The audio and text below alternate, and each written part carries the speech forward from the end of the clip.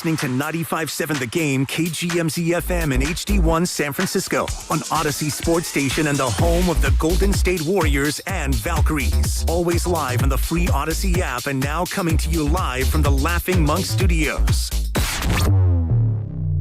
Hey, it's Joe Spadoni. Bay Area homeowners, when you're improving your home, a strong lineup matters. This fall, Ashby Lumber and Milgard Windows and Doors are helping you buy more and get more. From September 1st through October 31st, order qualifying Milgard windows through Ashby Lumber and receive a gift card code by email. Buy 5 qualifying windows and receive $200. Buy 10 and receive $600. Buy 15 or more and receive $1,000. This offer applies to V400 Tuscany Series and V300 Trinsic Series windows. Add a qualifying V400 Tuscany or V300 Trinsic patio door and receive $350 per door. Or receive $750 per qualifying VX350, AX450, or AX650 moving glass wall. Lock in rewards while you seal in comfort. Visit Ashby Lumber's Berkeley or Concord showroom for complete promotion details. Ashby Lumber, your local Milgard certified dealer.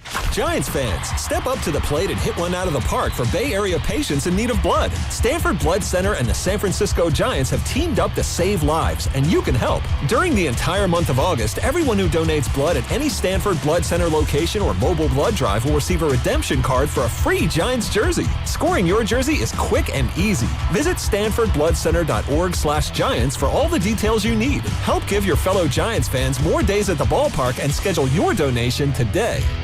Earn up to 6% on gas and EV charging through September 7th, 2026 with Stanford Federal Credit Union's Rewards Credit Card. Make the most of your miles. The Rewards Credit Card offers low rates, no annual fee, and get 25,000 bonus points worth $250 cash back when you open and use your new credit card. Visit sfcu.org to apply online. All credit cards are subject to credit approval and membership eligibility. Terms apply. sfcu.org. Hey, it's Willard. At Habas Law, it's never been about attention, never about applause, never about goofy smiles on candy-colored billboards. For more than 40 years, Habas Law is focused on one thing, fighting relentlessly for injured Californians, because behind every catastrophic injury case is a human life forever changed. That's why Habas fights with preparation, intensity, and relentless commitment. No fluff, no distractions, just real advocacy for injured Californians. Habas Law, relentless for justice. Visit habaslaw.com. Omar Habas is a California licensed attorney. Offices in Northern California, including San Jose. Past results do not guarantee future outcomes. This August, American Vision Windows lets you pick any 2 offers. Free expert installation, free sound package, free upgrade to Sun Matrix. We pay your tax, or no interest and no payments for 18 months. Get your project done before fall with your choice of savings. Visit AmericanVisionWindows.com or call 888-347-0711. That's 888-347-0711. New customers only. Restrictions apply. Call or see website for details. Offer ends August 31st, 2026. Decisions determine results. So which path do I want to take? Help people in need or stand on the sidelines watching? Worry about how to pay for school or have my education paid for?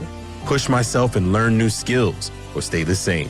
My decision is to serve part-time with the Army National Guard, and my results will be life-changing. What will you decide? Go to NationalGuard.com to learn more about part-time service. Sponsored by the California Army National Guard. Aired by the California Broadcasters. Finding great candidates to hire can be like, well, trying to find a needle in a haystack, but not with ZipRecruiter. Its powerful technology actively finds and invites qualified candidates to apply to your job. So while other companies might deliver a lot of hay, ZipRecruiter finds you the needle in the haystack. See why 4 out of 5 employers who post a job on ZipRecruiter get a quality candidate within the first day. Try ZipRecruiter for free at ZipRecruiter.com/team. That's ZipRecruiter.com/team. ZipRecruiter. Hey, Mom, now that I have an after-school job, I think I want to buy a drum kit. Okay, Rockstar. Let's look at your account. When kids start making money, Chase has easy-to-use tools and expert bankers to help them learn how to manage it.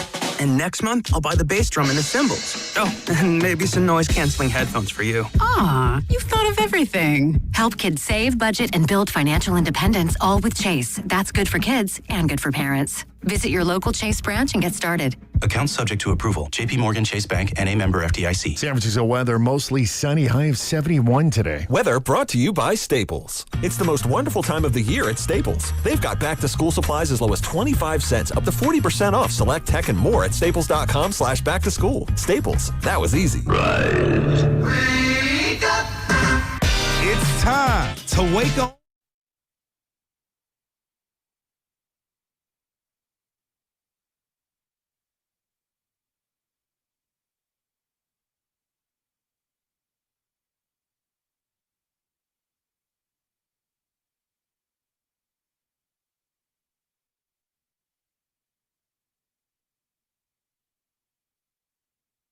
Yeah, it is. Happy Monday, ladies and gentlemen, boys and girls. It's Spadoni. We got Shasky back. We got Sam in the back holding it down alongside Chase.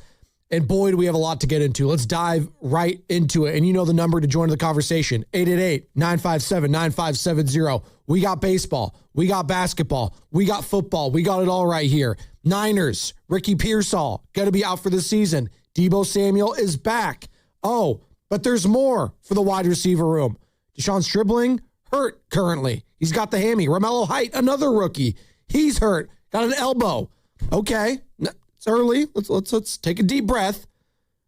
Gary Payton II is back as we go Warriors here. Are we officially running it back with GP2 back in Golden State? Oh, and the Dodgers do what the Dodgers do. I'm so upset. They add the best pitcher at the trade deadline. Tarek Scooby Snacks, is headed from Detroit to the City of Angels. And let's start right there, Joseph. We were getting into a little bit before the show. Not heated or anything. Are you serious? Just the overall sense or feeling you got when you saw that passing tweet that the Los Angeles Dodgers were getting Tarek Skubal. It felt like a formality because it's been hinted at for weeks now. Yeah, I mean, there was a lot of emotions. I mean, I think a lot of non-Giants fans view a Giants fan's opinion on the Dodgers and immediately think that it is baked in unreal bias, which is understandable, right? And so it's like, well, you just saying that because it's the Dodgers. If it was your team, blah, blah, blah, blah, blah. On one level, I'm extremely jealous of the way that the Dodgers have been able to operate.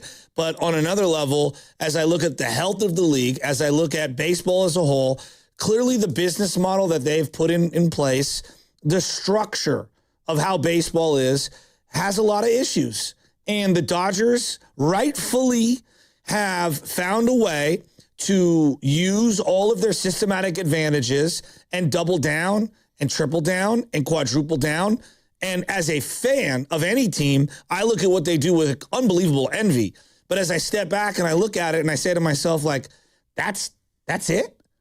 That's the haul that Detroit Tigers are getting for a guy who has been unbelievable 2 out of the last 3 years. This year he's had the arm injury and, hasn't been as good, but you don't even get a team's top 5 prospect? Really? I found it to be a perplexing deal on a variety of levels, and it just signals to me why the business of baseball is going head on with some sort of a lockout strike. It's going to happen. And I think that I look at this and I say, this is not just about the Skubal deal.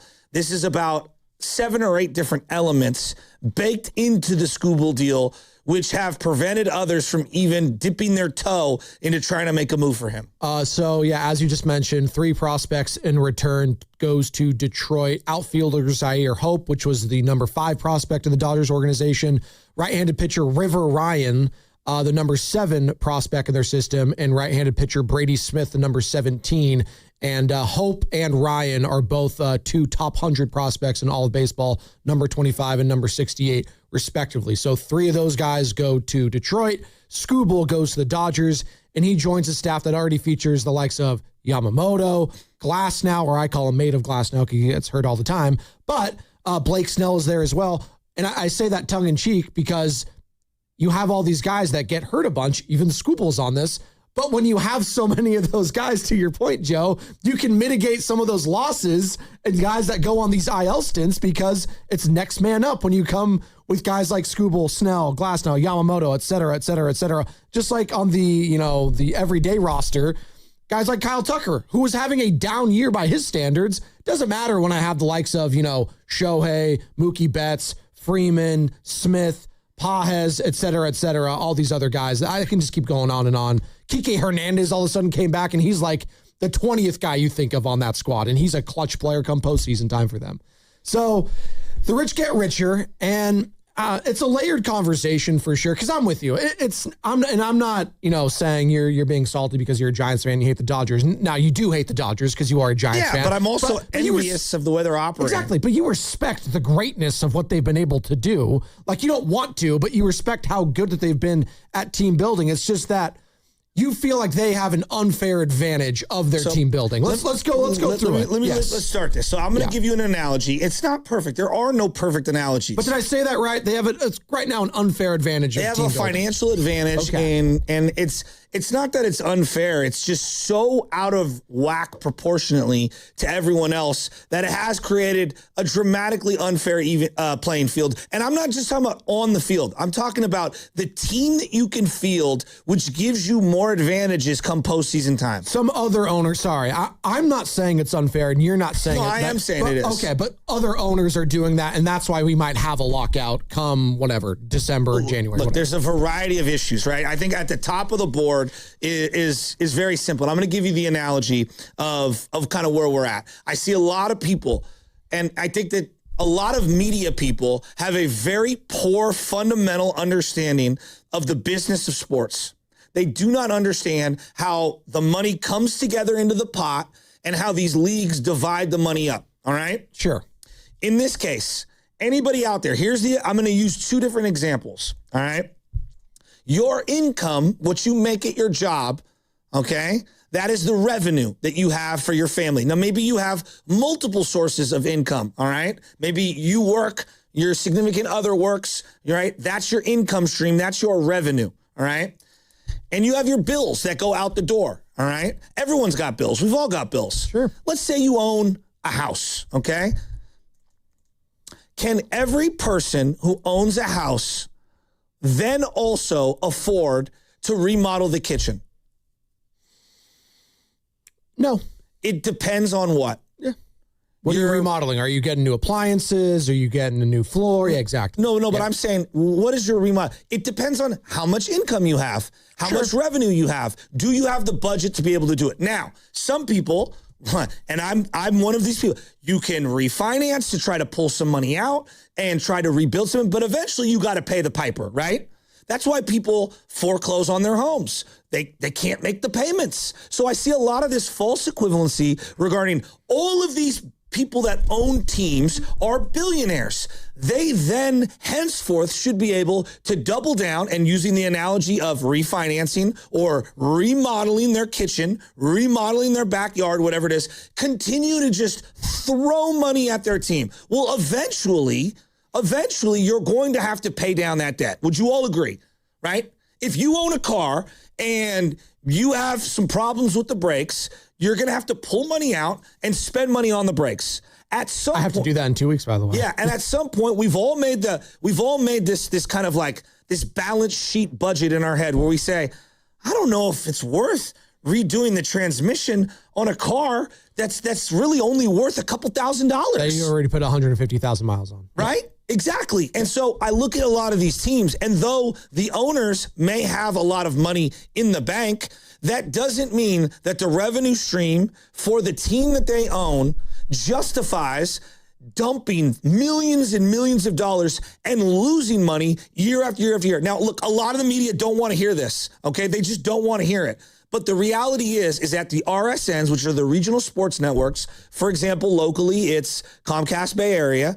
When they went under, and it's not Comcast, they're actually making money. Peacock's making a little bit of money. But there are 13 or 14 teams in baseball that thought they were going to have an income, and the analogy of someone who owns a home, you thought you were making $100,000 a year, COVID hit. You got your salary slashed to $50,000. Well, a lot of the things that you enjoyed prior to that pay reduction, you can no longer afford. Remember when everyone was cutting the cord? They couldn't afford it. Remember when everyone was determining, all right, I better sell this, I better sell that, I better move because I can't afford to live in the house that I'm in. I see a lot of people doing this whataboutism. Well, if you're a billionaire, what about you doing exactly what they're doing? No, the Pittsburgh Pirates cannot operate the way the Dodgers have. They would go broke so fast like that. The Milwaukee Brewers, one of the smartest teams in baseball, they have found a way with their small revenue, all right, and their small income stream to be as competitive as absolutely possible. But if they make a $300 million mistake, see Christian Yelich, it prohibits them from making any other $300 million mistake. And the difference between the Dodgers and everyone else right now is that they can make $300 million mistakes left and right, and it's not going to prohibit them from doubling down on the next $300 million mistake. And that's just an advantage no other team in baseball, Yankees included, can even do. I guess where that analogy not falls flat for me, but I'm having a hard time, comparing, contrasting, the everyday people that own houses to these owners. In this scenario, this would be the owners having, the nicest mansion in the most palatial estate you could think of in a franchise, and then they're crying wolf that they can't pay for the remodel. Then maybe you shouldn't own the house if you can't pay for maybe that. you just shouldn't have a remodel. Why can't you own the house? You own a car. You said you own a car. Yeah, what if the bill came in and you couldn't afford the car? There's a level, though, from me owning a car and a billionaire owning a Bugatti and crying poor that they can't pay for the brakes on it. See, I disagree. I don't. I'm not going to compare me owning a house to an owner owning a team. Because you're the arbiter of who can own what? No, that should be a luxury for them. And they should put... A luxury? Yes, it's a luxury owning a team. Billionaires own teams. Yes, it's a business. They want to make money. I disagree. But it's a luxury for them to own it. Okay. So if you want to own then be something... like Joe Lacob, be like the Guggenheims, be like the best owners we've seen in sports. Figure it out. No, you can't. You use the Pittsburgh Pirates owner, Bob Nutting, who they call Bottom Line Bob for the last 20 years out in Pittsburgh. They think that guy's a joke. They want him out of there. Joe. Because he's cheap as hell. Joe, cheap as hell, or he doesn't have the revenue to justify doubling down? Then bring someone in that can increase the revenue. Yeah, but the Pittsburgh market... do that, clearly. The Pittsburgh market will never be able to replicate the amount of windfall that LA has. That's just basic math. Like, we know that Southern California, there are infinitely more people, more eyeballs, and their television deal is $340 million a year, guaranteed. Pittsburgh will never be able to replicate that revenue stream. So what happens is that the Dodgers, were like the Padres eventually started doing that, and the Padres were viewed like the Pirates were. Slash payroll. They lost their owner. That's another conversation for another time. But yes, broke continually throwing money down the well if you're not going to make the money back. At some point, like what you're saying makes a lot of sense. But at some point, you have to be able to turn a profit and make it sustainable. You can't just throw money down the pipe year after year. Even Joe Lacob, as rich as Joe Lacob is, what did he say about his payroll regarding? And I know the new CBA has changed a lot of it. I'm not just going to pay $200 million in luxury tax if we're not going to be a playoff team. Sure, but I've got to be able to make money in the playoffs. He did bring in Kelly Oubre and paid an exorbitant amount in a year where we all knew they weren't going to win but they did that for 1 year. They didn't do that for 4 straight years. And Absolutely. So I think it's real easy for everyone to sit here and say, everyone in baseball should do that. Did you know right now, like in terms of percentage of revenue stream, all right, what is the amount of money that the Dodgers are spending on their payroll percentage-wise of their revenue stream? Oh, I'm sure they're a leg up and have an advantage over all the other teams. So like right now, right, they have an average revenue of about $850 million. 60% of that goes to their payroll. Okay, 60% right now of their revenue goes to their payroll. If you were to just kind of like break out the math, the Diamondbacks are spending 65% of their revenue. They're spending more. Okay, and pocketing less regarding their amount of income versus what they're actually keeping for themselves. So like this thing that everyone can do it. No, they physically cannot. And I use the house analogy because just because you own a house doesn't mean then you also have the luxury to be able to afford a remodel on the kitchen and the bathroom and the backyard. You have to be selective. Absolutely. There are compromises. Then maybe you should be renting in this scenario, not owning a house. Maybe you should sell. I just think it's hard for me to sit here and say, Joe, you shouldn't own a house if you can't afford a remodel on a kitchen. That's the equivalent, and I know it's a loose one, of you saying who and who shouldn't own teams. I think it's easy to make that statement. I think it's a lot harder when you play it out practically. Totally. No, in our expectations of what an owner should be just might be different in general, and that's fine. Just because I think it should be a luxury for an owner to be able to put in the right infrastructure, pay for all the, the stadium, whatever you need to do, upgrades, and also still have an exorbitant amount of money to pay for players to come in. But that's why, I'm glad you said that. Should be, I think. No, that's where the commissioner and the league and the collection of owners who are all part of a partnership, that's what they do in the NBA. That's why the Kings can afford to have Sabonis making the same amount of money as other max players. Yes. That's why. Which is a horrible contract for them. They shouldn't. Sure, yes. But in the system, if this were baseball, would the Sacramento Kings be able to afford Domantas Sabonis, given their market, given their TV structure, given how big they are? No, they wouldn't. In the same model, would the Jacksonville Jaguars be able to afford Trevor Lawrence, or the Arizona Cardinals be able to afford, when they had him, Kyler Murray? No, they wouldn't. They would be selling those pieces off. So this is a business discussion wrapped into a sports discussion, and I think the number one problem is that baseball itself is not sharing really the money proportionally enough to allow the Pittsburghs to be able to keep up Paul Skeens, to allow these other teams to be able to keep their team together. Now, look, Joe, even in football, where they do share all the money, it's damn near right down the middle, a rev share. The largest market in football, the New York market, okay? The Jets and the Giants have stunk to the high heavens for 15 years. Yep. All right? For 15 years. So even if you're sharing the money, you're still going to have the Chiefs on one end who are well run, the Eagles, the Niners, Seattle currently, and you're going to have piss poor ran organizations like the Arizona Cardinals, the Cleveland Browns, and the New York market Giants and Jets, because even if you share the money, you have to make smart decisions with it. I agree. And listen, there's a lot of bad in baseball right now, and maybe I am jaded because of what we just saw in our backyard, John Fisher. He's a bad owner. He's a bad owner. No, I don't want to. If it sounds like I'm caping up for him, I shouldn't. He's a bad owner. The Portland Trailblazer owner currently, that's a bad owner. All right? I want to distinguish the difference. Those are bad owners. Those are selectively choosing to be cheap on things you have no reason to be cheap on. And I'm not trying to offset them. I'm saying when the Yankees, Red Sox, teams like that, the Toronto Blue Jays, who are making hundreds of millions as well, are looking at what the Dodgers are doing and saying, we can't even come close to doing what they're doing. Like, that's where I think we do have a problem. So their TV deal comes up, 2038 or whatever it is? The Dodgers? Dodgers, right? Well, it was a 25-year deal from 2013, I believe, Every other team in baseball has to give their revenue, their money on their TV deal. Yeah. They have to give it to a pot that kind of hands it out like a welfare check. The Dodgers, when they were broke, that bankruptcy that they had with McCourt. Correct. They got an exemption, and they don't have to share their money with anyone. And what that does is, their deal is just through the roof. And that's the LA market. Like, that I understand. Yes. Like, that's the LA market. But when you don't have to give any of that money up, well, now you have a double advantage. Not only are you in the LA market, but no one else is siphoning some of that away. Yes. Exactly. For sure. It's like, Joe, it's the equivalent of this. You own a home, you don't have to pay property taxes. I owe the same home, and I've got to owe property taxes, and I got to pay this, and I got to pay that, and you don't have to. And so you have a systematic advantage. The Giants are still looking to do something, as we're talking about the Tarek Skubal. Obviously, that's the biggest trade so far of this deadline. But Tyler Mahle, he got traded. And this doesn't mean the Giants. So the Dodgers get Tarek Skubal, and the Giants are like, oh, yeah? We're going to move Tyler Mahle. How about that? Well, Joe, look, think about this. Return. I want you guys to think about this. Look, these are some of the guys they've spent money on. I mean, their payroll is wild, but they've gotten 42 innings from Blake Snell and Tyler Glasnow this year. They're making a combined $60 million. Edwin Diaz has given up 8 earned runs in 8 innings. He was one of their big offseason pickups. Yeah. Tanner Scott's been there. Yeah. They spent $60 million on Kyle Tucker. He's been like an unmitigated disaster. Been mid, yeah. Below.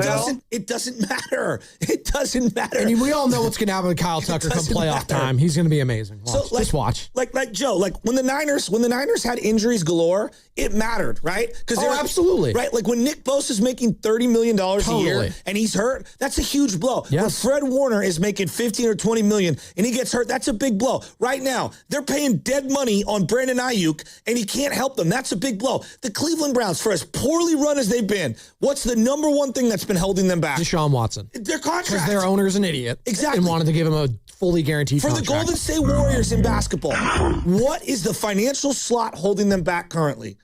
The Jimmy Butler deal. Jimmy Butler. The $60 million. The Dodgers have so much money in injured players, and it doesn't affect them one iota. And that, to me, is one of the problems of the business of baseball.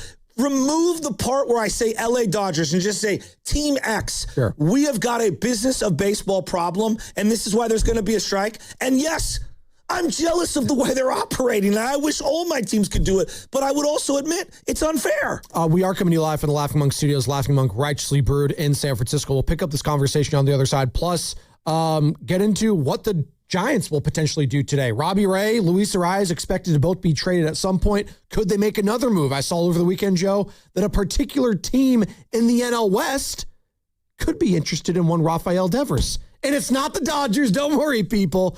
We'll get into that on the other side. That actually would be funny. That would actually. I don't know if Giants fans would hate that. It's all sponsored by Fremont Bank, which is here for you and here for good. I think we should have an open relationship. Yeah, I was thinking the same thing. Let's definitely do that. With our cars. Oh, Flex Car. Yeah, that's what I meant to. Flex Car is the first and only month-to-month car lease. Swing from a Wrangler 1 month to a Prius the next. Flex Car. You drive everything. Hey, making copies? Who are you? I'm future you. Oh, constipation with belly pain back again? Yeah. Our doctor figured it out. Your symptoms keep coming back because it's irritable bowel syndrome with constipation, or IBS-C. And Linzess could help you get ahead of it. Linzess linaclotide is the #1 prescribed branded treatment for IBS-C in adults. It's not a laxative. It's a once-daily prescription pill that helps you get ahead of your symptoms. It's proven to help you have more frequent and complete bowel movements and helps relieve overall abdominal symptoms, belly pain, discomfort, and bloating. These symptoms were studied in combination, not individually. Do not give Linzess to children less than 2 years old. It may harm them. Do not take Linzess if you have a bowel blockage. Get immediate help if you develop unusual or severe stomach pain, especially with bloody or black stools. The most common side effect is diarrhea, sometimes severe. If it's severe, stop taking Linzess and call your doctor right away. Other side effects include gas, stomach area pain, and swelling. Talk to your doctor and say yes to Linzess. Learn more at linzess.com or call 1-800-LINZESS. You know the feeling. It's 2 a.m. You're awake, running the numbers in your head. Payroll's coming. A client hasn't paid. Costs just went up. And you're thinking, how am I going to make this work? That's where LendSeek comes in. That was me. I had payroll in 3 days and money tied up in receivables. I couldn't wait weeks for a bank. I went to LendSeek, and within minutes, I saw real funding options. They were clear, upfront, no games. By the next day, the money was in my account. Payroll went out, crisis over. LendSeek uses AI to match your business with the right funding, up to $5 million in as fast as 24 hours. With LendSeek, it's not just funding, it's knowing you're covered when things get tight. If you've been in business for at least 1 year with at least $500,000 annual revenue, apply today. No upfront costs, no prepaid penalties. Because in business, waiting isn't an option. Start ready, stay ready with LendSeek. Apply at lendseek.com. That's LENDSEEK.com. In 2026, Bay Alarm celebrates 80 years of security. For the Bay Area, that means local service including burglar and fire alarm systems, 24/7 in-house monitoring, and custom security designed to work with business operations. Bay Alarm has real people rooted in your community looking out for your business. After 8 decades and 3 generations of family ownership, our promise is still the same. We got you. Learn more at bayalarm.com. A lot of Bay Area banking customers are faced with a choice. Which financial institution best fits what they're looking for? It might make sense to consider a bank's history. Take Fremont Bank.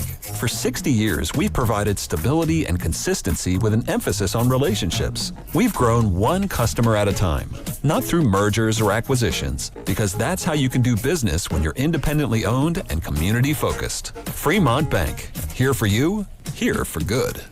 Skechers Elite Athlete OG Anunoby has been making history on the basketball court. Anunoby tips it in. Unbelievable. What a shot. He's been balling out in Skechers high-performance basketball sneakers, and the world is noticed. But how does OG train off the court to keep in peak physical condition? Hands-free Skechers Slip-ins AeroBurst. They help prepare OG for the physical demands of playing at a championship level. Get your pair of AeroBurst for only $165 at a Skechers store, Skechers.com, or wherever high-performance running shoes are sold.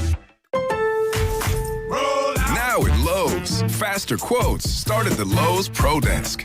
Got a material list handwritten on a sticky note or saved as a photo? Perfect. Bring it to us and get a quote in minutes. And if you don't see what you need on the shelf, we'll help you get it. You can access thousands of products beyond what's available in-store or on Lowe's.com, right from the Lowe's Pro Desk. Build quotes faster and source the materials you need to keep your jobs moving. Just like that, at Lowe's.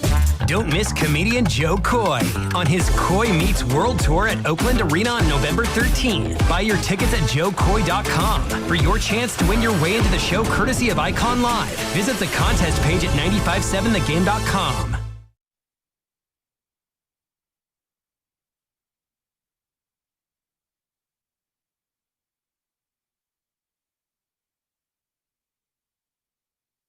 You know, we got Rafael Devers, we got Adames, we got Wilmer Flores, and this is all for our Latino base here for 95.7, but wanted to sign off with this. Soy Adán en el Ciudad y estás escuchando al Morning Rose en 95.7 El Partido. Thanks, guys. Will the Giants still have Rafael Devers by the end of today? It is officially MLB trade deadline day. 6 o'clock Eastern, 3 o'clock Pacific time to get those trades in if you're going to do one. The San Francisco Giants did make a trade over this weekend. Right-handed pitcher Tyler Mahle is going to the Braves for right-handed pitcher Anthony Molina. Anthony Molina. And I look up his stats. Since 2024, he's been pitching. He was a Rocky for 2 years and then a Brave this past season. I'm just going to go through his earned run average per season. 2024, 679. 2025, 727. And his best season by far is this year. He has a 5.40 in 3 games. So there you go. Cool. I mean, they lost a 4-starter, so they have to get that. Yeah. And then they lost a little bit of money. Now, look, we're talking a lot about money this morning. Yes. Right? I want to make this very clear. There are some teams who could operate in a way like the Dodgers. Yeah. Yankees, Mets, Giants. Mm-hmm. But I think it starts with being fiscally responsible on the contracts you give out. I use the Brewers as an example all the time. Hey, they're one of the smartest teams in baseball. They gave out a contract to Christian Yelich that I think a lot of people would have gave out at the time. And I thought it was a good one. It has limited what they've been able to do otherwise. What did the Brewers not do? They did not pay Corbin Burns. Who else? Who else did they not pay recently? Josh Hader. Devin Williams. God, I forgot about Josh Hader. I'm going to be honest. Willie Adames. Yes, well, Willie would be one. Yeah. Okay. They elected not to pay all of those guys. So not only could you do it, but you also have to be fiscally responsible if you're one of these teams that doesn't have the financial advantages that the Dodgers have. You've got to nail the right guy, right? I know no one wants to hear this name, Wander Franco, who the Tampa Bay Rays kept up. Yeesh. They were going to give him $200 million. Yeah. And then didn't they give him a contract? And now it's obviously voided for obvious reasons. Yes. He was the guy they were going to keep. Yeah. Now, there's a baseball aspect, which is he probably was really, really good. But, I mean, do you know the guy? Yeah, no, that's exactly. And they're one of the smartest teams in baseball, right? And they did not know what was going on in the Dominican Republic when he was, talking and chatting with minors. So I look at the Giants and I hear people like, well, the Giants could do some of this. Dude, they absolutely could. But think about who they have spent their money on. Tyler Mahle was making $12 million this year. Yeah. They can't make a Tyler Mahle mistake. Do you know who's on the IL for the Dodgers right now making $12 million that like they're paying Will Smith that same amount of money? Oh. All right. So that just gives you just one of the That gives you an example. Wait, Will Smith the catcher or Will Smith the pitcher? The catcher. Okay. Right? Like Blake Trinan is on the IL right now. He's making $13.5 million. Right. Now it's a luxury for them. Exactly. Yes. Yeah. Exactly. So if we're on other teams, they would have to be relying on them. They've made fiscally responsible decisions, but then they're able to offset it Again, Tanner Scott's making $13 million. Max Muncy's making 10. Teoscar Hernandez is making 15. Yeah. Like, it's not that they can't do it, the Giants. It's when they choose to do it, you've got to be right. You cannot be wrong. It limits how you're able to operate otherwise. So they just finished the series in San Diego. They're going to be in Texas starting tonight. And did you watch the broadcast at all on Friday? It was an Apple TV broadcast. Yes, I did. Okay. I actually like the Apple broadcasts. Yeah. I think the clarity is really good. It is the film. It's great. The color and the quality is great. HD. Yeah. I don't even know what it's called, but whatever. It's clear. It's crystal clear. Yes. Yeah, it looks really good. I mean, the broadcast, like, whatever. I'm whatever on it, but I like the broadcast. Right. What's the guy's name? Which one? The main guy. Is it Joe Davis? What's the guy's name? Not No, it's Wayne Randazzo. Wayne Randazzo. He does the Angels usually. Yes. I liked him. Yeah. No, he's good. He's solid. He's good. Yeah. Yeah. Now look, he's a Paisan. What's not to like? They were discussing Willy Adames, and the broadcast essentially said something to the effect of Willy Adames and Ron. Oh, do you have it? I certainly Please do. Play it. Wash said it's been a little bit harder to get Willy Adames to commit to the work day in and day out, but Adames has been doing it lately, and he said you could see the improvements. Tony Vitello even said that whenever you see Adames and Wash work one-on-one, for the next 2 or 3 games, Adames is a much better defensive player. Okay, I think it's really important. I'm going to play this one more time. He's saying right in the beginning here, this is Randazzo on the Apple broadcast, these is comments straight from Ron Washington. This is they are talking to the man himself. One more time, take a listen on Adames not committing all the way to the Ron Washington workouts. Wash said it's been a little bit harder to get Willy Adames to commit to the work day in and day out, but Adames has been doing it lately, and he said you could see the improvements. Tony Vitello even said that whenever you see Adames and Wash work one-on-one, for the next 2 or 3 games, Adames is a much better defensive player. Now, I want to make it very clear. I am not some newsbreaker. I'm not some insider. Joe, I want you to be real. When did you hear that from me? When about that exact same thing? A while ago. A long time ago. A while ago. Back in like May. I think that's when you first brought it up. He wasn't buying into the Washington workouts. I have heard like Arraez, like Eldridge have been doing. Yes. And I don't want to pretend to be like, I've got a source, but like I hear things and then I'm like, I don't know, we'll see. But I heard it from multiple people. All right, about that exact same thing. And I didn't feel like it was my place to put that out there. But now that it's out there, I'm going to tell you guys, like, both you guys know. I came in and I said, guys, this is what I've heard. I don't know. Sam, you're there. I don't know what you think. Clearly, Arraez has bought into Ron Washington, and I had told you guys that from the beginning. They loved him. He bought in. Yeah. He's put in all the work. Bryce Eldridge, when he got called up, has bought in and has put in all the work, and they're really excited with that. But I had heard the same thing about Willy Adames regarding him not buying into the work with Ron Washington. And I'm not surprised this is out there now. Because from the way I understand it, everyone feels this way regarding the Willy thing. It's been a little bit harder to get Willy Adames to commit to the work day in and day out. That's straight from the horse's mouth, Giants infield coach Ron Washington, what they told the Apple TV broadcast. Did you see yesterday? So don't give me that it's this hearsay. No. That's the man himself saying it. He said it. Yeah. And you know what? Good for him. What does he have to lose right now, by the way? He's a baseball lifer. Minted. Everyone respects the hell out of Ron Washington. If anything, 100%. This is just another bad look for Willy Adames, a guy you committed $150 million plus to. But can't you just tell when you watch him play shortstop? Yes. Like look at all the strides Luis Arraez has made at second base. Okay? Look at the strides. I'll even give Rafi some credit. He's played a pretty decent first base. He's improved. He has. I think Bryce has improved defensively. He's done incredible work with Bryce Eldridge. I agree, because Bryce was like clunky over there at best. He was raw as hell. Yeah, at best. He never played the position before, really. I mean, Casey's put in the work. You can tell at multiple positions. You can just tell Willie hasn't put in a lot of work. And there was a play yesterday. It's, I don't know if it was bases loaded or second and third with 2 outs. I think it was bases loaded with 2 outs. So everyone's running on contact. And it's just a ground ball to his left, up the middle, and it hits his glove, goes down. He can't get it out of the glove. The runner from second scored. Can't happen. On a ground ball to the shortstop? He's had a lot of those plays this year where just the transfer of ball from glove to hand has Now, tripped him up. The next day, there was a lot of reports, well, he's had a sore back, he hasn't been able to work, and blah, blah, blah, blah, which leads to me thinking to myself, like, all right, is it really a back? Okay, if that's the case, should you be on the IL?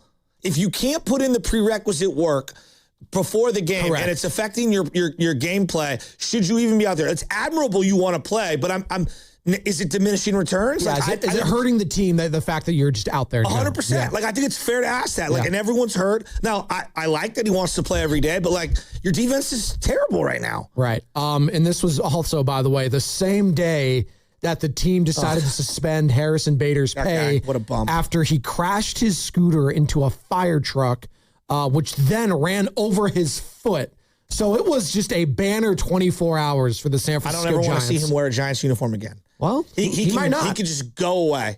Just go away. If all these rumors that you're seeing on the internet are true and he was out partying and he's riding a scooter while he's on the IL, I mean, you're just a dum-dum. And thank you. I believe this is from the Orange and Black Weekend wrap over the weekend, Sam. You left this little excerpt in there. The Giants can try to terminate Bader's contract, according to the CBA, if they believe he was to, quote, fail, refuse, or neglect to conform his personal conduct to the standards of good citizenship and good sportsmanship, or to keep himself in first-class physical condition, or to obey the club's training rules. That's a lot of ors there, by the way. Joe, all right. in this day and age, I want you to just think about this. Oh, my God. We're in 2026. You showed up in the marina at Balboa Cafe, where there are hundreds of kids, and I call them kids, they're on their young 20s, with phones, and you're riding around on a scooter. By the way, also heard a nuggy nug from my firefighter buddies. It's right near the fire station, right? Like, all my buddies heard about this, and everyone had the insight on this, and they're like, yeah, he's an idiot. That's and embarrassing. Like,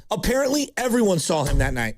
It's like, dude, do you realize what world you live in? Do you care at all? That guy, he's a dum-dum. He can go. He can go. On the other side, we're going to hear from the skipper because after every single Giants game, that's what we do. What do you hear? What do you say? And we actually have sound from Tony Vitello when asked about Willie Adames and whether or not he's been committing to the workouts with Ron Washington. We'll hear from that. Richie in Queens, we got you as well. But now it is time for the teamwork play of the game, brought to you by El Camino Health, because we had the Valkyries taking down the Toronto Temple yesterday, 96-79. And the Valkyries did rally from down 5 in the third quarter. Janelle Solon led the charge with 24 points, including this big game-tying 3 in the third. And Chen will take it the other way. Kaylin Chen down the lane, left alley, kicks it to the corner. One more Salon, catch and shoot, left wing 3, rattles drone.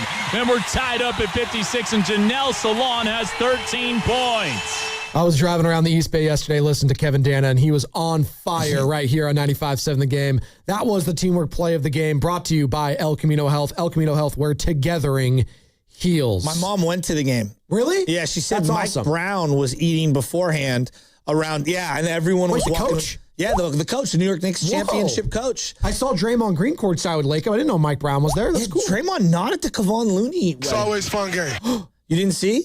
Oh. Iguodala was there. Pajemski was there. Jordan Poole was there. Oh. Yeah. I think you just said it right there. Jordan Poole's there. And Moses Moody, I think, was there, but he got cropped out of one of the photos that I saw. I don't know where Steph was. Gotta be healthy to be in the photos. That's actually fat. I actually kind of want to peel that onion back a little bit. That's more of the TMZ conversation. That's sponsored by Fremont Bank. Here for you, here for good. I'm Galen, co-founder of Brooklyn SolarWorks. With my Chase Inc. Business Premier Card, I get unlimited 2.5% cash back on purchases of $5,000 or more. So everything we buy to run our solar business gives us cash back that we put back into the neighborhood, donating solar panels to community gardens. Chase Inc. Cashback built for every business. Find the right card at chase.com/inc. Real business owner compensated for their participation. Cards issued by JP Morgan Chase Bank and a member of FDIC, subject to credit approval. Terms apply. Jay Vineyards returns as the official sparkling wine of the Golden State Valkyries. As Jay celebrates its 40th anniversary, the team invites all wine lovers to experience the artistry, hospitality, and California soul that defines Jay Vineyards. Every offering at Jay is an invitation to discover the bounty of Sonoma County, where guests explore local ingredients paired with Jay's celebrated sparkling Pinot Noir and Chardonnay wines. Make Jay your next wine country destination, located just 70 miles from Chase Center in Healdsburg. From carriage house to glass aluminum doors, RNS Doors has a full line of commercial and residential garage doors and gates to suit anyone's taste and budget. Visit rsdoors.com. RNS Doors. Look for the red truck. Think you know how the second half of baseball plays out? Put your predictions to work on Polymarket, the world's largest prediction market. Official partner of Major League Baseball. Who wins the division? Who's buying at the trade deadline? Who takes home the Cy Young? And who's still standing in October? Trade against other fans, not the house on Polymarket. From the trade deadline to the World Series, every game matters. Trade on Polymarket. Download the Polymarket app and use promo code BLAZE to unlock $50 free for your first trade. That's promo code BLAZE. Trading not available in all jurisdictions. Check local regulations before trading. Restrictions and eligibility apply. You've worked too hard to wonder if your wealth manager is actually working for you. The decisions you're facing, what comes next, who you trust, have consequences that last. Getting it right matters. Baylord has been in the Bay since 1969. No parent company, answering only to their clients. The kind of people who understand what you've built and what's actually at stake. The right wealth manager changes everything. Find out if Baylord is yours. Baylord.com. That's BAILARD.com. This is Vanessa Deniston, senior attorney at the Dolan Law Firm. The Dolan Law Firm handles a diverse line of cases from personal injury to employment law. We're proud to say the Dolan Law Firm is just as diverse in our attorneys and staff. The Dolan Law Firm consistently achieves outstanding results with over $1 billion in verdicts and settlements. The Dolan Law Firm, the best, most diverse personal injury and employment law firm we hope you'll never need. Contact us at dolanlawfirm.com. Ready to get rid of that old car? Donate it today to carsforkids.org. Call 1-877-CARS-FOR-KIDS. Donation is super easy, and your car can be picked up as soon as tomorrow. Call 1-877-CARS-FOR-KIDS to donate your car today. That's cars with a K. Now at Lowe's, faster quotes start at the Lowe's Pro Desk. Got a material list handwritten on a sticky note or saved as a photo? Perfect. Bring it to us and get a quote in minutes. And if you don't see what you need on the shelf, we'll help you get it. You can access thousands of products beyond what's available in store or on Lowe's.com, right from the Lowe's Pro Desk. Build quotes faster and source the materials you need to keep your jobs moving. Just like that, at Lowe's. New Game Plus with Oxy makes your laundry smell incredible and fights stubborn smells, like the ones your dog Biscuit brought into your freshly made bed last night. But you wash that all away with Game, and now you're drifting asleep to the scent and sound of waves. Ah, no, that's the dog licking your ear. Biscuit. It just might be our greatest scent ever, now with odor-fighting power. New Game Plus with Oxy. Sniff the difference. T-Mobile has an exclusive bundle for customers 55 and up. I'm Sarah Bowl. Yeah, I'm Frank Bowl. A reliable network is key for us. And with T-Mobile, it's been wonderful. And going to the 55 plus plan saved us so much money. A lot. And that's important. Trying to keep costs down. The home internet's been perfect. It's fast, it's quick. The setup was so easy, it took less than 15 minutes. It was like, ta-da! If you want simplicity, coverage, reliability, you want the whole package, T-Mobile has it. Right now, T-Mobile customers 55 and up can get 2 phone lines on America's best network, plus America's fastest 5G home internet for just $30 each. $30 per month each line with autopay plus taxes and fees. Minimum age 55. Pricing for home internet rely on 2 lines of Essentials Choice 55. $35 connection charge per line required. Best mobile network and fastest 5G home internet based on analysis by Oak Cliff Speed Test Intelligence Data 2H 2025. All rights reserved. Hit it.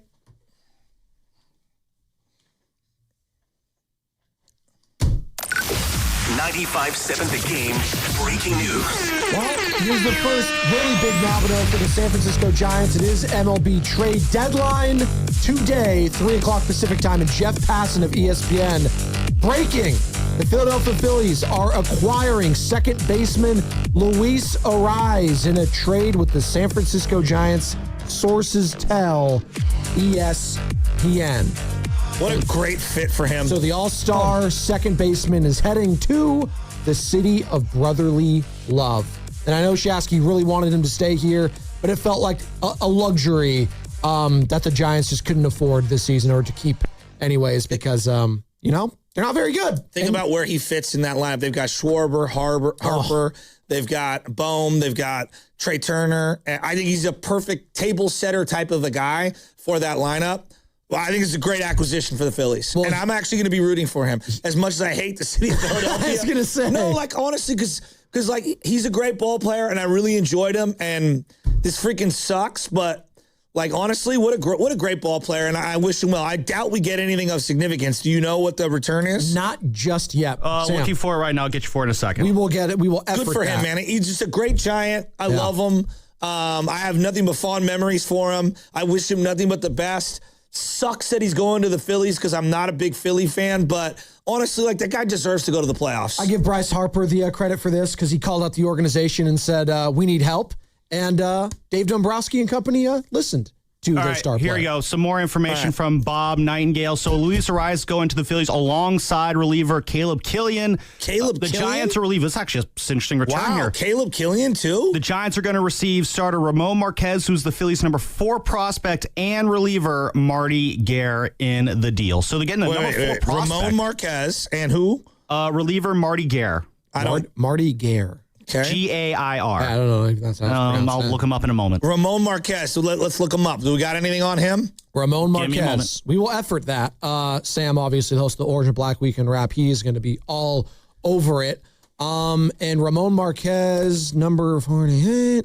All right. Well, I did find... They need pitching. Yeah, his pitching, his numbers, and again, this is, minor league stuff. Where was he, double or triple?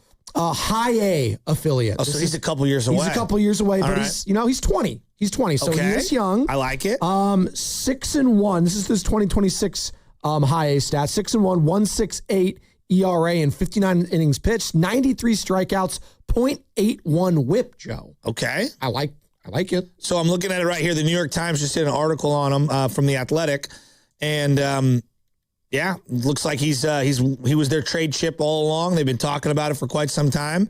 And 19 years old, international signing period open. He signed in January for only $10,000 out of Mexico. Wow, 10,000? Isn't that kind of crazy? That's actually nuts. So yeah, if you're just joining us, the Phillies are trading for 3-time batting champ and all-star this season with the San Francisco Giants, Luis Arraez, and also right-handed reliever, I should say, Caleb Killian is on his way out as well. So they've got him as a fastball, slider, changeup guy.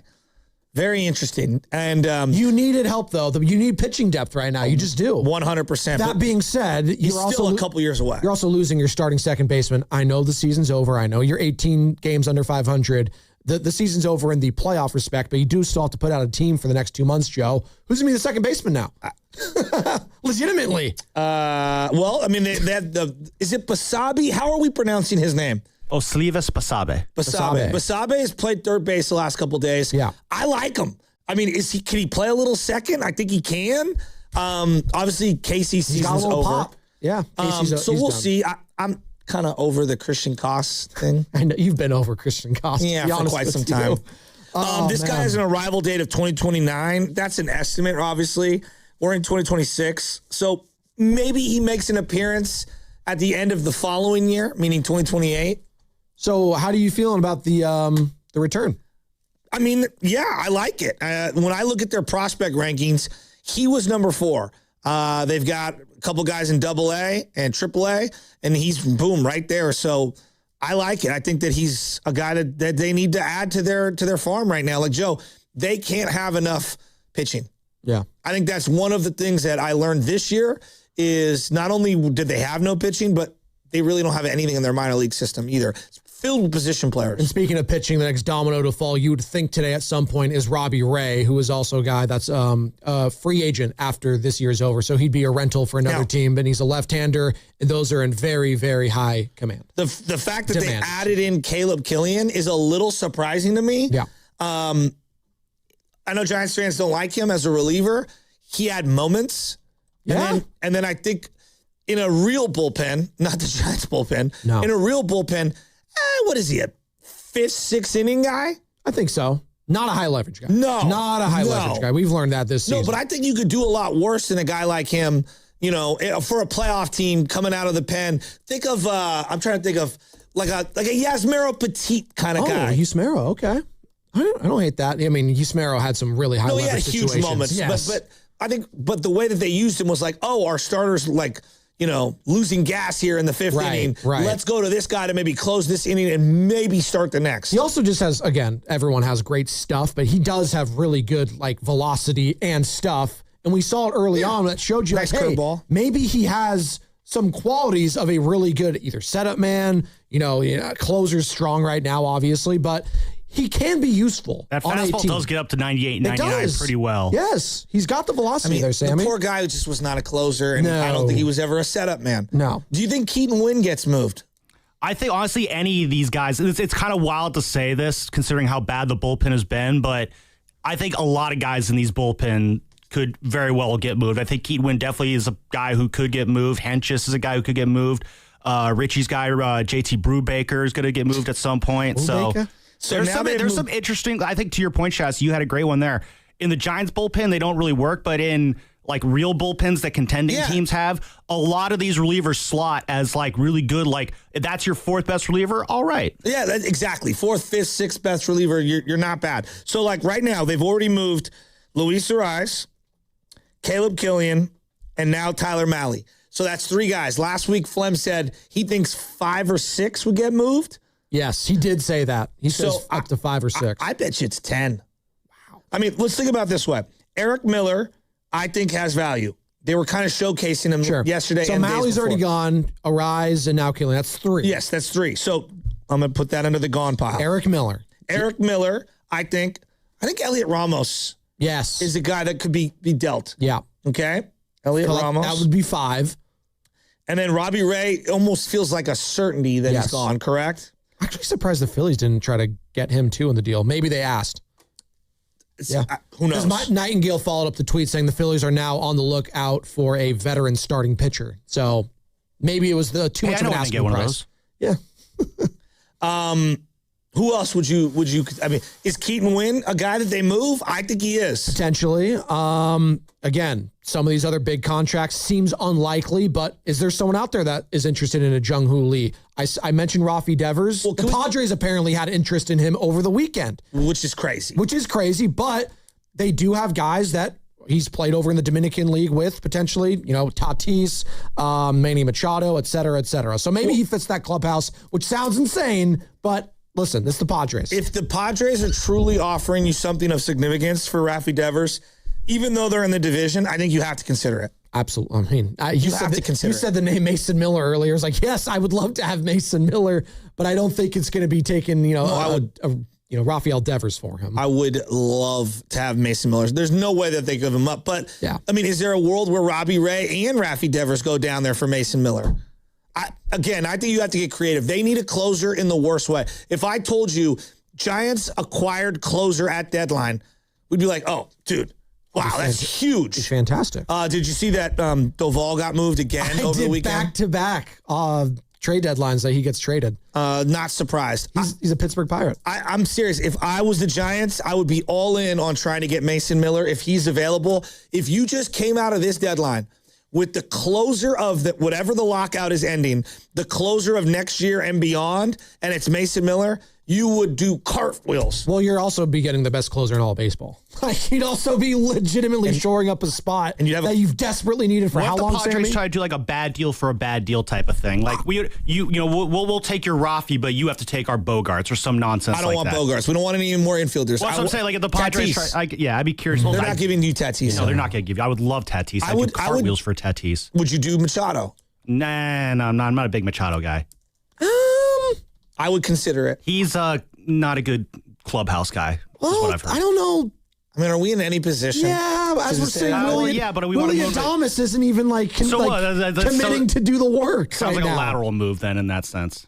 He's also older. He's 34. Like, let's move this deck chair to the other side of the Titanic. It'll look so much better. At least with Devers, he is younger. He's 5 years younger than Machado. So I'd just stick with Devers at that point. Again, in this scenario, if you could get Mason Miller, God, I would do that. I know.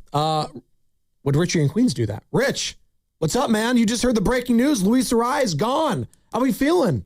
Yeah, we knew that was coming. We spoke last week. I mentioned Mahle. It's funny because he pitched a good game. He had pitched 5 innings, and I said somebody's going to they want length out of a starter.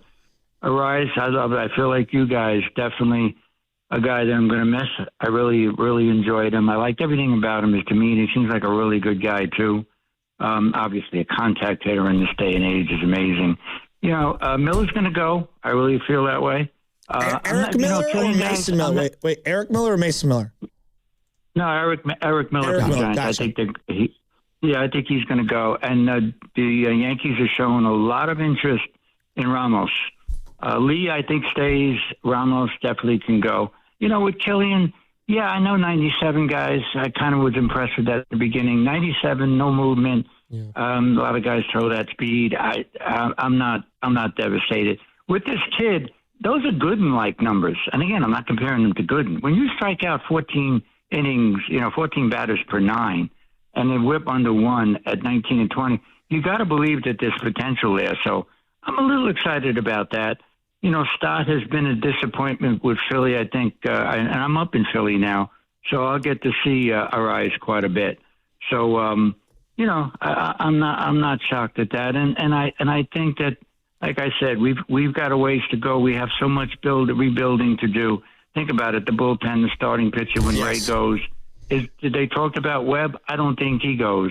I think he's a staple for us. Well, it's funny that you bring that up because when I saw the return on Tariq Skubal, when I saw the return, I'm like, I don't even know if I want to consider moving Logan Webb if this is the return.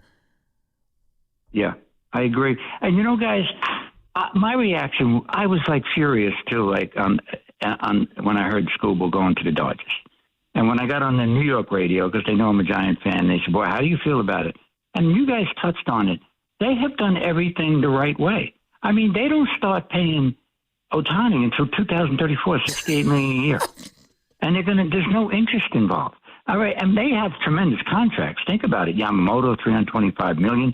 Will Smith got $120 million. They're not paying peanuts to these guys. Yeah. And the guy that kind of gets a pass is Cohen in New York. Yep. He is the richest individual owner. He does not part of SNY anymore. So he's not getting any revenue from TV. So it's basically him and whatever, his corporate guys under him. So he's gotten a pass. And the thing with Duvall, I told the guys in New York and big Yankee fans from the go, do not get hooked on this guy. Yeah. He's been an absolute disappointment, but I think Devers stays. The thing with Adames, I'm so turned off by him. Defensively, he is such a liability. We've talked about it. And Brubaker is going to go. I can't have him go. He's like one of my staples over there, guys. That's the guy that made you famous, Rich. Thanks. That's Richie in Queens. Yeah. Oh, man. If you're just joining us, Luis Arraez has officially been traded to the Philadelphia Phillies alongside Caleb Killian. Things are happening. Things are happening for the Phillies' number 4 prospect and reliever Martin Guerre. So Ramon Marquez and Marty Guerre. So really quick, some other notes on Marquez in terms of where he's ranked. So MLB.com has him as the number 4 prospect for the Phillies, not in the top 100. Fangraphs has him as the 3rd prospect, but in the 67th overall in their top 100. So that's just how different sites are valuing these prospect rankings. So he is on the MLB pipeline, top 100? He's not on the MLB.com top 100, but Fangraphs has him in their top 100. Okay. 4th overall according to MLB.com in the Philly system, 3rd overall in the Philly system according to Fangraphs. So these websites have different evaluations and rankings and stuff like that.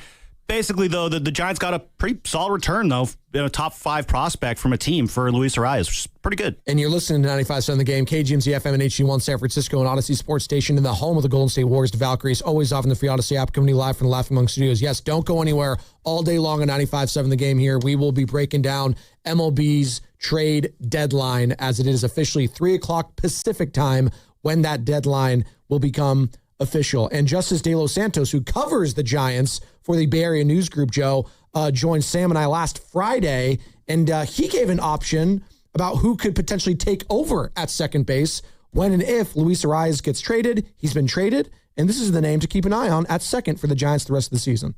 I think the one really interesting guy that I would like to see at second base is Jonah Cox. He is a primary outfielder. We've gotten a couple innings of him at second base. It is worth noting that when he was in college, his first 2 years of college, he played at 2 JUCOs. He did play a good amount of middle infield, so it's not completely foreign to him. And we've seen him make some really, interesting plays. And if you're kind of looking at the remainder of this season and saying, like, who on the 2027 Giants can play, Jonah Cox has said he kind of wants to be that Chris Taylor type that can bounce around. I'm fast as hell. I think he might be faster than Grant McRae, which is saying something. He can play an elite center field when given the opportunity. And if he can also play second base, that just makes that's a very valuable baseball. I think we'll see more Jonah Cox at second base than Rafael Devers.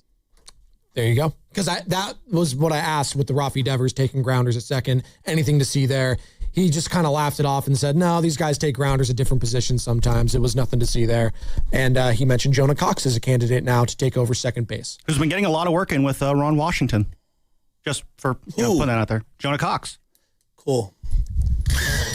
No, nothing on that. I mean, he's just not very good. Okay, everyone, he's got tools. We do this in sports. Yes, we do. Just like, oh, so-and-so's got tools. It's like, okay, the guy doesn't know how many outs there are. He's a toolsy guy. I mean, guy doesn't know. Multiple times this year, he's as a guy with the tools. No, just think about this, guys. Like, no, I'm serious. Like, I know you are. It's like Kuminga. Like, we do this stuff. We're like, oh man, he could jump and run, and wow, like look what he can do. He's still out there, by the way, Kuminga. You want him? Great. Dominating, the YMCA near you.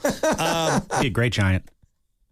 Just because you can run really fast and can steal bases doesn't mean you're instinctually a good base runner. Right. And I've watched this guy on multiple occasions either just not steal a base when he needed to, or not know what the situation was. He's made some really nice plays in the outfield. I just think he's a lot farther away as a contributor than anyone else does. The lasting image of Jonah Cox is not knowing what to do, whether he's pinch running for Devers or not. In Miami, when that whole debacle happened. Let me give you some other names to look at. Poor Jonah Cox.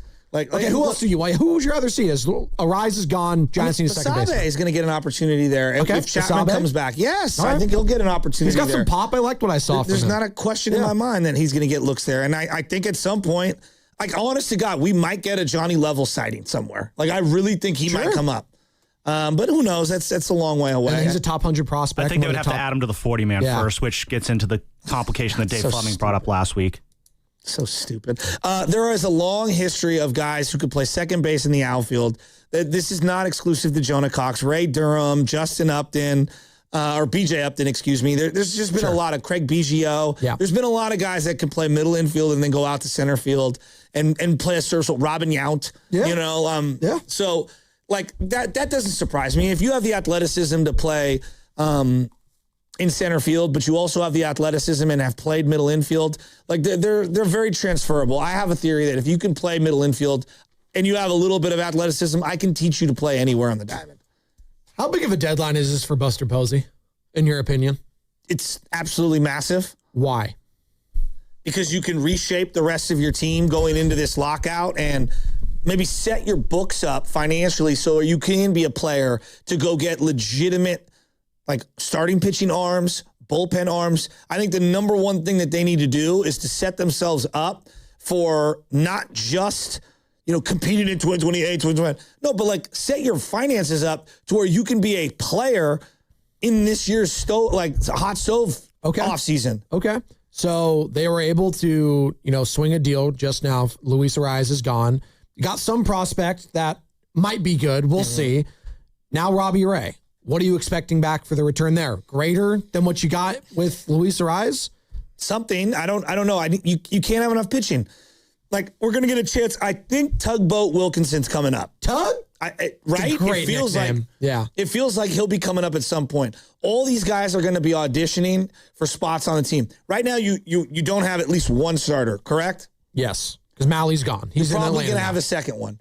I guess Hauser goes back into the rotation. Hauser, you got Wisenhunt there, obviously. Does he just make the full jump? It sucks about McDonald, obviously. He's going to be out for the year. That's another spot that's open. Having the UCL reconstruction, that was brutal time. But they're going to now have a ton of bullpen arm spots open, too. Yes. If you're trading Caleb Killian, you got to think other moves are coming there. So those are opening up. I mean, this is a tryout for the next 2 months for who's going to be a part of your team for next year. Joe, if I was running tickets for the Giants, I would say come see the AAA Giants. Damn. And I would slash all my pricing to Sacramento River Cats pricing. Gotta love these kids. So what you're saying is the preseason for the San Francisco 49ers can't come soon enough. as it pertains to watching the San Francisco Giants baseball. No, which has been brutal to watch at times for the last couple months. But also, they've been interesting in all the wrong ways. But to your point, you have opportunities now that you didn't have because guys were blocking it, right? Guys like Malley were blocking potentially, the Wisenhunts of the world. Now he's gone. Now Wisenhunt, I don't think, is the greatest thing in the world. Can you have other guys go? Can we see the kid that they just drafted potentially? Is Flora going to pitch at all? I don't know. Potentially? I don't know. No? I doubt it. No. I like seeing him in the booth, though, with Krug and Kuiper. Yeah, I thought that was... I love the personality of him. Now, does that mean anything? No. And I would love to get him on here eventually because he just seems like a fun talk. They're a couple years away, Joe. I think the number one thing is you're asking, what should Posey do? I don't think it's one thing. I don't everyone. You got to, in the years past, you got to acquire a left-handed starter. You got to acquire a right-handed power arm for the bullpen. You need to clear money and clear spots. And then you need to also add to your coffers in the farm system. Well, that's what I'm saying. So for me, for this to be a truly knock it out of the park deadline for him, it's one of those big 3 contracts he's got to move off of. Oh, so that's what you're... For me, it's Adames, Chapman, or Devers. He has got to find somehow, some way to get one of those contracts out of here. Even if you have to eat some of it, which apparently, I don't know how much they're willing to do and how sexy any of those guys are to other teams. I think Adames right now is... No one's taking that on. No one wants Willy Adames, especially if he's not even trying to commit to getting better with his glove. It's been a nightmare signing for him the last couple of seasons. Chapman, according to, the Passons, the Nightingales, the John Haymans of the world, he's probably the one with the most value because of what he could bring defensively to these teams. But he's hurt right now. And we keep saying he's ramping back. Sam, is this guy coming back? Matt Chapman? Possibly. Yeah, exactly. Possibly. We don't even know. And the guy that's the healthiest out of all of them is Rafi Devers, but he's making the most money. So, again, it's probably going to be a lose situation there. You're probably not going to move off of any of them. But if he was able to do that, I would be okay, that's impressive from Buster Posey. Now, you're the one that signed them. Should I give him too much credit for moving off of them? I don't know. But that's how I would look at this deadline as a truly successful one if he was able to move off one of those contracts. Who's making these deals, you think? You think it's Buster-driven or you think it's Manassian-driven? Probably more Manassian, right? Just his relationships overall with some of these other clubs. But Buster probably has to give the okay. He's privy to these conversations. Yeah. You would think. See, this is another thing, though, Joe. I don't know. I don't know. But that goes back to the I don't know portion of this front office is who's calling the shots? I don't know. Exactly. You don't know. God, I like Luis Arraez in Philly. That's going to be a loss. Fit. It's a good fit for that lineup. Let's pick this up on the other side. 888-957-9570. It is MLB trade deadline day. What moves do you want to see the Giants make, and who do they need to move off of? Because they will be sellers at this deadline. They already made one big move. Luis Arraez is gone. He is now headed to the Philadelphia Phillies. You'd think Robbie Ray is going to be the next big name. Could Elliot Ramos be on the move? Jung-Hoo Lee. Again, one of those other big contracts. We shall see, and we'll break that news all day right here on 95.7 The Game. And it's brought to you by Hazy Little Thing from Sierra Nevada. If you've ever reached for a cheers when your favorite song comes on, you're ready to embrace the haze with Hazy Little Thing from Sierra Nevada. Hazy, citrusy, smooth, juicy but not sweet, hoppy but not bitter. America's best-selling hazy IPA for good reason. Hazy Little Thing. Enjoy responsibly. If you're looking to upgrade your property and beautify your home, well, then Golden State Lumber and Showroom is ready to work with your contractor or designer to bring your ideas to life. And that's what I'm doing right now. I'm planning on building a patio and a deck. And Golden State is proud to offer Trex Refuge, which features the natural look of wood. And I think that's what we're going to be going with. Trex is engineered to endure decades of foul weather and foot traffic and is backed by a 50-year limited residential warranty. It cuts and installs just like wood and requires very little maintenance. Trex Refuge PVC decking is innovative and is the result of changing fire codes and conditions. It's ignition resistant and designed to meet strict fire standards while delivering the beauty that you desire. Visit GoldenStateLumber.com and look for Trex under brands. Talk with your builder or contractor, then visit Golden State Lumber Showroom near you. Helping you build better since 1954. Golden State Lumber and Showroom. When you succeed, we succeed. What if you could have the most reliable fiber-powered Wi-Fi? And get this, what if you could keep it at the same price for 5 years guaranteed? Now through August 24th, new Xfinity customers can get our best price on gig Wi-Fi this summer before it disappears. Just $50 a month for 5 years. No annual contracts, no hidden fees, and our best equipment included. Plus, get online in minutes with same-day Wi-Fi. It's Wi-Fi that finds and fixes problems before you even notice them. Like super intelligent Wi-Fi with a sixth sense. Plus, it keeps you protected from online threats. And get Peacock Premium included for 2 years. Lock in your price and unlock the possibilities. Get it now at Xfinity.com. Xfinity. Imagine that. Restrictions apply. Requires paperless billing and autopay with stored bank account. Taxes and fees extra. Speeds vary. Use of fiber coaxial cable. Learn more at Xfinity.com/same-day Wi-Fi. FlexCar, we know radio ads are annoying, but not as annoying as car salesmen. Sign here, please. Never talk to one again with FlexCar, the first and only month-to-month car lease. No! Submit to my extortion machine. Insurance and maintenance included. Switch cars anytime. Switching Bronco to Camry to tell you ride willy-nilly? Oh, no. Oh, yes. FlexCar. You drive everything. Boxer & Gerson, Northern California's premier workers' compensation law firm, helping injured workers get their lives back for over 40 years. Neuropathy is a debilitating condition that is sometimes misdiagnosed. Symptoms can include pain, numbness, and tingling in your hands, legs, and feet. Neuropathy is a progressive condition that only worsens unless you get effective treatment. SF Bay Wellness is a leader in neuropathy reversal and uses FDA-cleared, non-invasive electric cell therapy to restore nerve function with no injections, no drugs, and no surgery. The treatments have a 95% success rate. If distance is a factor, ask about our virtual consultation option. Call SF Bay Wellness at 844-94-NERVE for the $99 neuropathy evaluation and receive a personal treatment plan that is tailored to your needs.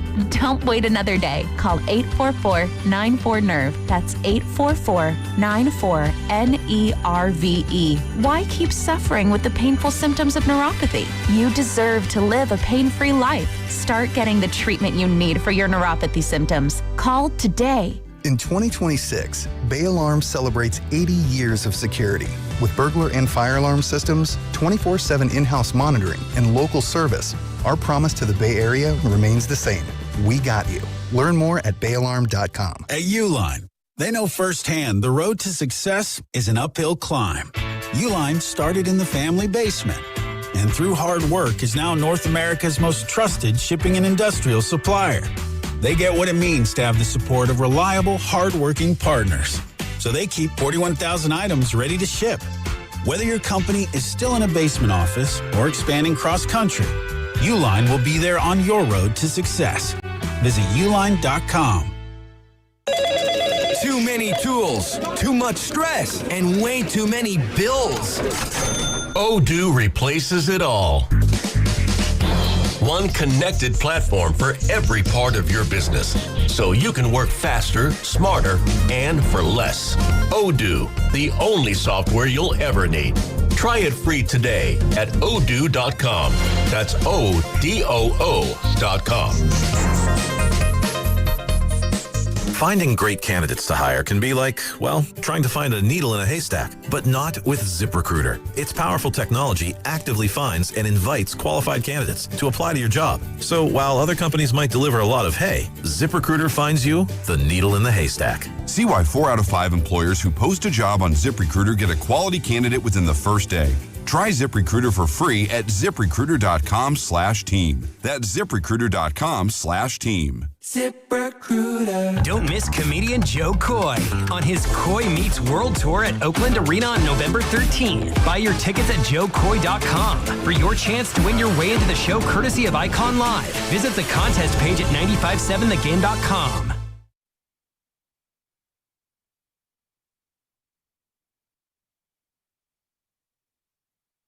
Now back to the morning roast with Joe Spadoni. I'm angry, Joe. And Joe Shasky. Are you going to cry? On 95.7 The Game.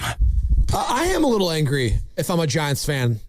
waking up this morning, and I'll explain why. And if you're just joining us, the latest from Major League Baseball's trade deadline, the Philadelphia Phillies are acquiring second baseman Luis Arraez in a trade with the San Francisco Giants, as well as right-handed reliever Caleb Killian. The Giants will be receiving starter Ramon Marquez, the Phillies' number 4 prospect, alongside reliever Marty, I believe it's Gare. Is it Jair? We'll get the right pronunciation. It's like Gare there. spelled like hair, I guess. That's hair, where I'm getting because it from. the G is probably silent if he's of Latino origin or Hispanic. So that's maybe a why. soft G. Yeah, exactly. It's the ha noise. It's like an H instead. But yeah, that's the latest right now. And if also you missed this over the weekend, on Friday, the San Francisco Giants were playing the San Diego Padres. It was an Apple TV broadcast. And there was a very interesting nugget from Wayne Randazzo, who's usually the Angels broadcaster, but he does the Apple TV broadcasts. And this was a little excerpt from said broadcast, which was very, very fascinating for a variety of reasons, talking about Willy Adames not committing to the Ron Washington workouts. Take a listen. Wash said it's been a little bit harder to get Willy Adames to commit to the work day in and day out, but Adames has been doing it lately, and he said you could see the improvements. Tony Vitello even said that whenever you see Adames and Wash work one-on-one, for the next 2 or 3 games, Adames is a much better defensive player. So that's coming from the man himself, Ron Washington, who is a defensive guru in every sense of the world. Everyone loves this guy. There's not a soul or baseball lifer that doesn't respect Ron Washington, the coach. Has he had some of his own personal demons as a manager, guy that's battled addiction? Oh, I'm not talking about any of that stuff. The defensive guru is what is respected throughout the sport of baseball. You can look at case studies like Marcus Semien here in our backyard. The guy was a walking error, and he was turned into a gold glover because of the work he did with Ron Washington, and also because of the buy-in from himself in Marcus Semien. The fact that it's been almost 2/3 of the season and we haven't gotten full buy-in from one of the highest paid players in the history of the organization is a joke. It's an absolute joke. And this morning, we're saying goodbye to a guy that not only fully bought in to the Ron Washington workouts, a guy that excelled with his glove this season at second base, a guy who we were all saying, oh, well, we know we're going to get the bat with Luis Arraez, and if we get anything defensively, it'll be gravy. He's probably not going to be very good. It was the opposite of that. He was very good. He was a revelation at second base defensively. He made great play after great play all season long, Joe. And we're saying goodbye to that guy this morning, and we have to keep Willy Adames in our team. Yeah, I'm a little pissed off. Yeah, it's terrible. It sucks. And I get the business side of it, that he's a rental and you kind of had to do it because that's just what you have to do. And he fits way more. And he fits way more. In every sense, on and off the field. Great teammate. Everyone loves this guy. Not a bad thing to say about him. He's a great family man. You saw him at the All-Star weekend with all of his beautiful daughters and his wife. It was great. And we have to say goodbye to him. I know. That hurts me this morning, Joe. It's not as direct as because of Willie, but I get what you're saying. It's an indirect thing. There's no doubt about it. I mean, Harrison Bader signing on line 1. The Matt Chapman signing with him being on IL again on line 2. Can you explain real quick what took place? Because we talked about it earlier. The Harrison Bader thing. I mean, it's one of the dumbest things I've ever heard. They don't have to pay him. He rode a scooter all over town. Apparently was having a little too much fun. Like 2 a.m. Yeah, and ran into a fire engine, and then it ran over his foot. Jesus. And they're suspending payment now to Bader because of this. I mean, suspending payment. This is the baseball equivalent of Brandon Ayuk. That is, right? I don't know what to say. I mean, what is going on with some of these Bay Area athletes when it comes to like mopeds, scooters? They're like humans. I mean, humans make dumb mistakes. Yeah. I mean, they do. But if I'm rehabbing a foot injury, I'm probably not trying to be on a scooter. But anyway. Agreed. It's called don't be a dum-dum. Exactly. It's pretty simple to me. Luis Arraez. I mean, if you were looking at some of the great moves that Posey has pulled off in this short tenure, the top of the list is Luis Arraez. Yes. And he has been a huge silver lining on an otherwise dreadful season. And it does suck that you have to pay the penance on the rest of the team sucking and you have to sacrifice Luis Arraez. But the good thing is it feels like they got what I would consider not a haul, but feels like they got something of significance for him, which I didn't know if that was going to happen. After seeing the Tarek Skubal trade, I thought that the Giants would get pennies on the dollar for Luis Arraez. Absolutely. And, Justice De Los Santos, who joined us on Friday, Giants beat reporter for the Bay Area News Group, San Jose Mercury News, he had this to say in regards to adding Marquez. Between Ramon Marquez, Jackson Flora, and Carson Bullman, among others, the Giants have really beefed up their organizational pitching depth within the last month, and they've done that. Yes, they need to. But unfortunately, what have you done for me lately? And it's a now kind of society we're living in. Is I have a smartphone and I can look up anything, can order any food, I can do anything I want, I can book a flight. I want to know what you're doing for me right now. Well, these moves are for the future. It's for a couple years from now. But why is that? Because the big contract guys that you signed. Yep. Aren't as good as a group as you needed them to be. And they're not the only ones. And the pitching staff you put together was not good enough. No. And the guys, the poster child for these bad moves right now is Willy Adames. Well, as I'm just looking up the stats, Joe, and you brought this up all year, but it really is stark when you compare and contrast the type of player Luis Arraez is. He fit. Who's leaving. The guy had only 21 strikeouts. I know, it bums me out. Willy Adames has 120 more. Oh, he's going to break the all-time record for Giant strikeouts. Willy Adames has 124 strikeouts this season, which is 123 more than the guy you just sent out the door in Luis Arraez. God, that makes me sick. Now, I want to take it to another level as well. I saw a report last week, and again, I don't know how real this is, but something to the effect of the Giants were considering trading Jung-Hoo Lee, but because of his popularity amongst the fans, that they were actually going to rescind that. And I just have a PSA to the Giants. No, I'm serious. This is very, very serious. Your off-the-field business is distracting you and ruining whatever product you could put out there for the now and the future. That is a no-go for me. Meaning, if you are going to listen to what the fans think, you're always going to lose. You need to do what's right for you, the organization. And as much as I really like Jung-Hoo Lee, and he's had a good year, he's had a really good year. If someone knocks your socks off with an offer that you can't refuse, and you don't do it because you're worried about how popular he is, I don't want to hear anything about the off-the-field business setting this team up back for the on-field product. If the on-field product is good down the line, the off-field coffers will be filled to the brim. I don't want to hear about Jung-Hoo Lee. Oh, he's popular with the fans right now. Get out of here. It's the same thing on Logan Webb. Yeah. Get out of here. I love Logan Webb, and I am way more emotionally attached to Logan Webb. But if the right offer presents itself, the Giants are in no position to scoff at any deal for whatever off-field business money windfall that they think is attached to a certain player. You owe it to your team to put out the best product for the now and the future. And if the future is a little more brighter than the now because it feels very bleak, you owe it to yourself to set your future up. Because right now we're not winning. And I don't want to hear about the Dodgers and putting things together. Right. We have to run our own race. We have to stop talking about the Dodgers and comparing and contrasting them. We need to run our own race. And if Jung-Hoo Lee doesn't fit the win now timeline, because he's a win now type of a player, and your team is not winning right now, well, then you need to make the right moves for your business and your team long term. Well, there's an argument right now because, we've seen a couple seasons of Jung-Hoo Lee, albeit there have been some injured years. Obviously, that first one. But this might be the best version of this player. And you might have to capitalize it. Exactly. I agree, Joe. And could you imagine real quick, because you just used that scenario, it's like, we need to keep him here because he sells tickets and jerseys. Can you imagine if someone at NFL's trade deadline next year, approached the 49ers and John Lynch, and maybe the Niners are like a 500 team at the time. You know what? We'll give you guys a first rounder for Christian McCaffrey.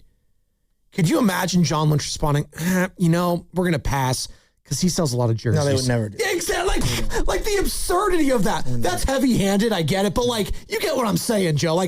The absurdity of saying, no, this guy sells a lot of jerseys, so CMC Dynamite, we really got to keep him. Couldn't you make the argument the Warriors have fell into this trap? A little bit. Where they're so worried about making the wrong move PR-wise that it's actually like... But then the opposite because they made no Exactly. move. And by the way, paralysis by analysis. By the way, if you we're listening earlier, the latest from the Golden State Warriors, Gary Payton II coming back on a 1-year, $3 million deal. GP2, he was good last year. What? GP2 he is a good player, and it sucks that I'm going to have to parlay his acquisition into a larger conversation about the Warrior offseason.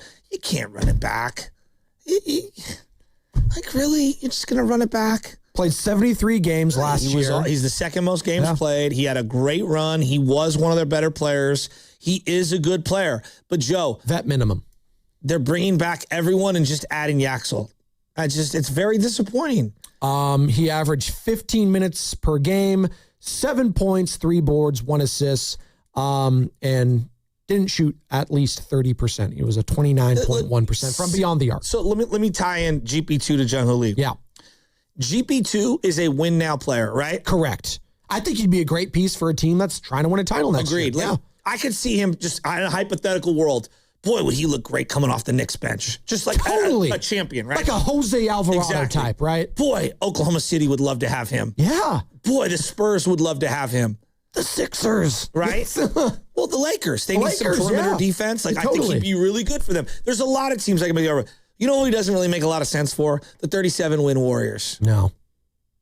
Right? Jung-Hoo Lee, his 302 batting average makes a lot of sense. His above average defense in the outfield makes a lot of sense for a lot of teams. You know what doesn't make a lot of sense for? The 17, 18 under 500, 18 games, under 500 Giants. Season low. Who are going nowhere. Yeah. Who need to be exploring any and all options to get younger and better and more athletic in their farm system. And also, what does it say if Gary Payton, and maybe this is just Gary just liking the lifestyle of the Bay Area. That could totally be true. Maybe. But what is it saying that off one of his better seasons on a vet minimum, he's coming back to a team that's probably not going to be in the playoff picture? No other championship team wanted him for the vet minimum or contender? I find that hard to believe. But maybe it is the league speaking and saying, Gary, we don't think that highly of you. So the Warriors are bringing him back. And again, this isn't to poo-poo Gary. He did some good things last year. But he's coming back on the vet minimum. That's what we're doing now. Now that you've brought up some of the Warrior stuff, and I don't mean to go back and forth, but but it is kind of ties into it. Yeah, I believe I think there are a lot of fans that think like I do. Draymond Green, all-time Warrior, great player. Yeah, the time's now to we got to either move on because you didn't make any moves this offseason, or find a way to flip him for something that can help you into the future. Yes. Right? And I look at Jung-Hoo Lee, again, he's not Draymond Green. It's not even close. I'm not trying to, but similarly as an asset that can help someone else and bring you back something that can help you down the line. Absolutely. 888-957-9570. What are the Giants with? At least the Warriors can give me this. At least they can give me this. Well, we still have Steph Curry and we still have Kerr. All right, you know what? That's a great counterpoint. It is. I'll listen to it. I don't agree, but I'll listen to it because you do make points. And if Curry wants him back, sure. Who am I to argue that? But you would agree. Who the hell is the Curry on the Giants? Exactly. They should tear the whole thing down. But even that is starting to wane a little bit with a lot of the fan base. That's not enough. Well, because they haven't picked the direction. Correct. Yes. So, I look at the Giants, the Warriors, why is there so much anger? I put out a video yesterday, grade the Warrior offseason. Oh, my God. There was nothing above a D+. Nothing. All right? Why? And I think in the modern sports landscape, the worst spot to be as a fan is somewhere in the bottom third to upper third. Yeah. I'm talking about the middle, basically that 2/3 middle, okay? Either be one of the worst teams in the league, because I understand, I'm not saying you have to be one of the worst, but go all young or go all old. Yeah. Trying to blend the two and serve multiple masters feels like you're accomplishing nothing. Now, there are teams in the NFL that have been able to rework things on the fly. The Chiefs, it feels like, because of Mahomes, they're able to do it. But the NFL is unique. So let's just go basketball and baseball. Yeah, NFL, like their whole salary cap structure and everything, it feels fugazi at times. It's not real. Look at what the Rams do constantly. Les Snead, But even the Rams, I look at the Ty Simpson pick and I go, you couldn't have used that on another player who could have helped you out somewhere else? If any team needed to go old and double down on it, you'd think it's the guy coming off an MVP 100%. season at 38 years old. And if they don't win it all, I will point to the quarterback, number 1 overall pick that they took and say, you wasted Matt Stafford's prime. There you go. Which is what someone would say about the Warriors for a long, long time regarding Kuminga and Moody, which is a fair counterpoint. So now I look at the Giants and I go, I'm telling you, dude, like it's on a platter. Sell anything and everything you can. Get pennies on the dollar. It doesn't matter. Signal to everyone, we are rebuilding. We will accept it. I guarantee this, Joe.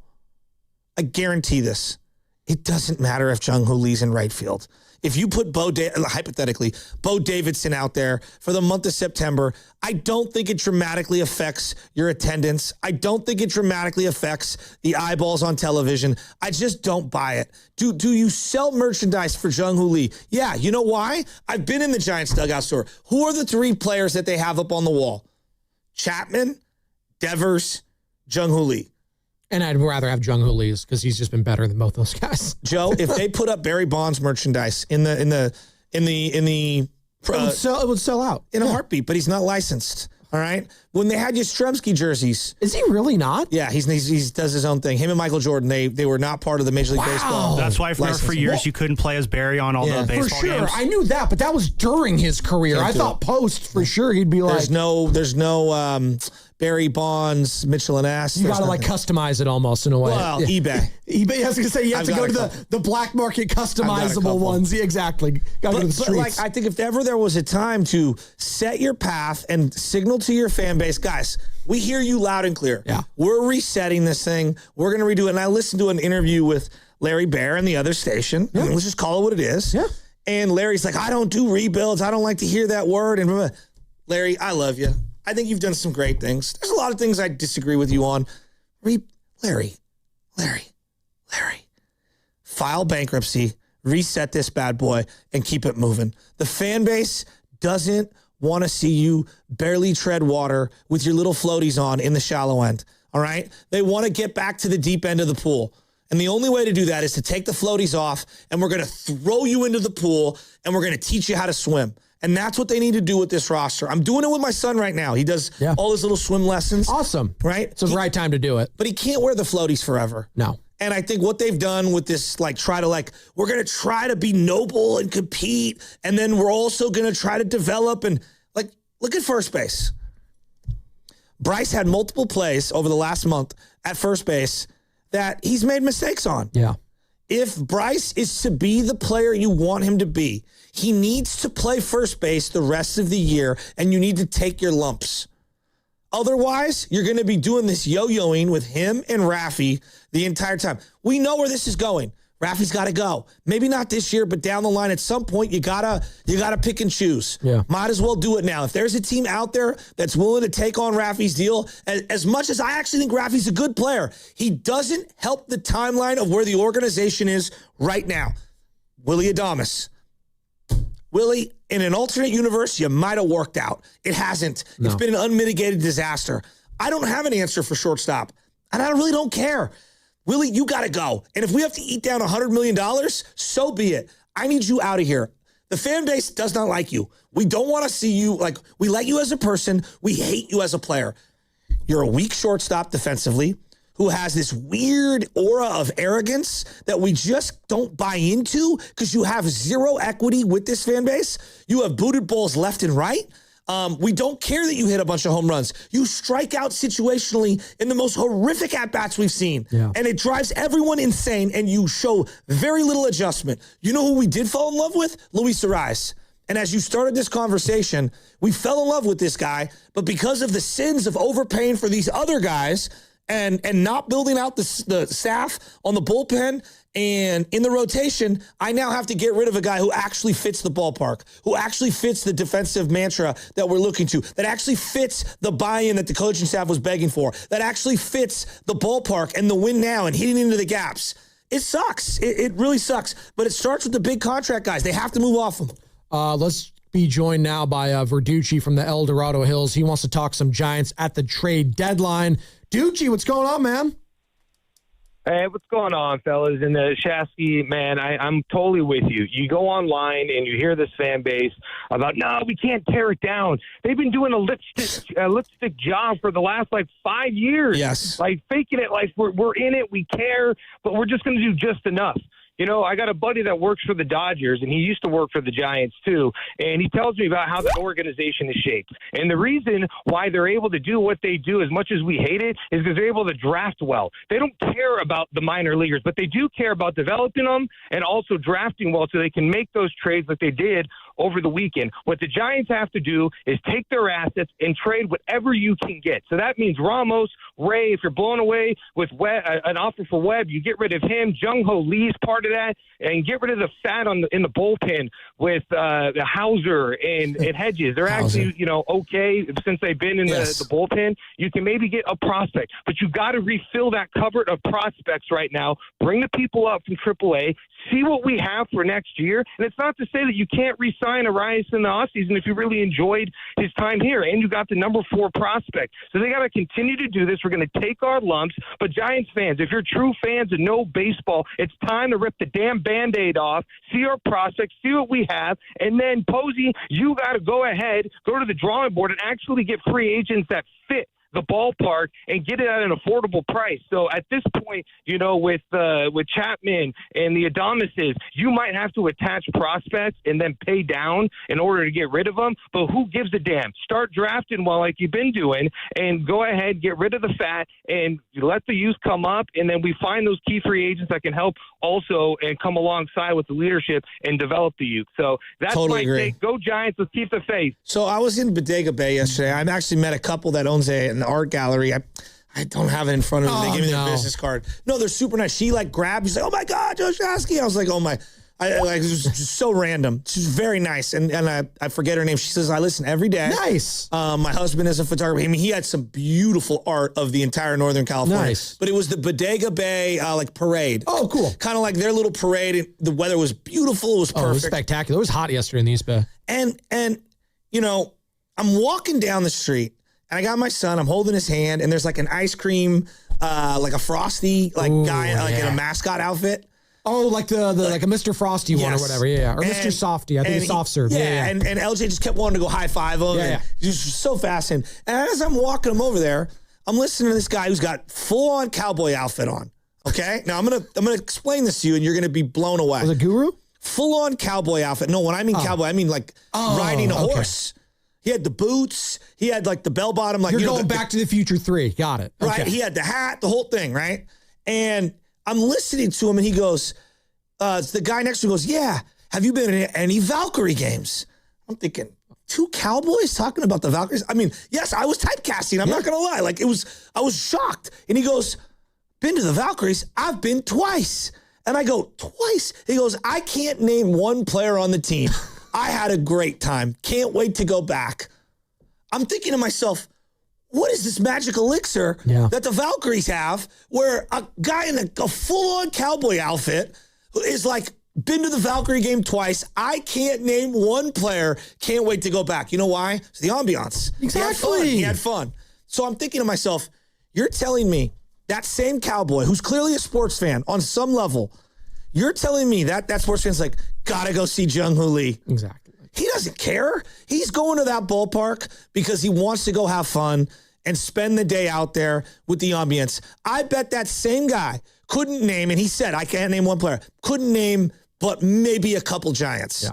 Do you think it truly is make or break for him that Rafi Devers is in the lineup? No. Truly. No. Not when you're 18 games under, too, on top of it. Now, maybe 10 years ago, where 15 years ago, Lincecum's pitching, you're more likely to want to go to the game? Sure, I grant you that. But, quite frankly, this thing that they can't move players because they draw fans, I just think that is so overhyped. We're not talking about Bonds or even Aaron Judge or Shohei Ohtani. Those guys move true tickets. Yes. Jung-Hoo Lee? Really? Really? Yeah, I know you're big time. And I'm not trying to hate on him. I just don't think those guys are really moving tickets. You know, in the music industry, you know, Eminem had a line, something to the effect of like, the only people moving units, moving albums are Jay-Z, him, and at the time, Ja Rule. Right. And he's like, everybody else, yeah, they might have a hit here and there. And Fitty, yeah. Yeah, but they're not really moving records. Yeah. And I feel the same way about attendance figures now. Steph Curry is a draw. Mm-hmm. Okay? Love Gary Payton. Love Brandon Podziemski. Those guys aren't draws. No. I love Draymond Green. Draymond Green's not a draw. He's an old-timer. Well, and there's only few of those guys. Conversation you just had right there is Chase Center's not the draw. Basketball arenas aren't what baseball stadiums are. Yes. And that's no knock at Chase Center. Because it's the same thing, even if it's Madison Square Garden for me. If I'm going to watch two crap teams, it's like, what is the magic of Madison Square Garden going to be? For some, it matters. But for me and for basketball stadiums in general, maybe Madison Square Garden is a bad analogy. I don't know, Staples Center or Crypto.com. Like, that's not going to do anything for me. Baseball stadiums is Americana. The Giants' Oracle Park is now a part of Americana, so I can go there, as we just saw for the World Cup, right? We had a bunch of people going to, Levi Stadium, but in those off days, they were traveling to go watch the Giants play. They didn't care if it was the Giants playing. They just wanted to see baseball, and they wanted to see it being played in that stadium with that sight line, and it was incredible stuff. And to your point, Joe, the Giants are 6th in average attendance this year. 6th. Look at all the other teams above them that are either hovering around the playoffs or in the playoffs. Dodgers number 1. They average 50,000 a game. Which, again, they're stacked. They're loaded. It's just insane. Padres are number 2. I know. 41,400. And they've been mired in mediocrity this season. Yankees, number 3. The Yankees are always going to be up there. They're 41,084. And then you got the Toronto Blue Jays. The Toronto Blue Jays, the only team, by the way, in Canada. So they're always going to be a draw in that respect. Owned by that Rogers, whatever company. The Rogers Center, yeah. They have doubled down on their salaries left and right. And even they let Bichette go. And then you got the Philadelphia Phillies, who are obviously in the thick of the playoff race at 39,700. They're really just tied with the Giants, or not tied, but they're right above the Giants at 39,000 because the Giants are right there at 36,000. So I say all that to say, even if you move off Jung-Hoo Lee, you're still going to get the attendance you want. All right. Now, is it going to be once football starts? Maybe that's going to get a reduction on Sunday baseball. But outside of that, I still think the Giants are going to draw the rest of the season. They're going to finish top 10, definitely. And you got teams like the Cubs, Mets, Seattle and Atlanta right behind them. But we're covering the Giants right now. It's Major League Baseball trade deadline. If you're just joining us, 3 o'clock Pacific time is when the deadline is official. But Luis Arraez is gone. He is now a Philadelphia Philly. And the Giants, what did they get in return? Well, I'll tell you. The number 4 prospect in Philadelphia, Ramon Marquez, and reliever Marty Hare, however we're pronouncing it. We'll figure it out. But now, what is the next move that they're going to make? What do you want to see the Giants do? And what's more important for you, quite frankly? Because I think Shasky and I are a little bit different in here, but we're both in agreement in that they need to make some big-time moves. Is it getting prospects in return, or is it shedding some of the salary from the big boys? Because for me, for it to be a truly successful deadline, it's moving off a bloated contract. Whether that's Adames, Chapman, Devers, Lee to an extent, but he's been pretty good this year, so if they keep him, I'm not going to be super upset. But if they somehow are able to move off of that, at least that signals to me, it's like, okay, they're probably getting a prospect back and they're moving off some salary. Because for me, Joe, the best thing that they could do is move off salary, and then that's the way you kind of recoup that in the hot stove in the offseason is, okay, now we have some financial flexibility. If there is a name out there, reallocate the money. We can reallocate it to pitching, right? 100% To pitching. sure. Yes, and they need it. And they can't have enough. The one thing I learned this year is can't have enough pitching. No. And the Dodgers, are telling you that. Yeah, and I think there was a time when this organization was very dry in terms of the farm and outfielders and infielders. That time is not now. Now their farm is flush with, not flush, but filled with infielders and outfielders. What they don't have, which they finally have, drafted and now prioritized in these trades, is pitching. Yeah. And they need lots of it. I mean, look, is there a keepable bullpen arm? Like, guys, I just ask, is there a guy you see on this team 2 years from now in the bullpen? No. Maybe Keaton Wynn? Maybe. If I were to power rank guys who are Dylan most Smith. worthy of that title. He battled the other day. Yeah. I like Dylan Smith, but maybe Eric Miller at Keaton Wynn, but even then, like the right deal is not going to. Yeah. But Dylan Smith, like, we'll see. I mean, are you 100% sure he'll be here a year from now? No. I can't pencil. Let alone 2? Well, if that's fun, you want to play that game. Like, who are you penciling in on the Giants right now as currently constructed 2 years from now? Bryce Eldridge. Wow, that was actually fascinating. You said Adamas? You said Adamas I first. don't. You said the happy. You said the happy one. I said that. I don't think any of those three are going to move. I'm curious your thoughts on this, you guys. I think they will move one of them. With the fact that with the lockout coming and all sorts of uncertainty in terms of just what the CBA and salary structure is going to look like, I just have a hard time seeing teams take on massive contracts like that. I look at. This is my feeling. This is not coming from others. When I watched Tony Vitello try to defend Adamas the day after. Do you have that sound? I want to react to this. Because this was in response to the Apple broadcast, as we've been playing all morning, on Ron Washington saying Adamas has not been committing to those workouts, those famous workouts like guys like Luis Arraez was doing and Bryce Eldridge, obviously. And this is Tony Vitello's response on Adamas's work ethic criticism. Any questioning of anyone's work ethic that has to work with Wash is not right, but questioning work ethic there, first of all, is not anything close to what I put out there. I could give you my exact answer, but it's bullshit is what it is. If anything, if I had a Christmas wish and I was going to say one way or the other on the hitting, Willie probably works harder than any offensive player we have on his swing. If anything, he could maybe even deduct a couple swings, and that's not a jab, it's more of a compliment. We're going to look back at the Tony Vitello era. You hear that? I mean, it's ridiculous.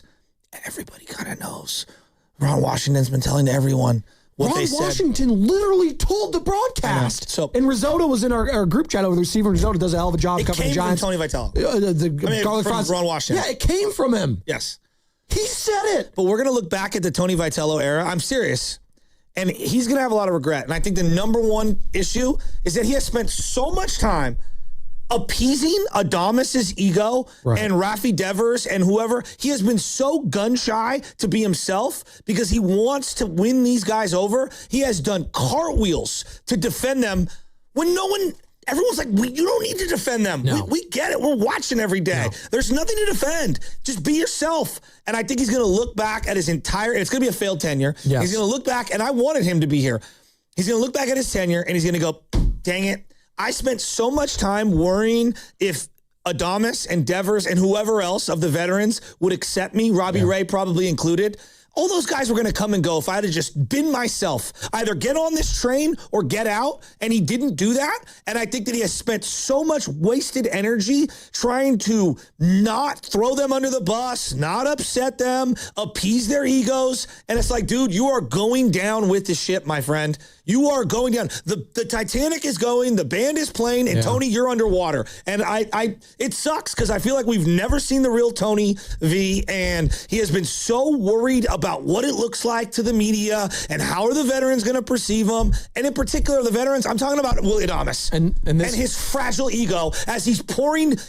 By the way, the irony of this whole thing is Tony has been disingenuous to who I felt like he was heading into it. Well, Mr. Disingenuous is Willie Adamas throwing Gatorade on teammates when he had nothing to do with the win. I'm Mr. Team Guy. Yet none of the reporters can find him after games because he showers and he bounces before anyone. I am so tired of what this whole media, the team, the organization, his teammates have been caping up for a couple of dudes that nobody likes, the fans included. It is driven me insane. So when I saw Tony Vitello make these comments, I go, God, here we go again.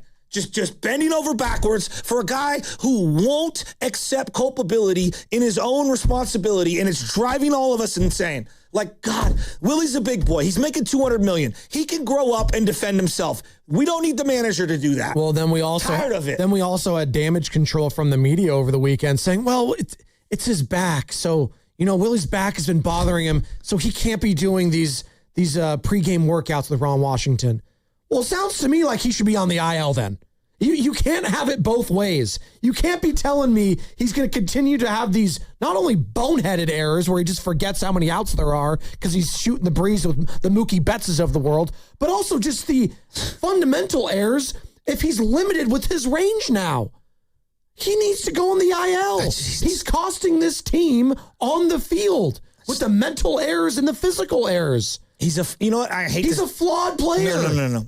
He's got front runner vibes. Oh, totally. Total He's front runner front vibes. runner energy. Yeah. Yes. And it drives everyone nuts. And I think we see right through it. And what's ironic is that, like, Brandon Crawford was the reverse of what Willy Adames is as a player.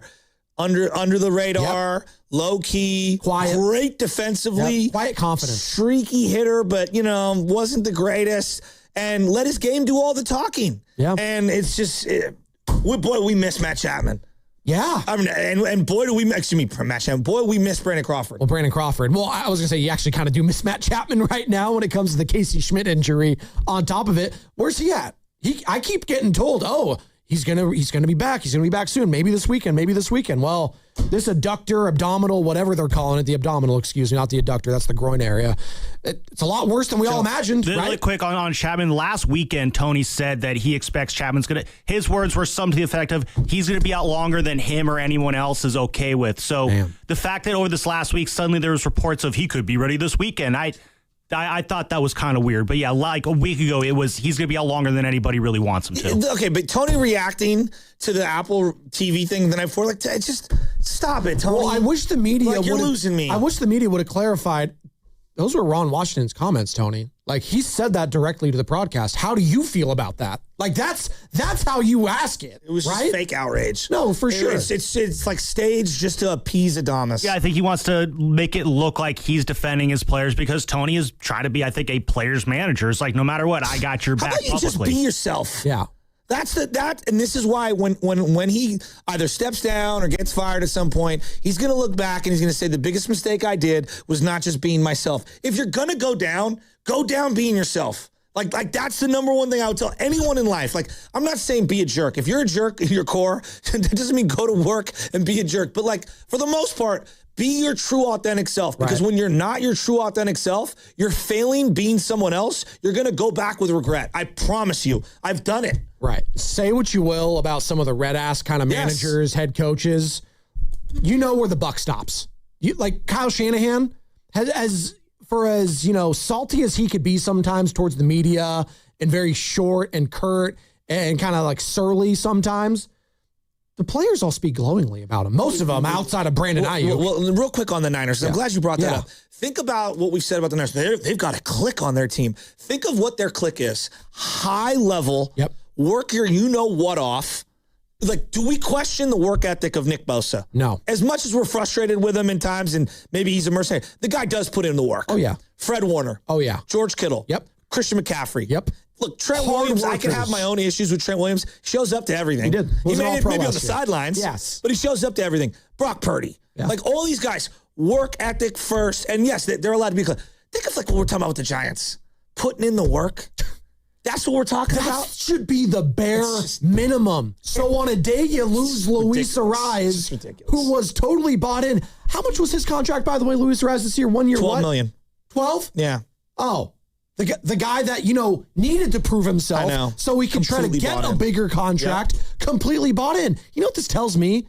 Willie's just complacent with making $100+ million, 150. Being the highest paid free agent in the history of the San Francisco Giants. I think he's just like. It feels that way though, Joe. It feels that way if I'm a fan. It feels like you don't want to fully buy into. I don't know what Ron Washington's preaching. No. The Ron Washington part is real. I've heard that for quite a while. But I'm saying, like, I just think they simply ridiculously overpaid for a guy who's not that good. I think it's that simple. He's undisciplined at the plate. He's undisciplined when he goes on the base paths, when he's shooting the breeze with all the different players at second base. If he was on a 4-year deal, if he was on a 4-year deal right now, let's just say a 4-year deal, all right, and it was worth $110 million, I think there'd be some criticisms, but not what it is here. No. It's 7 for 180. No, because we feel stuck. We just have the conversation. Exactly. Hey, who on the Giants right now is going to be on this team 2 years from now? Sam's first answer was Willy Adames. And what does that tell? I don't want Willie around this team for 2 more years. I want. I'm saying just because he's going to be here. The reality of who he is as a player, and he's not attractive anywhere else. That's the reality, and how much you have to continue. We're only a little halfway through his second year as a San Francisco Giant. There you go. God, that's yikes. Injury report, Sam? It's time for the Injury Report. It really hurts. Brought to you by Boxer & Gerson, Northern California's premier workers' compensation law firm, helping injured workers get their lives back for over 40 years. And speaking of yikes, maybe this is a natural transition point to our next topic. The news was made official over the weekend. Wide receiver Ricky Pearsall's season is over before it even began. The Niners announced that Pearsall will undergo surgery to address his right PCL that he injured in week 4 of last season against the Jacksonville Jaguars. The Niners opted against surgery in the offseason, hoping rest and rehab would be enough for Pearsall to get healthy. Despite not experiencing any setbacks, Pearsall experienced swelling in the knee last week, making the decision for surgery easier to make. The injury report was brought to you by Boxer & Gerson, Northern California's premier workers' compensation law firm, helping injured workers get their lives back for over 40 years. And you are listening to 95.7 The Game, KGMZ FM and HD1 San Francisco, an Odyssey Sports Station in the home of the Golden State Warriors and Valkyries. Always live in the free Odyssey app, coming to you live from the Laughing Monk Studios, halfway home here on a Monday. It's Spadoni alongside Shasky. We got Sam in the back. We got Chase in the back. And it is Major League Baseball trade deadline day, so we will have all the news and notes of whatever takes place today as it pertains to the San Francisco Giants and any other big trades that do happen. Luis Arraez is the big trade this morning. He is now heading to the Philadelphia Phillies. But the big news injury-wise over the weekend, Joe, was this Ricky Pearsall one. Out for the year, PCL surgery. Sucks. We'll get to that in about 10 minutes, all right? Because I do want to get into the 49ers at some point. Okay. I believe by 3:30 today, because you have to let the dust settle. Sure, there's usually some that eke out after it. We're going to have a really good feel about, can Buster and Zach do this job? Because if ever there was a year that screamed, trade everything, this was it. And can you get it done? Now, the Luis Arraez deal, the early returns, everybody's really excited. You know, this is a very promising player. You obviously have to develop him. Right. We're multiple years away on this right-handed pitcher. But it's a really nice move. Tyler Mahle. I didn't think you'd be able to flip Tyler Mahle. Now, I don't care that you didn't really get anything for him. Just get rid of him. Yeah. Like, just take a hike. Well, dude. we were talking about last week when I brought it up. I was like, hey, some of these starts for Tyler Mahle, maybe that'll make him attractive. And you're like, you'll believe it when you see it. They were able to flip him. Now, is the guy that you got from any good? I don't know. Probably not. He hasn't been as a minor leaguer so far, but yeah, we'll see. I mean, we'll see. I'm now coming back to where you've been all morning, which is they got to move off one of these big three deals. I think it's mandatory. Yeah. They have need to move in off one of some them, move or fashion. The more and more I think about it, this is the time right now. They have to move off one of these three big deals. It would give me hope, and it would signal to me, it was like, okay, Posey's not going to be stubborn. And I know he's not stubborn because this has been floated for months that they've been interested in moving off any of these big three contracts. Whether it's the Heymans, whether it's the Passons, whether it's the Nightingales. This has been floated around for a while. The Giants have known that these contracts are just not worth sticking around, which is the first step. I want to give them some credit there that they realized early on, it's like, oh, we made a mistake. Now, it's one thing to admit the mistake. It's another thing to get rid of the mistake. Yes. That's what the next move is here for the San Francisco Giants. And if they are able to do that, I will give him some credit. I will, because it's hard to do. These are bad contracts. It's not like, you do have to staple potentially another prospect, or you have to staple, I'm going to eat some of the salary to it. You're going to take a loss. You know that. But are you willing to take a lot of the loss is the question. Self-awareness is the number one rule of life. You know that. I always say it. Yes. If you look in the mirror right now, Giants, what kind of mirror are you looking into? One of them circus mirrors? Or are you looking into a real mirror? Like, look at yourself. Like, just your next playoff team. Your next playoff team will be when? Maybe 2 years from now? Maybe. That's generous. Okay. Yeah. Okay. Is it going to be easier or harder as the years go on to unload one of these deals? Harder. Chapman, Devers, and Willie. You'd think they get worse, not better. Agreed. Yes.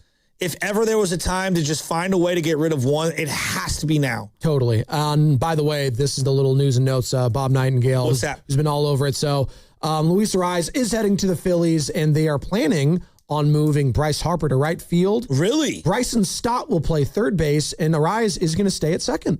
So would they want Rafi Devers to play first? Oh. No, I think he'd be perfect for them. Well, he would fit perfectly in that lineup. In that ballpark?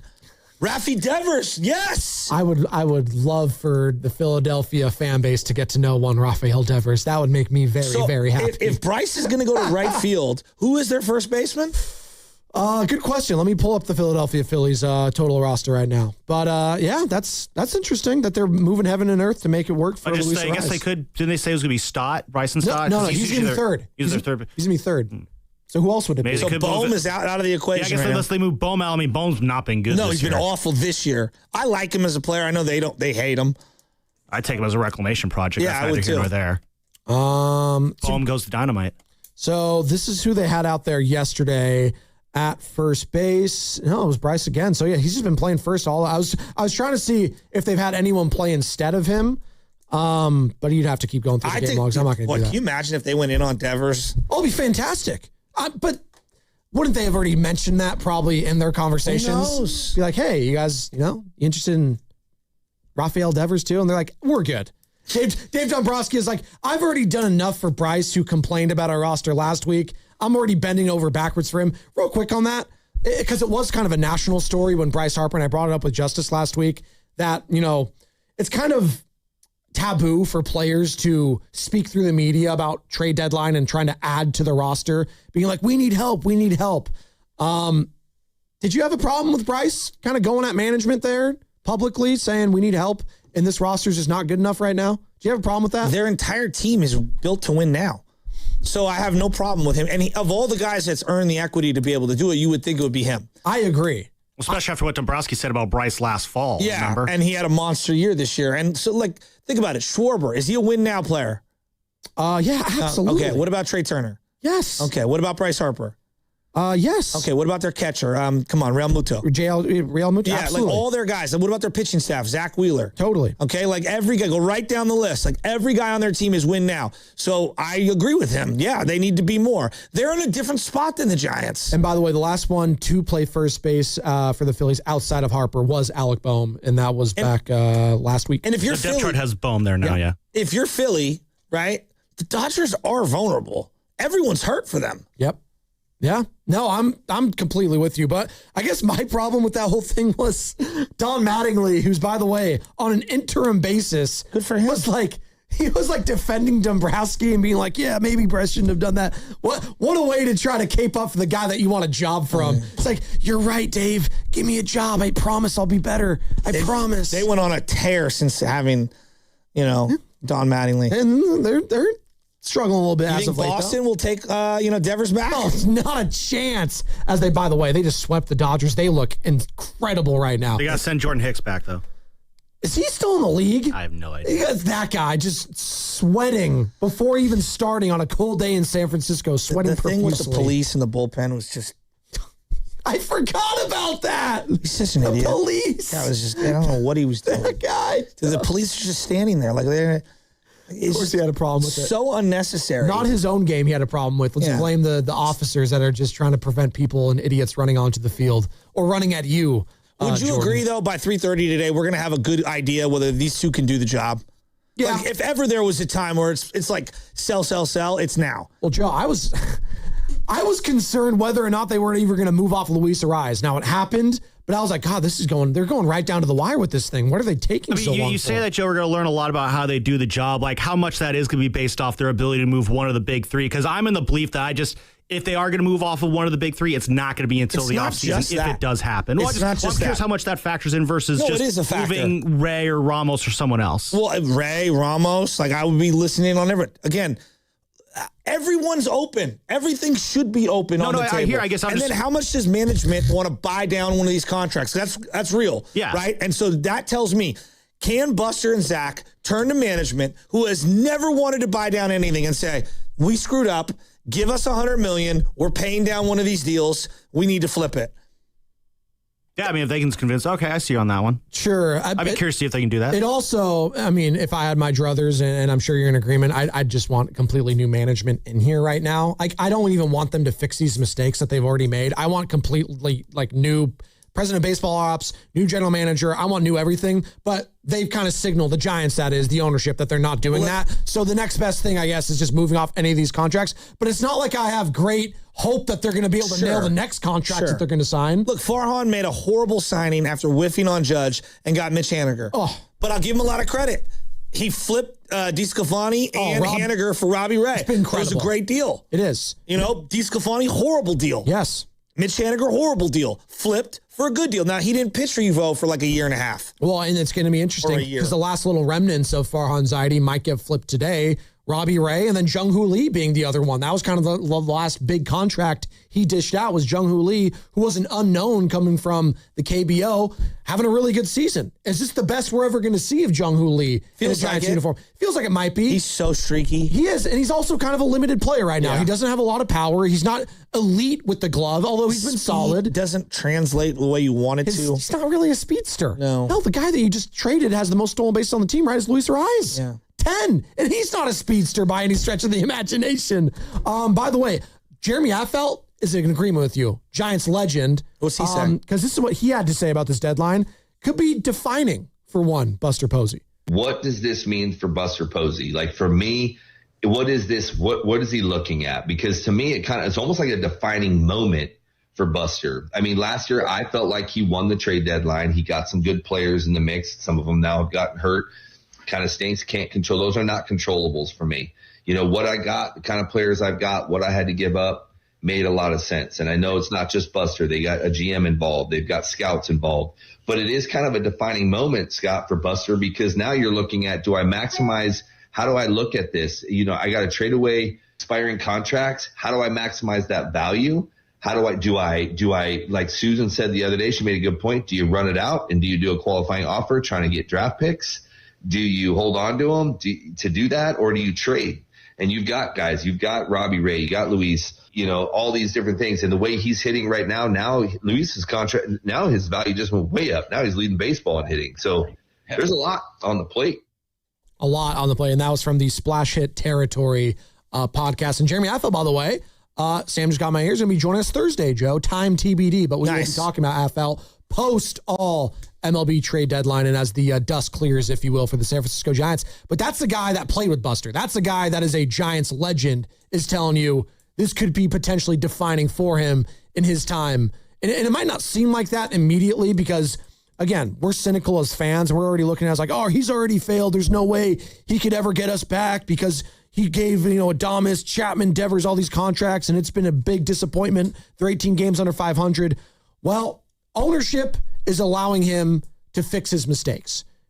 And he's got to start fixing them right now. Luis Arraez was a hit. He got a good prospect back. Everyone seems to be in agreement that they like the haul that they got back for him. Okay, you attach Caleb Killian to do that. Maybe you'll have to attach something else if it's one of these bloated contracts. What that is, I have no idea. Maybe it's another bullpen arm. An Eric Miller, as you referenced earlier, to a Matt Chapman, to the New York Yankees. Something like that. You're going to have to get creative. I think 10 guys are going. Yeah, 10. I mean, right now you're already at 3. God. And 2 deals. I would be okay with that. I would too. Honestly, they're 20 games under. Well, I was just going to say. It can't get worse. What else do you want for this team to do other than trade everyone? And remember. Except Eldridge. Remember, you will not have a top 10 draft pick next year because you've been in the top 10 multiple years in a row. Because a lot of people don't know that. It's not like the NFL where you always get, you can get back-to-back first-round picks or top 10 picks. Not in Major League Baseball's trade deadline. They try to do the anti-tanking, if you will, that you can't get a top 10 pick in back-to-back drafts. Correct? Or is it back-to-back-to-back? It's something like that. God, what is Buster Posey going to do? We'll be all over it all day. I do want to transition to the San Francisco 49ers because a lot took place there. And I'd like to, yes. I got a PSA about the substation. And I brought it up last week in passing. I think it was to you. Yes. I'm dead serious about this. I want the Niners to do this. The substation is back. No, I am going to hide the substation. You're going to hide it? Yes, I'll clarify on the other side. Are you going to put one of those big fumigating tents over it like they do with houses to get rid of termites? Just close your eyes right down there. It's not real. You can't see it. Well, put on maybe 3D glasses will help. Sponsored by Fremont Bank. Here for you, here for good. That's Elena's family group chat. It never stops. Someone's always sending a blessing or starting a poll about the baby shower theme at midnight. With Real Unlimited from Total Wireless, she's always in the loop, whether she wants to be or not. Switch to Total Wireless Total Starter Plan or higher and get a Samsung Galaxy A16 5G on us. Total Wireless, your own Real Unlimited. Offer ends 11/4/2026 or while supplies last. Devices, taxes, and fees may apply. Is your client ready to build a functional outdoor space? Choosing Golden State Lumber and Showroom means faster deliveries and finishing your project on time and on budget.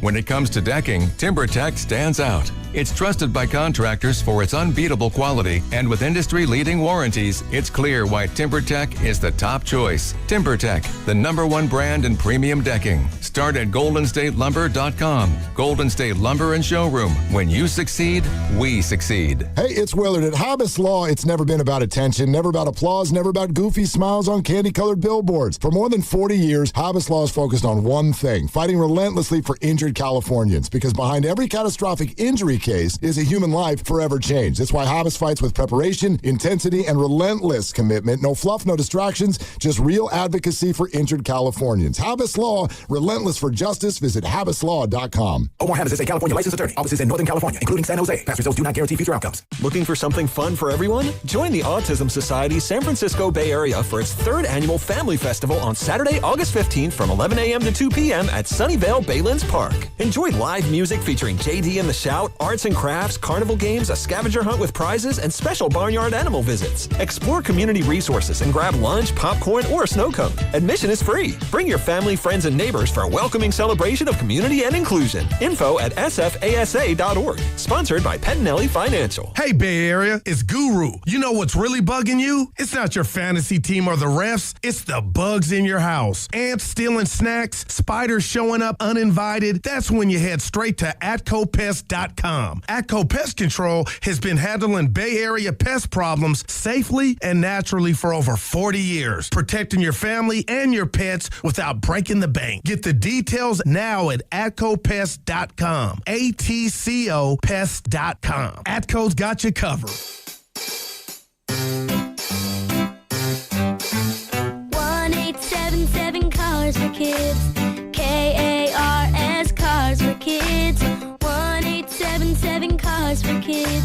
Donate your car today. 1-877 Cars for Kids. KARS Cars for Kids. 1-877 Cars for Kids. Donate your car today. Ready to get rid of that old car? Donate it to Cars for Kids. Call 877 Cars for Kids to speak to a friendly live agent. Donation is super easy, and your car can be picked up as soon as tomorrow. Go to carsforkids.org now or call 877 Cars for Kids to donate your car today. 1-877 Cars for Kids. KARS Cars for Kids. 1-877 Cars for Kids. Did you know you can donate real estate too? Go to carsforkids.org. That's cars with a K. Oh, hey, Sarah. Did you hear my daughter Katie got Camper of the Week? That's a big deal. We got a big deal too, right, Mom? Honey, shh. What's that? Okay, that Hyundai Santa Fe, I only paid... Nice. Deal's so right, it almost feels wrong. The Hyundai Getaway Sales Event. Get 0% APR for 60 months, plus 0 payments for 90 days, or 1.9% APR for 72 months on the Hyundai Tucson, Santa Fe, or Santa Fe Hybrid during the Hyundai Getaway Sales Event. Hurry, offer ends August 3rd. Call 562-314-4603 for details. This is the story of the one who keeps multiple buildings running smoothly day after day. Plumbing that flows, HVAC that hums, cleaning supplies that keep surfaces sparkling. That's why she counts on Grainger. With easy reordering online and 24/7 support, Grainger helps her keep the products she needs on hand. So shelves stay stocked and buildings stay ready. Call 1-800-GRAINGER, click Grainger.com, or just stop by. Grainger, for the ones who get it done. I'm Piera Palazzolo, VP of Digital Marketing for the American Management Association, a company focused on the management training skills needed to enhance the careers of business professionals. We did our research when it came to the best companies for website development and chose AmericanEagle.com. And we couldn't be happier. AmericanEagle.com worked closely with us to understand the front and back end requirements needed to launch an e-commerce website that could handle the complexities of running thousands of seminars nationwide. Our robust new website and improved SEO saw immediate increases in site traffic and web revenue. If you're in need of managerial effectiveness and success, visit our website at amanet.org. If you're in need of a website that provides an unparalleled consumer experience, I highly recommend AmericanEagle.com. Transform your business today. Dial 877-WebNow1 for a free digital consultation with AmericanEagle.com.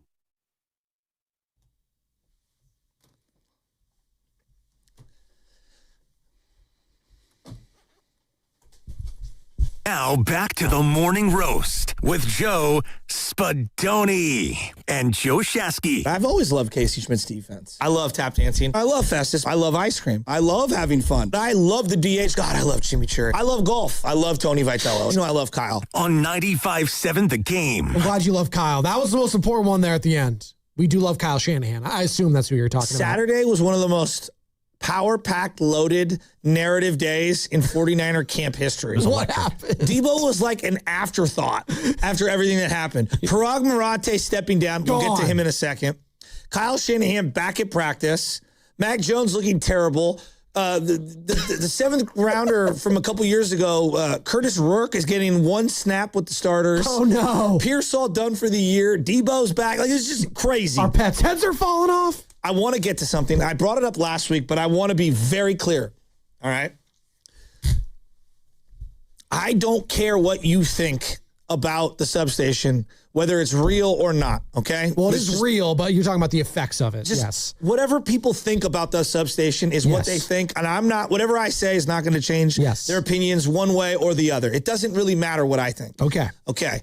What matters to me is perception, and what I mean by that is every camp video that comes out, every camp photo, and if you're on one side of the field that shows any player doing anything, and in the background, there's the substation, and you'll see the caption like, the substation's growing, it's getting bigger, and it's like becoming self-aware. Exactly. And like you sent a meme in the chat of Mike Evans catching a ball, and it was like, well, how would you It was the describe substation, but made into human form, and it was guarding him like it was whoever it was. Right. Marquise Siegel, I think, was on the coverage. I'm not trying to laugh at those that think that the EMF thing is legitimately breaking down, nor am I here to say the reverse, that the substation doesn't mean anything. I've long said I wouldn't want to buy a house right next door to a substation. No. That's just me, okay? Whatever you believe in is what you believe in. What I would say, though, if I'm the Niners, and I am dead serious, I want the Niners out of sight, out of mind. That's the mind frame here. And what I mean by that is I want the Niners to build, whether it is permitted, legal or not, whether they allow this in that area or not. What I would do if I was running the team, I would say, Jed, we need to budget for some upgrades here, okay? The upgrade is we are going to put these giant poles like a driving range, okay? Kind of like Topgolf, right? We're going to have these huge poles that go up that are going to cover the sight line of however high the substation is from any vantage point on the ground, right? From any picture of photographer. We're going to put these big poles up, and we're going to have some sort of a green tarp or netting that is dark enough to cover the substation.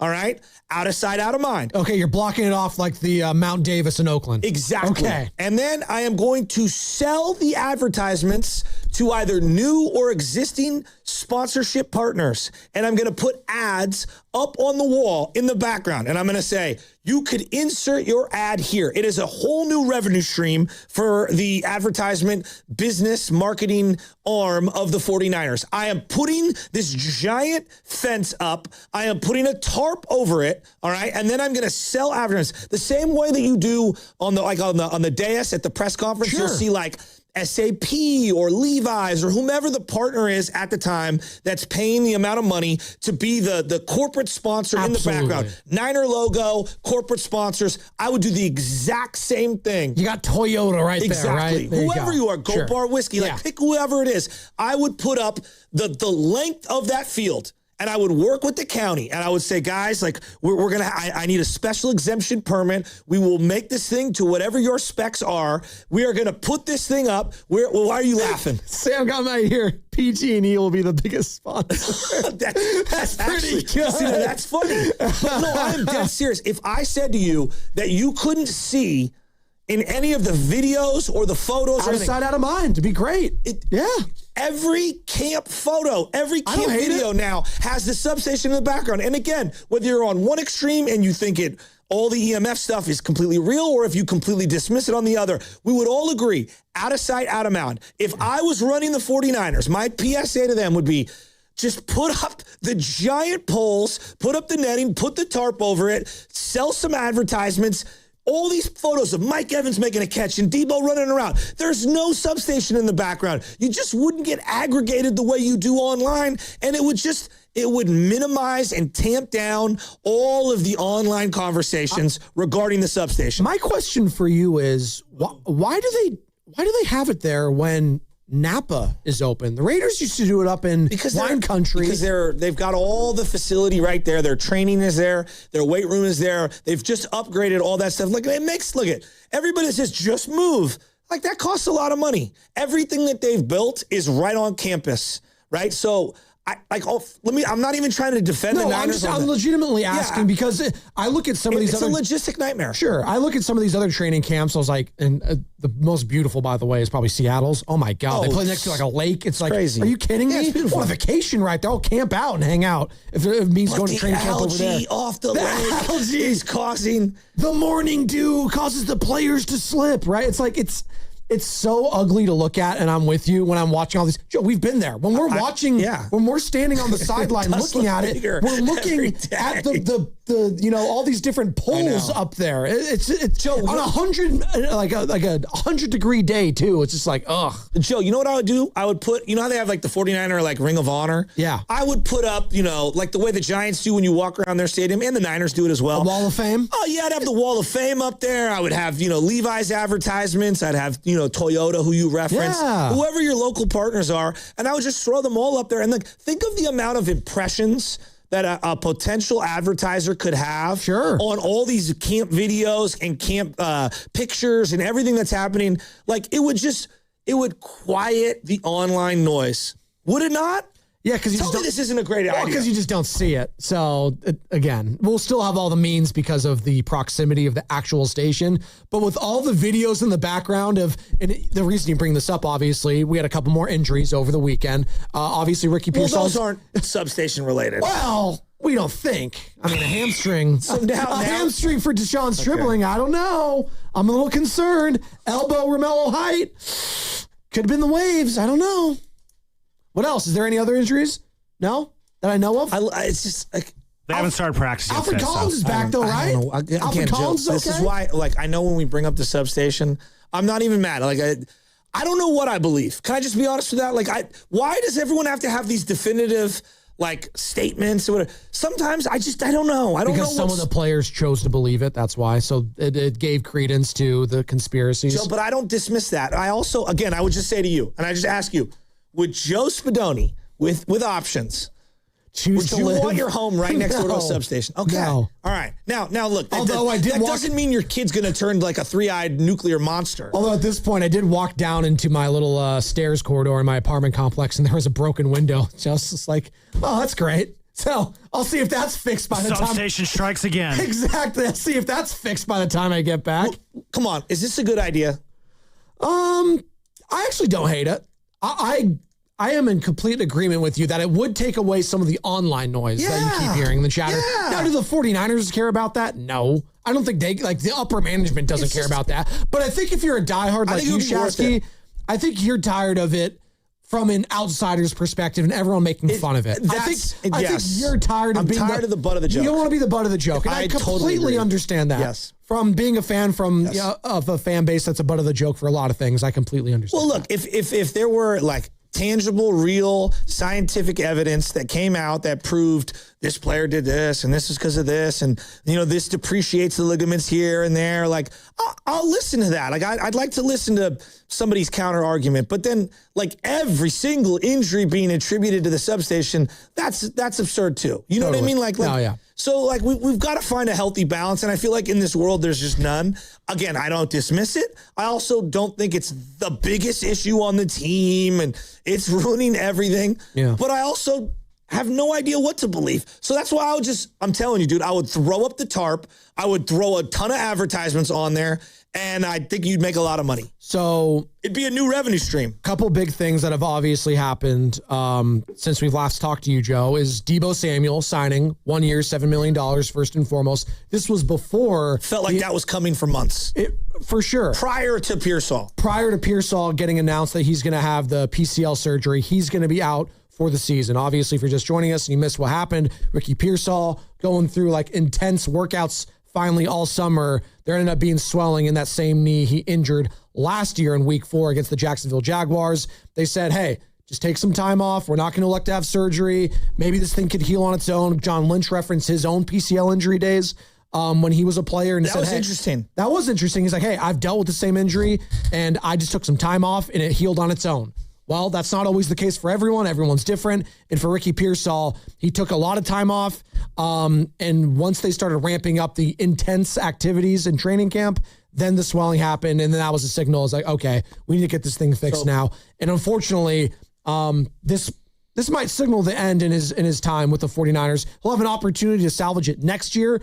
I have a hard time thinking they're going to pick up his player option. And then maybe, just maybe, next year he's going to be playing for his NFL career, which sucks because of how his career started in the NFL. The guy got shot, Joe. Like, I root for guys that like was, this. That was clearly like not that is not football related. That's not football related. So I was rooting. Tragedy. I think everyone was rooting for the comeback of him. I actually think he could be a solid player. He's shown flashes of like, wow, this guy could be really good. It's the body right now. The body's it's not betraying him. And I think, like I saw a lot of people saying last year's timeline on the injury was mismanaged by the Niners. I think you're also kind of letting the player off the hook because I'm sure he has some influence on whether he wants to, play through it, get surgery, whatever. Like surgery for most people is a last option. Yes. Most people don't want to go under the knife. And this particular surgery is not like shaving a meniscus and you could be back in a couple months. You're out for the whole year. Yeah. It's over. It's 9 to 12 months, they said, recovery time. And Dr. Narav Pandya, UCSF Health, our guy here at 95.7 The Game that breaks it all down all the time, he was saying the same thing. He's going to be out for a year, and this thing is very, very tricky. But it was hard to watch him last year.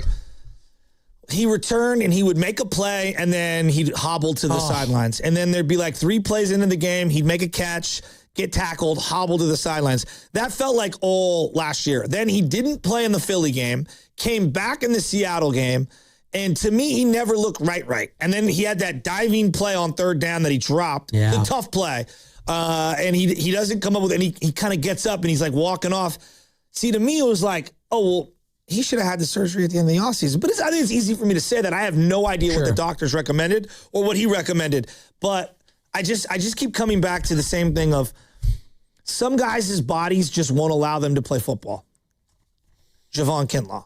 Big, strong, for whatever reason, like that knee just never feels like it's 100% for Javon Kinlaw. Right. And he is as big as they get, right? Yeah. Almost too big. Yeah. And then I look at Ricky Pearsall, really thin, in terms of body type.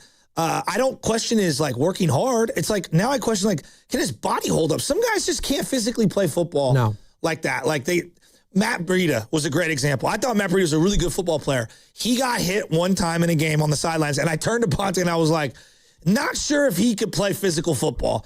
And come to find out, like, he stuck around for a long time, but he was kind of like a role player. Reggie Bush. Yeah. I think Reggie Bush had a little bit of this in him at times where he wasn't great between the tackles, got hit hard a couple times near the sidelines and, kind of got a little scared and his body couldn't hold up.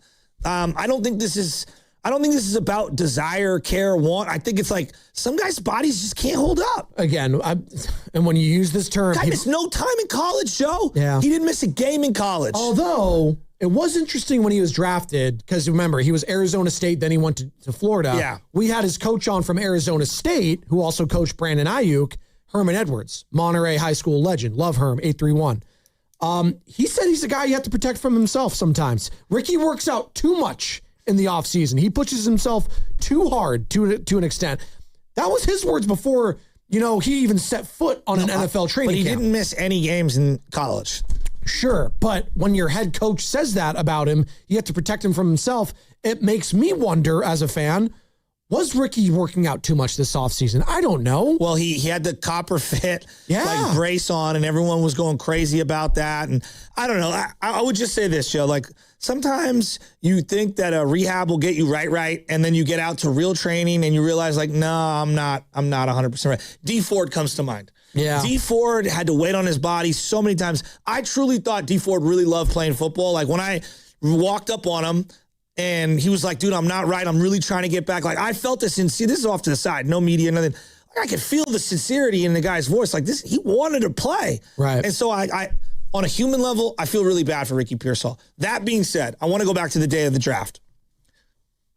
I did a breakdown on like 30 to 35 wide receivers in that draft. I did not study Ricky Pearsall. Nope. I thought Ricky Pearsall was a 3rd or 4th round pick that year. Let's be honest. Most of the Niners fan base, and don't try to lie to me now, Niner fans, you didn't even heard of the guy. Well, you've never even heard of him. We were surprised. If you were going to go more slotty movie, Z guy, people wanted the kid from Georgia. Yeah. Who the Chargers ended up taking.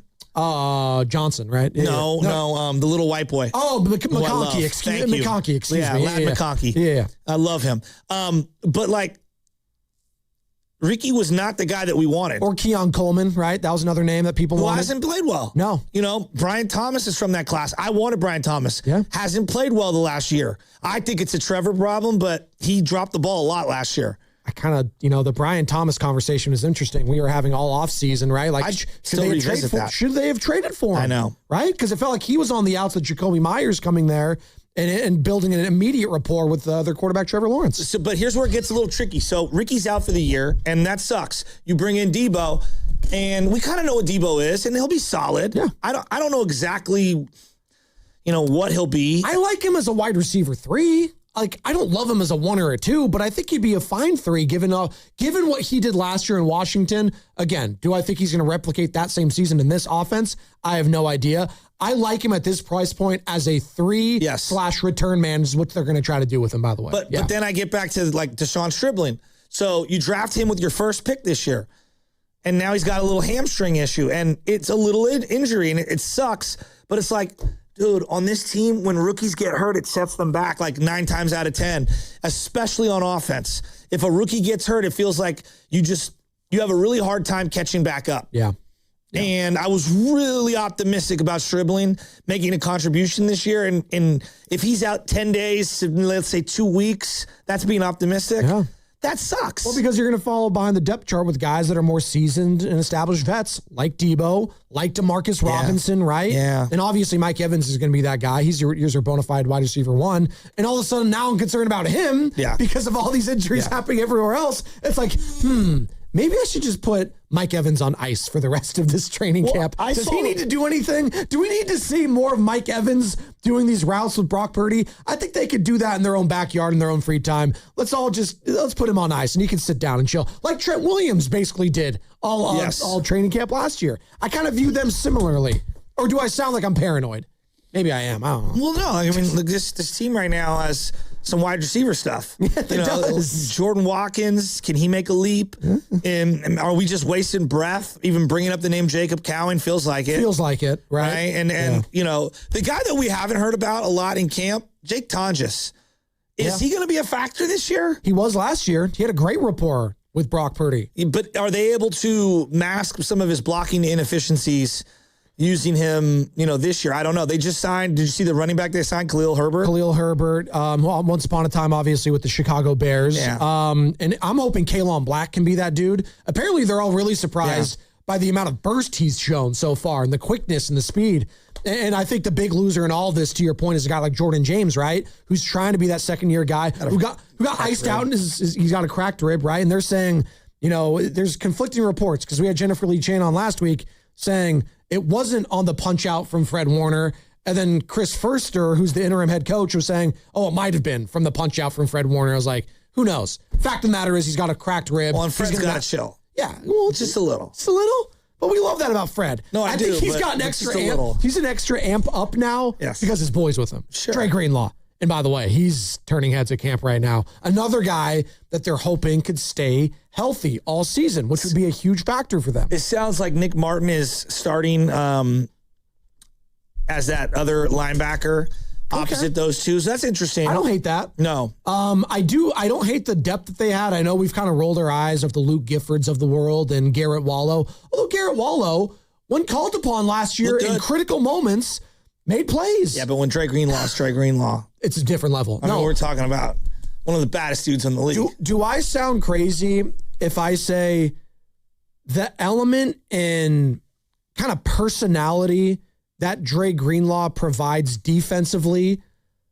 Deebo Samuel could potentially do offensively, giving like an offense an extra edge? I think Dre's more important. Okay, even more so than what Deebo could bring. Yeah, I mean, just Dre and Fred, the tandem that they bring together, like fundamentally changes your defense. I agree. When we saw him just for that half of football a couple years ago on Thursday night against the Rams, it was like, oh, where's this guy been the entire season? We've missed this element in this edge in this tone setting that he brings. And hell, they missed it last year. Yeah. They did. And I think they did an unbelievable job bending and not breaking. But I want this defense to go back to breaking the other offense. Remember how amazing those two were in that Super Bowl run, Joe?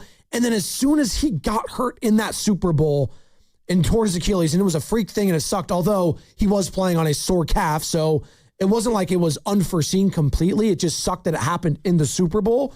I mean, Travis Kelce went off from that. You could look at that point on is when that was the moment Travis Kelce and the Chiefs offense took off immediately is when Dre Greenlaw got hurt. So it sucks because Oren Burks took over and he wasn't replicating that. I do find it interesting, buried in Saturday's news of Deebo, of Pearsall, of just kind of everything going on. Parag Marathe leaving the Niners, I think, is the biggest thing to come out of the weekend. Yeah, what does that mean? So, look, there are a lot of people that praise Parag. Oh, he knows the finances and the money. He has been with the team since I was a senior in high school. God, what 2001. Oh, I thought it was like 1990. He predates Jed. Oh, okay. He's the guy, and this is part of his Wikipedia bio from San Francisco Gate. He's the guy that told Bill Walsh, we don't need you no more. Wow. Because he was an advisor at the time. Now, he absolutely has made the team money hand over fist. It's inarguable. The guy has been an asset. I'm not saying that he hasn't. He's absolutely been an asset. Ralph Barbieri used to hammer this home all the time. If his name was John Marathe, it'd be different. But Parag, people just associate with like James Bond villain level of, because they're not accustomed to that name. Bobby Brown, it's my prerogative. And it's just whatever. But I truly believe the last 7-8 years of Parag, though they signed a lot of guys that we like, the timeline on how long it took for them to sign all these guys had diminishing returns for whatever money that you saved regarding the overall structure of the contract. And I truly believe that he at one time was very valuable to the organization. I'm happy to see him go. Call me one of the few. I think he alienated a ton of players. I think he drug out multiple Trent Williams, and I think those players themselves did as well. Yeah. So they're not to blame. We crushed those players. Parag was a huge element of the anger regarding the Brandon Ayuk thing, and I'm not taking anything off of Brandon Ayuk. Sure. Nick Bosa, Trent Williams, go right down the list. Deebo Samuel, Dre Greenlaw, Charvarius Ward. I think that Parag alienated way more players than he did help their financial books. Why is it? Can I just ask this? If Parag's so great at what he's done the last 10 years, why is it that the Rams always have more money than us every single year to make any move that they want? And I look at the future cap of the San Francisco 49ers, and we're like $40 million over the cap next year and like $70 million over the cap 2 years from now. If he's so good at what he does, why does it seem like the Philadelphia Eagles can afford anyone they want, anytime they want, and they can keep breaking off guys left and right and never have to deal with the issues that we do regarding camp holdouts? Why is it that Jalen Carter, out of nowhere, $150 million contract, and yet the Niners, it's like, I don't know, we're not sure, whatever. I think his value came and went. I'm happy to see him go. Good luck in the future. You made the Yorks a ton of money. I think you drove the players' agents, and the fan base completely insane the last few years, and I'm ready to see you go. You were a good Niner for a period of time.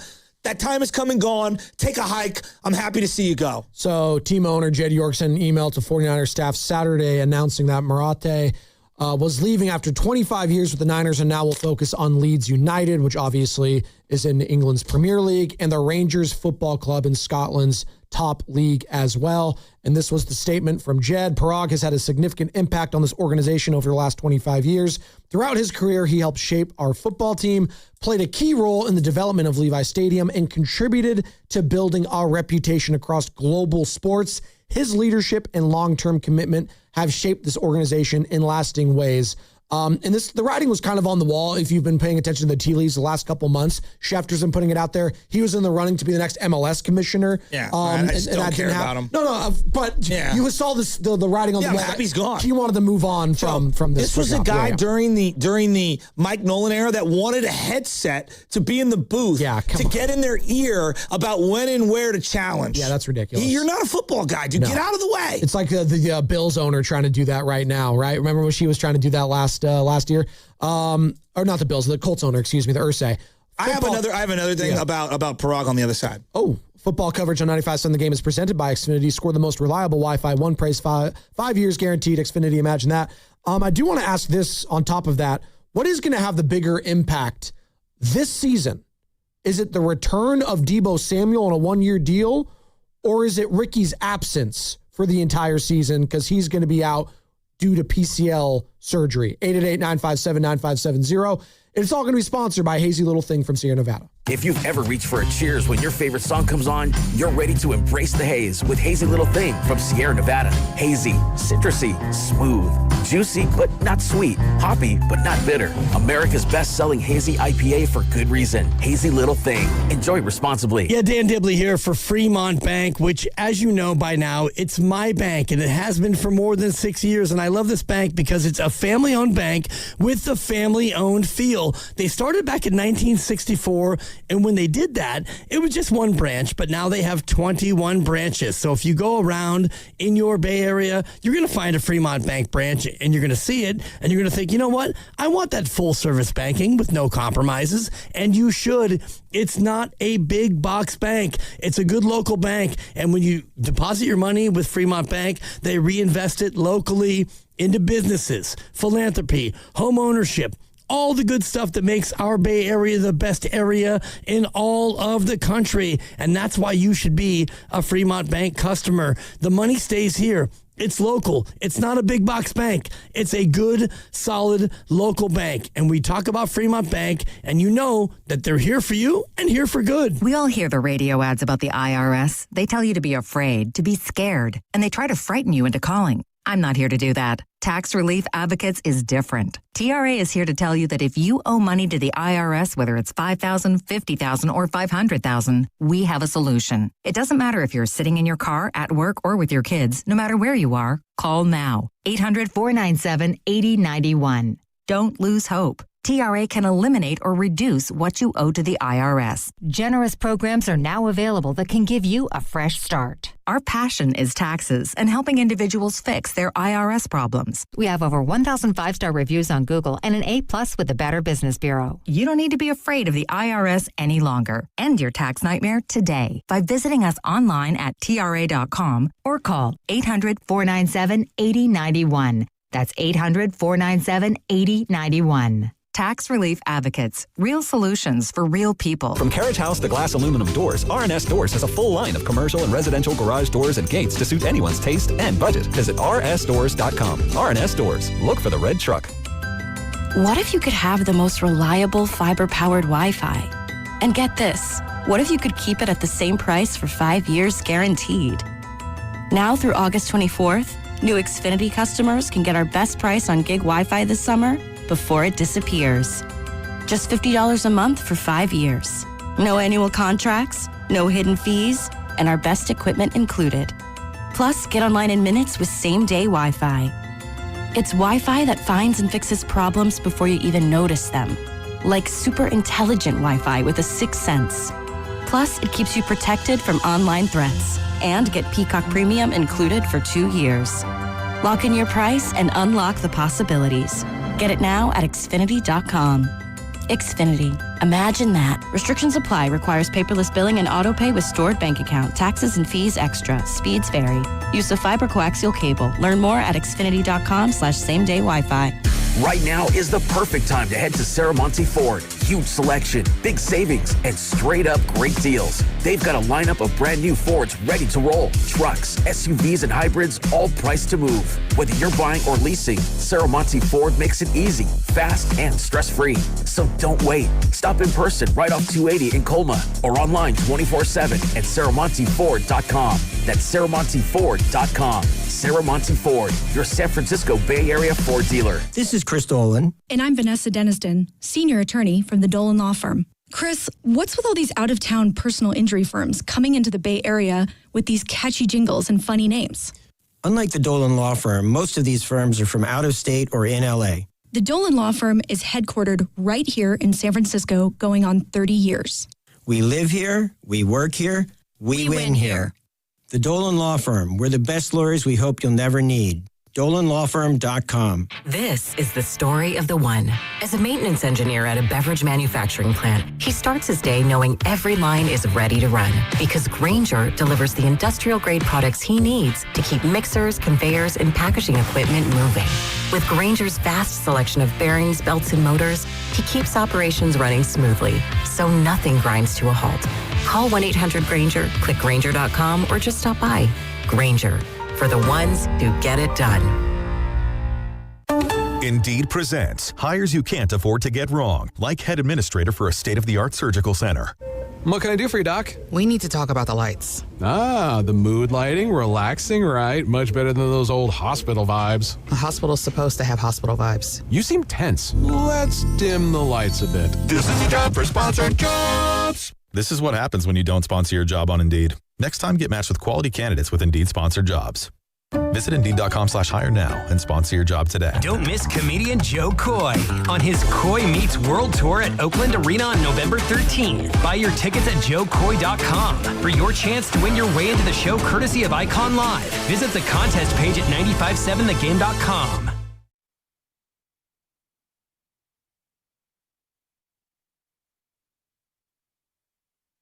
Now back to the morning roast with Joe Spadoni. Find out next time on Dragon Ball Z. And Joe Shasky on 95.7 The Game. Oh, that's Greg Cosell. You know, when football season's approaching, you see more and more Greg Cosell on social media. And we'll see if he'll be joining us here during the regular season as he did each and every week. All right. Last year, Willard and Diz. We're talking Niners training camp. You guys, just put it on pause for a second. Oh. What? Last week, Dan Dibley here at 95.7 The Game. Hey, that's our teammate. Yeah, I'm going to get to him in a second.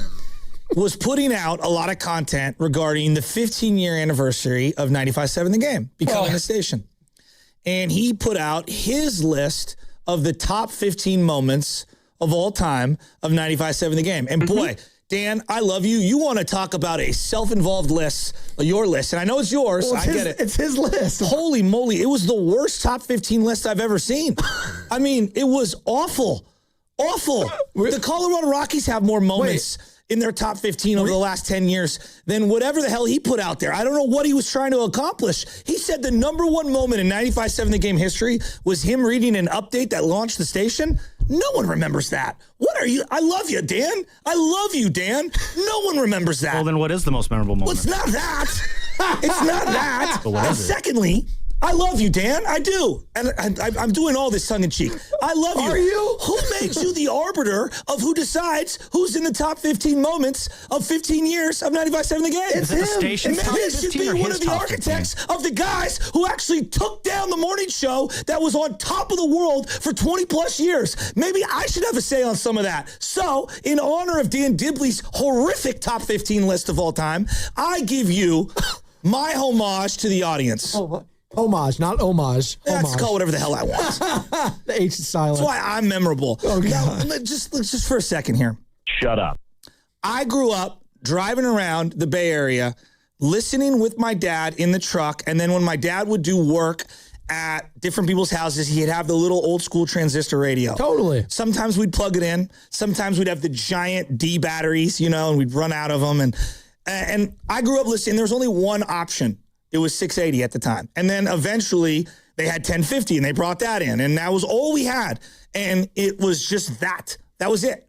You couldn't stream somewhere else. You couldn't listen anywhere else. There was a television show, Bay TV essentially was simulcasting that radio station. I remember that. It And I was used to on call in. Comcast Sportsnet Bay Area at the time. And Channel 40 for me. You'd see Gary and Larry Krueger. Dennis O'Donnell, I used to call into. There's a lot of different people. And so, I hold sports media locally in this market in high regard.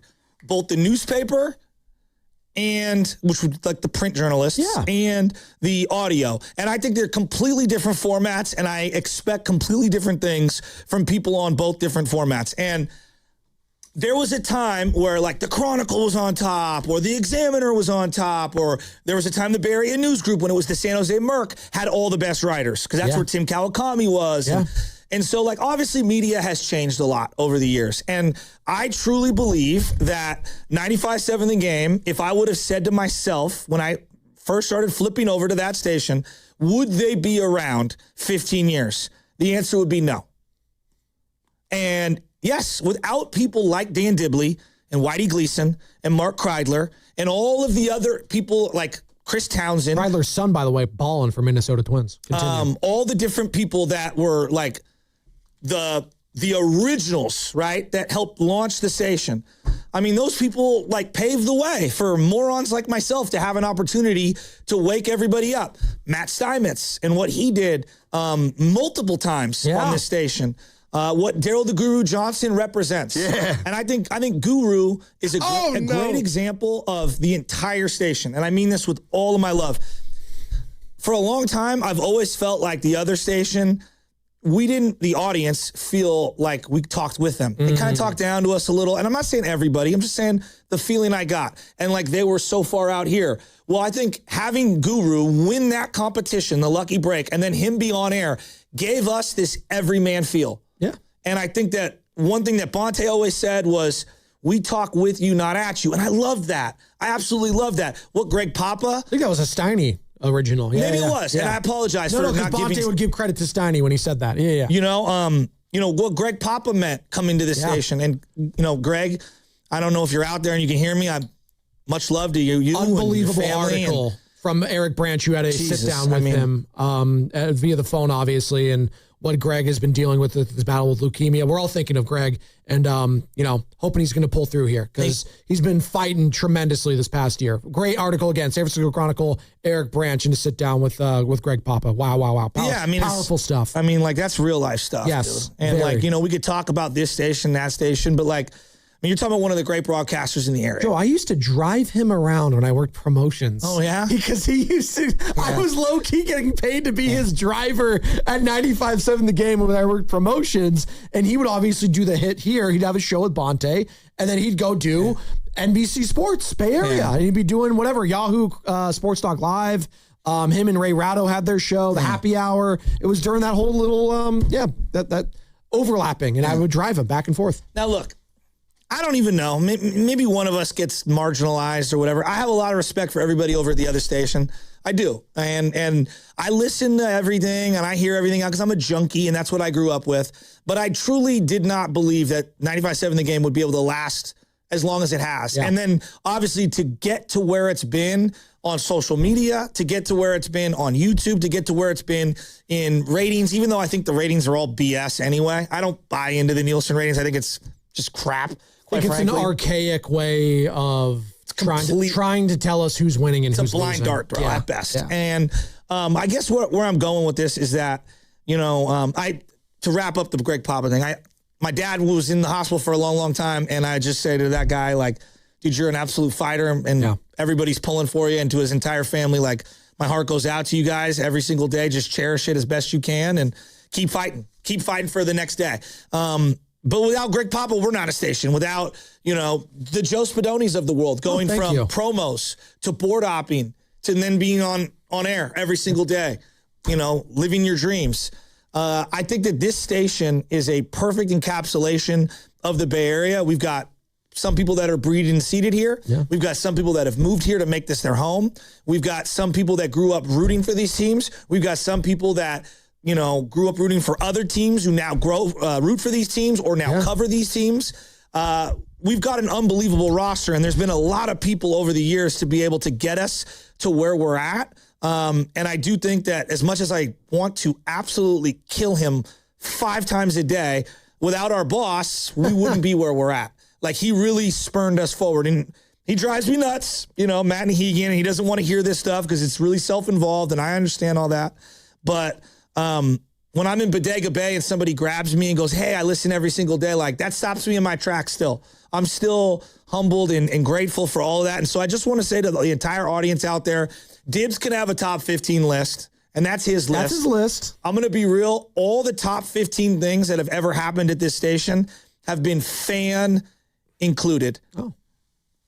Buon Vino, Jack's Restaurant and Bar, when we do these summits. Laughing Monk. The shooting competition, what's it called? Knockout. The Knockout, The Jay Laughing Center. Monk stuff. Our live remotes when we're doing pre- and post-game shows. Doobie Awards. The Doobie Awards. I was going to Silverado Resort in Napa. Are you kidding me? I think the parade, the one where we were on Market Street is an all-timer where I was in the parade. I go back to the ones in Oakland. This station was in all those Warrior parades. Yes. I don't know, man. Like, I want to give love to the people that aren't here anymore, Damon Bruce and Ray Ratto. And you mentioned Whitey. And Whitey Gleason and Chris Townsend. And look, even Aubrey Huff and even his, I know, but even he has some Eric Davis, Brandon Tierney. There have been a lot of different people that have come, made this their home. And anybody that Ryan Covey, anybody who I didn't met, Matt Kolsky, we've had a really great run, and we don't know. Maybe our lights get blown out like The Sopranos one day and the music stops. Yeah. But I'll tell you this, I'm going to show up every single day,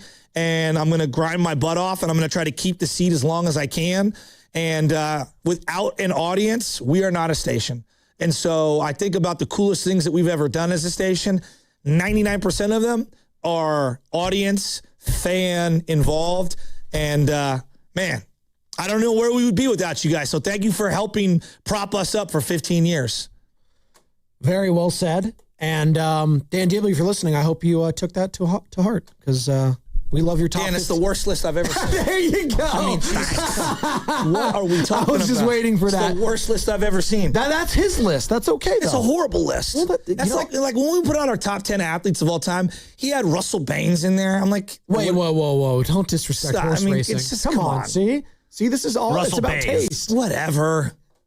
Over Willie Mays, Jerry Rice, Joe Montana, Barry Bonds, and Steph Curry. Could any of them ride a horse? It's his flag. It's most ridiculous. It's his top 10. All right. Where does his list rank on the all-time lists? Very low. It's not a top 100. By the way, you did reference the Sopranos and the lights going out. Rest in peace, Vincent Pastore, who portrayed. I can't say his actual nickname on air because I'll get fired. But Sal Bompensero, great television character. He was, but he was a great actor. He was fantastic. Yeah, he was. Being a little cat. He was a big cat. That was his nickname, Big Cat. How about you say that? But yeah, rest in peace. He was 80 years old. God, he didn't look it. Not have one Steiny and Guru screaming and yelling match on the top 15 is ridiculous. Well, he was in between some of those screaming matches when it was Steiny, Guru, and Dibs. I produced that show, alongside Kyle Madsen. Another guy, Kyle Madsen, from behind the scenes. We love Kyle. He had a great piece this weekend about potentially the Niners and a Brandon Ayuk reuniting. You should definitely check it out. Get out of here. What happens is you click on the link and it just says no. That was it. It was great. Harrison Bader has a better chance of taking a photo op with the fire department than Brandon Ayuk does of ever being able to come back and play for the 49ers. After what he did when Shanahan was in that accident, it's disgusting. Oh, that was Brandon Ayuk. I don't think anyone's condoning anything Ayuk He needs to grow up. I'm so done. I don't even want to hear his name. I just had to shout out Kyle because that was just brilliant, theater of writing from him. You're listening. I'm with Dibs. I'm sorry. I'm with Dibs. Dibs, thank you for telling everybody it's been 15 years. It deserved to be put out there. I wish we did a little more pomp and circumstance around it. I echo your sentiments, but dear God, you got to mix it up and throw somebody else up in there in that top 15. Jeez Louise. Thanks. I mean, come on. That was well timed. You don't have Steiny and Willard going at it? Don't put words in my mouth? That was great. Way better than your update to start off the station. That was on our show, wasn't it? Our crossover? Who cares? One might say a top 5 or a top 15 moment might be when Bonte would go back and forth with this man joining us next, Brian and Palo Alto. Brian! Dude, I might put up my top 15 callers list. Oh, he's top 5 for sure. He might be on Mount Rushmore. Hey, Brian. Hav and Vacuolo. Top 15. Top 15, man. That's insulting. I said top 5, Brian. I said top 5. What's up, dog? Thank you. Hey, how you doing? Man, I just heard about Big Pussy from Sopranos, man. That's a bummer. You can't say that, Brian. Now you're down in the top 20. You're done. It's over. You can't say that. Call back. Call back. And he's done. Call back. It was dumped. Alcatraz. Yeah, come on, man. One day. Tell him when he calls back, you call back tomorrow. But you can't. Come on. I literally was just skating around while you can't say that word. Guy thinks he's on one top 15 list. Lets it go to his head. Oh, my God. And here's the other thing with the Dibs list, real quick. Dibs says he started the station off as the first voice. Townie told me forever when I would do nights with him. Oh, Townie! We didn't reference Townie. Townie claimed he was the first to ever utter words on 95.7 The Game. Townie also claims, I'm the only guy to ever do Giants postgame and A's postgame. I've got the greatest 95.7 The Game stat that not even Jason Barrett knows. Yeah. Okay? That's coming up next on 95.7 The Game. That was my Townie for you. Oh, and we never reference Rick Tittle on 95.7 The Game. Gotta have him at Griddle. Come have him at Griddle with Tittle here. Get in the queue and we'll talk to you. This is in honor of Dibs' horrific top 15 list. What is your favorite moment in 95.7 The Game history? Well, that's what one. I would ask the audience. So forget what we think. What do you guys think? You're the audience. You're listening to 95.7 The Game. KGMZ FM and HD1 San Francisco and Odyssey Sports Station in the home of the Golden State Warriors and Valkyries. Always live on the free Odyssey app. Coming to you live from the Laughing Monkey Studios. Oh, Bonte apologizing to Jimmy Garoppolo. And then a week later, Jimmy breaks his ankle. He's out for the year. And he's in depression mode. He's like, this season's over.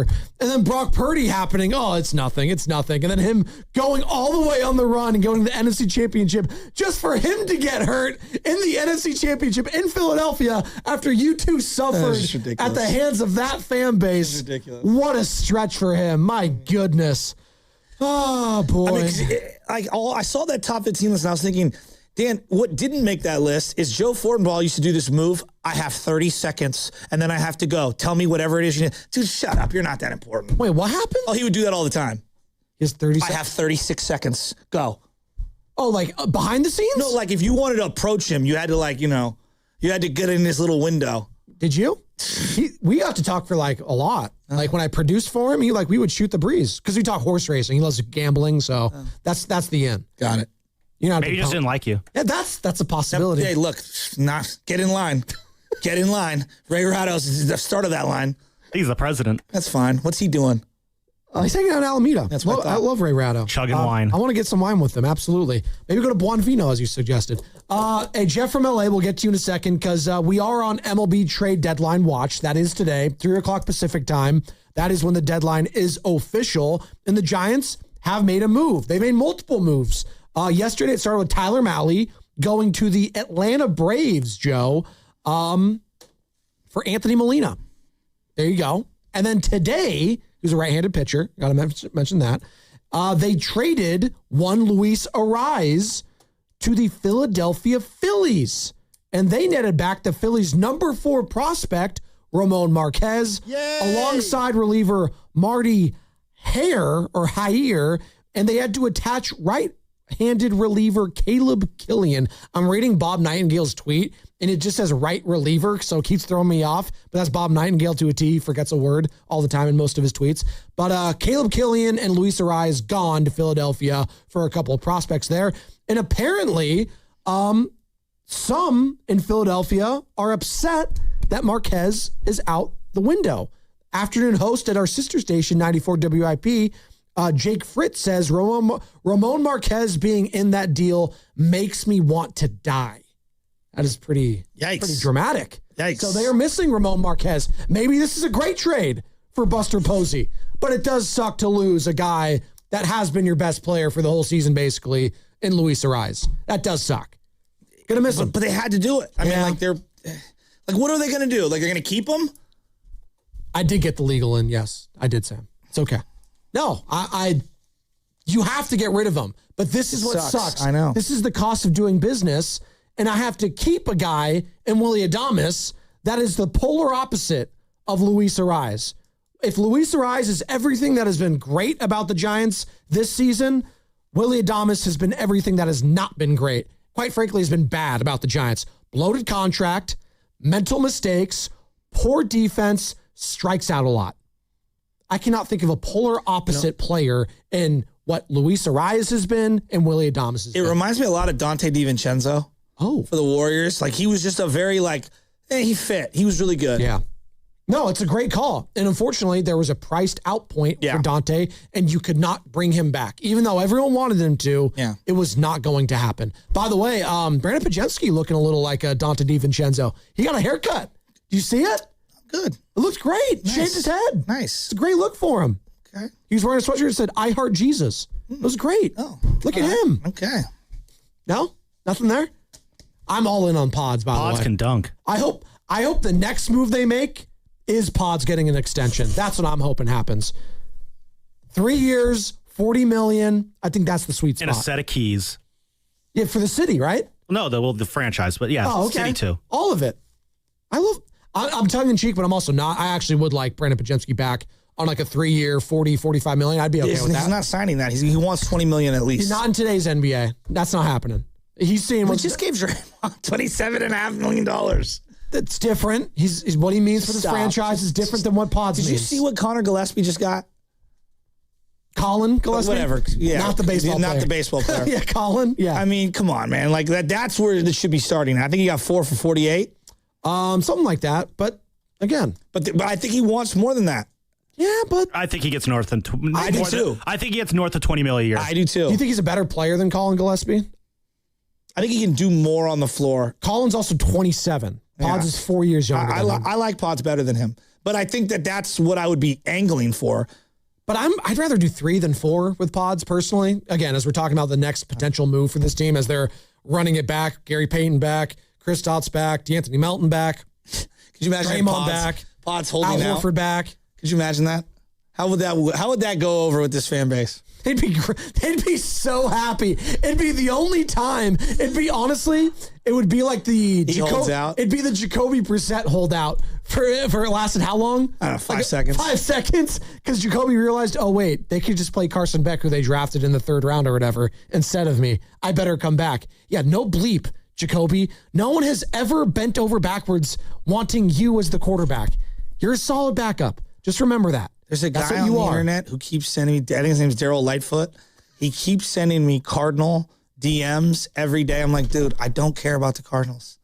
Why does he think he's a Warrior fan too? Why do they think you like the Cardinals? He's like, we're going to be good this year. I'm like, no, you're not. Jeff from LA wants to join the conversation in regards to the Giants. What's up, Jeff? Good morning, guys. I'm sad like everybody else. Absolutely. I've been a Giants fan since the 1970s, and I have to tell you, I think Luis Arraez is one of my top 5 favorite Giants of all time. Wow. And I just love watching the guy play. Yeah. I love a guy who bats to ball skills. He's been a phenomenal defensive second baseman. And he, this Susan Slusser was saying in an interview, he brings such joy. And I am so sorry that he's gone. I get it. I completely understand it. It sounds like Buster did well. It sounds like the Philly fans are having meltdowns over this pitcher that the Giants got. So that's a good sign. But I'm really, really sad about this. But I want to talk to you guys about the whole Willie Adames thing, because I called a couple of Saturdays ago. I spoke with Sam and the other guy whose name I don't know. Dan Devone. Dark hair, tan. Yeah, great guy. They're great. Nothing against them, but I kind of railed about Adames. And they were very polite and just said, you sound like you're a bit bitter, and we understand that. But some guy called in later and was like, he's the worst kind of fan you can possibly have, because we are not allowed to say anything negative about Willie Adames or anybody else, because everybody gets their panties in a twist. I'm so sick and tired of this nonsense.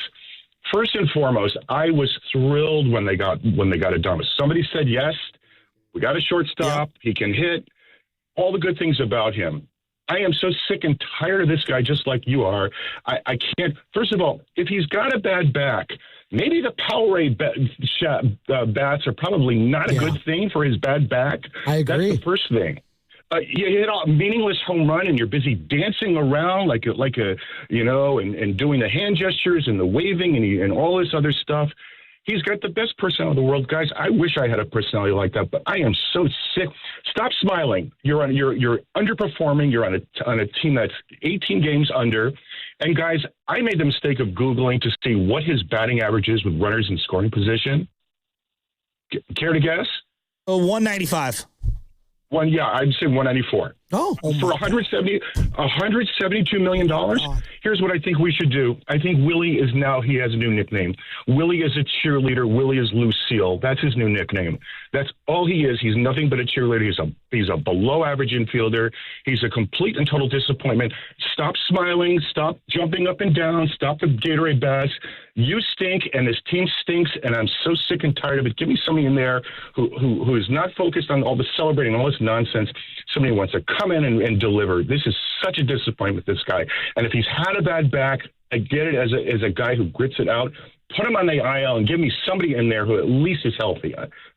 That's my 2 cents. I'm just so tired of it, and I'm so tired of our fans. Oh, you can't say anything. You can't boo. You can't hurt their feelings. You know what? Give me $172 million to hit 194 with runners in scoring position, and you can boo me as much as you want. That's Jeff from LA. That's a walk-off. And Fuego. Okay, so it sounds like for Jeff, the only way that this could be a successful deadline is to move off Willie Adames. He said he can't Got bad news for you there, Jeff. He can't even smile. I remember that call. Willie's So not allowed to this was smile. the morning after the Giants walked off the Angels, and Jeff called in just mad of how much the Giants celebrated that walk-off win. And Dan and I's point was just like, you know what? You get so few moments to be happy this season. When you have a moment to be happy, you got to jump on it. Like, I get where Jeff's coming from in the grand scheme of things, but like, our whole point was you can have fun in the moment. My favorite description is Dan Devone and him saying, yeah, that guy with a tan and black hair. That's Dan Devone on 95.7 The Game. Check him and Sam out every Saturday, 9 to 12 during the Giants season. Jeff, Jeff's a good guy. No, he's very passionate and he cares. And I think a lot of Giants fans are also very passionate and care about the reconstruction of this team, which is starting today. This is where it starts. You have got to shed some of the salary and bring in prospects.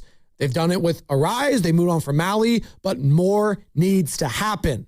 888-957-9570. And when it does, we'll be breaking it all down right here on 95.7 The Game, brought to you by Safeway. Head to Safeway this week for a Signature Select 80% lean ground beef for $4.99 per pound when you buy the Mega Pack. Clip coupons from the weekly mailer or download them from the Safeway app. See you in the aisles. I'm Sam, owner of Marino's Landscape. With my Chase Inc. Business Premier Card, I earn unlimited 2.5% cash back on purchases of $5,000 or more. So everything I buy to run my landscaping business gives me cash back to help throw a big thank you party for my team. For all they do. Chase Inc. Cashback built for every business. Find the right card at chase.com/Inc.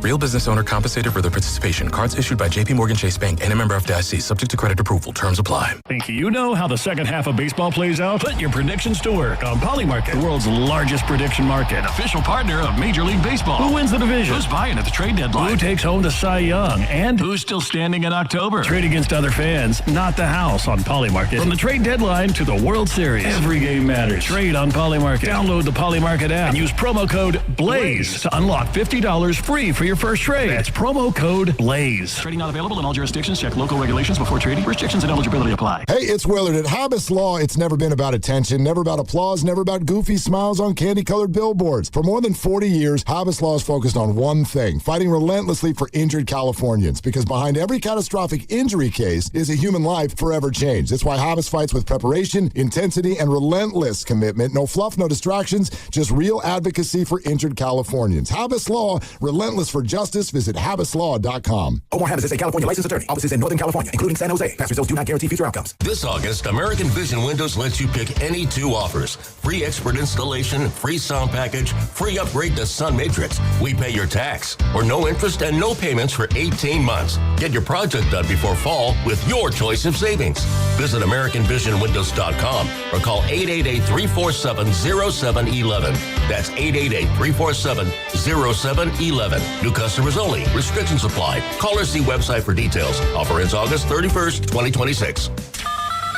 All guests on 95.7 The Game appear on the River Islands guest line. Dub Nation, this is Jimmy Butler, and you never know when I'll be on the River Islands guest line. Dub Nation, this is Stephen Curry, and you never know when I'll be on the River Islands guest line. So make sure to keep it locked on 95.7 The Game. River Islands in Lathrop is the best-selling master plan community in all of Northern California. With its lakes, parks, trails, and collection of new home neighborhoods, the good life can be your life. Isn't it time for you to discover the islands? Finding great candidates to hire can be like, well, trying to find a needle in a haystack, but not with ZipRecruiter. Its powerful technology actively finds and invites qualified candidates to apply to your job. So while other companies might deliver a lot of hay, ZipRecruiter finds you the needle in the haystack. See why 4 out of 5 employers who post a job on ZipRecruiter get a quality candidate within the first day. Try ZipRecruiter for free at ZipRecruiter.com/team. That's ZipRecruiter.com/team. ZipRecruiter. Get in the zone, AutoZone. John's day is off to a slow start. So he heads to AutoZone, where he can get a battery for under $100.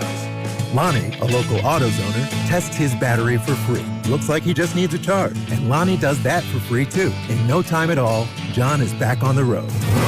Ready to finish the day strong. Free battery testing and charging at every store. No hassles, just help. Get in the zone, AutoZone. Restrictions apply. You're still glowing, flirting, grooving. You've still got it. But your immune system weakens as you age, making it harder to fight illnesses like pneumococcal pneumonia and RSV. Vaccines are a key part of any health routine and can help protect you from getting really sick. Ask your doctor or pharmacist which vaccines you need. See more at PfizerForAll.com. Sponsored by Pfizer.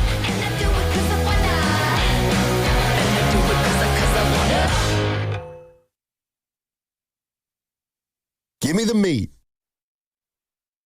Now back to the morning roast with Joe Spadoni. Who wants to go to a Giants game? And Joe Shasky on 95.7 The Game. I still think people will, even after this trade deadline, even though Luis Arraez, the Giants' best player and all-star, is no longer part of the team. He is now a Philadelphia Philly.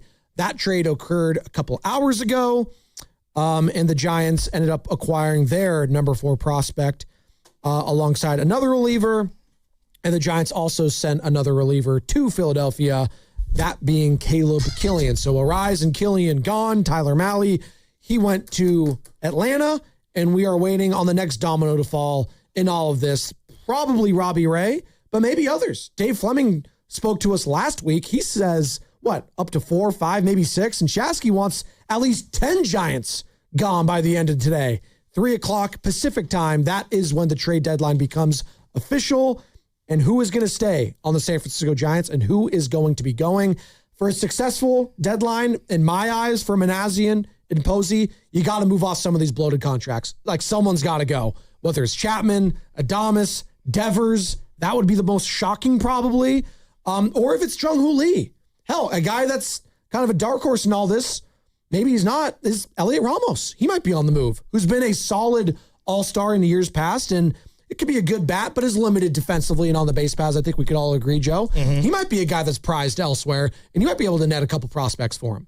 Yeah, I was sad to see Tyler Mahle go to the Braves because I thought the Braves would want more, more of the better players on the Giants. Yeah, because you assume that you're having conversations with these teams about everyone. Yes. And that doesn't mean that you can't revisit some down the line. It's very rare you do 2 different deals. Exactly. With the same team. Yes. I keep coming back to this 15-year, 95.7 The Game question. What is it in reference to? Dibs tweeting it out, right? Yeah, well, we just celebrated 15 years as a station. Which is pretty incredible. I do want to give ourselves, what is Guru's famous drop? Give yourselves a round of applause. Let's go. If you were to just put together a list of the top 15 callers, it doesn't have to be in order, just the top 15. BPA's on the list. All right, give me some music, Sam. BPA's on there. And we might have to go to Sam because I'm not putting Tony in Oakland on there. It's different from the roasters, right? Because that's different. I'm going the full station. Okay, Robin. Robin in San Francisco. Robin in SF.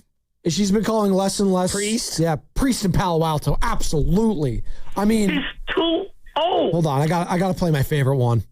I can't stand to see greatness rot before my eyes. It's all time, Bobby man. Los Altos? I think Bobby Los Altos might be a top 5, top 15, excuse me. Okay. But I don't want his head to get too big because he's a little too confident when he calls. I love you, Bobby. Okay. How about Coach and Vallejo? Coach is a good one. I get I get Coach and I get Leroy in Oakland mixed up a lot. The downfall is near, and it's coming hard. Robin St. Bruno doesn't call anymore. He doesn't call us anymore. Up there, though. I got to put him on there. Robin St. Bruno. I think we learned that he was a Bonte guy and he's not really a Spadoni guy. Mike? It hurts. Filmos for sure. Filmos on Mount Rushmore. He does our open. Hey, I'm Ludman. I'm going to be at Freeman's and Pike. And he does the best white guy impression at 95.7 the game for sure. Good.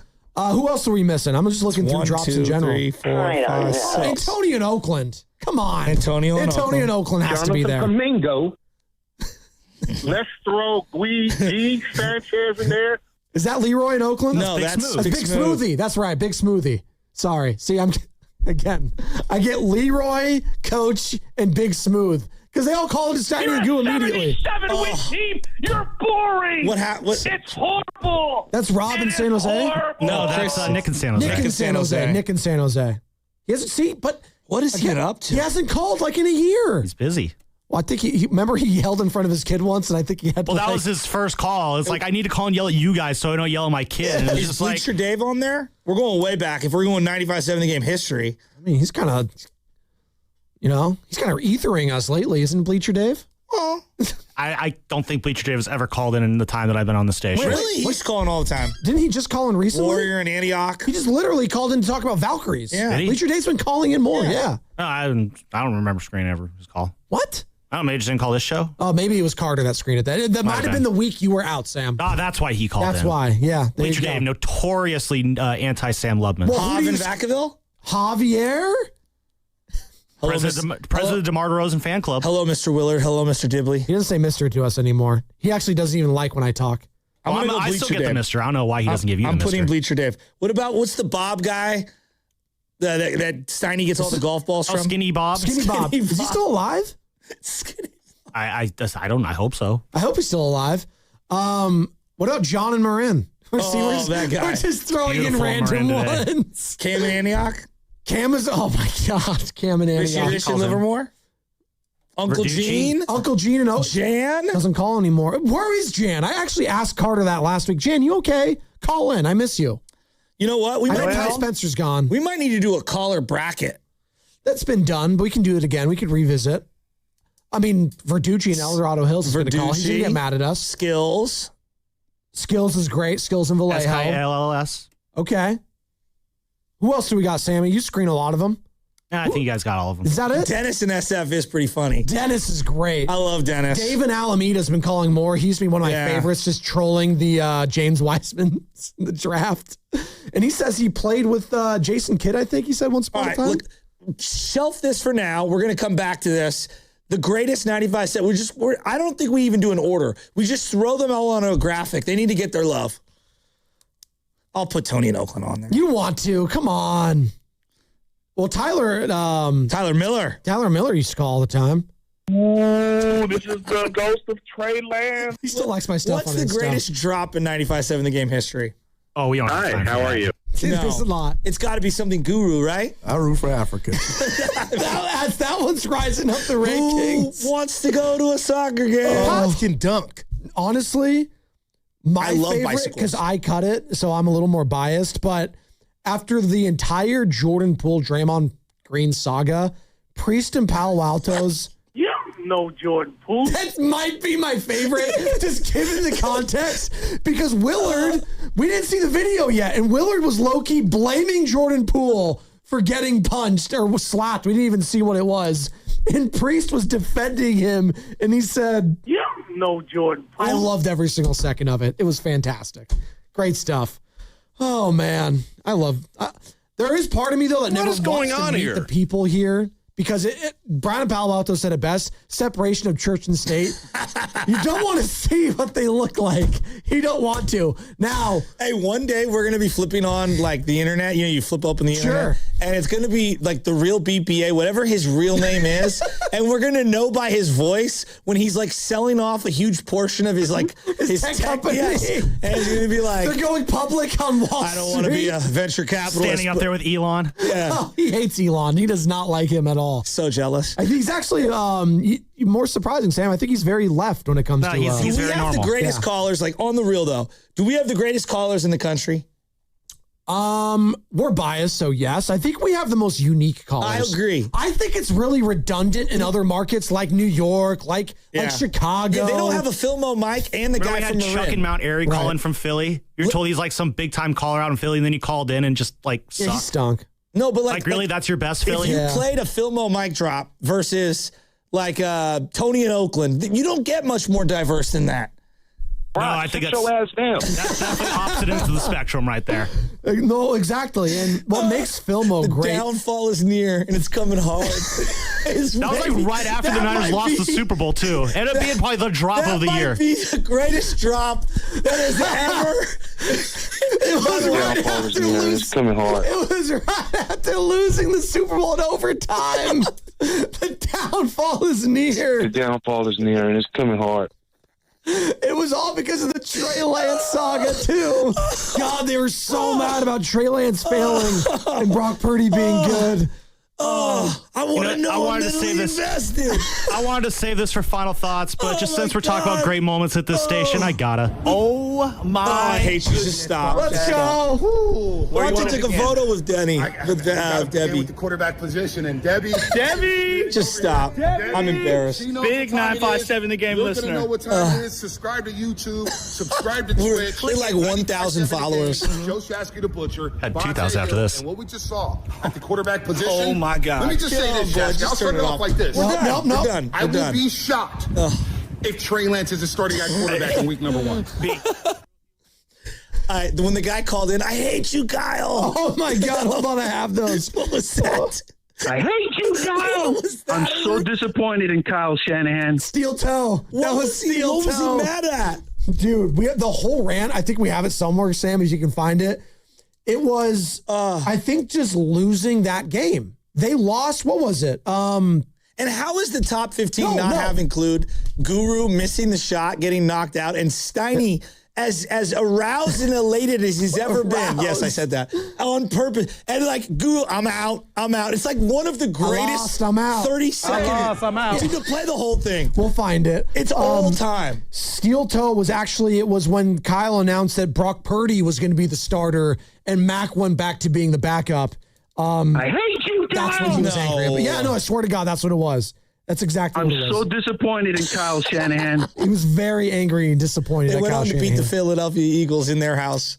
What are the best drops and bites? Honestly, what was that, Jeff in L.A.? That might have been the best Giants call we've had all year. That's pretty good. When it comes to being mad at one Willie Adames. God. That guy, he said he never wanted to see Willie Adames smile. Yeah, that's a little hard. But that's how angry some of these diehard Giants fans I'll are. Agree. At Willie Adames, at Rafi Devers, at Matt Chapman, who's been hurt. I'm probably a little lower on the hate for Matt Chapman than I am with, again, sports hate of Willie Adames and Rafi Devers.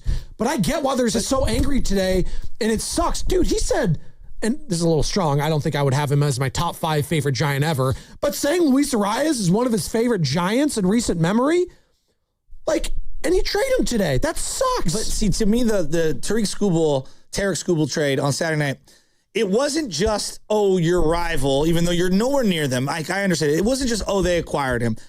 The 2-time defending World Series champs with a payroll of hundreds of millions of dollars deferred, already with a massive payroll for this year, with one Hall of Famer in Freddie Freeman, another Hall of Famer in Mookie Betts, another Hall of Famer in Shohei Ohtani, potentially, potential, impact all-star for years to come of Yamamoto. Hall of Fame manager, by the way. Dave Roberts is going in. Former multiple Cy Young Award winner Blake Snell. Yep. Get multiple Cy Young Award winner Tarek Skubal. Give up very little, it seems like. Yes. Simultaneously, you contrast that with the Giants are not going to pay Harrison Bader until he comes back from his scooter drunken accident into a San Francisco Fire Department engine that ran over his foot. Meanwhile, the manager is defending the $200 million shortstop who stunk to the high heavens that he's not working out enough because the guy, Ron Washington, who everyone in baseball loves, told the Apple broadcast, I'd like him to work out a little more with me. Oh, and by the way, we have to get rid of Luis Arraez, who's been one of the silver linings, all while Casey Schmidt is going through some sort of rehab process with a messed up meniscus. Torn meniscus, yeah. But other than that... And you lose 3 out of 4 from the Padres. Oh, and you're 18 games under. I mean, it's not just that the Dodgers did that. It's like, it's just the backdrop of everything that's going wrong with the Giants. You know that meme where it's the... It's just it can always get worse. That meme with the 4 dragons and 3 of them look badass and the other one looks derpy? The Giants are the derpy one right now. Them and the Rockies. I thought you were going to go to the dog in the burning room meme there. You can do that one. Everything's fine. Sipping the coffee. Or it's the little girl turning around on the swing smiling and there's like the burning house in the background. That's Farhan when he left the Giants. Oh my God. But that's what it feels like right now. It's like you're the Arizona Cardinals within this division full of, the Dodgers, the Padres, and the D-backs. They're all contending. They're all trying to contend and competing. And you're closer to the Colorado Rockies, who have been a laughingstock in baseball for how many years now? Would they trade spots with you right now?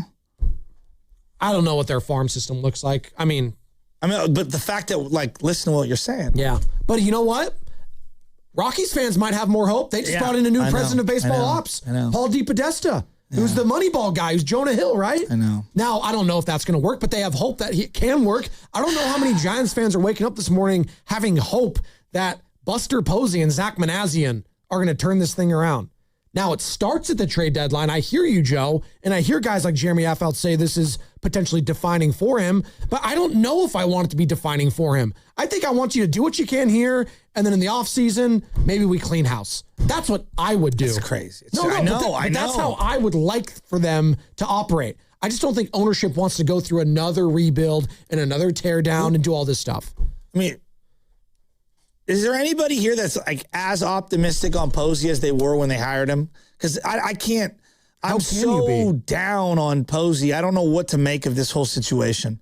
I don't even know how he could pull himself out. Justice De Los Santos joined us on Friday, covers the Giants for the Bay Area News Group. This is how he defined a potential successful deadline for Buster Posey.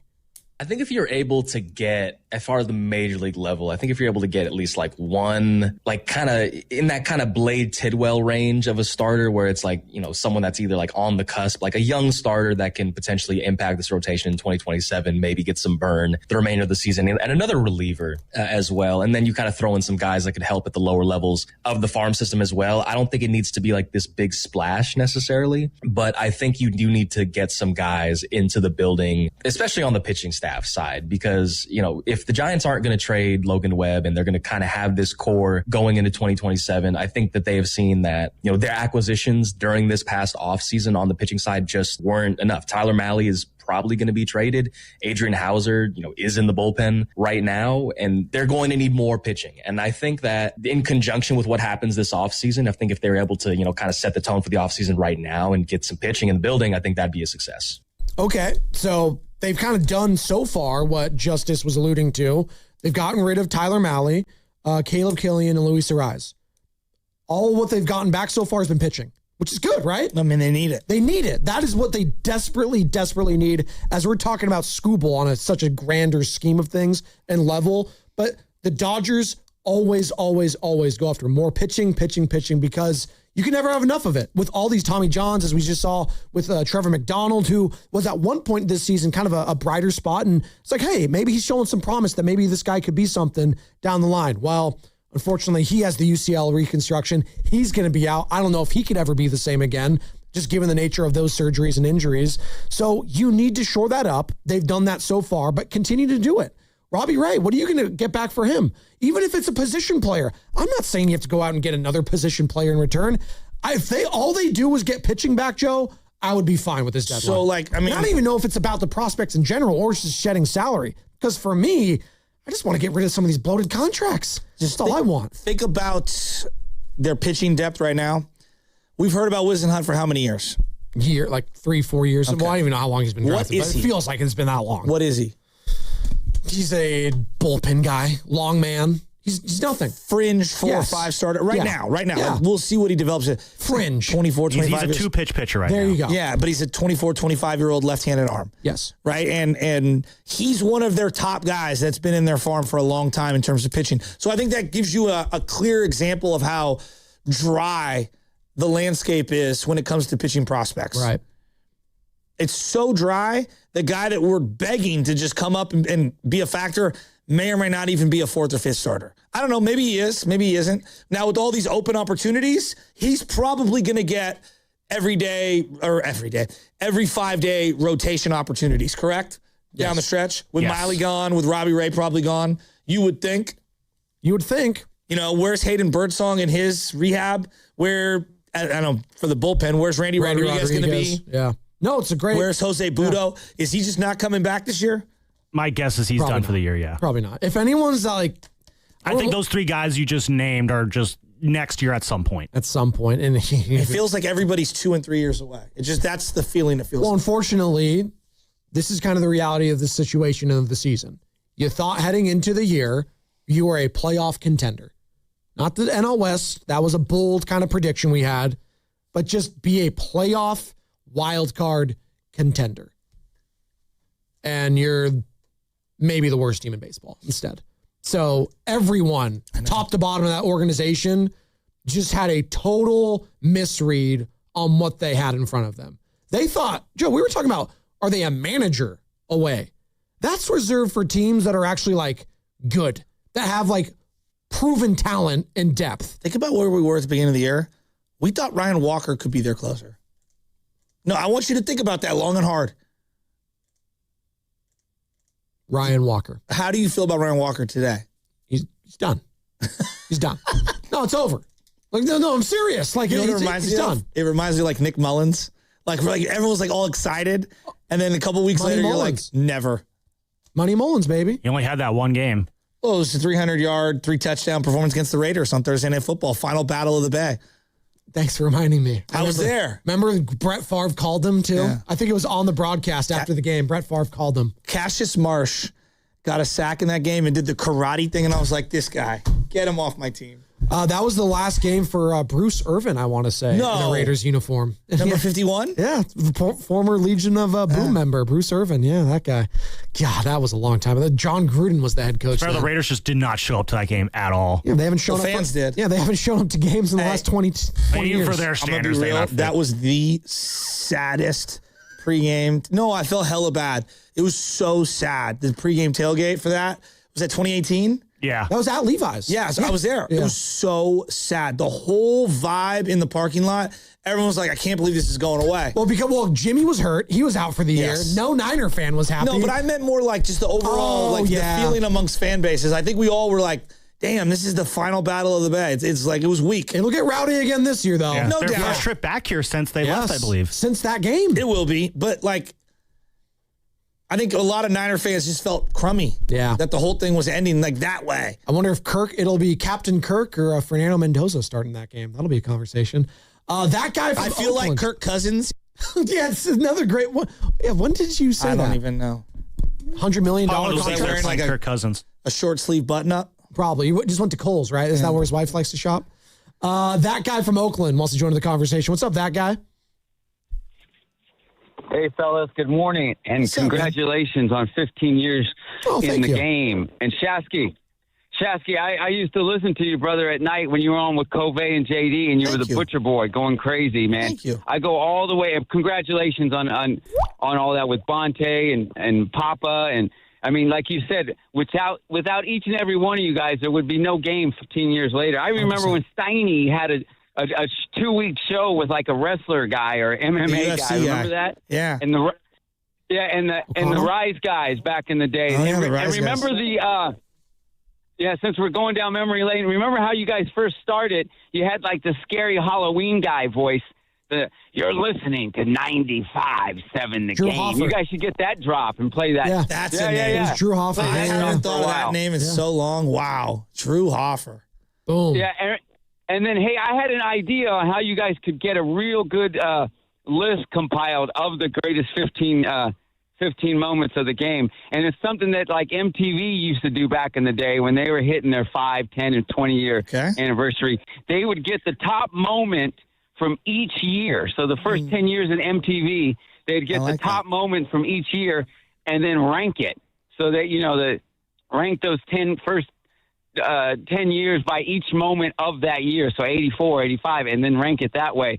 But, hey, and then the last thing I want to say to you guys, besides congratulations, is that my favorite moment, and I hope this was on the game. I want to say, because Shasky, just like you, I was born and raised in the Bay, brother. I got season tickets to the Valkyries, the Warriors, the Niners. I used to have the A's. I'd hang out with Ricky Henderson in the dugout because we were a part of the sports nutrition cytosport that we would deliver goods to the A's dugout. In fact, we were responsible for the DHEA that McGuire was using, unfortunately. Okay. But What is going on, that guy? You gotta land the plane. We're talking about distributing steroids? My favorite moment, though, was this one. For the first time in 47 years, the Bays team is the best team. That was 2015 on June 16th. Yeah, that wasn't us, but that's okay. That was a good moment. That wasn't us. By the way, a little breaking news here. John Heyman, MLB Network. What? The Red Sox are getting close to acquiring Adley Rutschman. Arson Rutschman? Really? Yeah, Arson Rutschman. Relax. Get Bonte on the phone. Teams are talking to the Rangers about Mackenzie Gore, Nathan Eovaldi, and Jacob Latz. Nathan Eovaldi, 3 Tommy Johns. The Astros, by the way, in a down year, are going to win that division. That's... Have you seen Yordan Alvarez's numbers? He's insane. That's what a DH looks like. Jose Altuve. George from Orinda wants to shout out Dibs. All right, George. Give him that last 2 months that Gunnar Henderson got with the Orioles last year. Audi Rutschman, who we're going to see in the home run derby. No, my favorite part of that is Jesse saying, yes. Yes, you are saying it correctly. That is right. Pronunciation. I hate you guys. Brought to you by Audi Q8. What's up, George? Squirt. Are you okay? Yeah, he did the squirt. Oh, that was... I love the new... No, I think he said the first part. It was Dan Dibley here. Squirt. That's what it was. We still have that somewhere in the system, by the way. George just did it for us. Richie in Queens, by the way, he's got to be top 15 at this point. It's been the summer of Richie. Brubaker? I mean, come on. He says, I can't imagine my life without him in the bullpen. I can't imagine. Said that today. He did. That's quite the 180 Can I there ask a for question? Richie. Was that guy basically saying that he was the one supplying Jose Canseco with steroids? He said Mark McGuire. Yeah. That's why I asked for some. You want to get a sponsor in the morning roast? No? If you think about it, Ayuk and Debo. Oh, God. Juwan Jennings on third down. George Kittle. You got Ute Juice. You got CMC. I hate you guys. It makes me very uncomfortable. How many times have you said that on these airwaves? Is this still The make Warriors us will uncomfortable? be a boneyard. Oh, my How God. about when Brianna in Detroit called in that one time? Oh, I have. She's fashionable. I know some people. Sam follows her on Instagram. I What? think. Yeah. Sam, you follow her on Instagram? She follows me on Instagram. Oh, the plot thickens. What? I think Adam in the City does too. Hey, pause. I don't know if he's on the close friends list, though, like I am. He's not. Well, you know who is on the close friends list? Wait, This you're guy's on joining her us. close friends list? I don't know what you're talking about. No, the guy that's close friends of the show and the station, and I used to work with him at 95.7 The Game, producing for Rick Tittle. It's Filmo Mike. What's up, Filmo? Filmo! Hey, what's poppin', blood? Hey, how y'all go clown Cuz for, y'all said that was the other station. That was Tim Roy. I know. It was, but it was when he was on the other We just station. didn't have it. We just didn't have it. We didn't have it then. We can't What play. you mean when it was on the other station? Yeah. We didn't get him till like 2016, 2017. Oh, well, I suck. It's all good, dude. It's all good. What's up with you? He just got on and left. He's like, I'm messed up later. Oh, what's up, Filmo Mike? Oh, man. Hey, Filmo, you called earlier. Call back tomorrow, Filmo. Call next week. Oh, you listen All to right, me. love you, Filmo. Love you, Filmo. R.I.P. Lucas Alexander. Yeah. Miss him. Miss Lucas. He's still alive. No, he is. What's the greatest take that this station has ever had? Caller or host? Boy. That's a great question. Probably Steiny saying eventually the Warriors are not going to be good. Well, you said for a decade. If you said for a decade, I'd rather be the White Sox. I'd rather be the White Sox. I'd rather be the White Sox. Reds are frauds to me. I do have to say. What a damn Super Bowl. They were frauds that year. Damn it. When Bonte came in and was like, I really think that Trey should go to the CFL. Pat, he was dead serious. He was right. Well, no, he's still in the NFL. Yeah, but he's a backup. He might have been right. I'd rather be a backup in the NFL than a starter in the CFL, right? Come on. I mean, Doug Flutie had a hell of a career. Flutie Flakes, come on. Who's more remembered? We need the Lance Loops, the Lance Fruit Loops. There you go. God. Okay, real quick. I got a couple minutes here. Maybe I should say this for my final thoughts, but I don't want to. Did you see what happened last night? Spider-Man? No. Oh, what? The Love Island winners were on with the guy. Come on Bravo. Oh, he has a new boyfriend. Watch What Happens Live. What's the guy's name? Andy Cohen. Andy Cohen. Yeah, love Andy Cohen. I saw him do a speaking event with Anderson Cooper like 10 years ago. Okay, so he had the two couples. And yeah, they had Anaya and Carl, who were not the winners, but they were in the finalists group. Yeah. And then they had Bryce and Trinity, a.k.a. Brinity. So there was I call it bleacher seating, the ones that were up, and then there were ones that were down. Carl and Anaya were on the top. Yes. And the ones at the bottom, oh my God, they were lovey-dovey. Yeah. I mean, they were holding all over hands. each other. Oh gosh. They're selling it well. Yeah, it was fake. 100% fake. 100% fake. And Michelle said, I bet Joe's watching this right now. I haven't yet. I was actually watching the new Spider-Man movie over the weekend. Took baby girl for her first movie. Had a little. How'd that go? It was great. She slept the entire time. Nice. So she was incredible. Talking about the performance of the weekend, baby Natalia sitting quiet for 2.5 hours at Grand Lake Theater while Nicole and I watched Spider-Man Brand New Day. And I got a new ranking, Sam. Top 5 Spider-Man movies ever. Number 5. Number 5 is going to be Spider-Man 3. Just for the memes alone, it still holds up with Tobey Maguire, Venom, Eddie Brock, all of that. Sandman. The dancing scene alone when it's the evil Spider-Man is great. Sam, I'm going to take as much time as I want to. All right. Number 4. Number 4. All right. Number 4 is going to be Spider-Man Homecoming. It's a good one. You know why? And a lot of people don't like Homecoming as much of the Tom Holland generation. I think Michael Keaton as the Vulture, he's pretty good. Is one of the most underrated villain performances in the Marvel Cinematic Universe. He's got the pointiest eyebrows ever. He's great. He just plays a good bad guy. Well, he played Batman too. He does, but we associate him as Batman more as a good guy, but not as a villain. He plays a villain very, very well. I get confused because I don't know what universe and what world I'm in with, because each Spider-Verse. Sure. When I click on them, I don't know. I'm watching the shorts with the little kids. Yes. Spidey. Yeah. And Spidey and Amazing Friends. Thank you. Totally. LJ obsessed. I think they're technically part of the Marvel Cinematic Universe if you want to do that. Number 3. Spider-Man Brand New Day, the recent one that is in theaters. That's pretty good. That is definitely the best Tom Holland. Oh, the one that's Spider-Man, in theaters. the one that's in theaters right now. Oh, okay. He is amazing. Okay. He gives his best performances. I think the storyline is incredible.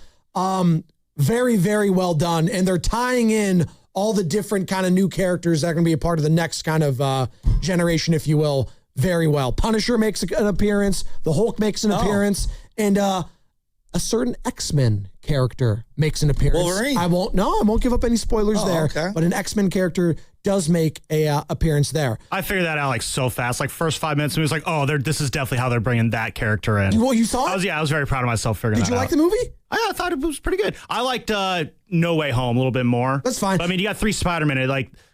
That's just when the 3 Spider-Man jump off the Statue of Liberty together. That was one of those moments like, oh my God, I can't believe I'm watching this right now. I love that they did that. No Way Home was good. I just didn't love the whole Doctor Strange. I don't like Doctor Strange. The whole thing. It's too much for me. Don't like it. And I also didn't love Mysterio in the Far From Home one. That one pissed me off. They spent the first half of the movie being like, Mysterio's a good guy. I'm like, stop this. Stop. We're not idiots. All right. And the gold standard to me, and Spider-Man 1 is going to be my number 2, and Spider-Man 2 is going to be my number 1. That checks out. It's just Doc Ock. That was one of the greatest villain performances. Alfred Molina's on fire. The whole arc of him and Peter Parker, MJ, Harry finding out that Spider-Man killed his dad in the first one. It's fantastic stuff.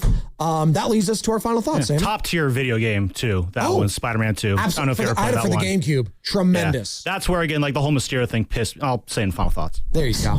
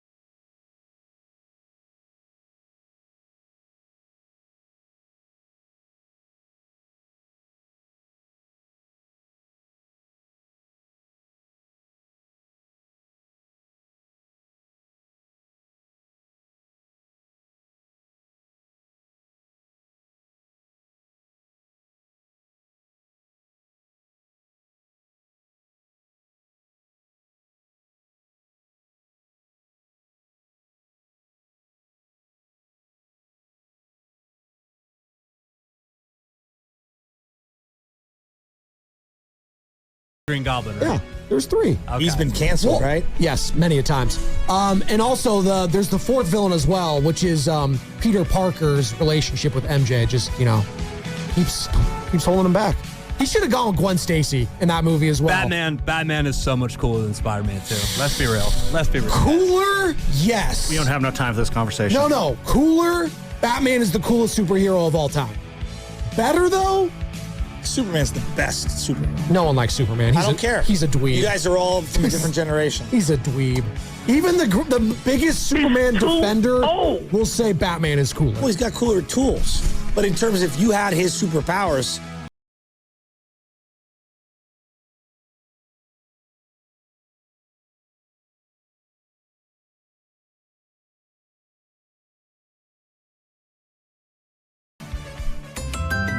what if you could have the most reliable fiber-powered Wi-Fi? And get this, what if you could keep it at the same price for 5 years guaranteed? Now through August 24th, new Xfinity customers can get our best price on gig Wi-Fi this summer before it disappears. Just $50 a month for 5 years. No annual contracts, no hidden fees, and our best equipment included. Plus, get online in minutes with same-day Wi-Fi. It's Wi-Fi that finds and fixes problems before you even notice them. like super intelligent Wi-Fi with a 6th sense. Plus, it keeps you protected from online threats. And get Peacock Premium included for 2 years. Lock in your price and unlock the possibilities. Get it now at Xfinity.com.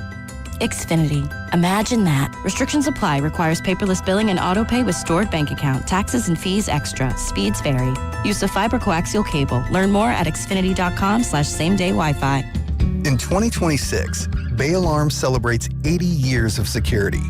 For the Bay Area, that means local service including burglar and fire alarm systems, 24/7 in-house monitoring, and custom security designed to work with business operations.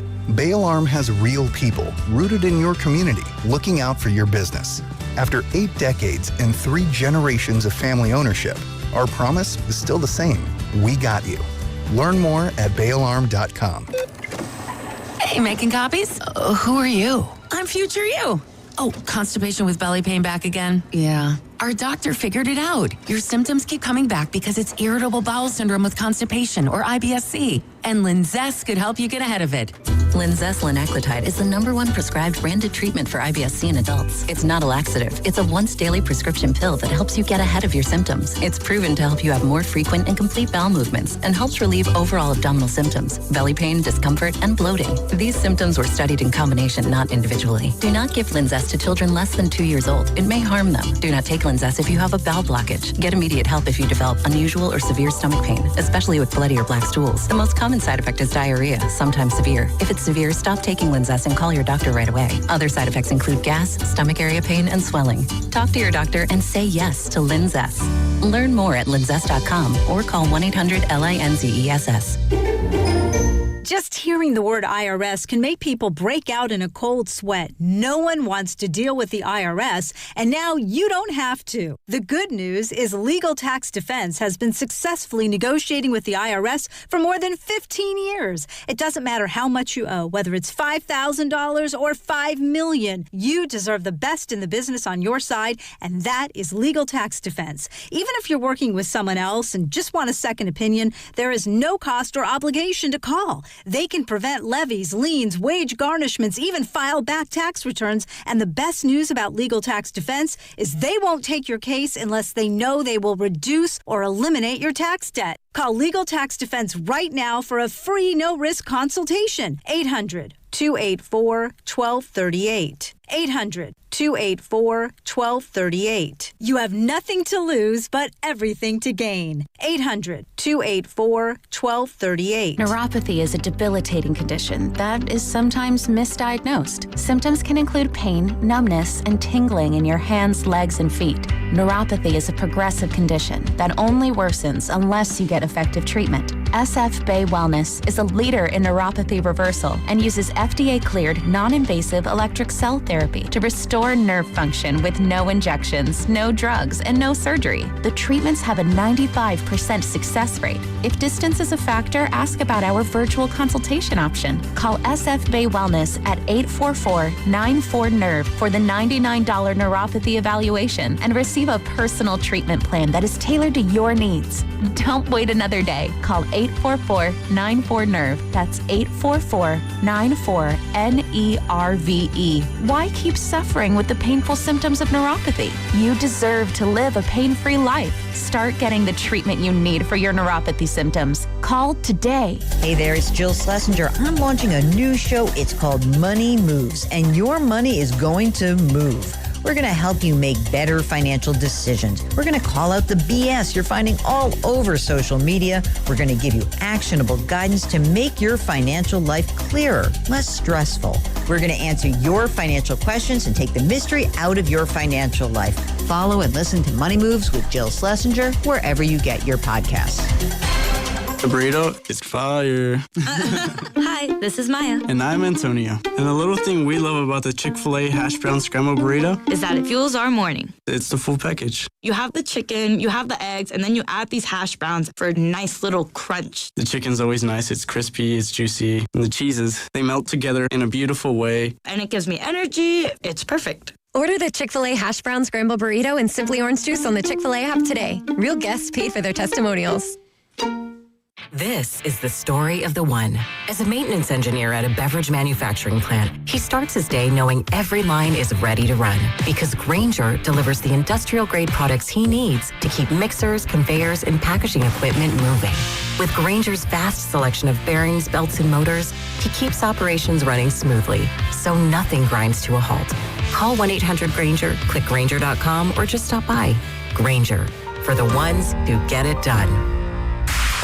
You're listening to 95.7 The Game, KGMZ-FM and HD1 San Francisco on Odyssey Sports Station and the home of the Golden State Warriors and Valkyries. Always live on the free Odyssey app and now coming to you live from the Laughing Monk Studios. He brings the passion. For what? I want to know now. I'm mentally invested. Don't tell me to pray and you don't say what for. He brings the perspective. Yeah, I think they both have great points. Get off me, text line. He's truly one of a kind. That is wow. Oh, my God. And he's doing a great job. I need you to man up and say what you really want to say. Simon, you're doing a great job. Twitter is not life. And together, they're Steiny and Guru. Yeah. On 95.7 The Game. Well, I hate to break it to you, Tony. It is today. There's a lot going on Twitter that is reality. And you know what, Goop? Welcome back, baby. I'm sorry I came out with that sort of energy. I'm happy today. It is a good Monday. You and I both had great weekends. What's going on? No speeding ticket for me coming in. Remember last Monday, I got the speeding ticket. Oh, that was last Monday. I huh? slowed my ass down. I was at Turtle Pace today. Feels like a long time ago. I got duped early already, Evan. So Vitello Twitter is not real life. I had to be the first. I thought they were shutting down Mike Evans with a hammy. That was fake. Well, Stribling's got the hammy. What? Mike Evans is doing fine. I didn't put pads on. But hopefully the young fella come back. But Ricky won't. They did over the weekend. Yeah. GP2's back. Yeah. I expected that. And the streets are talking about you, but we'll leave that there. Yeah, we'll get to that later. No, I mean, where I want to start today is obviously with what's going down in Major League Baseball and the San Francisco Giants, a team that right now is looking like, over the weekend, they're doing exactly what we expected them to do, and that is sell, sell, sell. Yeah, and Arraez, as professional as he was, Evan and I was excited. We all were when he was coming in. It didn't even last a year, but I was thinking over the weekend, man, could Buster go all Monday and not do a damn thing? And my answer was hell no. And he got what? Ramon Marquez, if I'm pronouncing that, Marquez, a fourth top pitchers prospect for the Phillies. We'll take that. And they got a reliever, Marty Gare. So you got something for Arraez. Who's to know if it's over? Robbie Ray, you were talking about Robbie Ray and maybe even Ramos. But, man, this has been a season from hell for the Giants. And Arraez didn't even make it a year. But I do like the fact that this was their fourth top prospect in the Phillies organization. And we'll see if he can get in the rotation, if not this year, Evan, next year. Today is Judgment Day. Wow, Arnold Schwarzenegger. Yep. Terminator 2. Yeah. Today is Judgment Day for the San Francisco Giants. Their decisions over the last year and a half, mainly from Buster Posey, they've led them to this moment, Goo. So I was down in San Diego this weekend. Yes, sir. And had a chance to check out Petco, watch the Giants game on Saturday. Beautiful crowd, electric, 50,000. The gas lamp, did you experience the gas lamp? Oh, we did. It's cheap margaritas. It's a great spot. Oh, my God. But I'm watching these two teams, and the Padres, to me, aren't really going anywhere. They might buy at the deadline. They're 58 and 54, one game back of the wild card. They're there. They're there, but they're not really there. I mean, look. They traded. They bought. The Padres are not doing much. But what they are doing is they're relevant. They're relevant to people around the area. And to me, it's like talking to a couple of them. The one thing that just hit me more than anything else is I'm watching these two teams. And the Padres, while I don't believe are going to be making action in the postseason, they at least have an understanding that every year they're going to go for it. Man. And the thing about the Giants that's been frustrating the last few deadlines, not just with Posey, but with Farhan, Kapler, Melvin, it doesn't really feel like they know where they're going. And I think that changes today. And it already has, because they've already moved off two guys. I think Ray's coming up next. I think there are guys that they might be able to get off of in terms of big contracts. I think the Giants are finally picking a direction, and they're finally starting to move in a direction that the fans can get behind. See, now, welcome back, E. I don't want to spar early and fight you, but, I mean, this is the byproduct of everything going wrong. A team, obviously, that I thought was better than it's played this season, but I don't feel, if I'm a Giant fan, any better about the direction. It was almost, Ray Charles and Helen Keller could see that you needed to sell. The $1 million question is, why was this team this bad? Why are they 17 over a season high under? So, again, I don't even know if Tony Vitello wants to be here next year. And I'm not trying to hit the Giants below the knees. But to me, all kind of real stuff can pop off not only after the deadline, but this offseason. So my question to you, Evan, is just because you got off of Arraez and Molly, another guy you brought in this past offseason, you feel like now they got a direction? I don't know who the Giants are. And again, the $1 million question is, how do you prevent this from happening next season? Well, you're 47-65. Oh, 18. Yeah, excuse me. Yeah, no, and you're going to get a lot worse because they're going to lose some of their players. But, dude, no story in the recent weeks has been positive for the Giants. Now that I'm with you. It may sound harsh, but you can make the case that today is going to be Buster Posey's best day as president of baseball operations thus far for the San Francisco Giants. And I'm not trying to be coy about this. What I'm saying is Buster Posey has made a lot of moves that have put them in this position where they finally have to sell. We talked about it on Friday. The bill comes due. Today is the bill. And so you got to go get some guys that at the very least you can look at down the line and try and build something around, because Devers didn't work out. Adames isn't working out. Can I ask you Chapman's why they didn't work out, E? Like, why? I can't get past. Because they're not helping you. But there's a penalty or a cost to that. They have to look within. I almost want to say forget the deadline, E, and we need to find out how that can happen again. I expect Adames, Devers, and Chapman, to that matter, to be back next year. So how do the Giants and where do they go and look at or blame as to how this can't repeat itself? Well, it can, but the difference is next year, if they begin to strip this thing down, you're not going to go into the year expecting them to win 90 games. And that, to me, has been a little bit of hubris we've seen from this team, that you can just all of a sudden turn it around, that it doesn't take time. Wow. And we've seen, look, the Giants haven't made a postseason series, what 10 years? Outside of 2021, but they haven't won a series? Yeah, since 14.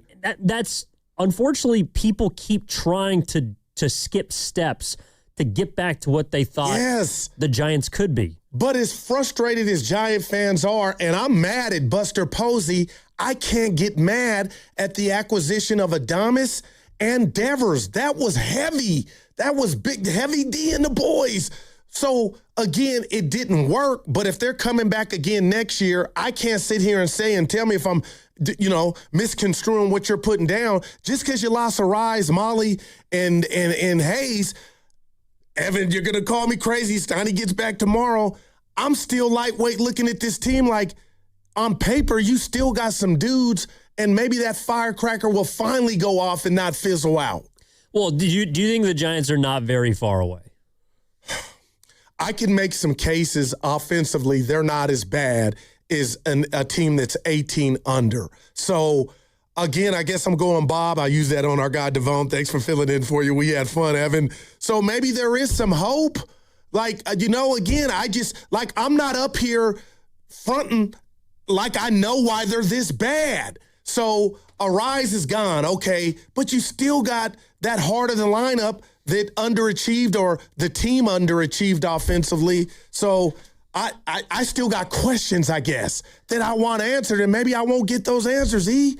No, and look, they're going to try and figure this thing out. What I'm saying is today is finally an opportunity for the Giants to get back to being what they were, which is a team and an organization that prioritized pitching, that prioritized defense, playing sound baseball, and not trying to, again, just go out and play the way the Dodgers play, which is by buying guys, which is by selling prospects, and which is why they are a titan. You cannot beat the Dodgers at their game. And I think good God. The problem, at least that I've seen the last year and a half, is that the Giants have been trying to play baseball with the big boys, with the big buyers.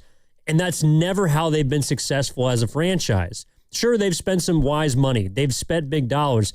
But going out, money is not going to solve your problems. And that's why I'm excited today, because at about 3 o'clock, we're going to continue to learn what the Giants can do to build this thing the correct way, to not just go out and spend on players that are overpaid, that are overpriced, and that are going to age out before our very eyes. Okay, but real quick, how do you maximize if what you're saying, Evan, if they traded Devers and Adames was gone, I would feel like, man, they gutted their soul and who they were supposed to be. But then if those 3 guys, Chapman, Adames, and Devers, are still here going into next season, how do you maximize what you have? That's the $1 million question. And if it's not Vitello's fault, he's some of the blame, and Buster, those are the real questions, the real rats on the table, brought to you by Echo Pest Control. How do we maximize these high-priced guys, and how do we get better with these guys? How do we get the best out of them? You get better by getting younger, and that's what the Giants are going to try and do today. Again, the MLB trade deadline is at 3 o'clock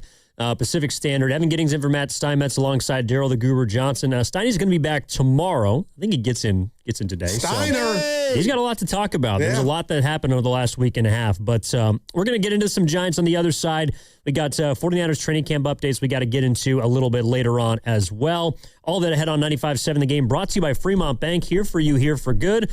Back after this on Steiny Guru. You only get one shot at this. One chance to handle your injury case the right way. One chance to get the compensation you actually need. And one chance to protect your future. And once you make the wrong move, you don't get a do-over. Sign too early, it's final. Say the wrong thing, it's recorded. Take a low offer, you can't go back. Before you make any decisions, call Beam Law. They'll step in immediately, guiding you, protecting you, and making sure every move is made with your best outcome in mind. Beam Law has recovered millions for clients across the Bay Area and has been named Best of the Bay by SF Weekly 4 times. If you've been injured or lost someone due to someone else's negligence, don't take that risk. Call Beam Law now at 415-523-5555, 415-523-5555. That's 415-523-5555, or visit hurtinthebay.com. That's hurtinthebay.com, because it's not whether you get knocked down, it's whether you get back up. Beam Law, they've got your back, Bay Area. FlexCar, we know radio ads are annoying, but not as annoying as car salesmen. Sign here, please. Never talk to one again with FlexCar, the first and only month-to-month car lease. No, submit to my extortion machine. Insurance and maintenance included. Switch cars anytime. Switching Bronco to Camry to Telluride willy-nilly? Oh, no. Oh, yes. FlexCar. You drive everything. That's Elena's family group chat. It never stops. Someone's always sending a blessing or starting a poll about the baby shower theme at midnight. With Real Unlimited from Total Wireless, she's always in the loop, whether she wants to be or not. Switch to Total Wireless Total Starter Plan or higher and get a Samsung Galaxy A16 5G on us. Total Wireless, your own Real Unlimited. Offer ends 11/4/2026 or while supplies last. Devices, taxes, and fees may apply. Hey, Bay Area sports fans, get ready for game day with Laughing Monk Brewing. Whether you're watching with friends or heading out after the final whistle, Laughing Monk has the perfect beer for the moment. With locations in Sunnyvale, Scotts Valley, and Bayview in San Francisco, there's always a monk nearby. And now, check out their newest San Francisco location in Nopa. From crisp lagers to bold IPAs, every beer is righteously brewed in San Francisco. Grab a pint, grab your crew, and make game day better at Laughing Monk Brewing. Righteously brewed in San Francisco. Is your client ready to build a functional outdoor space? Choosing Golden State Lumber and Showroom means faster deliveries and finishing your project on time and on budget. When it comes to decking, TimberTech stands out. It's trusted by contractors for its unbeatable quality, and with industry-leading warranties, it's clear why TimberTech is the top choice. TimberTech, the #1 brand in premium decking. Start at GoldenStateLumber.com. Golden State Lumber and Showroom. When you succeed, we succeed. Reach your saving goals with Miristar Momentum Savings. Progress should come with perks. Every $25 you save earns an entry to win cash prizes. We're drawing winners for $1,000 monthly, $5,000 quarterly, and an annual grand prize of $10,000. Saving has never been this rewarding. Apply today at miristarfcu.org. Insured by NCUA, no purchase necessary. Terms and conditions apply. See website for full details. As a fitness coach, my active psoriatic arthritis can slow me down. With Skyrizi, Risankizumab Riza, I'm treating my skin and joint symptoms so I can keep moving. Skyrizi, a prescription-only injection for adults, helps me move with less joint pain, stiffness, swelling, and fatigue. And for those who have plaque psoriasis, 90% clearer skin is possible. With Skyrizi, there's no daily dosing. It's just 4 doses a year after 2 starter doses. Don't use if allergic to Skyrizi. Serious allergic reactions, increased infections, or lower ability to fight them may occur. Before treatment, get checked for infections and tuberculosis. Tell your doctor about any flu-like symptoms or vaccines. Thanks to Skyrizi, there's nothing like clearer skin and better movement. And that means everything. Ask your doctor about Skyrizi. Visit skyrizi.com or call 1-866-SKY-RIZZI to learn more. I scream. You scream. We all scream. Because Wendy's famous small classic Frosty is just $1 for a limited time. More screaming, happy screaming, summer screaming, dollar small classic Frosty screaming! But please don't scream in the drive-thru. It hurts the employees' ears. Get a $1 small classic Frosty for a limited time. Only at Wendy's. U.S. price and participation may vary. A la carte only. Not valid for delivery. Limit 10 per transaction. Price may be higher in Alaska and Hawaii. The best time to recommit to your gut health goals? Right now. Take charge of your gut with Nature Made. Our clinically studied ingredients support digestive health. Digestive enzymes break down nutrients. Probiotic and prebiotic fiber nourish good gut bacteria. And super greens with probiotics empower daily digestive health. Try the full lineup of gut health support from Nature Made, the #1 pharmacist-recommended vitamin and supplement brand. These statements have not been evaluated by the Food and Drug Administration. These products are not intended to diagnose, treat, cure, or prevent any disease.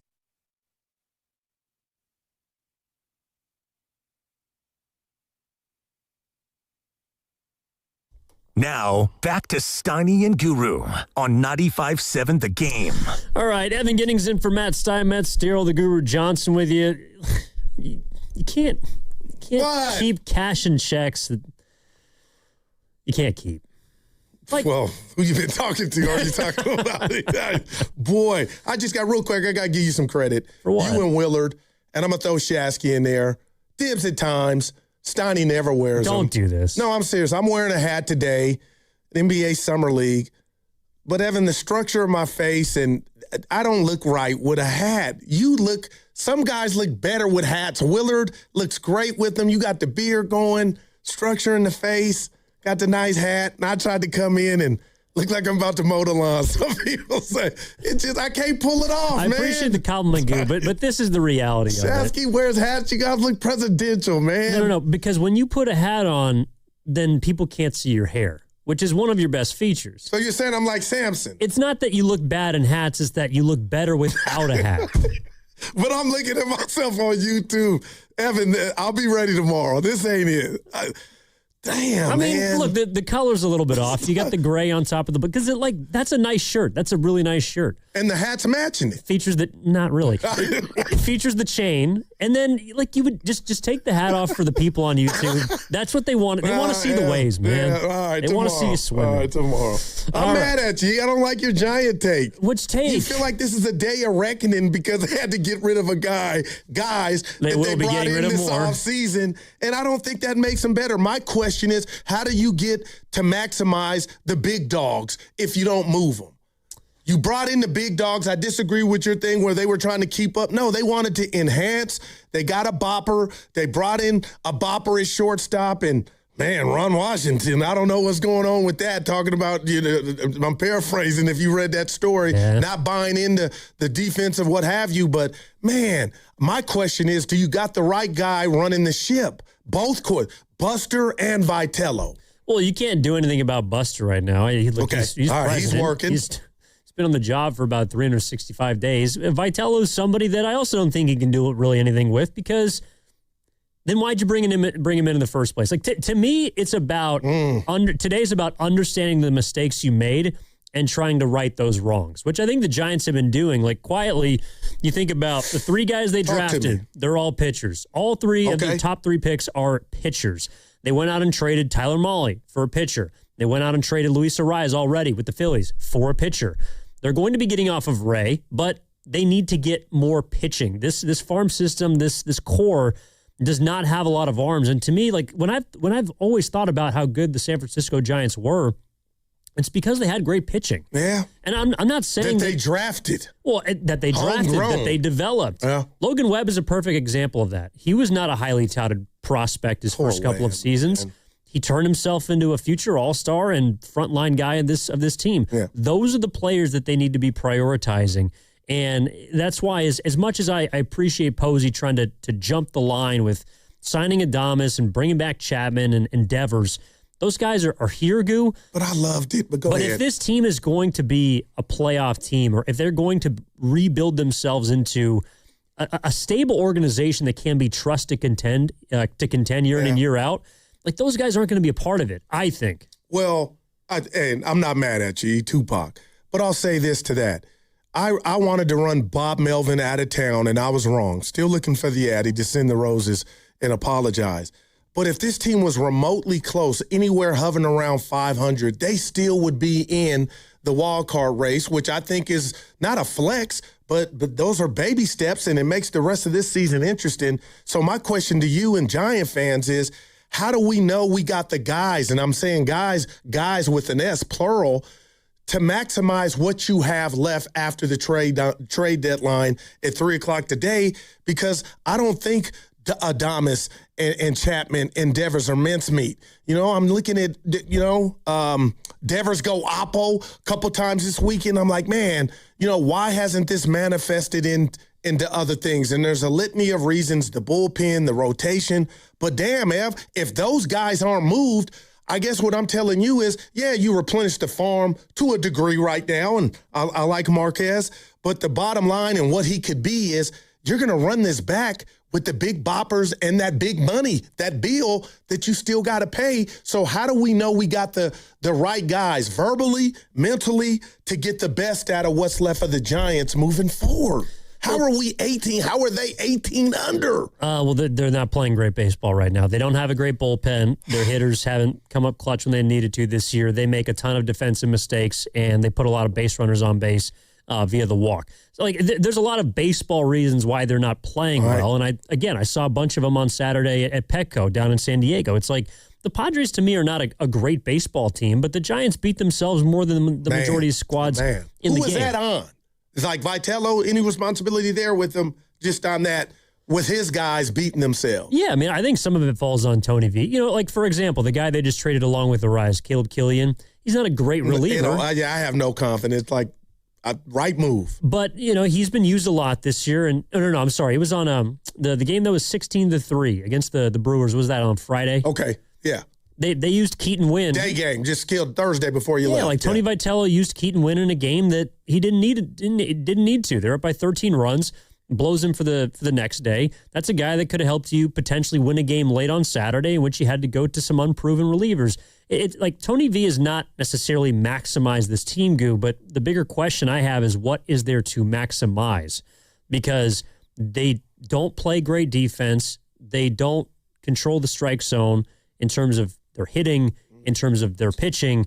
And that's why today it's like, I know people are mad that the Giants are not very good, and that's all well and good. But the trade deadline is an opportunity for them to do something that they have been reluctant to do, I think, for some time, and that's look themselves in the mirror. Man. All right, so I'll start with this. And people might laugh.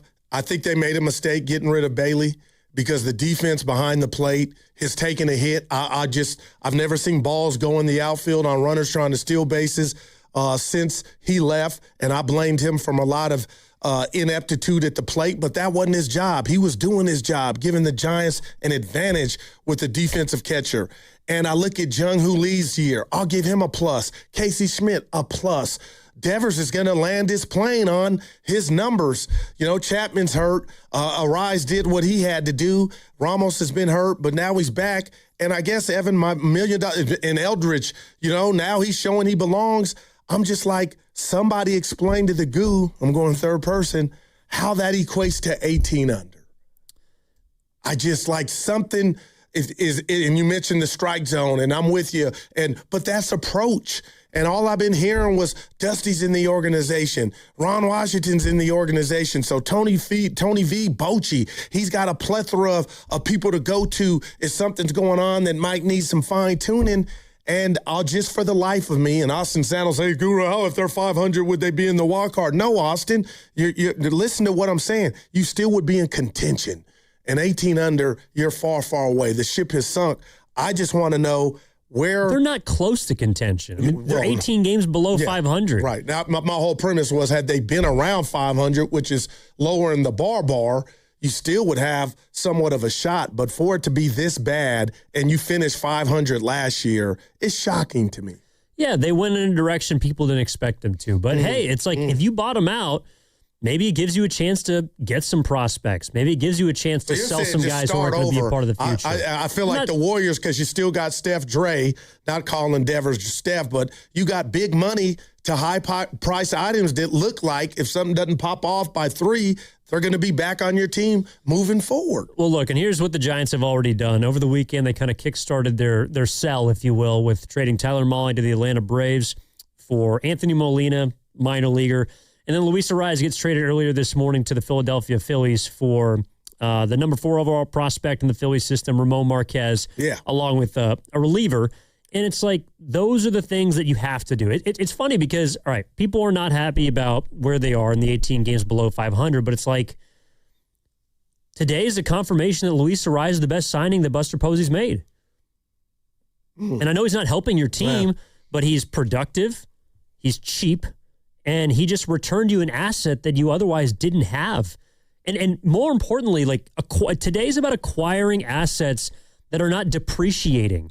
Okay, so you spent a ton of money on those big guys. All of them are depreciating. Rafael Devers is not going to get better. Willie Adames is not going to get better. We've already talked about the fact that he's the worst defensive shortstop in baseball this year. Matt Chapman has been on the shelf for some time. He's not going to get better. Okay. They have to find guys that are going to improve. And a lot of them, you're not going to hear about them for a year or two, but that doesn't mean that's the wrong way to go. Okay, I'm not mad at that. But what about the fact that we saw Harrison, who was once supposed to be the next tier with the Giants organization, and for whatever reason saw his best baseball in another city when he went to Milwaukee? And the reason I bring that up, and you just tell me if I'm being fair or unfair, Marquez. Okay, let's just say he's got some talent. If you haven't identified the problem with the coaching or instruction of this Giant team, who's to say he's not going to get coached up when he gets here? That's the fear I have. Like, will it go the other way for young Ramon? Well, you should already be coached up by the time you get to the big leagues. Like, Tony Vitello is not here to coach. No, and I bring that up real quick. Then why did Harrison find himself in another organization? Why did he have gains that he couldn't, for whatever reason, have here in a Giant uniform? I think that's fair to question the instruction. Well, it is, but also Boston didn't have the instruction. It's like Boston let him go. And and that's what the Brewers do, though. Okay, so go hire some guys from Milwaukee, hire some guys from Tampa Bay, hire some guys from Cleveland. I don't think it's a coincidence that you, like, for example, the Giants identified a player in the Guardian system, this dude Tugboat. Okay, who you might see by the end of the season, because they ain't going to have much pitching after today, at least if they decide to trade some people. It's like you try and find players in other people's system that can help you. And hopefully it's going to be fast. You know, one of the reasons why I don't have a problem if they traded not just Ray, but if they traded Elliot Ramos today. I'm with you. Is because you have a couple guys that are close to breaking through at those positions. And unlike Bryce Eldridge, I would like to give those players a runway. I'm not saying you trade Logan Webb and you get off all your big contracts. To me, a fire sale is not necessarily the answer. Also, it's unrealistic. But you have to start finding ways to get your younger players here and see if you have something with them instead of going out and buying. It's like they're trying to cherry pick, but they don't really have a great way of identifying which fruit is ripe. And also, you need those players to choose you. Like, they overpaid for Willie Adames. They overpaid for Rafael Devers. They've overpaid for Chapman. They've overpaid for a lot of guys. And I think that Posey's finally figuring out that this stopgap that they were trying to use to win now and win later, they have to pick a path. And I think this trade deadline is an opportunity to go down. No, I'm hearing you loud and clear. I guess I just have a fundamental problem with you presenting Buster's figured something out when we really truly don't know because they had. I think he's been forced to figure it out. Okay, because 18 under, you weren't buying a pack of Starburst. Okay, so my thing is, if you're not moving what I consider the big dogs, they're coming back. Okay, how do you turn what they are around as one? How do you get better? How do we go into next year? And maybe today's not the time, right? But Evan, if these guys aren't moved, the Devers of the world, something's got to change for the better so you can perform better and be better at this juncture this time next year. That's what I question. What if they're not going to be better at this time next year? Then there's a major problem. I see the ballpark. It's pretty full. People are still going to those games. I'm with you there. I'm just saying, it's like people want them to just all of a sudden turn it around, and I got an issue. I got a little bit of a problem with that because I see a big problem with the Giants. This team is not good, and they're not getting better. All their players that are older, that are high-priced, I have no reason to believe are going to get better next year. If there's a reason for optimism and an improvement, it's going to be the young guys, a Bryce Eldridge getting better. Like, looking at the rest of this aging core, I don't know why 365 days from now, sure, they might be better than 18 games below 500, but it isn't as if they're going to suddenly blossom, I think, between now and next season into a 90-win team. All right. Hey, you won't hear that word. Yeah, you won't hear that word from me next season when we have our predictions. But I will say this, and I'm not bragging while you're out, Evan. The legendary Scott Osler texted me because Devon and I were having a conversation. Oh, nice. And it's now Little League. But I just said, now that you're 18 under, you're not playing for anything, pride, in the name in the front of the jersey. I said to myself, if nobody truly is scared of Devers and Chapman's hurt, Schmidt is on the shelf, why wouldn't you move Devers to third? And would he love that? And Eldridge is at first for the rest of this remaining season. In my mind, I know, again, it's not Union City American Little League, but damn, would Devers be like, hell no, I'm not doing that. What's going on? Is it Boston all over? Or is he at a destination where he's like, this is my home. I get what you're trying to do. I'll take some ground balls at third. Vitello, put me at third so we can have the youngster, the tall lefty, I call him Gladiator because that's what he looks like at the plate, and have him play first the rest of the season. Or are you looking at me right now with your hat, Evan, and your beard just lined up perfectly like goo? That ain't going to happen because this ain't Little League, but you're 18 under. What do you got to lose? Well, it could happen. Devers might go back to third, but okay, so... Couple games? Well, yeah, but then what are you going to do next year? You going to move him back to first base? See, and that's why I would. And Osler, the reason he texted me was he agreed with that. He was saying he was having a conversation with Susan Slusser on that, and she kind of, paraphrasing, wasn't like that ain't going to happen. I think if it was a long-term thing, I'd agree with you that maybe you try and move Eldridge to first base, but the long-term future of Devers is at first base. Oh, wow. The other part of it, too... Evan, that's a problem for Bryce. Well, okay, Bryce, get an outfielder's mitt. Learn how to play left. You couldn't be worse than Ramos was last year. Okay, but is that going to be at the expense of Devers? Because, yeah, we brought this guy in. You said you think it's an overpay. We can't move him for now. So just that can't even be something that's thought about in the offseason or maybe on the fly to finish out this remainder of the season, is have him take some, play some games at third? My question would be, how does that make you better? Well, my point is, I think it makes Eldridge better. And that's what I got to be careful. That's what I'm a slave to. Right now, if you say, Goo, what are you playing for the rest of this season? You're playing the string out. Man, I want to get my guys Bryce, you're here damn near every day. Yeah, I think that's going to help Bryce improve as a first baseman. But is that going to make the Giants better? Because Rafael Devers is not a very good, at least last time he played third base, he was not very good. And he certainly wasn't as good as a Matt Chapman or a Casey Schmidt, who's going to be back next season. But the fact that those two, I guess and my solution is, I'm being for the now, Ev, like, would that kill you? You're not playing for any damn near nothing now, right? So I would like to see that happen in I won't say meaningful games, but as you play the string out. Okay, yeah, I mean, fine. Move Devers over to the hot corner and have Bryce play first base. We'll see what it looks like. Yeah, maybe we lose 8-1. Well, you're going to be losing anyways. There's not going to be a lot of there's not a lot of pitching left in this baseball team. At least I think so after today. And again, they got until 3:00. They've already moved on from one starter, Tyler Mahle. Robbie Ray is on the block. You got some other players. Elliot Ramos is someone that's been rumored to have to possibly be moved. I think he could help some teams. A lot of people want to get off an Adames or a Devers, maybe even a Chapman. I think those guys are probably staying today. But again, the Giants, I think, are not done making moves. And again, they haven't until 3 o'clock to do so. So if you had to make a bet, just on because you brought him up, Robbie Ray. Robbie Ray's gone. Okay, so he's gone to UE. Well, there would be no. And I would like him to be gone. There would be no point in having him on the team the rest of the year. Like if I'm Robbie Ray and I'm in a contract year, I want to go play for a contender to make some money. If I'm on the Giants, you might as well shut me down because I don't want to get hurt going into an offseason where I want to get paid. There's nothing to pitch for here. All right. Speaking of pitching, you pitched in college and you were at Petco. When I bring up the name Carson Whisenhunt, you say what?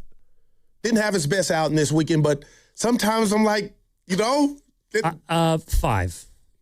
His spot in the rotation. Okay. Yeah. I think at best. 5 starter. Yeah, he's fine. But again, those guys can be valuable across 162 games because eventually guys are going to get hurt. Right. They're going to need players to step up and eat innings.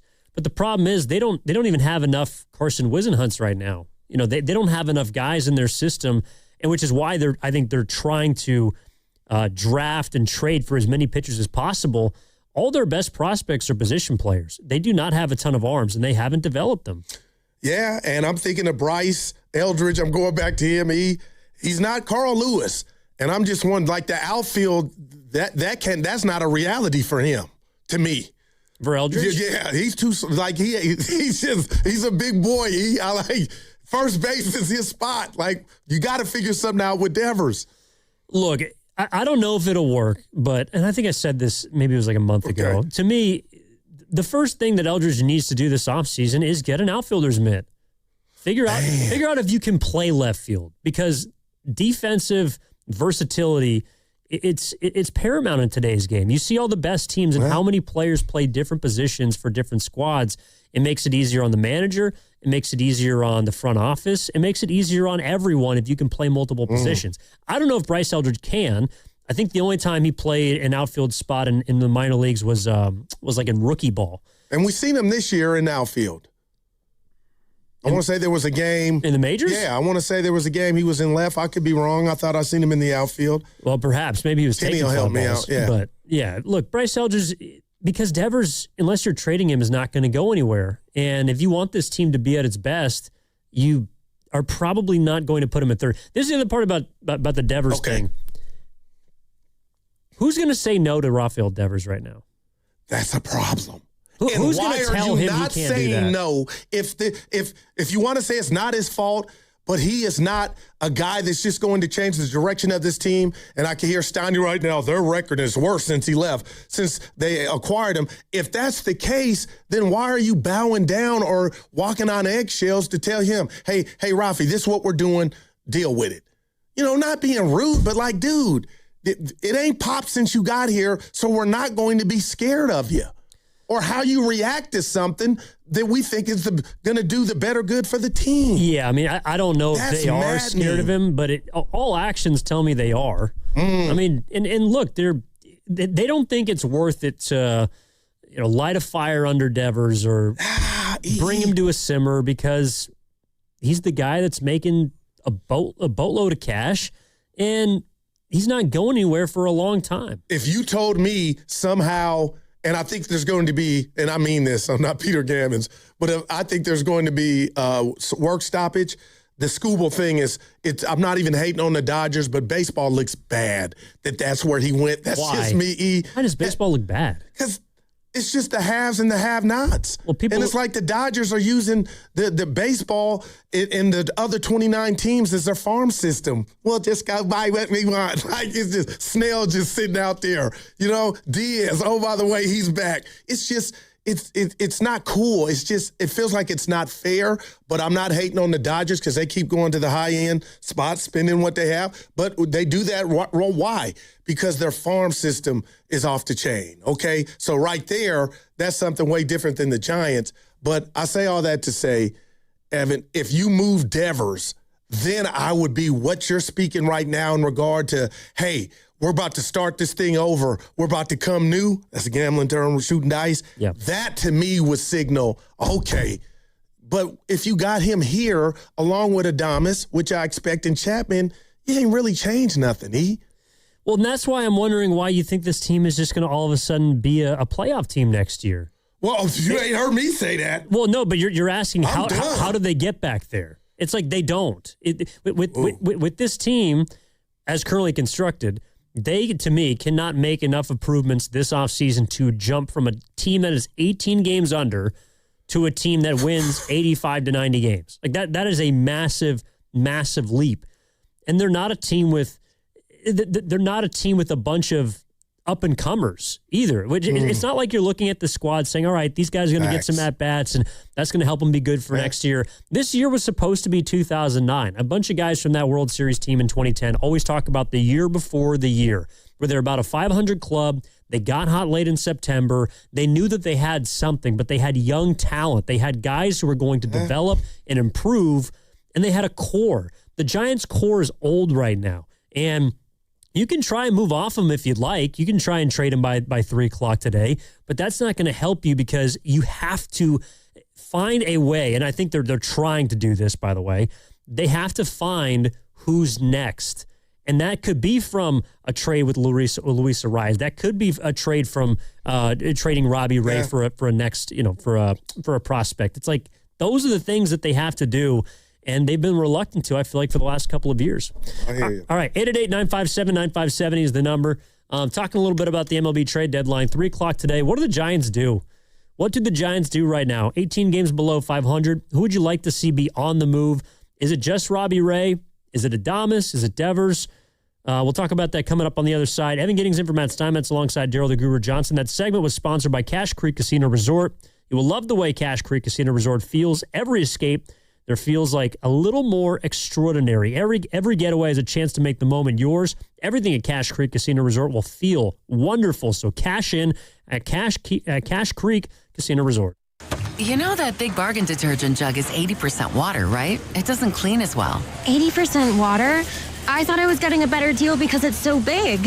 If you want a better clean, Tide Pods are only 12% water. The rest is pure, concentrated cleaning ingredients. Oh, let me make an announcement. Attention shoppers, if you want a real deal, try Tide Pods. Stop paying for watered-down detergents. Pay for clean. If it's got to be clean, it's got to be Tide Pods. Water content based on the leading bargain liquid detergent. Hey, it's Brew, and I feel like everything in my life depends on being connected. Whether I'm uploading a video, hopping on a call before my show, or video chatting with my family back in Michigan, I never have to think about my Wi-Fi. And that's why Xfinity stands out. You get the most reliable, fiber-powered Wi-Fi with the best equipment at one price for 5 years guaranteed. No contracts or commitments. Plus, you can get online in minutes with same-day Wi-Fi. Restrictions apply. Not available in all areas. Use of fiber or coaxial cable. Learn more at Xfinity.com/same-day Wi-Fi. Xfinity, imagine that. Hey, it's Dan Dibley here. Baseball season is in full swing, and there's no better place to be than Kalshi, America's #1 prediction market platform. Right now, Milwaukee is trading at a 10% probability to win it all come the end of October, and that means a $100 trade pays out $880 if they prevail at the end of October. On Kalshi, you're trading against peers in a live market, meaning there's no house. And as the probability changes, you can buy in and out of your position. Download the Kalshi app and use code DIBS, D-I-B-S, to get up to $500 in bonus credits when you trade 25. Kalshi, Kalshi. Trade on anything. 18 and over only. Restrictions and eligibility requirements apply. Event contract trading involves risk and may not be suitable for all investors. Kalshi products are not available in all jurisdictions. Prices, values, and available markets may differ from those mentioned here. For more information, see Kalshi.com/regulatory. Looking for something fun for everyone? Join the Autism Society San Francisco Bay Area for its 3rd annual Family Festival on Saturday, August 15th from 11 a.m. to 2 p.m. at Sunnyvale Baylands Park. Enjoy live music featuring JD and the Shout, arts and crafts, carnival games, a scavenger hunt with prizes, and special barnyard animal visits. Explore community resources and grab lunch, popcorn, or a snow cone. Admission is free. Bring your family, friends, and neighbors for a welcoming celebration of community and inclusion. Info at sfasa.org. Sponsored by Pettinelli Financial. Hey, it's your boy Guru. When it comes to pest control, don't guess. Go online and get the facts with Atco Pest Control. Atco is a family-owned local company that's been protecting protecting the Bay Area homes for over 40 years. And quality service does not have to come at a crazy price tag. If you're dealing with ants, spiders, rodents, or anything crawling where it should not be, visit atcopest.com. That's ATCO pest.com to learn more and schedule service today. Atco's got you covered. Right now is the perfect time to head to Saramonte Ford. Huge selection, big savings, and straight up great deals. They've got a lineup of brand new Fords ready to roll. Trucks, SUVs, and hybrids, all priced to move. Whether you're buying or leasing, Saramonte Ford makes it easy, fast, and stress-free. So don't wait. Stop in person right off 280 in Colma or online 24/7 at SaramonteFord.com. That's SaramonteFord.com. Saramonte Ford, your San Francisco Bay Area Ford dealer. Sometimes historic events suck. But what shouldn't suck is learning about history. I do that through storytelling. History That Doesn't Suck is a chart-topping history-telling podcast, chronicling the epic story of America decade by decade, from the 18th century to the 20th. Original music and immersive sound design accompany us on our storytelling journey. Listen to and follow History That Doesn't Suck, an Odyssey podcast, available now on Apple Podcasts, Spotify, or wherever you get your podcasts. This is the story of the one. As a maintenance engineer at a beverage manufacturing plant, he starts his day knowing every line is ready to run because Grainger delivers the industrial-grade products he needs to keep mixers, conveyors, and packaging equipment moving. With Grainger's vast selection of bearings, belts, and motors, he keeps operations running smoothly, so nothing grinds to a halt. Call 1-800-GRAINGER, click Grainger.com, or just stop by. Grainger, for the ones who get it done. Spreadsheets, clunky software, 100 different logins just to run your business? There's a better way. Odoo. One simple, connected platform that handles sales, inventory, accounting, and more, so you can focus on growing, not juggling. Make the switch today at odoo.com. That's ODOO.com. Savor the last days of summer at Kiki's Breakfast Cafe. Try the new favorites like avocado toast, caramel coffee, cold brew, and a Bloody Mary. Visit kikis.com for more info. And for a chance to win a gift card courtesy of Kiki's, visit the contest page at 957thegame.com.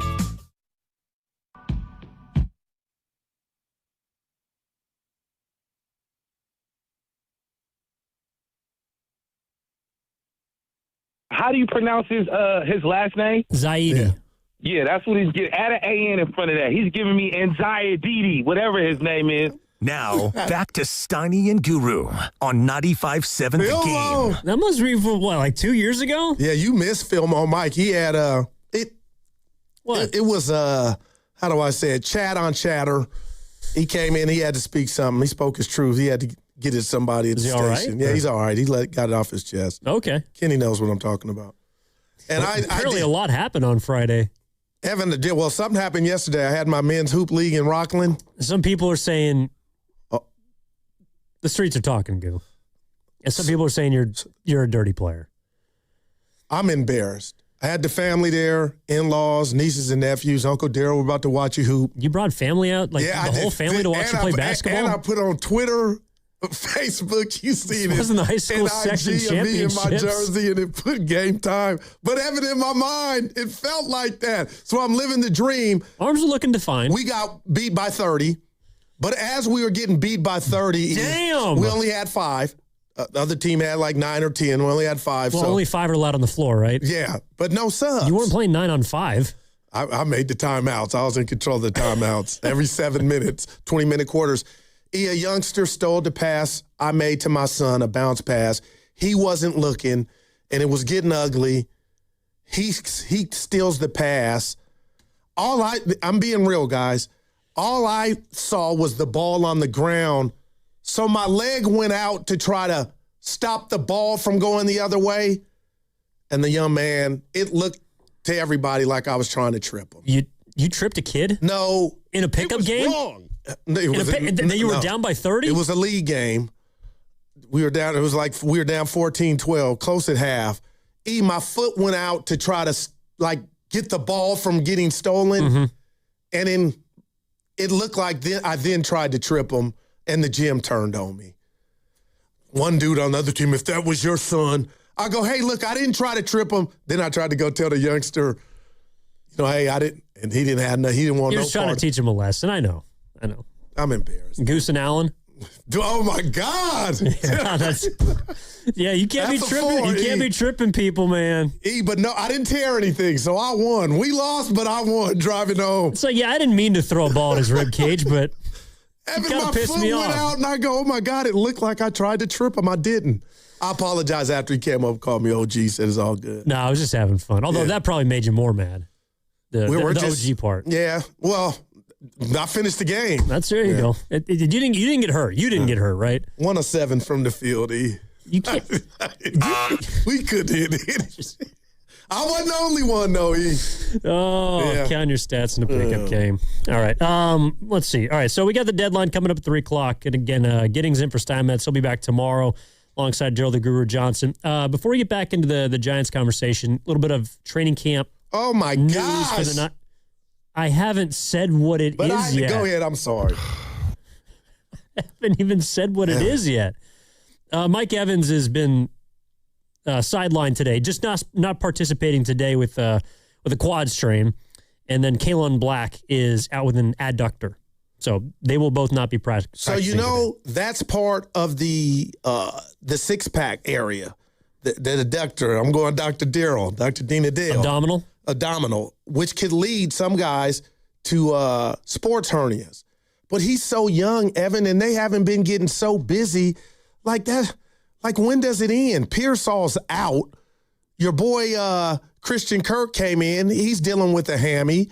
I retweeted because I got duped thinking Evans was shut down with a hammy, but that's a quad. It's still something. It's just like, when does it end? And I'm not making a mountain out of a molehill, but it's like Kyle got in an accident. I was like, this is just like, it just feels like it's just a repeat of last year, man. Well, we'll and get it's into early. it. Okay. We'll definitely get into it later in the show. Ricky Pearsall is going to be sidelined for the season with a PCL injury. They re-signed Deebo Samuel over the weekend. And, what are you about to say? The adductor is a muscle of the inner thigh. It's not an ab muscle. Yeah, I was just gonna say something. It's like near okay, but why are you guys directing that at me? Well, you said it was a part of the six pack. No, I said when I hear it, you know what? It's not the abductor. It's the adductor. So that's. Thank you, Evan, for the clarity. That's what's going on there. All right. Back into the Giants. 888-957-9570. Like, what do you want to see happen today besides them not be 18 games below 500? I would like to see Robbie Ray moved. I think a contending team or a team that thinks they're not far, even the Phillies could use a Ramos. But if you could get more Marquez's of the world into your farm system, I feel like the ship next year is not going to sink if there's no Robbie Ray, obviously. And I'm going to even go here, or Ramos, who I like, don't love. So, the giant chessboard I'm looking at right now has has Adames, Devers, and Chapman coming back next year. If somehow the Braves call for Adames, and Kenny was in here like, nobody wants Adames, I'm like, you might be surprised. But if they were to call for Adames and kind of get a majority of that bill or whatnot, I would be inclined to do that along with Devers. So then when the Evan Giddings of the world tell me it's about starting over or, seasoning or replenishing the farm, when you got guys like that gone, then I'm okay. Not that I want it that way. Then I could kind of see that vision. But I feel like it's that Warrior parallel to where, you want to rebuild, but you got Steph and Dre and Horford. You kind of can't. But, man, if they made a move like that, then I feel like, you know what, Evan, now that vision that you have and Buster, then I'd be like, okay, you're on to something. But if you're telling me those heavyweights are still going to be a part of your team, then, this bad record that's playing right now is going to continue. Well, the thing about Devers, it's kind of funny that he's, like, you're right, he is, in a sense, blocking Eldridge at first base. But he's also been a pretty damn good hitter the last, month or two. But is it helping you win? Really, July. Okay, is it helping you? Is it translating to wins? No, it's not. But you need some of those guys. Like, you do need bats, and so, like, of those three players, the big price guys, Adames, Devers, and Chapman, I think if they moved off of one, it would probably be Willie. Okay. Because he's making a lot of money. He's not playing particularly well. And I also, look, the thing about the Giants is they know they have Eldridge there. You got to figure out what to do. I think it's going to be harder to trade someone like Devers, but like the clock's ticking on Willie Adames. And the reason is because I don't know if they get off him at the deadline this year. Maybe it's this winter. Maybe it's next year. But they signed him to be a stopgap at a position that they had no depth at. They had nothing in their system at shortstop, not a lot of middle infielders, and that's beginning to change. And so, again, with the deadline today, I think they're trying to replenish as much arm talent as possible. If they can get some position players good. But like they have a couple outfielders. They have a couple middle infielders that are not too far away. So to me, if I'm looking at, all right, how are you trying to, kind of reformat this thing? Willie Adames' job is, and not just because of the Ron Washington thing, and I don't know, because that was weird, how he's played. But yeah. But I feel like his job is in jeopardy in the next couple of years if he's not careful. You know what? It's interesting you say that, and I'm going to bring up Kenny again, because Friday, when I was coming up with this theory that, what if somebody were to bite on Adames, he was like, who's going to play short? And to that, and I was like, Devon, great point. But Kenny came in here and said, if you're not playing for anything, basically you're going to call somebody up or stash somebody there. And I said, that's a hell of a point too, because what do you got to lose? You're already losing, and that's why I bring up Devers. If he hasn't turned, and I'm not putting this all at his doorstep, but I can't run from the record since you got him. And if you're not going to make the playoffs next year, and I'm being negative with this take, then what are you really losing if you were to move Devers? Yeah, you need a bopper, but if you ain't bopping to the playoffs, then man, go try to get something you could replenish the farm with. And I think you could do that with Devers and Adames. Yeah, I mean, if you could get some good players for him, by all means, go for it. But it's not like, you're not getting a haul the way that the Tigers just did for the way the Tigers did for Tarek Skubal. You're not getting a top 10 prospect, I think, for those guys the way they just did for Luis Arraez. Yeah. And I also think part of it, too, one of the reasons why it's going to be hard to move those guys, and it's a little inside baseball, but you brought up the lockout and the work stoppage. Which I really think is going to happen. I hate it. There's a lot of teams, not named the Los Angeles Dodgers, that are reluctant to acquire big salaries right now because they do not know what the new collective bargaining agreement is going to dictate. And that stinks, yeah. Well, but it could be good for teams. There might be a salary cap that's instituted. It might suppress future wages and keep more money in owners' hands. I'm not sure what's going to happen, but the fact of the matter is the reason why the Dodgers keep picking up people and keep doing stuff. Tell me, Evan. Is because they're going for it, and they only have a ton of time to do so. 95.7 The Game, breaking news. Well, we already talked about this, and we think it was going to happen already, but it's happened. According to Jeff Passan, the San Diego Padres are finalizing a trade to acquire left-hander Robbie Ray from the San Francisco Giants. Yeah, I get it and I understand it, no doubt. As expected. So now the $1 million question is for what? Well, the Padres... They've got some good prospects. All right. It also, it's like... Hopefully some are coming this way. Well, that team is also a team that's going for it. It's like, but that's what I told you at the beginning of the show. It's like, that's what I saw this weekend. I saw two teams going in opposite directions. Well, I don't believe that the Padres can win a World Series. They're in it, though. They are. And they're a team that always is aggressive at the deadline. And more importantly, they have a direction. And the Giants, I think, are beginning to establish one by selling their parts. They've been reluctant to move off of guys in previous deadlines because they've been in that, we're going to see mode. Remember, they didn't trade Robbie Ray last year. 2 years ago, it was Blake Snell who they didn't trade because they were in it, even though we all knew they weren't really in it, and they ended up missing the playoffs. So now we know which way they're going, and they're trying to recoup some pieces for it. Well, I don't know if that's good news if timing is something that Giant fans or patience are running out of, because if you're telling me this is a reset or they're going to start over oh my gosh, Evan, how long, the $1 million question, I think it's fair, how long is that going to take? And then when do you truly start that if Robbie Ray is the last Giant moved at the deadline and now on your books and in your outfield and infield, you have Chapman, Adames, and Devers. So we talked about it, haven't won a playoff series since 2014. With what you're putting down and these moves, and I'm not saying Robbie Ray, next year's all bad. I'm not saying that at all. But it sounds like they're going to the back of the line in regard to contending just for a wild card. You're listening to 95.7 The Game, KGM's FM and HD1 San Francisco and Odyssey Sports Station, always live in the free Odyssey app and now broadcasting from the Laughing Monk Studios. Robbie Ray finalizing a deal. The Giants are to trade him to the San Diego Padres, according to Jeff Passan of ESPN. They've already traded Luis Arraez earlier this morning to the Philadelphia Phillies for their number 4 overall prospect, who is a right-handed pitcher. Caleb Killian also involved in the deal. And then over the weekend, they moved Tyler Mahle to the Atlanta Braves. Yeah. So they're sellers. They are selling. Yeah, we knew it. There was no way that they were buying anything. But again, do you have a problem with me saying if the Giants are trying to find a direction and that direction is hit and restart, then it's going to take a while before they're in true contention. Yes, but that's like... And that's like a bitter pill. Well, okay, so they've been a 500 team for the better part of the last 4 years. And people are realizing now, I think, that they're going to have to take a step back before they can take 2 steps forward. And, when you bring in... And this is too, like, you bring in guys that don't have a ton of experience. I think you have to give them time to fail.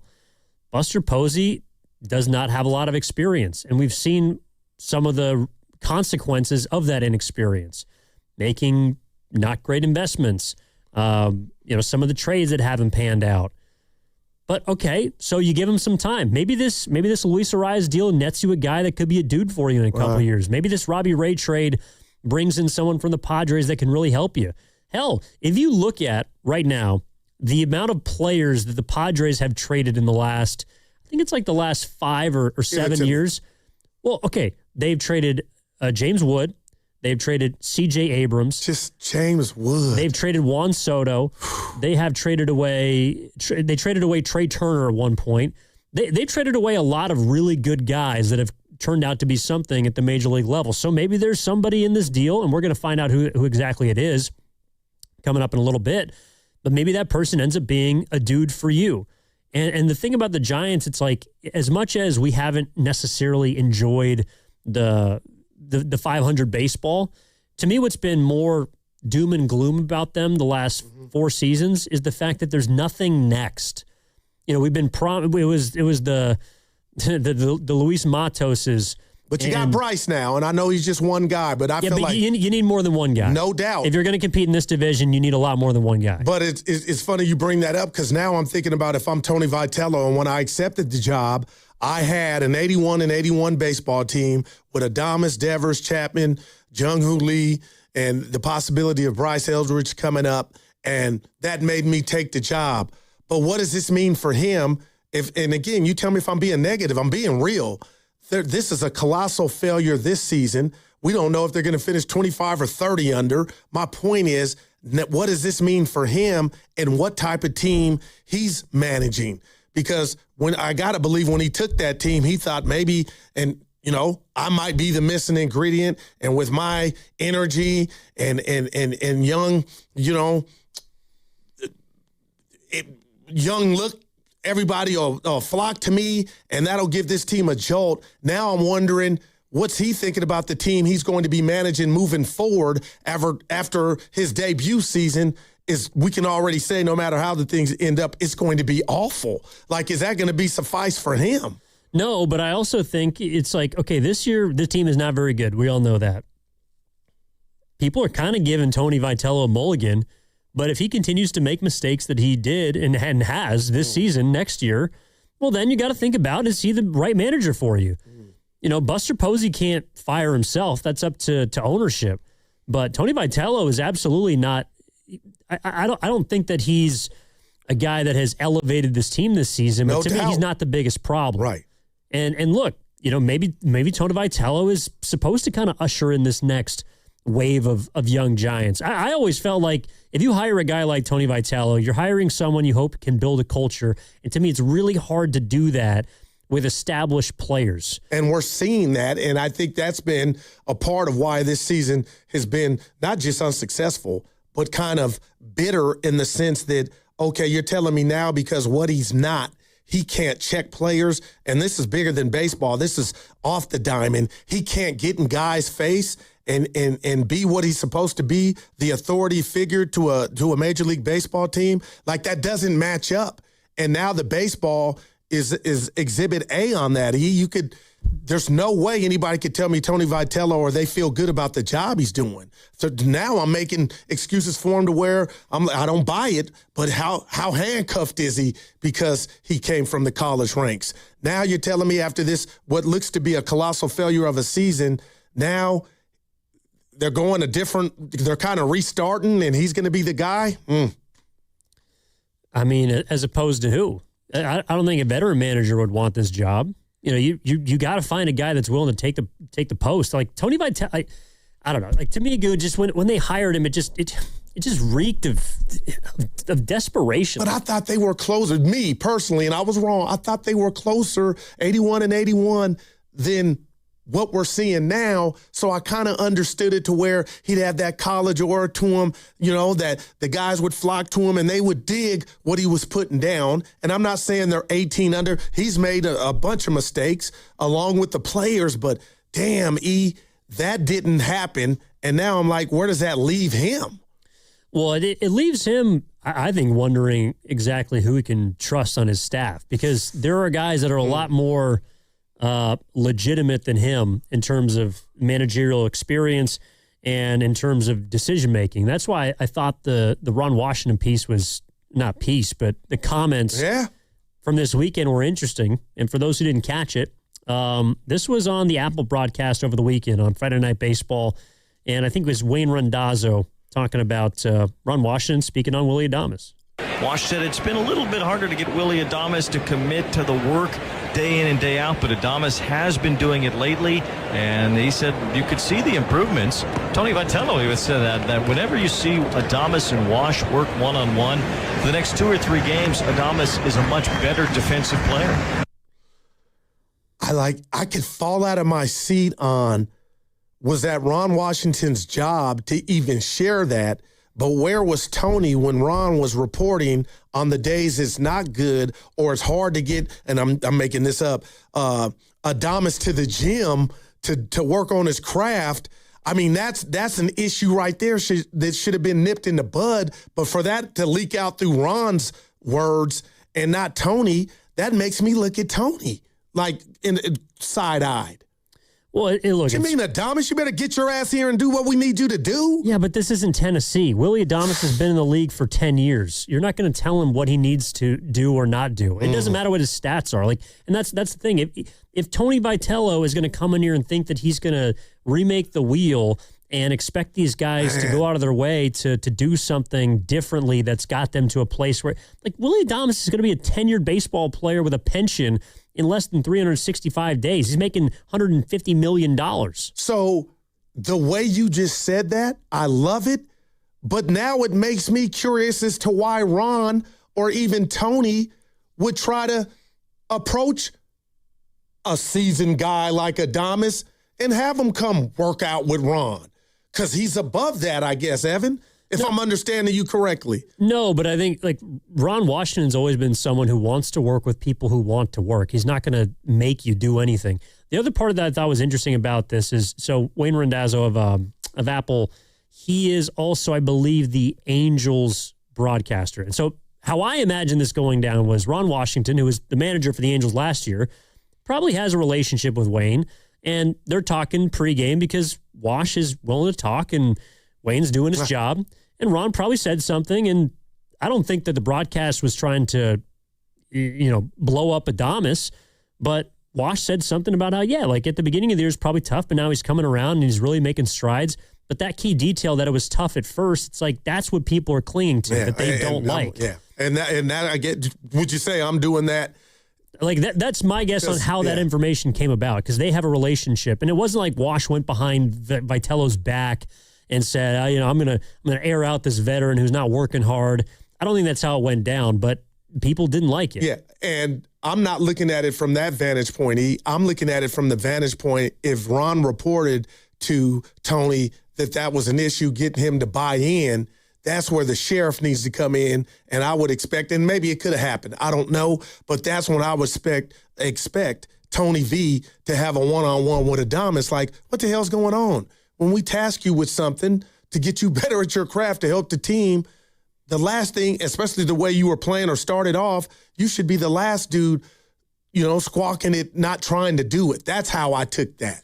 No, but I think, look, getting a veteran to do early work, it's not always going to happen. You keep bringing up this ain't college. No, you play 162 games. These guys are tired. It is August. These are the dog days. Getting someone to do extra work, which, by the way, it sounds like he's beginning to do at this stage in the season, I think that's, I know people don't want to hear a bad team talk about not working hard. Right. The reality of being a pro is they're not here to do everything.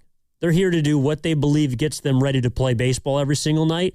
And if that's not early work, that's not early work. Man. Ron Washington he was very helpful in improving Luis Arraez to being a good second baseman. He's helped a lot of the young players. I think that's who he's here to help. He's here to develop Eldridge at first base, or maybe it's outfield. Here to help Schmidt before he got hurt. Here to help a lot of these younger players. But that's what I would expect Tony to say to Adames. Like, dude, if that popped off, and obviously it did at some juncture, why are you going against the grain? Do what we tell you, bud. Yeah, and that's led to us being 18 games below 500. All right, 888-957-9570 is the number. Again, the news of the day right now is the Giants are in full sell mode.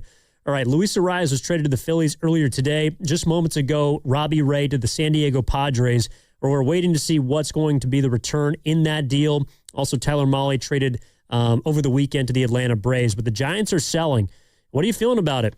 888-957-9570 is the number. Evan Giddings in for Matt Steinmetz alongside Daryl the Guru Johnson. Our baseball coverage on 95.7 The Game is presented by Xfinity. Score the most reliable Wi-Fi. One price, 5 years, guaranteed. Xfinity. Imagine that.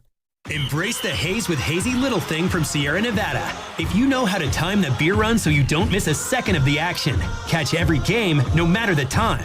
If you're up for whatever the season brings, then embrace the haze with Hazy Little Thing. Hazy, citrusy, smooth, juicy, but not sweet, hoppy, but not bitter, bursting with fruit flavor and aroma. There's a reason it's America's best-selling Hazy IPA. Sierra Nevada brews Hazy Little Thing with the purest ingredients for the finest quality in every sip. Velvety smooth and handcrafted with Citra and Mosaic hops. Whether you're anchoring the tailgate before kickoff or running the clock down with classics on the patio, nothing hits the gap better than the rhythm of the city and a cold Sierra Nevada Hazy Little Thing IPA. It's the ultimate clutch play for your summer, so embrace the haze. When you're living in the moments that matter, it matters which beer. Embrace the haze with Hazy Little Thing by Sierra Nevada. That's Hazy Little Thing by Sierra Nevada. Enjoy responsibly. What if you could have the most reliable fiber-powered Wi-Fi? And get this, what if you could keep it at the same price for 5 years guaranteed? Now through August 24th, new Xfinity customers can get our best price on gig Wi-Fi this summer before it disappears. Just $50 a month for 5 years. No annual contracts, no hidden fees, and our best equipment included. Plus, get online in minutes with same-day Wi-Fi. It's Wi-Fi that finds and fixes problems before you even notice them. Like super intelligent Wi-Fi with a sixth sense. Plus, it keeps you protected from online threats. And get Peacock Premium included for 2 years. Lock in your price and unlock the possibilities. Get it now at Xfinity.com. Xfinity. Imagine that. Restrictions apply. Requires paperless billing and auto pay with stored bank account. Taxes and fees extra. Speeds vary. Use of fiber coaxial cable. Learn more at Xfinity.com/same-day Wi-Fi. This is the story of the one. The one who keeps multiple buildings running smoothly day after day. Plumbing that flows, HVAC that hums, cleaning supplies that keep surfaces sparkling. That's why she counts on Grainger. With easy reordering online and 24/7 support, Grainger helps her keep the products she needs on hand. So shelves stay stocked and buildings stay ready. Call 1-800-GRAINGER, click Grainger.com, or just stop by. Grainger, for the ones who get it done.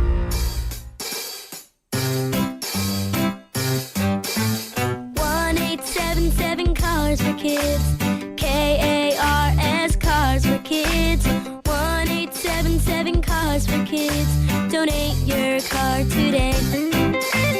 1-877 Cars for Kids. KARS Cars for Kids. 1-877 Cars for Kids. Donate your car today. Ready to get rid of that old car? Donate it to Cars for Kids. Call 877 Cars for Kids to speak to a friendly live agent. Donation is super easy, and your car can be picked up as soon as tomorrow. Go to carsforkids.org now or call 877 Cars for Kids to donate your car today. 1-877 Cars for Kids. KARS Cars for Kids. 1-877 Cars for Kids. Did you know you can donate real estate too? Go to carsforkids.org. That's cars with a K. If life is a game to be won, then every child deserves to play on a level field. Children International is empowering young people in poverty on their journey by giving them the tools, the training, and the skills to shape their own futures. From the early days of development through all stages of growth and into employment. This is how, together, we can help end poverty for good. Learn more at children.org. I checked Allstate first and saved hundreds on my car insurance. Really smart. Unfortunately, I didn't check if I took the gas hose out of my car's tank. Ooh, not smart. And I drove off while still attached to pump number 3. Yeah, checking first is smart. So check Allstate first for a quote that could save you hundreds. Potential savings vary, subject to terms, conditions, and availability. Allstate North American Insurance Company and affiliates, Northbrook, Illinois. Oh, hey, Sarah. Did you hear my daughter Katie got Camper of the Week? That's a big deal. We got a big deal too, right, Mom? Honey, shh. What's that? Okay, that Hyundai Santa Fe, I only paid... Nice. Deal's so right, it almost feels wrong. The Hyundai Getaway Sales Event. Get 0% APR for 60 months, plus 0 payments for 90 days, or 1.9% APR for 72 months on the Hyundai Tucson, Santa Fe, or Santa Fe Hybrid during the Hyundai Getaway Sales Event. Hurry, offer ends August 3rd. Call 562-314-4603 for details. The best time to recommit to your gut health goals? Right now. Take charge of your gut with Nature Made. Our clinically studied ingredients support digestive health. Digestive enzymes break down nutrients. Probiotic and prebiotic fiber nourish good gut bacteria. And super greens with probiotics empower daily digestive health. Try the full lineup of gut health support from Nature Made, the #1 pharmacist-recommended vitamin and supplement brand. These statements have not been evaluated by the Food and Drug Administration. These products are not intended to diagnose, treat, cure, or prevent any disease.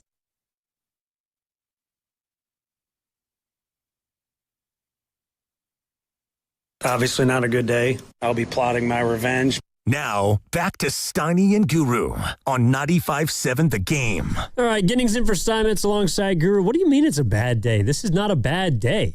You can make a case that this has been the best day of the season so far for the Giants. Yeah, if you tell me by 3 o'clock the Giants trade Adames, Devers, and Chapman, and then you're going with the youth movement, I'll say that. My point is, when you got these guys here, which I expect them to stay, I'm not going to get all giddy for what they've – listen, have you replenished the farm to a degree? Yes, and we don't know what you're going to get from Robbie Ray. But the bottom line is this has been a disaster, and I expect the big boys for the Giants, if you want to say they've underperformed, to be on this team next year as well. So how do we know that the instruction, the manager – all that is taking you in the right direction? And again, I want to be clear.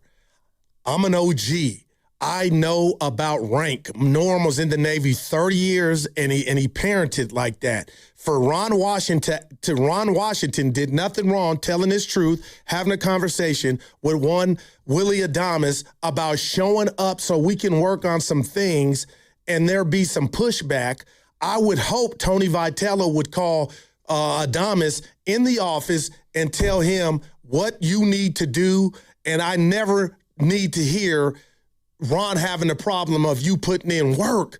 It's another, if I'm correct and I'm not missing anything, it's another example of Adames saying, miss me with the college stuff. You get your ass to the dirt so we can work. Well, he might be working for another team between now and 3 o'clock. I personally, look, it's not what you want to hear, especially at this stage of the season. But this is what always happens with bad teams. We always hear, this guy's not as good of a teammate as he thought. This guy's not working hard enough. This guy's not producing. This guy's not a clubhouse, is not a clubhouse influence on the young guys. So-and-so is not being a good mentor. These kinds of details always leak out from locker rooms, whether it's from a coach like Ron Washington or from reporters who are there every day when a team is not playing well, because people want answers and people are not going to be happy. Wow. Can I add, I'm hearing you and you're speaking to me. Can I ask you a real question? I want a real honest answer, yes or no? I'll try. Is Willie Adames a good shortstop to you? No. And I think I'm leaning more that way. That's what's been, I'm talking about with the glove. This season, he's not been a good shortstop. No doubt, man. And he can I thought hit. he was, He's got pop. Yeah. He's got pop, but a lot he's not of people been a great do, shortstop. But yeah, and does he pop when you need him to pop? That's been the story of the Giants. They, in crunch time, they just, they're not the U.S. Postal System. They don't deliver, and for a majority of the season. And that's how you become 18 under. But yeah, on a good day, he's going to pop it, but I'm just looking at him this year, and I think I overrated him, what he was as a shortstop. And forget me, Daryl. What about Gerald? Because maybe Buster overestimated him too. He may have. Again, 888-957-9570 is the number. What we're talking about today, at least right now, is the San Francisco Giants and what they're doing at the trade deadline. They kicked things off this weekend by trading Tyler Mahle for a prospect, a pitcher from Atlanta. They moved Luis Arraez for the Phillies' number 4 overall prospect, a right-handed pitcher, earlier today, along with Caleb Killian. And we just got the details from the Robbie Ray trade. Okay. Just a couple minutes ago, was traded to the San Diego Padres. Miguel Mendez and Joniel Hernandez are expected to be the return for Ray. That's from John Heyman of MLB. And for those that are wondering, Miguel Mendez is the number 4 overall prospect for the San Diego Padres. So if that report is correct, he's a pitcher. Again, this is what I'm talking about. Is today is a day where the Giants are finally telling us what they're doing. They have recognized a lack of pitching depth in their farm system and arguably at the major league level, and they have to do something about it. It wasn't just the bullpen. It was also their starters. I know that people were mad that Posey didn't go out and sign a closer or didn't develop one, whatever you want to call it, but the signings of Tyler Mahle and Adrian Hauser were because they did not have anybody they trusted to fill out the back half of the rotation. And if this team is going to compete, if they're going to not be a 20-game below 500 squad going into the 2027 or 2028 year, they're going to need arms. And to me, look, even dating back to the Patrick Bailey deal, for what? A left-handed pitcher. They have identified an area of weakness in their farm system, and they're trying to do something about it. And for that, I got to give them credit. Well, all right. I'm not mad at you. I'll say this to that. So how do you replace Ray and Mahle? Will we see something this offseason where Buster takes a crack at it with ready-made major league pitchers? Or are these guys coming back? Well, Mendez is in high A. Okay, so he won't be an option. So my question is, do you expect Buster to do what he did this past offseason when he brought in Hauser, Mahle? Does he do that again and hope he has better luck? Yeah, you're going to have to try and just fill out the rotation with guys that, and again, it's like today, Luis Arraez was a really good signing. I loved him. A prospect who you think that could help you down the line. You got a half year of production from Luis Arraez, and you didn't really have to spend that much money because it was a 1-year contract. So those are the signings that Buster Posey is going to have to try and make more of. The big long albatross deals that he handed out right when he got there. Those are the ones that they'll look to avoid, I think, this winter. And it's going to be it's not going to be going out and signing a big name. Even in spite of the lockout. And who knows? It doesn't even work. The last 2 big names didn't equate to winning. Adames and Devers. So I kind of get that. No, it's because you looked at – look, I think they tried to – and it's surprising to me because Buster Posey's, as a player, was a part of teams that were built the proper way. But, they tried to pay a bunch of money to cover up holes in their pitching staff and – their defense by getting these big hitters. I mean, everybody wants them. They're sexy and they hit home runs. But it's like you need so much more than just a couple bats to be a good baseball team. And especially if those bats are not great defensive players. Like Willie Adames has hit 20 home runs this year, thereabouts. But he hurts you on defense, and you have nobody to replace him. Well, And I just heard you say, and you were right, Buster and how he came up and what he came up in, the environment and what he should know makes the team a winner. You talked about it, pitching and defense. So, Evan, the more you think about it, are you shocked that Buster did something different to get the Giants to this plateau and kind of bypassed what he was born into and what he mastered when they won 3 titles? Well, I think that's an experience. I think that is a guy who was brought in to try and win now, who wanted to win now, and got himself into a bit of a pickle by doing so. It's like all of these moves are in complete reverse of his moves from the first year that he was president of baseball operations. I mean, think about it. He comes in here, he gets Chapman to sign an extension. He goes out and gets Adames, trades for Devers. All of those are win now moves. Like I was excited what was his big quote from last year? It's go time. It was go time. Yikes. Last year. Yeah. This time it's not. And so I do give him some credit. He realized that some of the stuff that he did was not good, that some of the moves that he made and this front office made were incorrect, and he's trying to right those wrongs. 2 wrongs don't make a right, and I think he's trying to do what's best for the future now, which sucks because you thought a year ago that this team was ready to get back on top. Yeah, and go time you thought was going to the playoffs, and now go time means you go because we traded you because we're selling. You go to the lottery. Yep. Let's go to Reno and talk to Ed. Again, 888-957-9570 is the number. What's going on, Ed? How you doing? Hey, good morning, gentlemen. Hey, I got to you push my buttons a little bit about the farm system. Okay. So, since the World Series, who have the Giants really developed to play any position that has helped consistently? And the 2 players I can only think of are Logan Webb and Ramos. If you look at the Giants' starting infield, they're all store-bought until Arraez got traded. And 2 of your 3 outfielders are from other organizations or from Korea. So I'm totally is with that an you. organizational yeah. thing? No, yeah, I think it's an organizational thing to where you can question, especially when we saw Luciano, who had no business at shortstop, but they allowed him to be a shortstop, and we saw how that worked out. So, Matos, I'm with you. So I agree with you. Outside of those 2, maybe Evan has a name or 2 of some others, but I agree with you that's a problem. I think that's a big problem. But if you also look at the Dodgers and their farm system, last night, 6 of their 9 position players were from other organizations, and I think 6 of their starters now are all from other organizations. So is this a trend where people just buy players, or is it easier than just developing someone? And I'm driving, so I have to get off the radio. I got you. No, appreciate the call, Ed. Well, the Dodgers are using their chips or however, their prospects to go get the big boys. You know what I mean? And it's been working out. And they're staring a 3-peat in the face.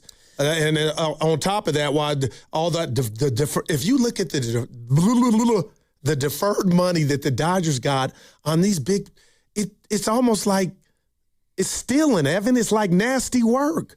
How can you finagle it? Like, dude, it's incredible, but it's allowed them to build a monster. Well, they're trying to cash in while they can. I mean, they got a lot of aging players. It's not like Freddie Freeman's getting any younger. Mookie but it's Betts worth it already, right? With the 2 chips, and now you might get 3. Yeah. I would take that all day. We're getting old, but it's been great. I'm looking at the Warriors, and I don't look at it that way. That's like no one's. People may not like what the Dodgers are doing, but you can't fault them whatsoever. Like the system is built this way. They have broken the system. And that's why there's probably going to be a work stoppage next year because teams like the Dodgers are making a mockery of the collective bargaining agreement. There you go. And it's like any team can do this, by the way, but they're willing to put their money where their mouth is.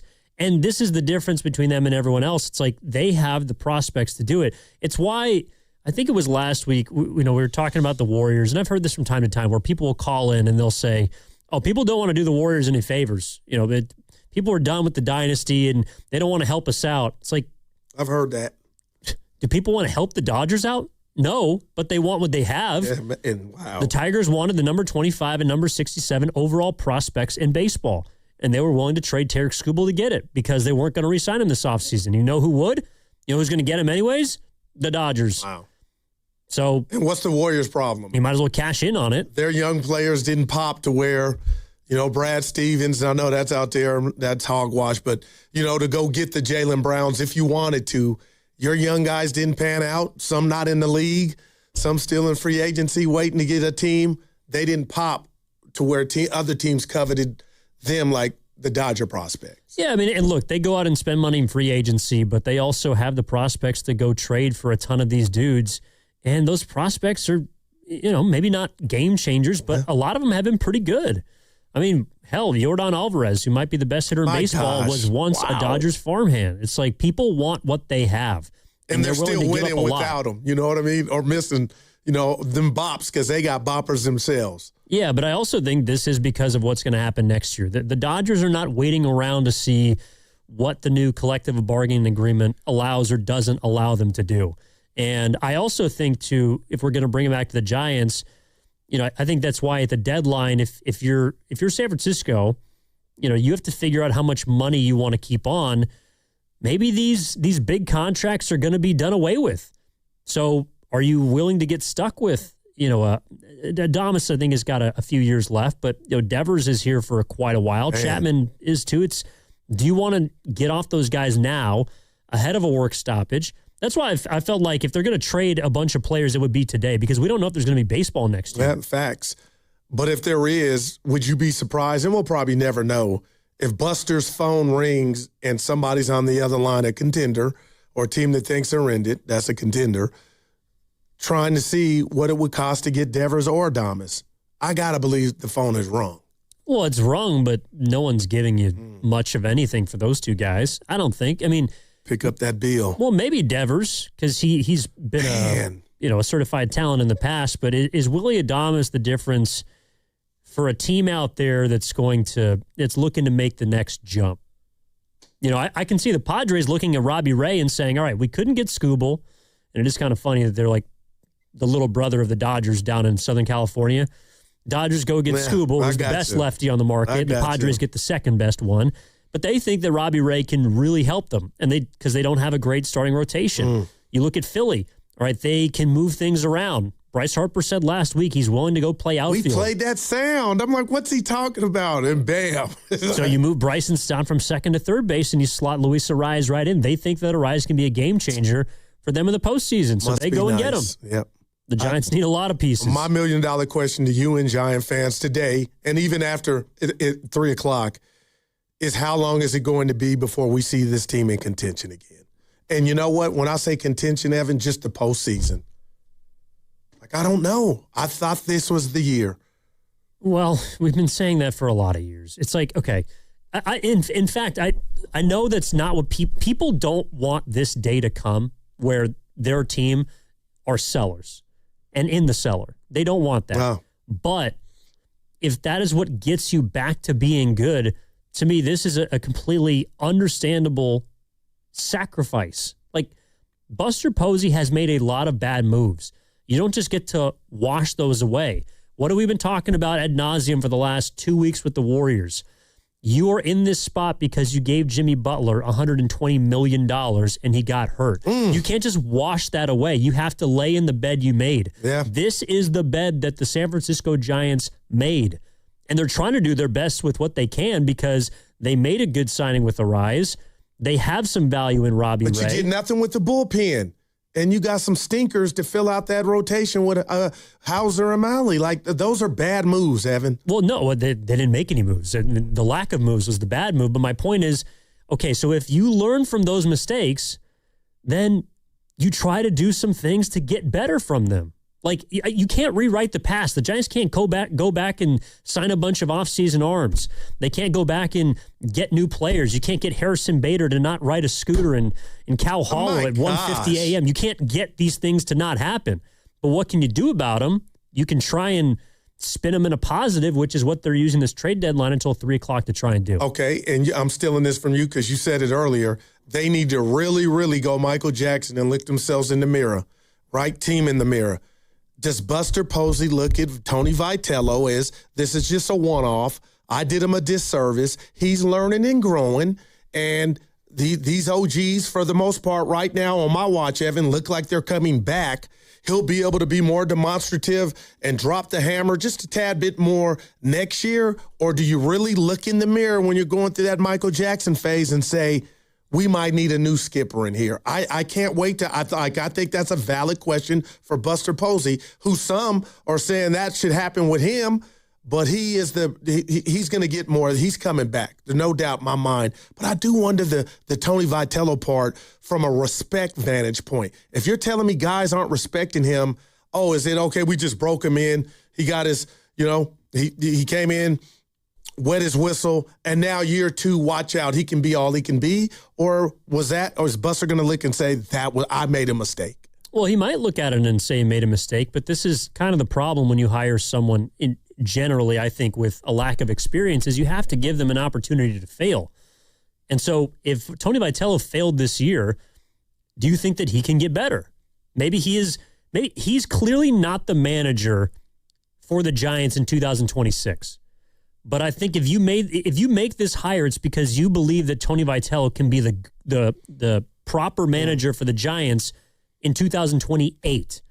And that's what some of these trades are about today. Some of these trades are not about 2020. They're not about 2027. They might be about 2028 or 2029. They might be about you waiting, because this is the other part too. It's like, I got an email a couple weeks ago, flash ticket sale, and people are flooding Oracle Park. They're still out there. Yeah. They're still going to games. And so if there's no urgency, well, then you can take your time. And that's something that Posey, he's kind of told us that he's unwilling to do so far. When he got the job, it's, I want to win now. I want to get this team back to the postseason. I want to be in the moment making business. Yeah. Okay, well, in order to make some moments, you got to take some lumps. Yeah, not the deadline, Well, the deadline's, I don't know, but like, again, maybe a couple of these guys are going to be good for you. Yeah, I got you. Well, if by my count, they've made 3 trades, and they're pretty much everybody that we thought was going out the door. If I set it at 3.5, Evan, do you think Buster's done, or could we see? I would be surprised at this point if Ramos or any other Giant was moved. I would not be shocked if Elliot Ramos is moved. Okay. And the reason is because they got a couple guys in the farm system that are close to breaking through. And, you brought up moving Devers to third to get a look at Eldridge at first. I think you could apply the same strategy to the outfield. It's like, all right, is Ramos going to be a guy that we want here in 2 years? If he's not, well, I got Dakota Jordan that's sitting in Double-A. All right. You've already called up Jonah Cox. You got a couple of guys that are willing to, ready to make that next leap. Let's go see for the last half of the season or the last couple of months. I think they're now in evaluation mode, something they haven't been willing to do since the moment that Buster Posey was named president. Well, facts. 888-957-9570 is the number. Your point about Vitello is well taken. What do you do about the manager? And I guess I would ask you, Gu, what's your biggest fear right now about Tony? That every good outfit or sport team, it starts from the top. And regardless of what your record is, I always think that the players have to know there's an adult in the room and somewhat of a fear factor. A lot of people out there could say, Gu, you're living in the past. I'm not. And what I saw that day in Miami when Devers was just blown away that he was getting pitch run for, not pinch hit, pitch run for, which was the right move in a close game. What I saw Devers do told me, and I think Devers was trying to tell the world, we don't have any fear of anybody here. Our manager's just a manager by name, and I don't like that. Especially when I could look at the Luz of the world, obviously who didn't win it, Dusty Baker, Bruce Bochy. I just feel like any type of baseball team needs that fear factor or that respect from the players, and I'm starting to believe that some of these Giant players don't have that for Tony, and my nightmare is some of them never will. So it's up to Buster and the powers to be to have that talk amongst themselves or look in the mirror and say, is Tony that guy? Is he going to grow into that guy? But it's more so not even about Tony, Evan. if Devers and Adames are going to be here and they don't respect him now, I don't think you ever are going to get that respect. So that's why I'm eager to see how this plays out. And again, Tony might come back, but I think the manager matters. Well, I think it does too. It probably matters less than it did 10 or 20 years ago. But if you're right, Goo, well, then he isn't the manager for the team. And it's not a bad thing, He just was. Well, it is. That's a really bad hire. If you hire a guy who's done in 1 year, that's a bad hire.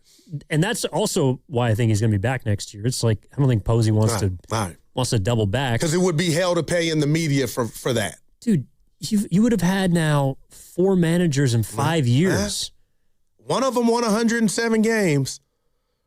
I think you don't have to smirk, but those are facts. And they went to the offs. That happened. As much as we want to throw rock, Melvin didn't do it. And again, year one of Tony, but that happened. And I know we laughed at him. It did. No, I mean, look, people weren't a big fan of Kapler. Because I think he thought he was the ish. He was well put together, good looking dude. To your point, he's probably walking around puffing his chest out saying, I won 107 games. And I bet Melvin's somewhere saying, I won 81. I'm serious. Like, they won 81 games last year, and you would have thought, I thought they won 62 and lost 100. Melvin hasn't watched a lick of Giants baseball this year. I think you always look at your ex to see what, was I the problem?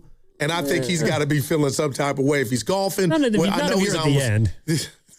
He's enjoying retirement. Hey, this is bad. No, you could tell me, hey, you overestimated them. Nobody saw this. This thing might be 25 under. And then, Kenny didn't say this, but at this point, does it really matter? But it just speaks to how bad of a season this has been. Okay, you're right. I would say nobody saw them being this bad. Okay. They have the second to worst record in the NL. They're tied with the Mets. Only the Rockies are a worse team than them in the National League. But they're so bad that you have to accept this season. Like, you have to accept this team is that bad. Because it's not like you're 5 games below 500 and you've tricked off a couple. Like, you are 20 games below 500. The only team worse than you is the Colorado Rockies. You have to accept that you are a bad baseball team. And that's why today, between now and 3 o'clock, I hope we see another move. Because you cannot tell me that this team is a player away. I hear you. 888-957-9570 is the number. All right, that segment was sponsored by Cache Creek Casino Resort. Take the fast lane to winning at Cache Creek Casino Resort every Sunday in August when bonus play prizes from 2 to 6 p.m. plus a guaranteed $25,000 cash winner at 7 o'clock. On August 30th, the grand prize is a 2026 BMW Z4. Cash in at Cache Creek Casino Resort. Evan Giddings in for Matt Steinmetz, Daryl the Guru Johnson back after this on Signing and Goo. Now it's time for the closer of the week.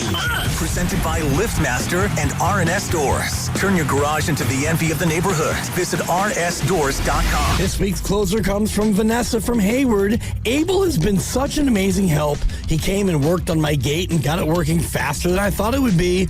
Abel is always dependable to get the job done efficiently and effectively. Recently, my garage door opener was not working. I was in need of a closer. I was put in touch with RNS Doors and they hooked me up with a brand new garage door opener from LiftMaster. With LiftMaster's MyQ connectivity, my garage door opener can be controlled right from my smartphone. You'll know when a door or gate has been left open and can close it with a tap, no matter where I am. Be one of the first 10 callers and receive 20% off a LiftMaster garage door opener. Call 1-800-FIX-A-DOOR. That's 800-FIX-A-DOOR. Or visit rsdoors.com. R&S Doors. Look for the red truck. Ragnar the Terrible got a job at a big bank. Let's listen. So what's it like being a 5th century warlord? Same as Big Bank. We conquer and extort gold from conquest. Huh. We just lower our customers' deposit rates and raise their fees. And if they argue, put on their floorboards and crush while dining. So smart. Star One isn't like the big banks. We think banking should be pain-free, with lower loan rates, higher deposit rates, and friendly customer service. Star One, in your best interest. Hi, I'm Richard Estrada with Atco Pest Control. What's bugging you at home? You can grab a spray or set a trap, but real pest control starts with identifying the source of the problem and keeping them out of your home. Atco has been servicing Bay Area homes since 1985. We take the guesswork out of it so you can move on. Go to atcopest.com. Trust Atco for the solution. Hey, it's Willard. At Habas Law, it's never been about attention, never about applause, never about goofy smiles on candy-colored billboards. For more than 40 years, Habas Law is focused on one thing, fighting relentlessly for injured Californians, because behind every catastrophic injury case is a human life forever changed. That's why Habas fights with preparation, intensity, and relentless commitment. No fluff, no distractions, just real advocacy for injured Californians. Habas Law, relentless for justice. Visit habaslaw.com. Omar Habas is a California licensed attorney. Offices in Northern California, including San Jose. Past results do not guarantee future outcomes. Is your client ready to build a functional outdoor space? Choosing Golden State Lumber and Showroom means faster deliveries and finishing your project on time and on budget.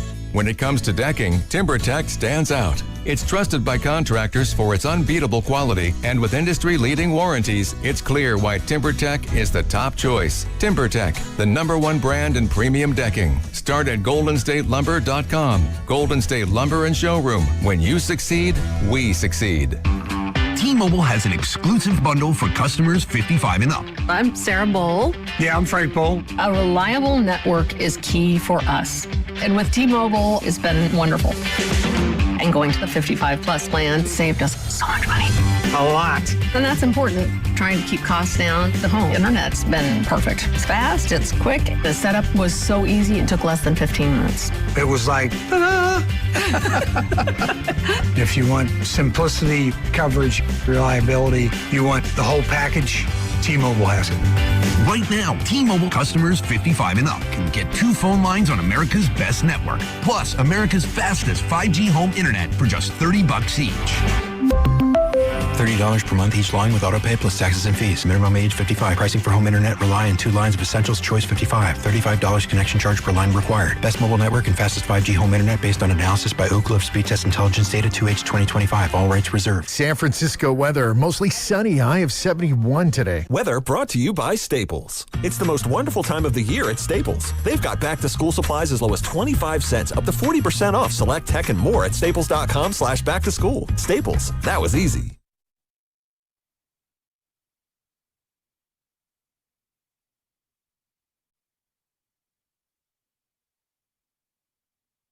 We need Thundercats. I'm my own General, Evan. Now, back to Steiny and Guru on 95.7 The Game. All right, Evan Giddings in for Matt Steinmetz. Going to be back tomorrow, coming back from Scotland. And he's got to be in a great mood, I got to believe. Yeah, Goo, he's going to have a lot to react to. Man, Draymond.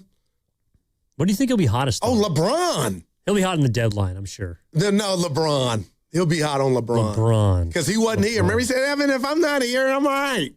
He'll be able to react. That's right. Yeah, he did leave 9 days ago. Yeah, I'm done discussing sports. I miss my guy. Draymond's back. GP2's back.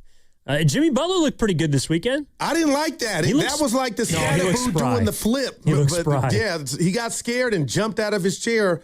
But I will say this about Dre and Steph. Kevon Looney got married. And there's pictures of Pods cutting his hair. We're at the party. Shout out to the House family. Which party? Bobby House turned 33, Melvin's son. So we were over there in Hayward. I posted a picture, all the OGs. Bob Melvin? Bobby House. Oh, yeah. Mel House's son. So we were there, Evan, and a picture went viral of Pods, and he had cut his hair. But apparently that was fake because he was at Kevon Looney's wedding with Jordan Poole. Help me out now. Clay. Yep.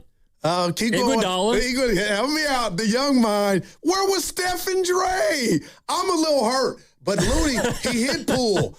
And Looney never liked that. I don't think he forgave Dre over that. So I'm thinking Dre might not have been invited. That's my intel. But the chef. Well, they're both from you Milwaukee. were just at Moody's camp. You could make my boy love his wedding. Well, maybe he was a little busy. By the way, congratulations to Kevon Looney. Got married over the weekend. Yeah, beautiful bride. There was a picture with a lot of former teammates. You know, Milwaukee guy, Jordan Poole. Milwaukee guy, Brandon Pajemski. Didn't see Steph Curry or Draymond. Come on, man. Yeah, people were trying to make something out of it. Man. Come on, man. I want the shit Dre I get. Because Poole was there. I mean, Poole was like, I ain't coming. He wasn't a bad teammate to Looney. But they were boys. He had both from Milwaukee. He was tight with Poole. Remember, we sat down. This is just me. We sat down with Kevon. I said, hey, have you guys forgiven Dre? And then he was real. He was like, Dre's going to have to address us and earn our trust back. So I always wonder, how that left off. But Dre was probably busy, but I did find that odd. They weren't there. That bothered me. Well, radio bothered me. You still bring up the fact that Draymond wasn't at Harrison Barnes' wedding. Well, I know why. There was no invite. I mean, there was no invite. You take that to the bank. Who's dip sponsor? Fremont Bank. 0 for 2. No doubt. Yeah, Fremont Bank. Here for you. And we want to say 15 years that the station's inception. We want to thank, and you and I, thank the fans for all that they've done, all the summits we've had. And Bishasky and Spadoni were spot on this morning. Dibs with his top 15. But, Evan, I really want to just take a step back and thank the listeners for supporting us, man. Who would have known? 15 years. That's a long time. That's a long time. You're right. It's about as long as Rafael Devers is going to be a Giant. I thought you were going to say last time the Giants won a playoff game. It's about that long. And I'm going to fight you now because I was thinking while you win. Today ain't a good day. It's not Ice Cube. What are you talking about? It's not. You could say they got this 2 number 4 Nah, this is not how anybody. They also got a number 9 prospect from the Padres. Okay, number 4, number 9. Bullpen help. But this ain't a good day. Yeah, you're starting over, but this ain't a good day, Evan. This is a reminder of how bad and a calamity this season's been. That to me. And if you really want to get funky, maybe Buster also hired the wrong guy for the job. That will reveal itself after the season. But I root for Tony, man. But I just watch.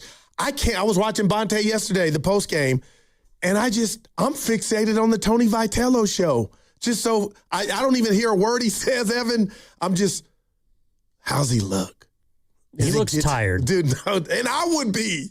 He looks real tired, and he's aged a lot in the last 6 months. I think you're not.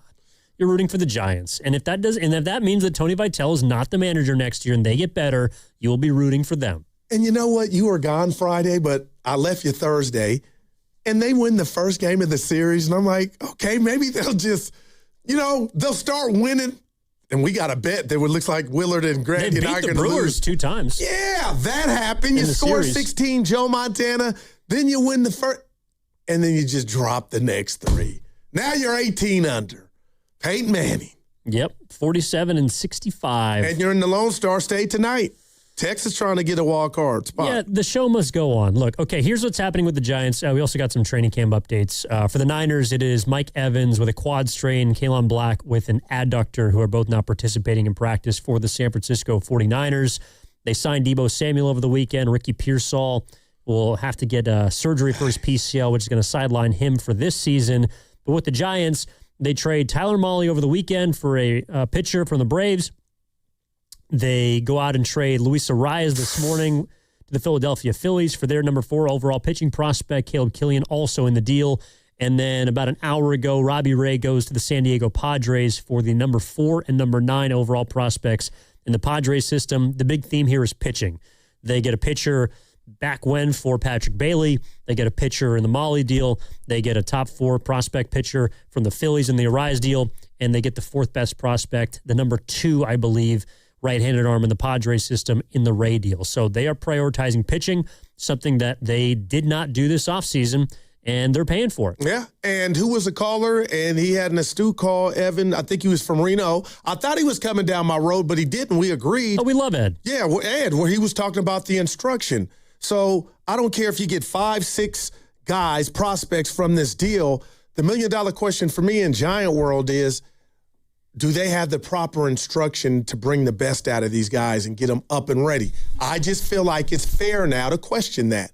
And again, you could call me sometimey or it's easy goo, but Kyle Harrison struggled here. And I'll never forget his first start. I'm like, Jesky, this dude, the next Randy Johnson. He's like, no, slow down. But then we saw the worst of him. And when they sent him to Boston, I'm thinking, oh, nothing. And again, I know he's had some issues here lately, but man, he went to Milwaukee and just turned it all around. So the Marquezes of the world, Mendez's, I'm hoping they're coming to a team that has the proper scouting and intel, Evan, to bring them to the next level. Well, and look, we could see some of them soon. The pitcher, Ramon Marquez, is 20 years old, has a 1.25 ERA in single A right now, between single A and high A. So we're not going to see him for a couple of years. But in the Padres deal, Miguel Mendez is currently pitching in Double A and is going to be moved, I assume, to Richmond, but could see him as early as this year, perhaps next year, And then the other guy is a rookie ball, 17-year-old shortstop who is the number 9 prospect for the Padres. So it's like, we'll see some of these guys now, some of these guys later. Right.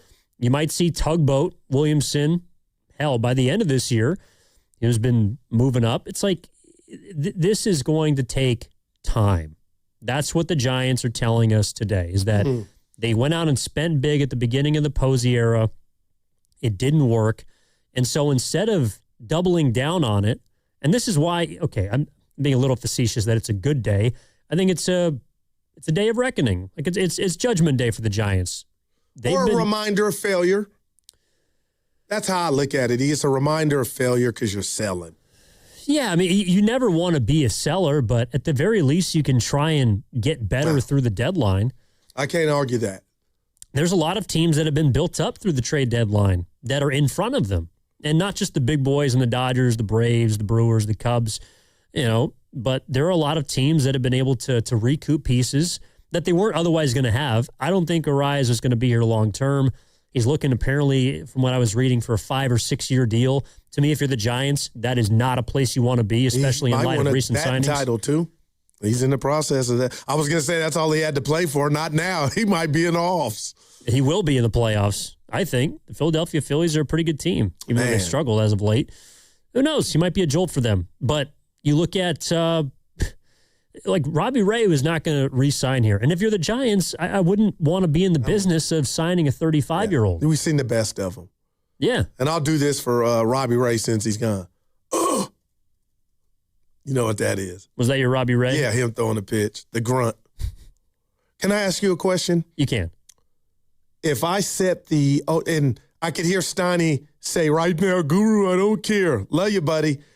If I set the under at a half of Devers starting at third base the rest of this season, I can't stop thinking about what will you place your wager at? You're listening to 95.7 The Game, KGMZ FM and HD1 San Francisco on Odyssey Sports Station, always live on the free Odyssey app and now broadcasting from the Laughing Monk Studios. A half, that means one game. I'll take, damn it, why not? That's what, make 4 errors, but you don't honestly think he would bark back at him, would you? I would take the under. Because that just he ain't got no reps. No, it just sets up like that tells me really, like, what are you doing? Well, Schmidt is out, is what we're doing. Chapman, we don't. That's an adductor, I believe. So, Evan, I mean, man, we're trying to make something out of. We're down, guys. We just made some trades. Why? Like, this would be the perfect time, right? Perfect games. But Rafael Devers is 30 years old. It's not like he needs to go learn how to play third base again. This is for Bryce. This is for Bryce. I would rather have Bryce Eldridge go play third base than Rafael Devers. I mean, come on, man. That won't happen. It won't happen. You're right. But why did you get Rafi? You didn't get him to play third. You got him to play first. Well, initially, and then your boy took off, forced his way onto the big club. That is Eldridge. And now you know he's a fixture. He'll never go back. They traded for Devers a year before they thought that Bryce Eldridge was going to come up. And remember, people were condemning him like, you didn't see Bryce coming? Like, could you have held off or that commitment to first? I don't know, but I guess, Evan, and I'm not in the know, I just think a couple games before games, him getting some reps at third, how we always, Evan had his, Bryce Harper, I got my outfield glove, and he played out there before. But, he's working on it before games. Then maybe, a Wednesday getaway game. Hey, Devers, go to third. We got you. If Willie Adames is not doing early work, what makes you think that Rafael Devers is going to get out there and play, truly work with Ron me. Washington? That bothers my soul if that were to be the case. Well, here's Devers has done nothing as far as helping winning. Is it all his fault? No. But, man, you should lose that. We're scared to tell you you're out. Well, man, he can't come out the lineup even when he deserved to. Now, you better get ready for a lot of Ken, who's your guy? Basabe? Ooh, I like Basabe. I don't dislike him either. Basabe. I don't dislike him either. Slavius Basabe. Oh, boy. Also a lot of Christian Koss. You'll have him and you'll like it over at third base. Devone said this. I didn't come at him. I was going to text him. He's in love with McRae. Evan, he can't hit. He plays hard, but he's got a good arm. I'll give him that. Yeah, but how many dudes you gotta have both? But DeVoe's like McCray. I heard him Saturday with Loveman. Oh, I told you this off the air. I forgot to bring this to air. I saw, I think it was a week and a half ago, walking through Golden Gate Park. I saw Bryce Eldridge and Grant McCray. You got to be kidding me. Yeah, on an off day, walking through Golden Gate Park. Were you with the dog solo? No, I was walking with a friend, but I noticed this gigantic human being walking through Golden Gate Park and so just kind of looking up at the tree top. He's tall. What did he say? Did you say I worked at the game? No, I was looking up into the canopy, and I saw this guy with a beard, and I go, "What? He looks familiar." Was he cool? No, I didn't say hi to him. He was enjoying his day. I'm not going to take time away from him, but I'm like, you didn't go up to him and say, "I'm Evan Giddings"? No, he's walking through Golden Gate Park. By the way, nobody else was talking to him either. Right. It's baseball, right? But Steve, come on. You would have said I'm Evan Giddings. Yeah, that would have meant what to him? St. Mary's basketball? You catch baseball. Me you could have said what's up, though, Bryce. I probably would have. No, I would. Come on, E. Well, I noticed him as we were walking by, and then I kind of looked, and I said, well, if that is indeed Bryce Eldridge, he'll probably be with someone else I recognize, and the other guy was Grant McCray. Now, how tall is Grant? Because he ain't small. He's a little taller than me. I think what, 5'10", 6 feet? Oh, so I'm taller than him. That's not a flex. No, but that's what you wanted to know. No, I thought he was taller. I don't think he's that big. Well, he's got a really good arm, and he's very fast. Oh, he's 6'1". No, that's what I had him at 6 feet. But yeah. I got to say this. You could have said, hey, we're coming up on 15 years, 95-7 again. You could have booked them. We're coming up on 15 years. Yeah, right. That's what I would have led with. No, you could have tell him what you do. Anyway, man, that's a big dude. Well, I want him there first as long as he can play every game. Well, if I got to be honest, the first thing that crossed my mind was not, I got to go talk to Bryce Eldridge and introduce myself. Yeah. No, it was, wow, that's really cool that a couple of San Francisco Giants players are enjoying one of the best parts about this city, which is the park. Not a lot of people do that. I'm making it about me. I'm serious. Maybe a Saturday morning, Sunday morning, just take a drive and experience that air. I got to believe is fresh, is all outdoors. Man, Evan, you're living. I need to experience that. There are bison in Golden Gate Park. It's one of the strangest things about this city, but it's a pretty cool part. Like, Golden Gate Park is a bunch of stuff. Wow. Come on, I need to use it more. Because remember, I walked the Golden Gate Bridge. I was like, why don't I come every day? Well, you are here every day. No, across the bridge. You drive from Sacramento. Yeah. You make the LeBron commute every day. Well, hopefully he won't do that because the Philly fan ain't going to be in for that. I think they will be. They got a New Yorker. All right, Goose. So one of the things I was thinking about when I saw the news that Robbie Ray got traded from the San Francisco Giants to the San Diego Padres, number one, do you have a problem with the interdivision trade? Not at all. It doesn't really bother me. But we got our goals. You got yours. It don't matter who you play for. Let's go. Now, if it was the Dodgers, that would be a little different. How so? Well, you're feeding the beast. But the beast is already fed. If they didn't get Robbie Ray, they'd be all right. But yeah, Evan, it's about what we're doing here. And right now, when you talk about night and day, that's the Dodgers and the Giants. So I ain't got time to be worried about, we're going to help them when we're over here struggling. Well, it's only a rental, and you did get something back. Like, actually, I was kind of excited to see that they traded with the Padres because the Padres have produced some good prospects. Odds are one of these guys is going to be decent.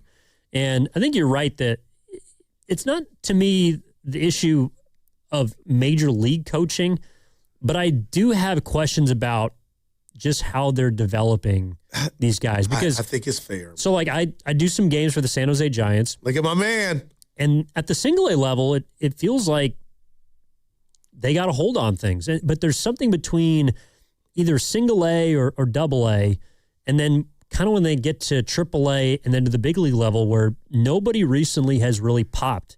You're thinking about the Lucianos, that's big. The Barts.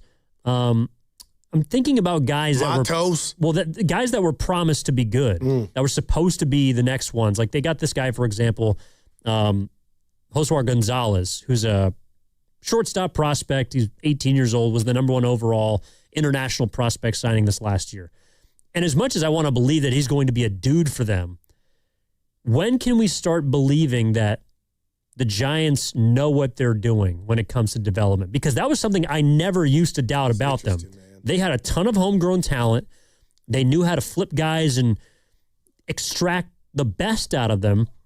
And it seems like sometime between the Zaidi era and now into Buster's, like, I'm willing to give Buster the benefit of the doubt because he hasn't been there for that long. But that's the thing that needs to change more than anything else, in my opinion. And I'm with you. And I just go back to Crawford because I thought Luciano was on his way. And there's nothing more sexy or just a good feeling that when the OG that's been so successful like Crawford, and then you got the young buck, and it's his time, and it's a natural passing of the baton. And then we find out he had a frying pan as short. It's like, dude, what was going on down there in Sac to where nobody knew that this dude wasn't a shortstop? So I say, Evan, I don't know if they invest, if they've already done that. I know the Niners did it with their training staff and all that stuff, but man, I would like to. I don't have a name to where I can get excited for after Bryce. And maybe, what did you say, Tugboat? What's the name? Yeah, Tugboat Mac. Okay. No. It isn't Mac Williamson. That's another giant. Tugboat Williamson. Okay. Wow, that's a name. So I guess I'll be able to come on here and tell you when we see it. But right now, I'm like Forrest Gump at the bus stop. I'm waiting. And when we see it, hopefully it'll pop. Yeah. Tugboat Wilkinson, not Williamson. Right. Sorry about that. I was thinking about Mac Williamson. Another guy to get excited about. Yeah, I think right now, to me, the excitement is in the promise. But I could also understand where you or a lot of fans would come down my road and say, well, you've been promising us stuff for a decade and nothing's really happened. Man, and that's not a Buster problem because it was pre-Buster. But I thought Farhan, the smartest guy in the room, I thought the Giant farm system was further along than it is. So, again, how do we know Buster's not going to try to use that Black American Express card again this offseason to right the mistakes? Or is he going to count on, the farm and, a couple of youngsters they got with Marquez and Mendez? Well, I think the way that Posey needs to start thinking about this is there has to be a foundation. And I think he was hoping that Devers and Adames and Chapman could be the major league foundation, but they're not, along with Webb, and Ray, I guess, to some extent. But those guys were not good enough. And I think they, were kind of patchwork pieces.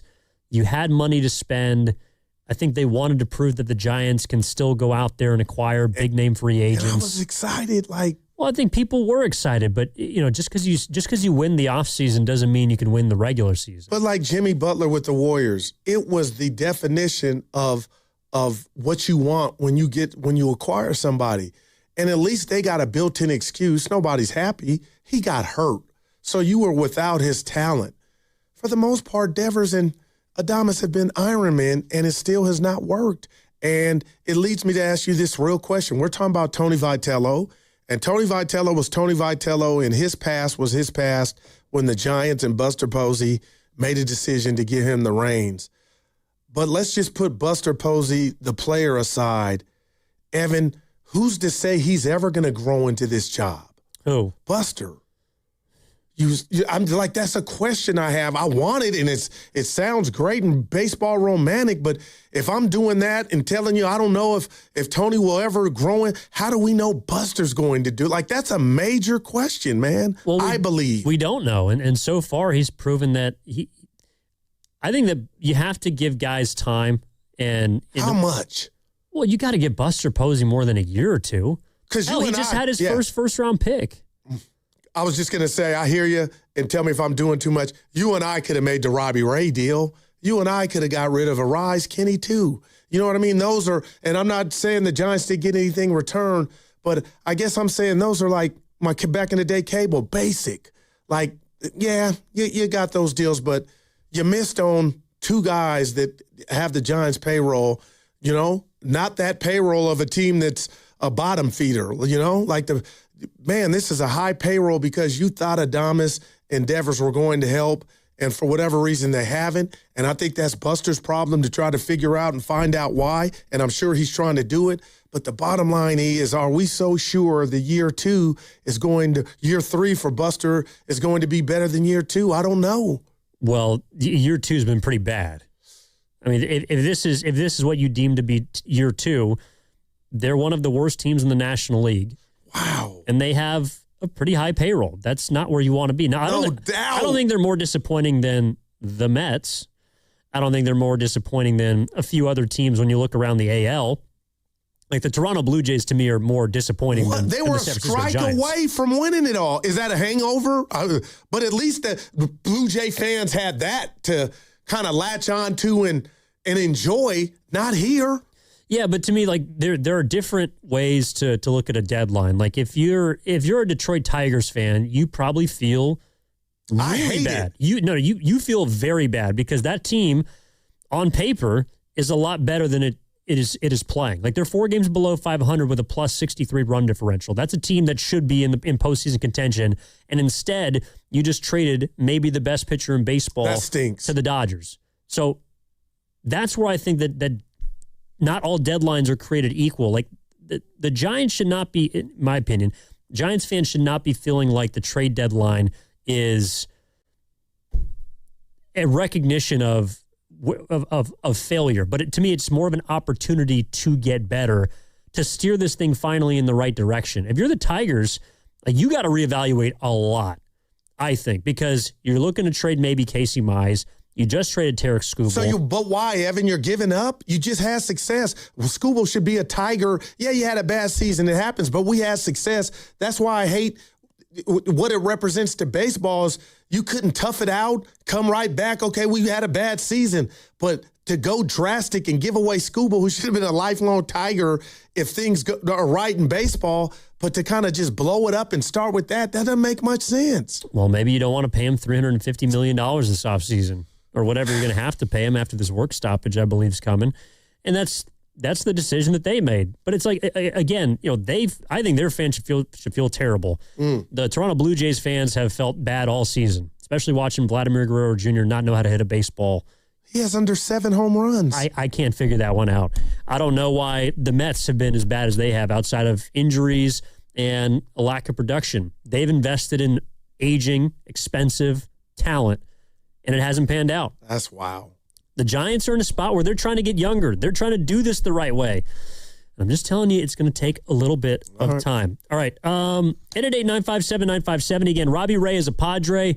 Luis Arraez is a Philly. Taylor Molly is a Brave. What should the Giants do between now and 3 o'clock when the MLB trade deadline comes and goes? We are brought to you by Fremont Bank. Here for you, here for good. Evan Giddings in for Matt Steinmetz. Daryl the Guru Johnson. Signing Guru. Back after this. I just bought a new automobile the same way they did in the 1900s when movies were silent. Well, I just got this Jeep from FlexCar. Maintenance and insurance are included, and I can switch cars anytime. What are you, high on giggle juice? The first and only month-to-month car lease. FlexCar, you drive everything. Looking to get your next project done right without running all over town? At Ashby Lumber, everything you need is in one place. From premium lumber and building materials to doors, windows, decking, and hardware, we've got it all, ready when you are. Whether you're a contractor on a deadline or a homeowner starting something new, our team knows the products and helps you get it done right the first time. 2 locations, Berkeley and Concord. Ashby Lumber, one stop, done right. For all contest rules, go to 957thegame.com/rules. Now through August 31st at Big O Tires, receive $80 to $120 in instant savings on 4 select in-stock Netson, Nitto, or Sumitomo tires with installation bridges. Disposal fees extra, not good with other offers. See your locally owned Big O Tires dealer for pricing. What if you could have the most reliable fiber-powered Wi-Fi? And get this, what if you could keep it at the same price for 5 years guaranteed? Now through August 24th, new Xfinity customers can get our best price on gig Wi-Fi this summer before it disappears. Just $50 a month for 5 years. No annual contracts, no hidden fees, and our best equipment included. Plus, get online in minutes with same-day Wi-Fi. It's Wi-Fi that finds and fixes problems before you even notice them. Like super intelligent Wi-Fi with a 6th sense.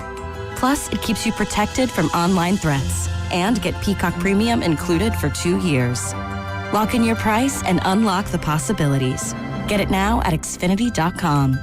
Xfinity. Imagine that. Restrictions apply. Requires paperless billing and auto pay with stored bank account. Taxes and fees extra. Speeds vary. Use of fiber coaxial cable. Learn more at xfinity.com/same-day Wi-Fi. Ready to get rid of that old car? Donate it today to carsforkids.org. Call 1-877-CARS-FOR-KIDS. Donation is super easy, and your car can be picked up as soon as tomorrow. Call 1-877-CARS-FOR-KIDS to donate your car today. That's CARS with a K. This is the story of the one. As a maintenance engineer at a beverage manufacturing plant, he starts his day knowing every line is ready to run because Grainger delivers the industrial-grade products he needs to keep mixers, conveyors, and packaging equipment moving. With Grainger's vast selection of bearings, belts, and motors, he keeps operations running smoothly, so nothing grinds to a halt. Call 1-800-GRAINGER, click Grainger.com, or just stop by. Grainger, for the ones who get it done. I scream. You scream. We all scream. Because Wendy's famous small classic Frosty is just $1 for a limited time. More screaming, happy screaming, summer screaming, dollar small classic Frosty screaming! But please don't scream in the drive-thru. It hurts the employees' ears. Get a $1 small classic Frosty for a limited time, only at Wendy's. U.S. price and participation may vary. A la carte only, not valid for delivery. Limit 10 per transaction. Price may be higher in Alaska and Hawaii. Finding great candidates to hire can be like, well, trying to find a needle in a haystack, but not with ZipRecruiter. Its powerful technology actively finds and invites qualified candidates to apply to your job. So while other companies might deliver a lot of hay, ZipRecruiter finds you the needle in the haystack. See why 4 out of 5 employers who post a job on ZipRecruiter get a quality candidate within the first day.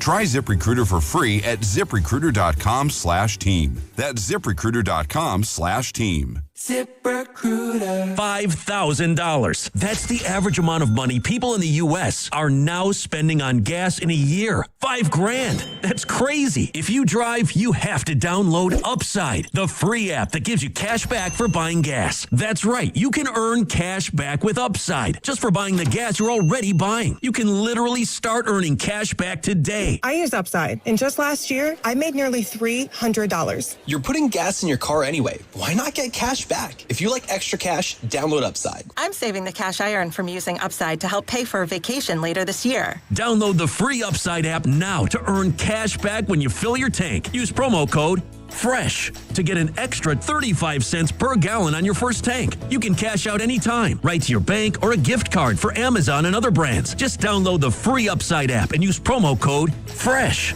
for a 35 cents per gallon bonus on your first tank. That's code FRESH for a 35 cents per gallon bonus.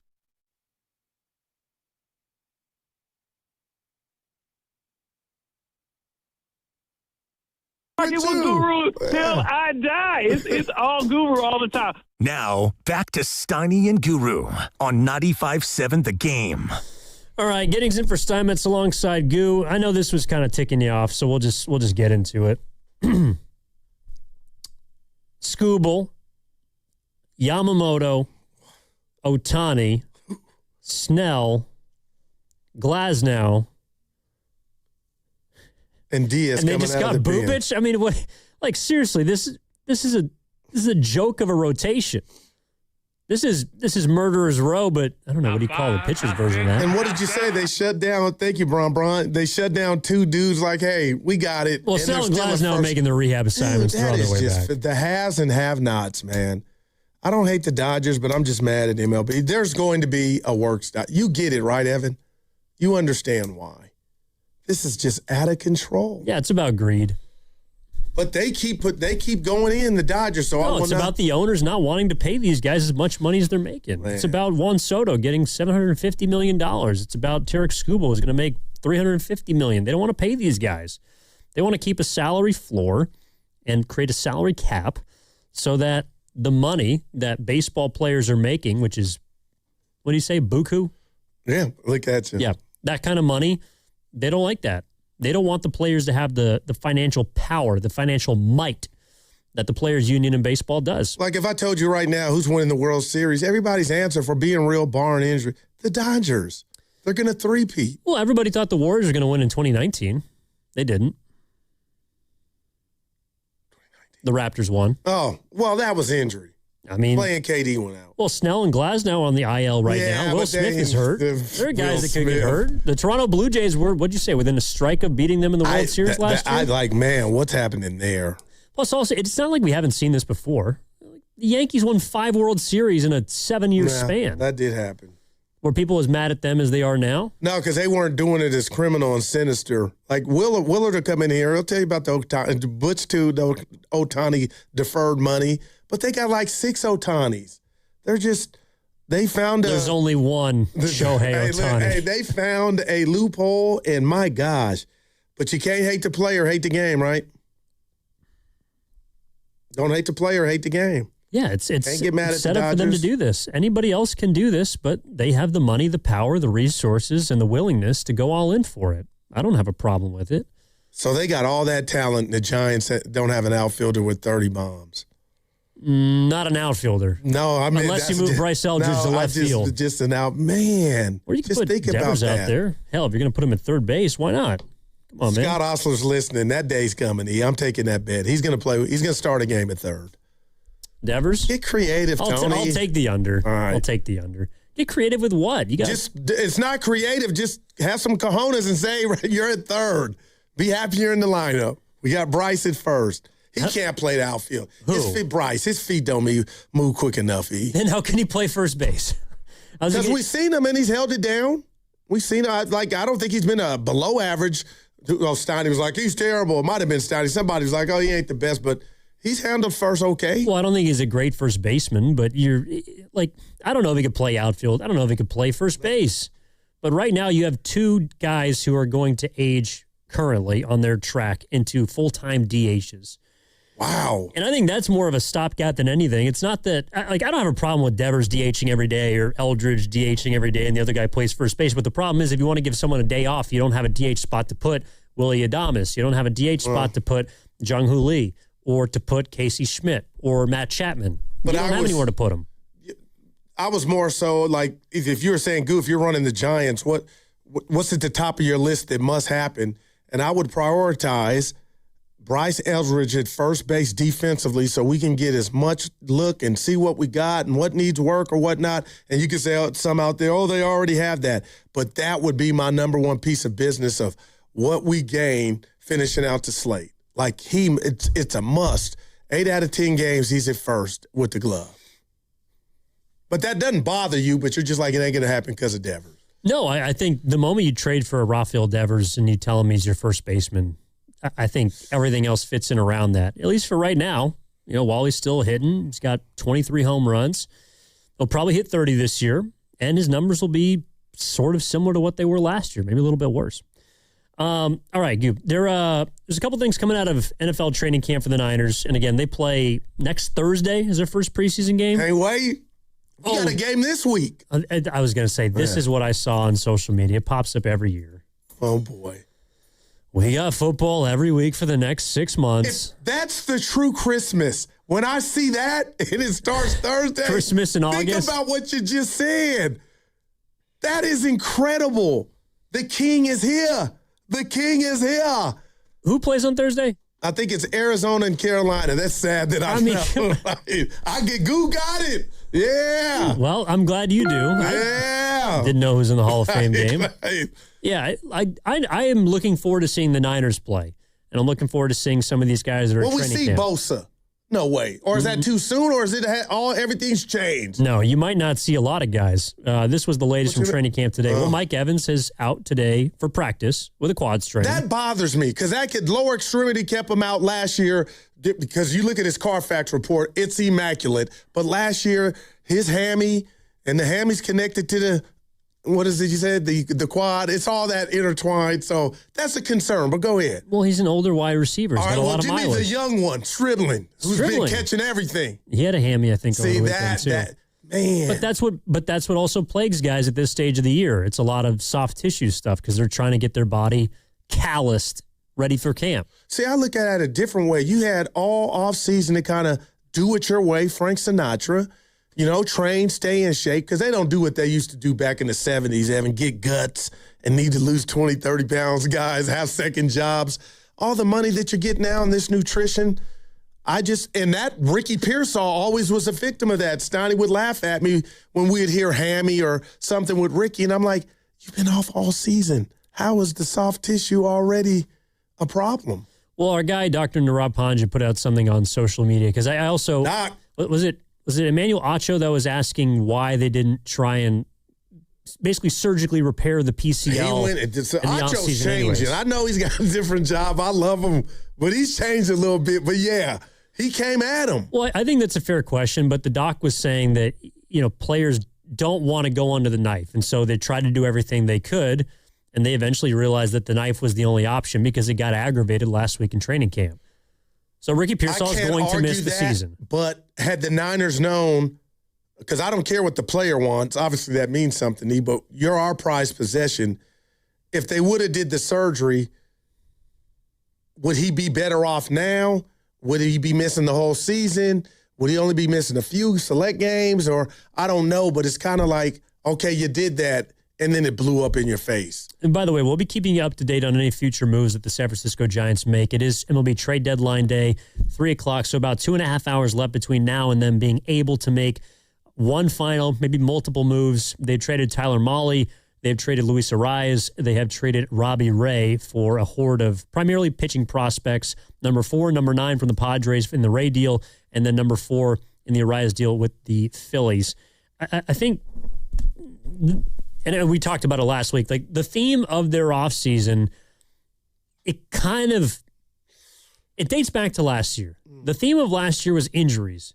And my biggest fear for the Niners is that it's not going to go away. And it's not going away because they've had some injury-prone talent, in a guy like Ricky Pearsall, and they went out and acquired aging guys who have had a history of injury, namely Mike Evans and Christian Kirk. Both out, right? Well, so in order to try and do something about it, they signed Deebo Samuel, which I think is a move that's nostalgic. And look, he's going to play. But to me, if Deebo Samuel's coming in, and I don't know about Stribling, I'm assuming that the hamstring is just a blip on the radar. Let's be proactive, but if Deebo Samuel's coming in and he's going to take reps and opportunities away from DeJon Stribling, then that's something that would bother me.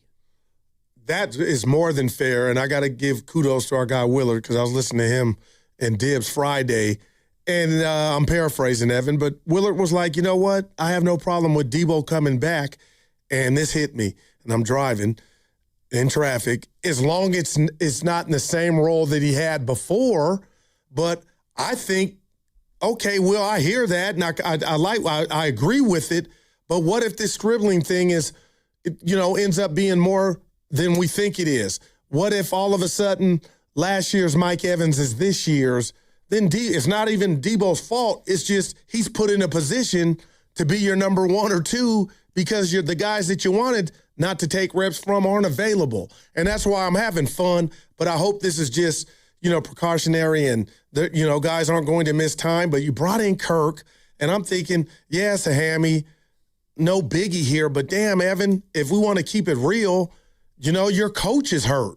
Like, forget, thank God he's okay. But the bottom line is, his availability for week 1 is up in jeopardy. And I know he didn't get it. It was a car accident, but it's a head scratcher as to when will the injury things just quiet down over there on 49ers way. Well, they won't. And it's because their best players are all old. It's, I understand what they're trying to do. I think they're trying to piece together a lot of guys that could give them a shot to compete for a year without risking anything. They didn't give Mike Evans a long-term deal. Christian Kirk's on a 1-year. Deebo's brought back, I think, for $7 million.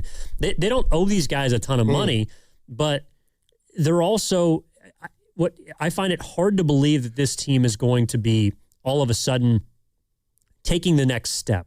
And I think that's what we talked to Eric Branch last week from the Chronicle about it. It's not that people weren't believing that they could be good last year, but there was a lot about that season that seemed phony, might be too strong. Right, I got you. Because they didn't control who they played. Too good to be true. Wow. So that's where I'm at with the Niners this year. And again, to that point, I'm being proactive.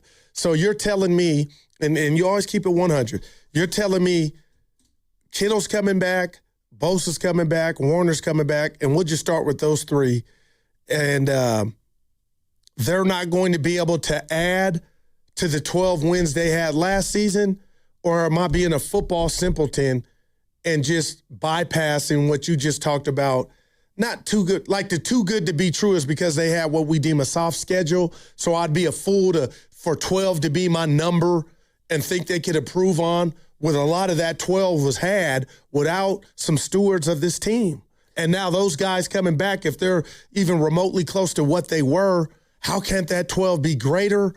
Or are you going to hit me with, and I understand, the schedule was as soft as charming. Well, and Ian Rappaport's reporting that Mike Evans has a very minor quad strain. Okay. So it seems like he's out of practice today more as a kind of precautionary tale. And I think that's honestly how it's going to be for much of training camp and preseason. If there's anything that's bugging or nagging one of these veterans, like a McCaffrey or a Trent Williams, Mike Evans, like they're just going to shut him down for the day because there's no reason in getting who? McCaffrey, which is a good thing. Oh, you didn't hear McCaffrey's name?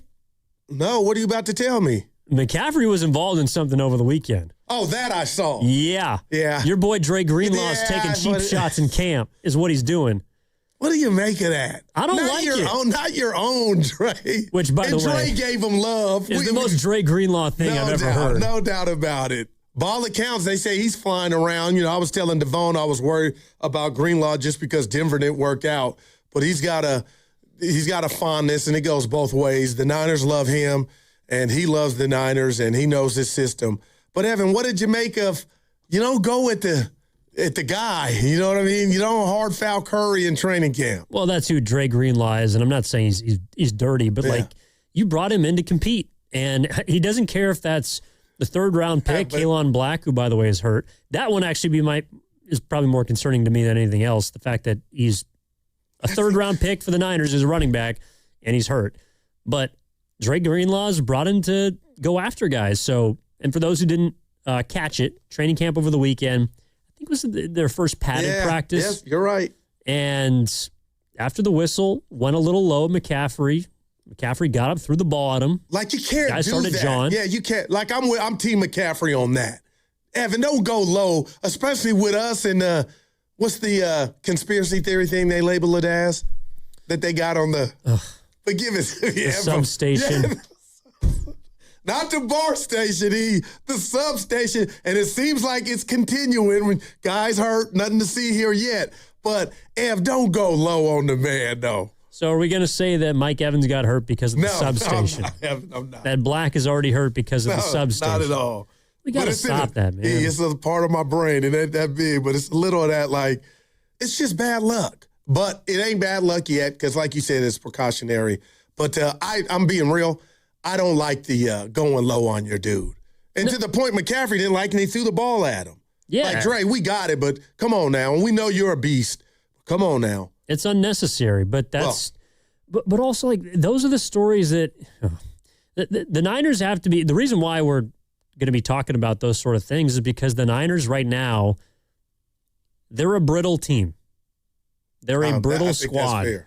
They're older. They have a ton of mileage on them, and they have guys in a past with a history of injuries. I mean, McCaffrey's gone through it. Nick Bosa's coming off the ACL. Hell, Fred Warner went through it last year. And you could call it bad luck, but I think the more that those injuries stack up over the course of time, you're more likely to get re-injured. Man. And Ricky Pearsall, unfortunately, that's just his body failing him, but it's like they're a team right now that has a lot of players that all need to be on the field at the same time, and there's no guarantee that at their age they're going to play a full season. It's real, and it's their reality right now. So Devon and I, Evan, you didn't ask, we talked about just how important Kyle was, and I've criticized Kyle because I feel like he should have a damn Super Bowl ring, and they should. John, we'll get into Parag. I hadn't even asked you what you thought of him being gone. But the bottom line is there was some sound I believe Kenny had. Cowherd was talking about Kyle being being as important to the Niners as some of these star players to other teams. And I know you might laugh and scoff at me, Evan. I believe that to be true. Well, do you want to hear it? Oh, man, Man, come on. All right, so this is from the Volume Network. I believe this is John Middlecoff talking with Colin Cowherd about Kyle Shanahan and his importance. It's interesting with the 49ers is that Kyle is so respected that it sort of bulldozes any mistakes or missteps in his life. You're very close to the Niners. What do you forecast? Kyle Shanahan is the most important guy in the organization. They went to Philly last year and won a playoff game without George Kittle, without Fred Warner, without Nick Bosa. If they got Kyle Shanahan, they're going to be okay. I think actually his parallel might be a little Sean Payton and his dad. They are tough. Kyle, to me, is the equivalent of like an NBA star. He's that important. Like if you got Jokic, your floor is still pretty high. Or LeBron in his prime, or Curry. That's what Kyle is. It's pretty rare. It doesn't really exist in the NFL. I think if they just had a notch below him, it could have unraveled multiple times. Yeah, John Middlecoff, formerly worked at 95.7 The Game here. Yeah, he did. In middays. You think that's a little too strong? I do. I will say this, again, about Devon and our conversation Friday. Evan, I'm really looking at the availability of one Kyle Shanahan for the outcome of that game. And you could tell me that might be too strong. Like, hopefully I'm wrong and he's back and there's nothing to see here. But to Middlecoff's point, I get what he's putting down. Just from everything that I want or I don't think Tony Vitello possesses or represents, Kyle is all in. And I think that means something. The respect thing, we know it's there, but just calling the offense and the plays. And if you're telling me Forster, who, right now is taking over, and I'm not hating on him, but he's no Kyle. I got to believe last year's the Niners' ability to win 12 games, get to that last game of the season for the number one seed in the NFC, lose that, then still go win a road playoff game. I can't express to you, partner, how much of that credit and pie I give to Kyle. Is that unfair? No, I think Kyle Shanahan is incredibly valuable. I wouldn't compare him to a player, especially a player like Steph Curry or But you said Jokic, incredibly, so that's high already. Maybe we're doing too much. Well, last year he was the most valuable head coach in football. I know that his team did not make it to the Super Bowl. I know that Mike McDonald hoisted the Lombardi Trophy on his field. Levi's, but there was no head coach in the NFL. You can argue to me that would have done with that roster and the amount of injuries that they sustained what Kyle Shanahan did. So and Mac Jones at the quarterback position when I was like, oh, and then Mac people were clamoring for Mac. Yeah, but I think, I wouldn't compare him to a player, but what do you give me for this? Kyle Shanahan he's the closest thing to a great college coach we have in the NFL. Break that down a little more for your boy. He has his fingerprints on everything. I got you. You broke it. He's in charge of the recruiting essentially because he has final say on the roster. He's involved in the draft process. He's involved with trades. Apparently, he could go save a guy like Ayuk from being traded. He could run to the GM's office and get that done. And then obviously, as a play caller, he has his fingerprints on the game plan itself. Like Kyle Shanahan does everything for the 49ers in the way that a Nick Saban did everything for Alabama, Dabo Swinney for Clemson, whoever your favorite college coach is. The difference is he hasn't won a Super Bowl, but that's why I think his value is as high as it is. It's because he does so much for the Niners. It's real. I can't sit here in front. And I'm not going to say Vrabel, because what he did with New England was impressive. Is all outdoors, getting them to the Super Bowl. But I'll tell you this, there's three right now. Andy Reid, McVay, and Kyle Shanahan, man. And those are my three. And I got Kyle, just because we're here and we cover them, but I'm being fair. Like, those are the three to me. But if you ask me and you hadn't, what's your biggest concern for the Niners outside of injuries coming into the year? I would be lying because I would tell you, one, I can't answer that question, but I got to start with Brandon Ayuk, that whole debacle and situation that happened. And when it was all said and done, if you thought the Niners won or lost by saving bread, the bottom line is you stop getting return on that position on what you envisioned Ayuk of being. Okay, you move forward, no harm, no foul. We draft Ricky Pearsall. And after the news over the weekend that he is going to be out with the PCL injury and may never, most likely, blossom into what you want him to be, and what you've had to endure on his watch with him being dynamic, laying on the ground. We don't know if he can go, kind of the Porzingis. This hurts. And then now you're dependent on Deebo Samuel. I'm going Maxwell, a reunion. Okay, you got a reunion. And then also a guy that missed almost 8 games with a hamstring issue.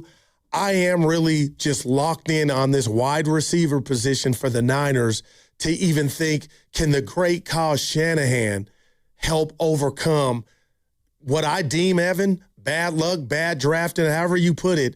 I mean, they are like they've been dealt a bad hand when it comes to the WR position for the Niners. But how much of that is their fault? That would be my follow-up question. I'm gonna say a lot. How much are they responsible for putting themselves in this position? A lot. Because I know that Ayuk has gone off the deep end, but you had a chance to trade him. You chose not to, and you botched that. You tried to prepare for the impending of Deebo Samuel leaving. Okay, right? That was Ricky Pearsall. That hasn't worked out. So Stribling is almost in a position where he has to work. He has to pan out, and he's got to help you immediately. Could I make a case that, time will tell, that this team could possibly miss 15, Juwan Jennings?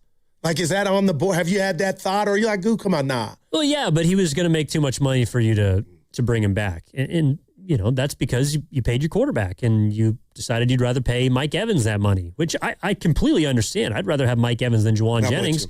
But you can't guarantee me that Mike Evans is going to play 17 games. And that's the part, and I'm not overreacting to it's a quad. You're right. Stribling, he's young, but he's got the hammy. Christian Kirk's got the hammy. But I'm like, it's not a concern until it is, right, E? So you got a game Thursday, game this weekend. Was it Friday? Next Thursday. Yeah. Next Thursday. So it starts then, but if preseason's going to be one of those, we got everybody in bubble wrap, then it's like, man, you just hope this team doesn't have to endure or go through what they did last year. And I know it's football goo, things happen, but nobody can fight me on this. It just feels like it hasn't happened as much to other teams as it has to the Niners, to their mainstays. 888-957-9570 is the number. The news from NFL training camp with the Niners that Mike Evans is out today with a minor quad strain. Kalen Black out with an adductor. Those are the injuries following, obviously, Ricky Pearsall's season-ending PCL injury. They re-signed Deebo Samuel. On the Giants front, they have traded Luis Arraez along with Caleb Killian for Ramon Marquez, number 4 overall prospect, a pitcher from the Philadelphia Phillies. They move on from Robbie Ray, sending him down south to Petco, and the Padres for 2 top 10 San Diego prospects. Also, Tyler Mahle on the move. Will they make another one between now and 3 o'clock? We got you locked here on Steiny and Guru. Evan in for Steiny. We're back after this on 95.7 The Game. No one plans to call a lawyer, but a lot of people wish they had sooner. Because after an accident, the clock starts immediately. Insurance companies move fast. They call, they record, they push for answers. And one wrong move, saying too much, signing too early, trusting the process, that can cost you thousands. That's why waiting is the biggest mistake you can make. Call Beam Law first, before you speak to insurance, before you agree to anything, before you risk your case. This just isn't a claim. It's your recovery, your income, your future. Beam Law has recovered millions for clients across the Bay Area and has been named Best of the Bay by SF Weekly 4 times. If you've been injured or lost someone due to someone else's negligence, please don't wait. Call Beam Law now at 415-523-5555. 415-523-5555. That's 415-523-5555. Or visit hurtinthebay.com. That's hurtinthebay.com, because it's not whether you get knocked down, it's whether you get back up. Beam Law, they've got your back, Bay Area. Is your client ready to build a functional outdoor space? Choosing Golden State Lumber and Showroom means faster deliveries and finishing your project on time and on budget. When it comes to decking, TimberTech stands out. It's trusted by contractors for its unbeatable quality, and with industry-leading warranties, it's clear why TimberTech is the top choice. TimberTech, the #1 brand in premium decking. Start at goldenstatelumber.com. Golden State Lumber and Showroom. When you succeed, we succeed. I'm Galen, co-founder of Brooklyn SolarWorks. With my Chase Inc. Business Premier Card, I get unlimited 2.5% cash back on purchases of $5,000 or more. So everything we buy to run our solar business gives us cash back that we put back into the neighborhood, donating solar panels to community gardens. Chase Inc. Cashback built for every business. Find the right card at chase.com/Inc. Real business owner compensated for their participation. Cards issued by JPMorgan Chase Bank and a member FDIC. Subject to credit approval. Terms apply. Now it's time for the closer of the week.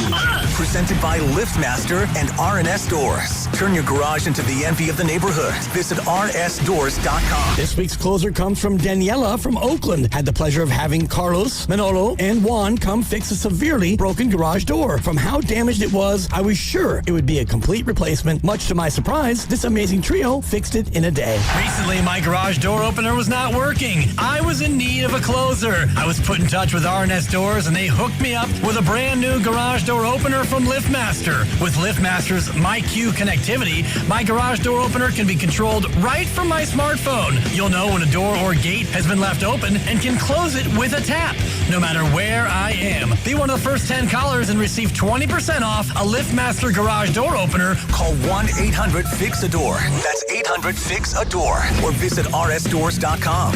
R&S Doors. Look for the red truck. This is the story of the one who keeps multiple buildings running smoothly day after day. Plumbing that flows, HVAC that hums, cleaning supplies that keep surfaces sparkling. That's why she counts on Grainger. With easy reordering online and 24/7 support, Grainger helps her keep the products she needs on hand. So shelves stay stocked and buildings stay ready. Call 1-800-GRAINGER, click Grainger.com, or just stop by. Grainger, for the ones who get it done.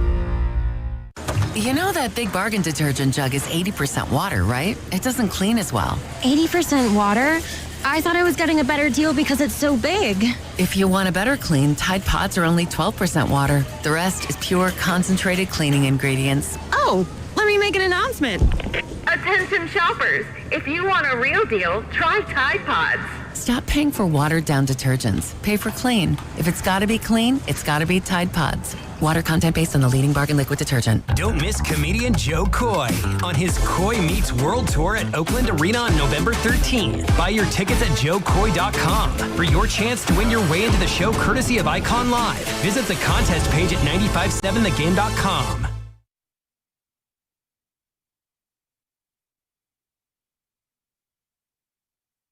Now, back to Steiny and Guru on 95.7 The Game. All right, Evan Giddings in for Matt Steinmetz. We'll be back tomorrow with Goo. He's been holding it down. Holding it down all week. Man, you and I got something going, man. I got a question for you. Why does the hat keep coming on and off? I'm not a hat guy. I know, but it's like so every other segment, you got the waves out, but then you got the hat back on. Yeah. I don't know, Evan. Well, maybe it's nervous energy. Nervous about what? Giants are making moves. Honestly, you want to know? What? Check engine light came on in the caddy. No. Yeah. I'm out of warranty, so I'll go take it to the doc.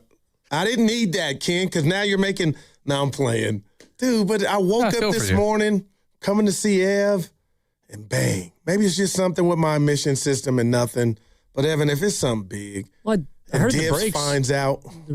If Dibs finds because he always makes fun that I ride the Cadillac. He's waiting for it to just. Hey, go. Does your Cadillac play for the 49ers still? I'm gonna give you Evan, 2.5. That's really you got good. The Mike Evans. Yeah, Goo driving the substation. Dibs got bigger problems. Oh yeah, he does. Yeah, the morning show is. I got you coming down his road. I'll leave that there. You can talk to him about it in the crossover in about an hour. I just appreciate your help. I've been doing this longer than you've been working here. And I tried to play you something during the break, and you had to tell my old ass, Goo, we're coming back. Thank you. No, the clock, Goo. Well, it is a little bit of the producer of me. So. Well, Kitty was, I don't know what Kitty was doing. But no, I tried to get some food and, had to come back and get things ready. And now we're off. And GP2 is back. 1 year, $3.9 million.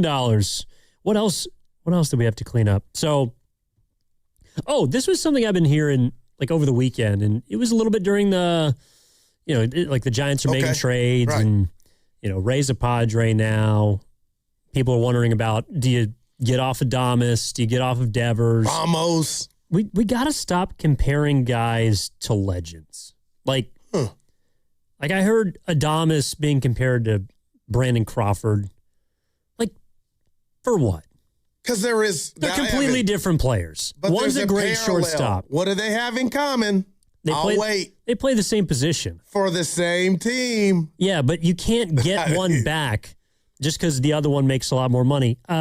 This was something we did it a lot with Bailey. Like, can Bailey be the next Posey?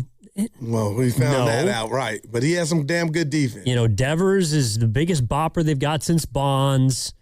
None of these guys are going to be those players. Maybe they can be a little bit of them. Well, but comparing guys to legends is just, you're bound to get disappointed. Well, what do you like when you think of young Bryce Eldridge? Again, this is impact, not the style. You want him to be as good or better than Will Clark, right? Oh my God, dude! Will Clark was really, really good. No, but again, Evan is. I thought you were going to say Brandon Belt. No, but can we beat Brandon Belt before we can beat Will Clark? Well, that comes with it, but you know what I mean. That's the fun to kind of imagine. And when Brock Purdy was doing his thing, can he be the next Joe or Steve, or Cap? Because I won't front or hate on Kaepernick's success. It went away, but he got him to a Super Bowl, and we thought he was something. But yeah, Evan, I think you're being a little too harsh. Will Clark was a 6-time All-Star, 3-time top 5 MVP finisher. Let my man grow. Played 15 years and 2,000 games in the pros.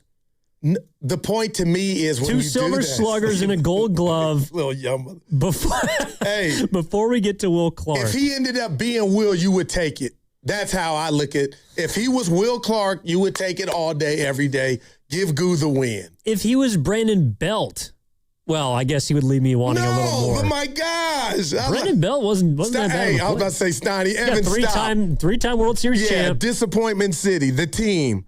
He had some big moments in the yachts. And he had holes in his swing. But Brandon was okay. But you know what I mean? You want him to be Will Clark. He's a better first baseman. I mean, man, he had the leather. Yeah, you want him to be Will Clark. I would also want him to be who's a really tall first baseman. I should have come on for tall first baseman. A lefty. Who's my guy? Give me some. Matt Olson. Oh, good. You would love him. He was Matt Olson. I wish he's still on the Athletics. He's so good. Yeah, he's got a couple 40 home run seasons. Man. Led the league a couple of years ago for the Braves. Yeah. Can he be Matt Olson? Bell was serviceable, but he wasn't Matt Olson. Well, hey, they'll take that too. But my point is, Bryce Eldridge has got a lot of time. When I saw him walking through Golden Gate Park last week, I was. Was that a sniff? But you didn't say nothing. No, but I was observing him and his presence, especially the one that was unnoticed by basically everybody in the park. Did he have, I'm being real, he in the park dog? No, he was just walking around in a T-shirt and jeans, enjoying the sun like a lot of San Franciscans do. Actually, I think it made him more endearing. I was like, wow, this guy's really a city boy. All right, 888-957-9570 is the number. Let's go down to Irvine and talk to Ryan. Wants to get into some of the injuries for the 49ers. Hey, Ryan, how you doing, man?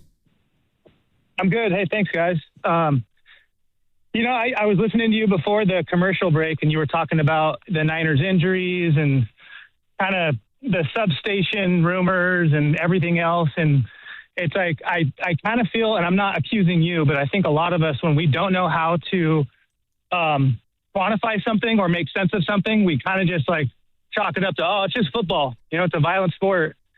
But here's where I'm a little confused. Okay. It's the Niners are in the top 5 most injured teams every single year. Sometimes they're the most injured team. We've seen it kind of derail some seasons, and then we've seen what they've been able to overcome. But here's the deal. We have a lot of veterans. We have a lot of older players. You can expect them to, through attrition, just start to break down. They're going to get more injured. It's science. We break down the older we get, but how come every single year our rookie class has these soft tissue injuries? I mean, we're not talking just about our vets. We're talking about our rookies that are in the same boat as them. They're injured. So that's a little confusing to me. And so you might say, well, it's probably because a lot of times Kyle and his scouts and John Lynch, they pick players from college who have a history of being injured. So you can make that correlation. But then you look at examples like Ricky Pearsall. He had no injuries in college. Didn't miss a game. So how do you kind of make sense of that? So it's frustrating as a Niner fan because there's got to be something there. At least that's the way I feel. To me, I feel like all roads kind of point to the training staff, because you look at some of our stars on the team, they're awarded the fluctuation to go rehab with their own doctors, their own team, whereas a lot of the other players don't. You're at the mercy of having to rehab with their training staff. We've seen success with CMC, with Trent, with Fred. When they rehab away from the team with their own people, they make full recoveries. Whereas a lot of our guys, they come in, to me, it seems like they're not coming into camp ready. Because it does seem like the first week of training camp, when they put pads on, you get all these soft tissue injuries to not just the vets, which you can kind of expect, but the rookie class too. So to me, there's got to be something there with this training staff, which has been the same training staff since Kyle got here. That's just my opinion. Hey, let me ask you this before you go. Evan and I heard everything you said, so I got it, and I'm not running material here. So do you stop at the substation is ridiculous, or do you think that's could possibly be part of it too? Look, I'm not even going to pretend to be smart enough to have an answer for that. But I approach that the same way I approach everything else in my life. Look at both sides of the story. Don't just dismiss something because you can't understand it. And to me, I feel like the Niners were super quick to come put that to rest. But I don't know. We're getting injured too often. And most often it's soft injury, muscle tears and stuff like that. So to me, I feel like the easiest answer to this is probably the training staff. Gotcha. Thanks, Ryan. Appreciate the call. Yeah, I think if I was going to... It's interesting, Evan. Go ahead. Yeah, if I was going to place blame, it would probably be more at the 49ers' feet. Kyle Shanahan runs tough practices. Or Chris Forster. When I look at Stribling, okay, he's got a hammy. How serious? Probably not serious at all. And it just goes to what we talked about to start the show. I mean, I'm being fair, Evan. Is that honestly on the Niners when guys don't even put pads on? They come out to practice ready to go, young, not old, and got a soft tissue injury? I'm asking, and I love what the caller was putting down. Don't dismiss something just because you can't prove it. But I guess I don't just blame the Niners on Stribling when we got an older guy, Kirk, dealing with the hammy. I'm asking you, what is that about? Ricky Pearsall, can we blame the Niners on just his lack of availability pretty much for his young career? Well, Ryan talked about how Bosa and some guys make full recoveries with their own staff. I have to imagine that Ricky Pearsall trained with his own staff this offseason, and now he's going to be out for the year. So is that on the Niners? Is that on Ricky? It's like that's bad fortune, but this is a guy whoever you want to place blame on has not been able to stay on the football field. And his third season in the NFL is going to be cut short because of something that happened last year. Those are just the facts. So that's why the Niners went out and signed Debo. That's why I think they didn't commit themselves long-term to anyone this offseason, because they saw a lot of their best players go down last year due to injury. And I don't have much reason to believe that all of a sudden that's going to change. Are guys going to get hurt in the way they did last year? No, but odds are some of their older players are probably going to miss games. Christian McCaffrey may miss some games. Trent Williams may miss some games. Bosa may miss some games. Fred Warner might. The Niners are, I think they have an aging core that's still pretty good. They're not a very young football team. And they're not. And Evan, that you said that, and I hear you. Just tell me what you think of this here. Does it feel like they're going backwards? And when I say, does it feel like they're going backwards, when you had to go bring back Debo, you had to go bring back Greenlaw. And at one point, I love both of those players. But the fact that this team needed to reunite with both, does that signal, do you have a problem? If a part of me, not all of me, feels like, yeah, those guys know the system, but the bigger thing that the Niners were still there for them is injuries and a need to say you haven't grown in those departments with other players. You're listening to 95.7 The Game, KGMZ FM and HD1 San Francisco and Odyssey Sports Station, always live in the free Odyssey app and now broadcasting from the Laughing Monk Studios. Giddings in for Steinmetz alongside Guru. Yeah. So you feel like they've gone backwards? In a sense that you needed Debo by default. because if Pearsall, I honestly believe if Pearsall was upright and the Niners were saying, hey, we were still interested, and that could be true, there's just a little ingredient where I'm starting to feel like the reunions are symbolic of, Nick Martin not touching the field or the lack of confidence. And you know what I mean? Like, it's a necessity that you needed them, but I don't know how much progress that is. I guess if you had to draw it up, you wouldn't reunite with both players. Because you made a decision at one point to move forward, E. Is it weird that I'm kind of feeling a parallel between the Niners and the Giants from this standpoint, and it's that they're in their respective positions because they've failed to develop the next. They've failed to develop the next core that fans feel confident in taking over for the previous iteration.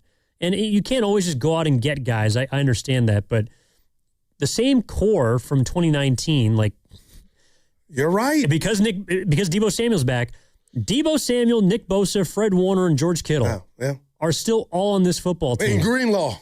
And Dre Greenlaw from 7 years ago. I know that may not seem like a long time to some, but in football, 7 years is an eternity. I hear you, Evan. I mean, the average NFL career is like 2.5 years.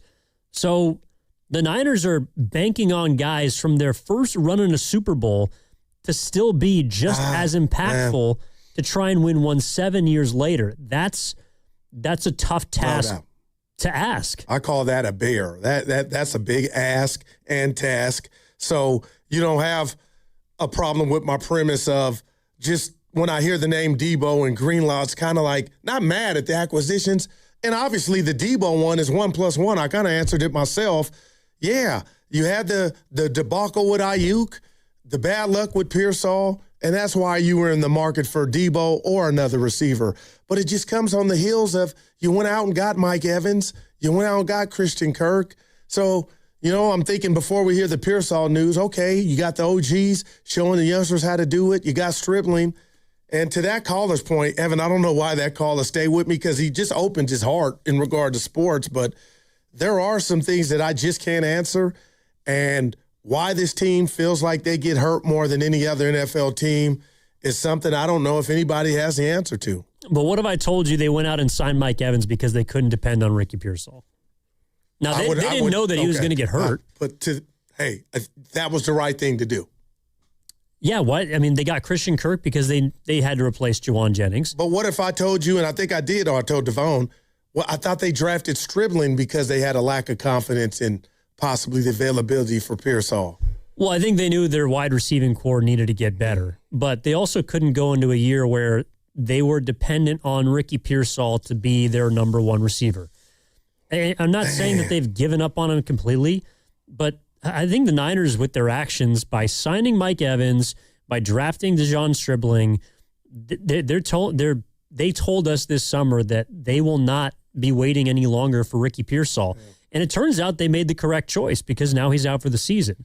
That sucks for Pearsall, but the Niners had to protect themselves. Yeah, and it's more imperative now for the guys that you brought in that you just mentioned and Stribling. By all accounts, I mean, he was wowing them, at camp.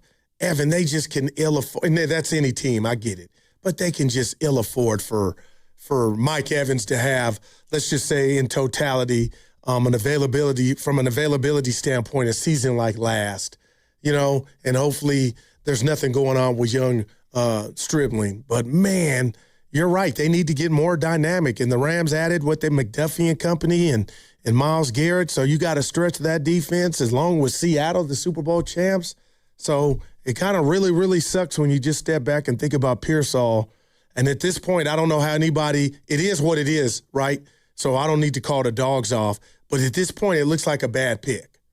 Ricky Pearsall? Yeah, because you haven't got much for him. It's like, I think that Pearsall and Evans are similar in that if they're on the field, they'll be good for you. And look, Brock Purdy has shown that if he's got a couple weapons, he can make something happen. Mike Evans is going to be the best receiver that Brock Purdy has thrown a ball to, right? No, you're right. I hadn't even thought about it. You're right. I mean, he didn't have a chance to play with Deebo in 2021. I got you. And Mike Evans is a future Hall of Famer. So you're hoping that when he's on the field, he is still that guy. But you really need him to be. Deebo, the Deebo signing, we talked about it before. And to me, before Ricky Pearsall went down, it made sense. You can go get him. I wasn't expecting a lot for him. But now you need Deebo Samuel to be maybe your second best receiver. No doubt about it. And that's why when Willard comes in here with Dibbs, it was just, his prerogative. Hopefully Deebo's not in the same role as he was when he left. But that's when you have a surplus. But now I don't feel like there's a surplus, Evan. He might need to be in that same role and get those same opportunities for this team and offense to be successful. We'll find out, man. Yeah, we will. And we're going to find out if Kyle Shanahan is there because he's also undergoing concussion protocol. All right, here's what we got going on today. Again, Giddings in for Steinmetz alongside Guru. The Giants are making moves. They got until 3 o'clock to continue to do so. They have already traded Tyler Mahle to the Atlanta Braves. They traded Luis Arraez earlier this morning to the Philadelphia Phillies for Philadelphia's number 4 overall prospect, a right-handed pitcher, and Ramon Marquez. They also moved Robbie Ray down to the San Diego Padres for a pitching prospect, number 4 in the Padres system, and their number 9 prospect, respectively, again, for the Padres. So they got Miguel Mendez, right-handed pitcher, and Joniel Hernandez, a 17-year-old rookie, both top 10 prospects, trying to replenish their farm system. The reason why I brought up the Giants, Goo, is because the Niners aren't there yet. This year, I think the window is technically still open, but it is damn close to being shut because of how many older guys they have. The Giants tried to reopen their window by signing these big-name players, and today is sort of the realization that the window is closed until further notice. Right. And it's because they're both dependent on aging stars to various degrees. The Niners are dependent on the Kittles, the McCaffreys, the Trents, guys who may have only one good year left. The Giants, meanwhile, thought that these aging stars could kickstart something for them they didn't previously have, and it didn't work. Why do you think these teams, I guess you could throw the Warriors in there too, I'm just thinking out loud, why do you think these teams are so reliant on guys that are older, that are big names, but their game isn't what it used to be? I'll use, and I won't use the Giants, but I'll get to them, Evan, because the reason I said I won't use the Giants is the Warriors have had success with these older players. Yeah. Even when they were younger, they've had a coach that knows how to do it 4 times over. So I go to loyalty. That's just me. And I'm not saying be dumb and loyal, but I can understand how this team, the Warriors, that is, won a championship out of nowhere in 2022 when we thought it was over. So I get kind of, tapping into that mantra of let's run it back and see what we got. Okay. And you go get Jimmy Butler, it's not working, but you've done it. All right? I look at the Niners. You've done it. You've done it. You got close, and you got into the bowl twice with the guys that you mentioned. But why it's such a contrast to the Giants for me with the Warriors and Niners is Kyle showing you I can take us there. Not get it done, but I can get us damn close. That's why I feel like the door's not all the way shut on the Niners, even though I'm leaning that way.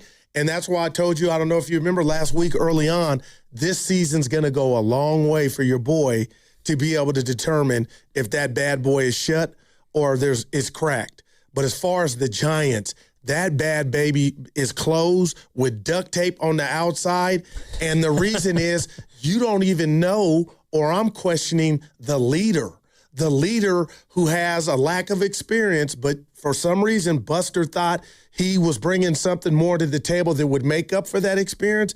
And then you got the product on the field in regard to the players and those question marks of how can we have a high payroll? How can we bring these guys in and it not manifest to where we're a player in the third wild card, at least in the last month of the season? So I'm with you. This season for the Niners is going, it is so heavy. As much weight as you can put on the weight bench, this to me is going to tell me where that bad boy is at. 888-957-9570 is the number. Let's go out to Larry, who's in Lafayette, wants to get in on the conversation.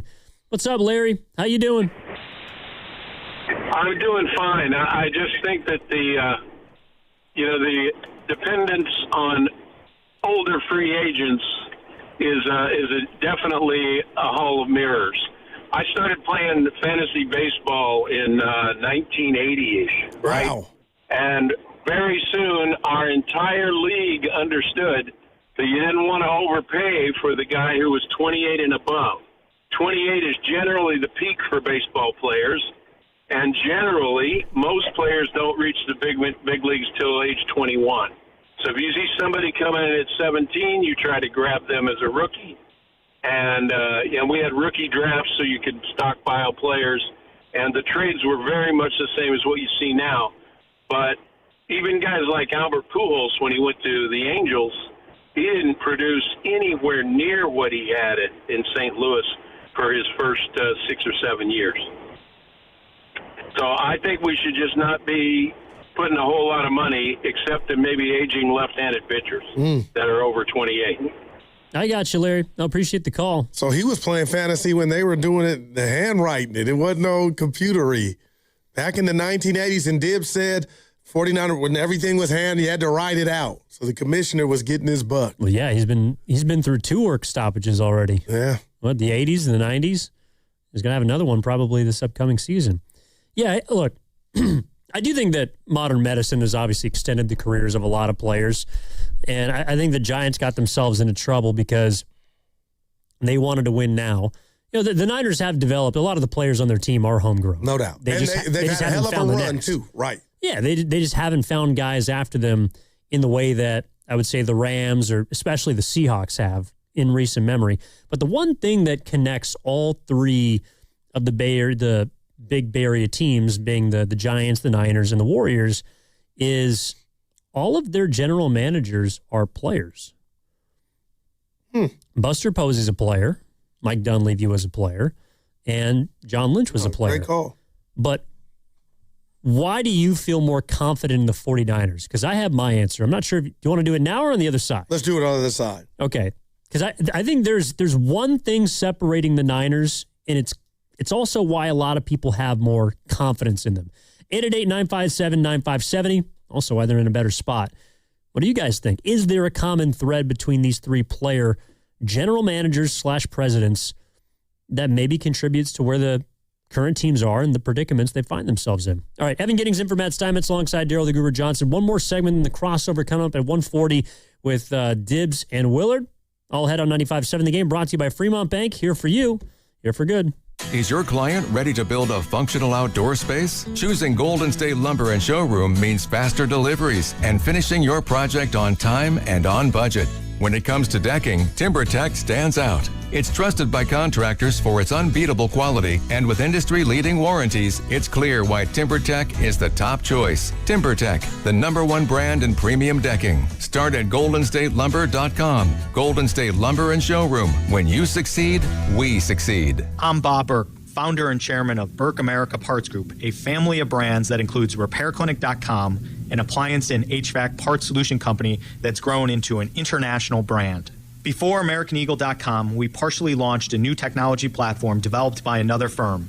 American Eagle helped take our technology to a whole new level with digital marketing, software development, and business insights into our key markets, appliances, HVAC, and outdoor power equipment, and did so both on time and on budget. AmericanEagle.com has the resources, experience, and talent needed to produce solutions. Our new technology platform, developed by AmericanEagle.com, has produced tremendous results with higher traffic, conversion, engagement, and online revenue. If you have any home repairs you need to take care of, check us out at RepairClinic.com. If you need a world-class website or technology project, then I would highly recommend AmericanEagle.com. Call AmericanEagle.com at 773-NETWORK. That's AmericanEagle.com, 773-NETWORK. What if you could have the most reliable fiber-powered Wi-Fi? And get this, what if you could keep it at the same price for 5 years guaranteed? Now through August 24th, new Xfinity customers can get our best price on gig Wi-Fi this summer before it disappears. Just $50 a month for 5 years. No annual contracts, no hidden fees, and our best equipment included. Plus, get online in minutes with same-day Wi-Fi. It's Wi-Fi that finds and fixes problems before you even notice them. Like super intelligent Wi-Fi with a 6th sense. Plus, it keeps you protected from online threats. And get Peacock Premium included for 2 years. Lock in your price and unlock the possibilities. Get it now at Xfinity.com. Xfinity. Imagine that. Restrictions apply. Requires paperless billing and auto pay with stored bank account. Taxes and fees extra. Speeds vary. Use of fiber coaxial cable. Learn more at Xfinity.com/same-day Wi-Fi. When selecting a financial institution, how do you know you're making the right choice? As Bay Area Bank customers find themselves at a crossroads, maybe it's good to consider if you want your bank to be community-oriented or corporate-minded. Fremont Bank has grown by providing stable, consistent service to the region, its families, and its businesses for 60 years, all without a single merger. And we intend for more of the same for the next 60. Fremont Bank. Here for you, here for good. Neuropathy is a debilitating condition that is sometimes misdiagnosed. Symptoms can include pain, numbness, and tingling in your hands, legs, and feet. Neuropathy is a progressive condition that only worsens unless you get effective treatment. SF Bay Wellness is a leader in neuropathy reversal and uses FDA-cleared, non-invasive electric cell therapy to restore nerve function with no injections, no drugs, and no surgery. The treatments have a 95% success rate. If distance is a factor, ask about our virtual consultation option. Call SF Bay Wellness at 844-94-NERVE for the $99 neuropathy evaluation and receive a personal treatment plan that is tailored to your needs. Don't wait another day. Call 844-94-NERVE. That's 844-94-NERVE. Why keep suffering with the painful symptoms of neuropathy? You deserve to live a pain-free life. Start getting the treatment you need for your neuropathy symptoms. Call today. When back to the office means back in traffic, turn to the traffic leader, KCBS. Where a 4-car collision Brought to you by your NorCal Honda dealers. Award-winning efficiency and a low summer payment? Choose the Honda Accord today. It's the right choice for summer at your Northern California Honda dealers. J Vineyards returns as the official sparkling wine of the Golden State Valkyries, continuing its mission to uplift women across industries. J Vineyards and the Valkyries share a commitment to female leadership, ambition, and breaking barriers to support women who raise the bar in sports and beyond. So Valks fans, join us at the game, at home, or at Jay's Tasting Room in Healdsburg for a memorable experience. J Vineyards, raise a glass to excellence, on the court and in every bottle. If life is a game to be won, then every child deserves to play on a level field. Children International is empowering young people in poverty on their journey by giving them the tools, the training, and the skills to shape their own futures. From the early days of development through all stages of growth and into employment. This is how, together, we can help end poverty for good. Learn more at children.org. Is reviewing life insurance on your to-do list? Now's the perfect time to add it. A friend recently told me that securing life insurance sooner rather than later can help you lock in lower rates for years to come. So I bumped this up on my list and got it done. I called Select Quote and couldn't believe how easy and affordable life insurance is. I'm 40 and got a $500,000 policy for $16 a month. My husband's also 40 and his $500,000 policy was only $18 a month. Plus, with Select Quote's same-day coverage, there was no medical exam required and we were covered by the time we hung up. Knowing I have this checked off my list feels amazing, but the peace of mind knowing my family is protected feels even better. Call Select Quote at 1-800-329-1010. That's 1-800-329-1010. Or go to SelectQuote.com to get your free quote today. That's 1-800-329-1010. Details on example rate at SelectQuote.com.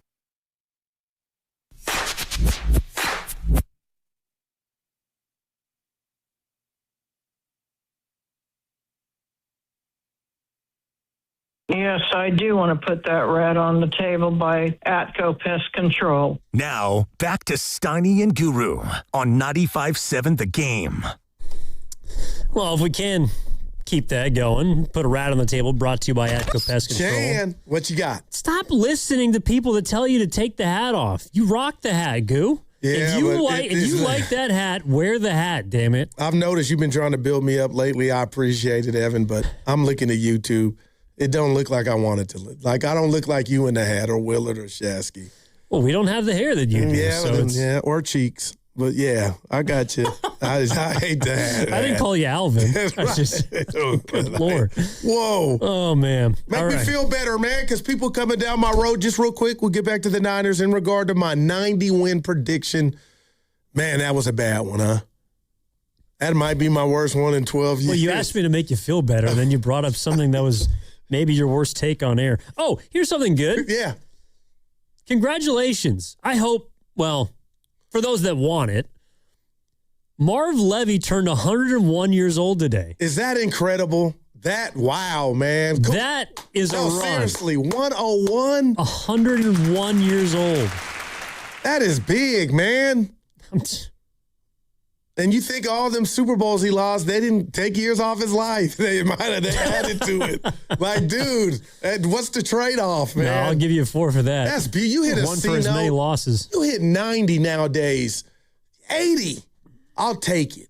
I mean, that's crazy for me to think about. If I make it to 80, you tell me I got 50 years left?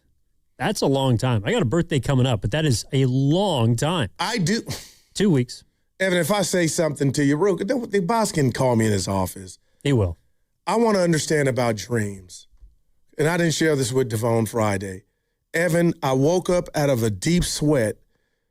I thought my car had got stolen in the dream. Okay, this is a work day.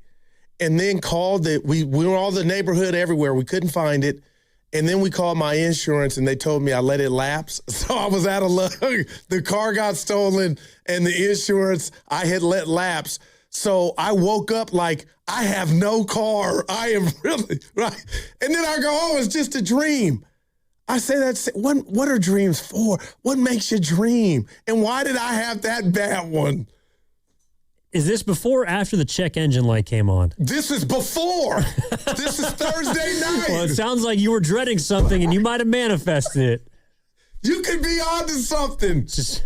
You knew that something was going to happen to the caddy. Well, nothing's happened yet, but it's gone on. Maybe it could be nothing. That's the definition of a normally guru. in a Cadillac, it's a death blow. It's going to be something in regard to chicken. Hopefully it's not, man. Well, you put miles on that thing, man. I've been hiding it, Evan. You can't tell. You guys can't tell.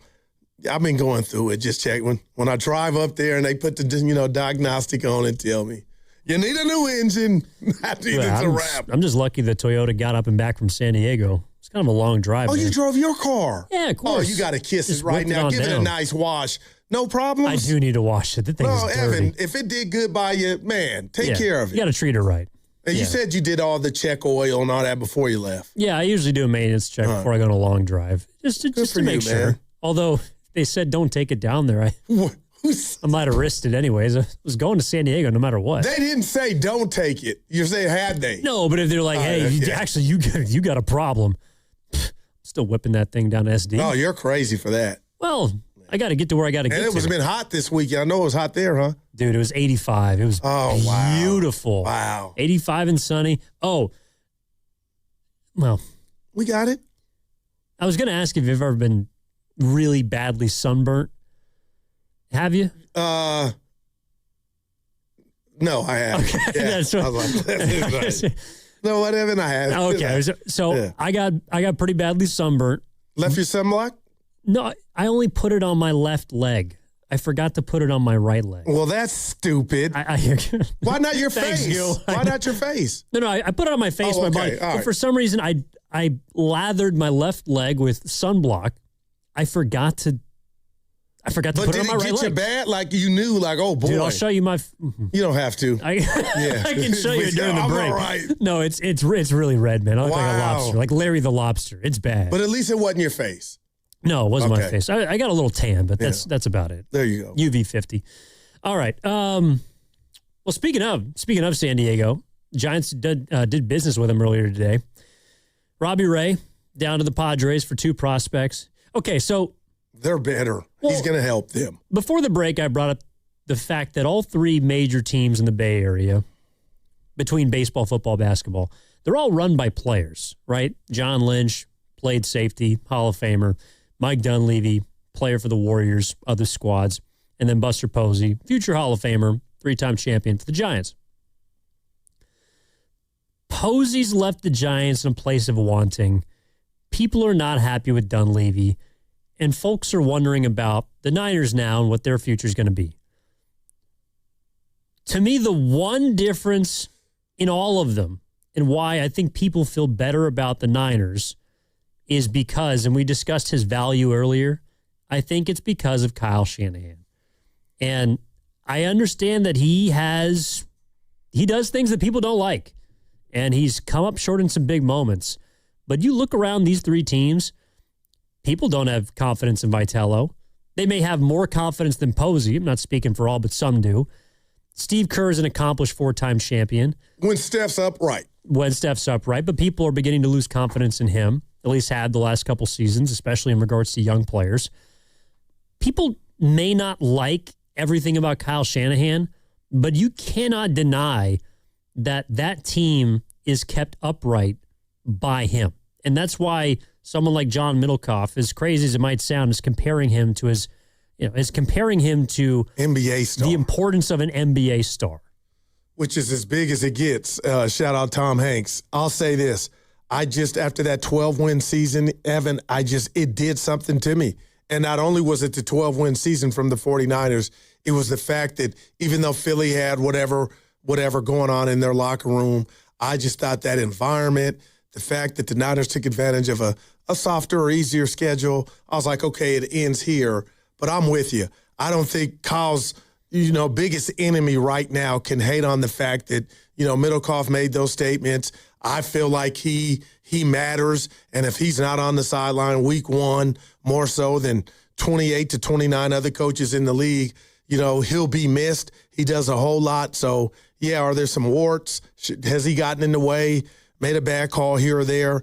But as far as meaning something in regard to his team's outcome of said game, Kyle Shanahan is up there, man. So I'm with you with that. And I love Kerr, but we saw the 15-win season. It's not fair when we got the Wiseman pick. When Curry broke his hand, he was out. But you look at what happened when Jimmy went out, Steph had runner's knee, and that's unfair. Maybe no other basketball coach could have kept the Warriors afloat, but it is what it is. But that 12-win season did something to me, Evan, to where I look at Kyle damn near like a player. Do you think he's getting better as a head coach, Kyle Shanahan? Now, that's an interesting question. When you say better, I think of play calling and moments. But when you say better, I also know that means Ricky Pearsall, could you have saw something in Ricky and maybe not drafted him to where you could have foreseen what's happening right now?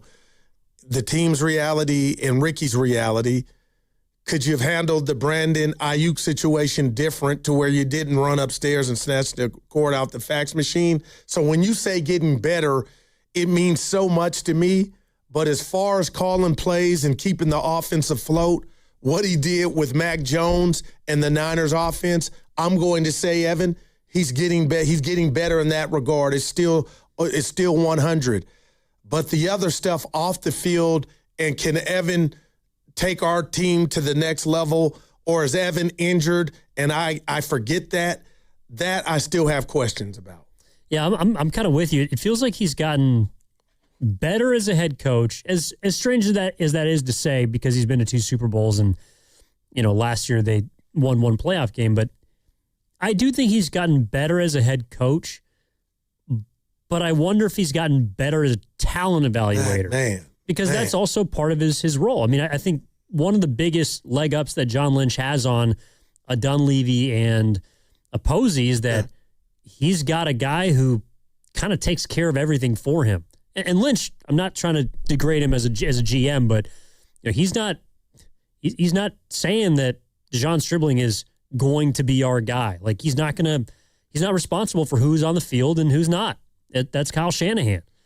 And I think that Kyle is like, it's almost because he can do so much with so little, but if he's in his comfort zone, he can get a ton out of this roster. And that to me was where I think last year it's like he proved that he truly is in a league of his own, because I don't think any other head coach extracts as much as 12 wins out of that football team. I'm with you.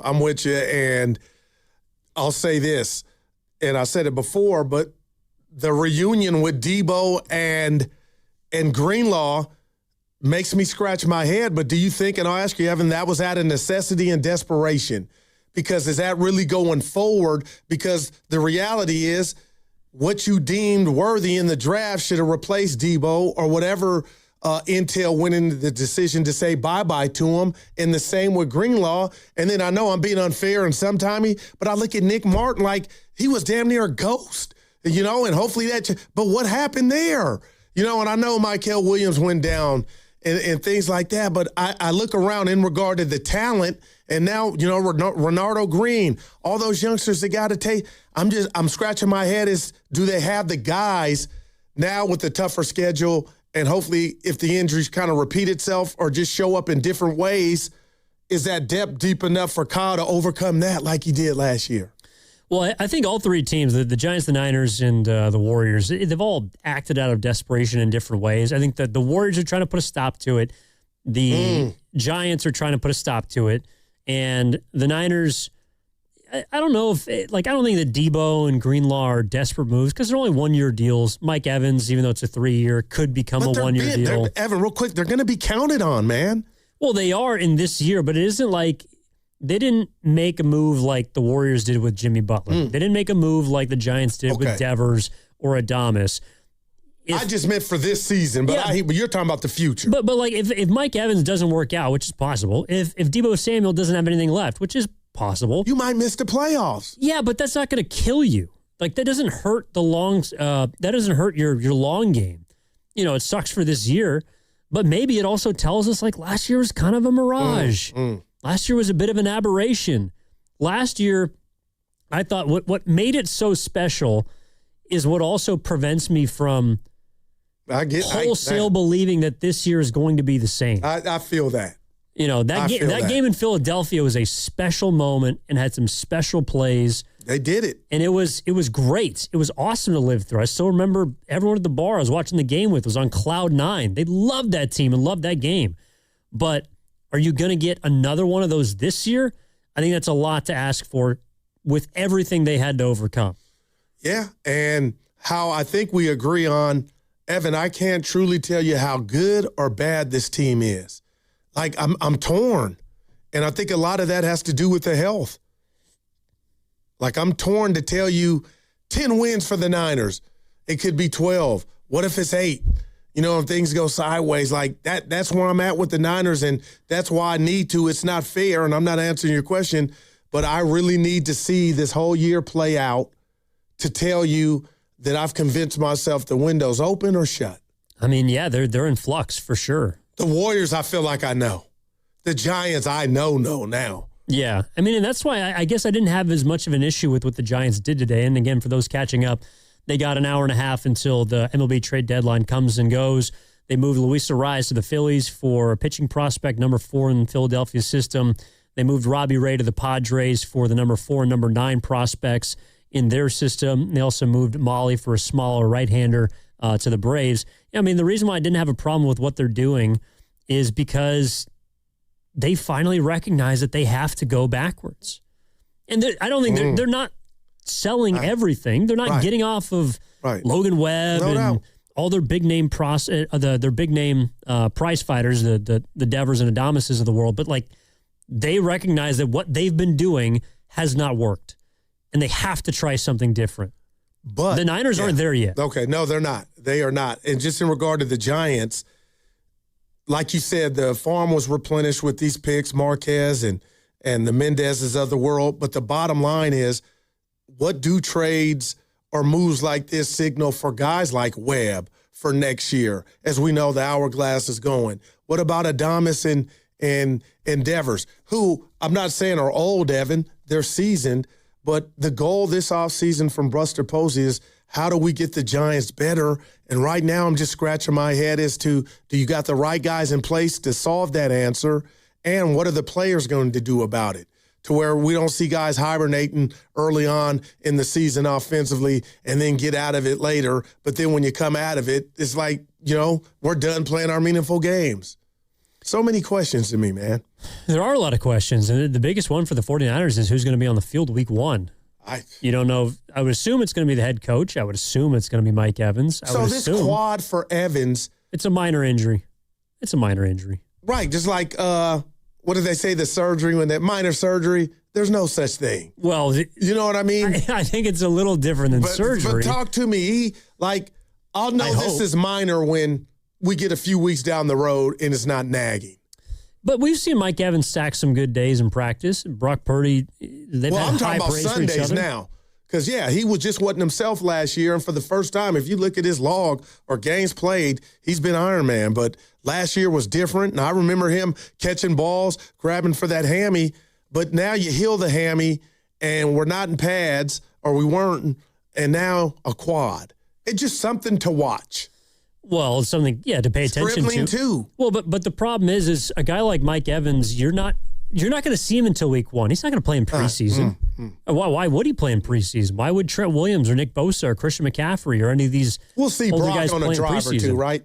I got to believe, Evan, how would you, we're going to see just a little bit. Why? Why? Because that's how it's always done. Well, now that you have 3 preseason games, oftentimes quarterbacks. No, I'm not saying it's the wrong move, but if you were to tell me, Goo, let's bet we don't see Brock for a series or two, I would bet we do. Well, I think he played 1 series last year. What was it, against the Raiders?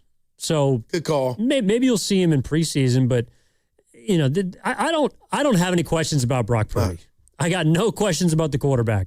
I got questions about their offensive line. I got questions about some of these young guys who are coming back. I got questions about injury players that are returning. I got questions about their secondary. I got questions about the off-ball linebacker. I got questions about everything around the quarterback. What's going on there?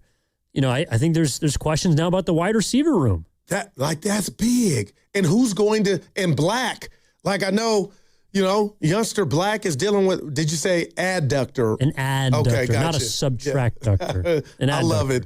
But I want to see, another thing about this season is McCaffrey going to go over or under on the touches.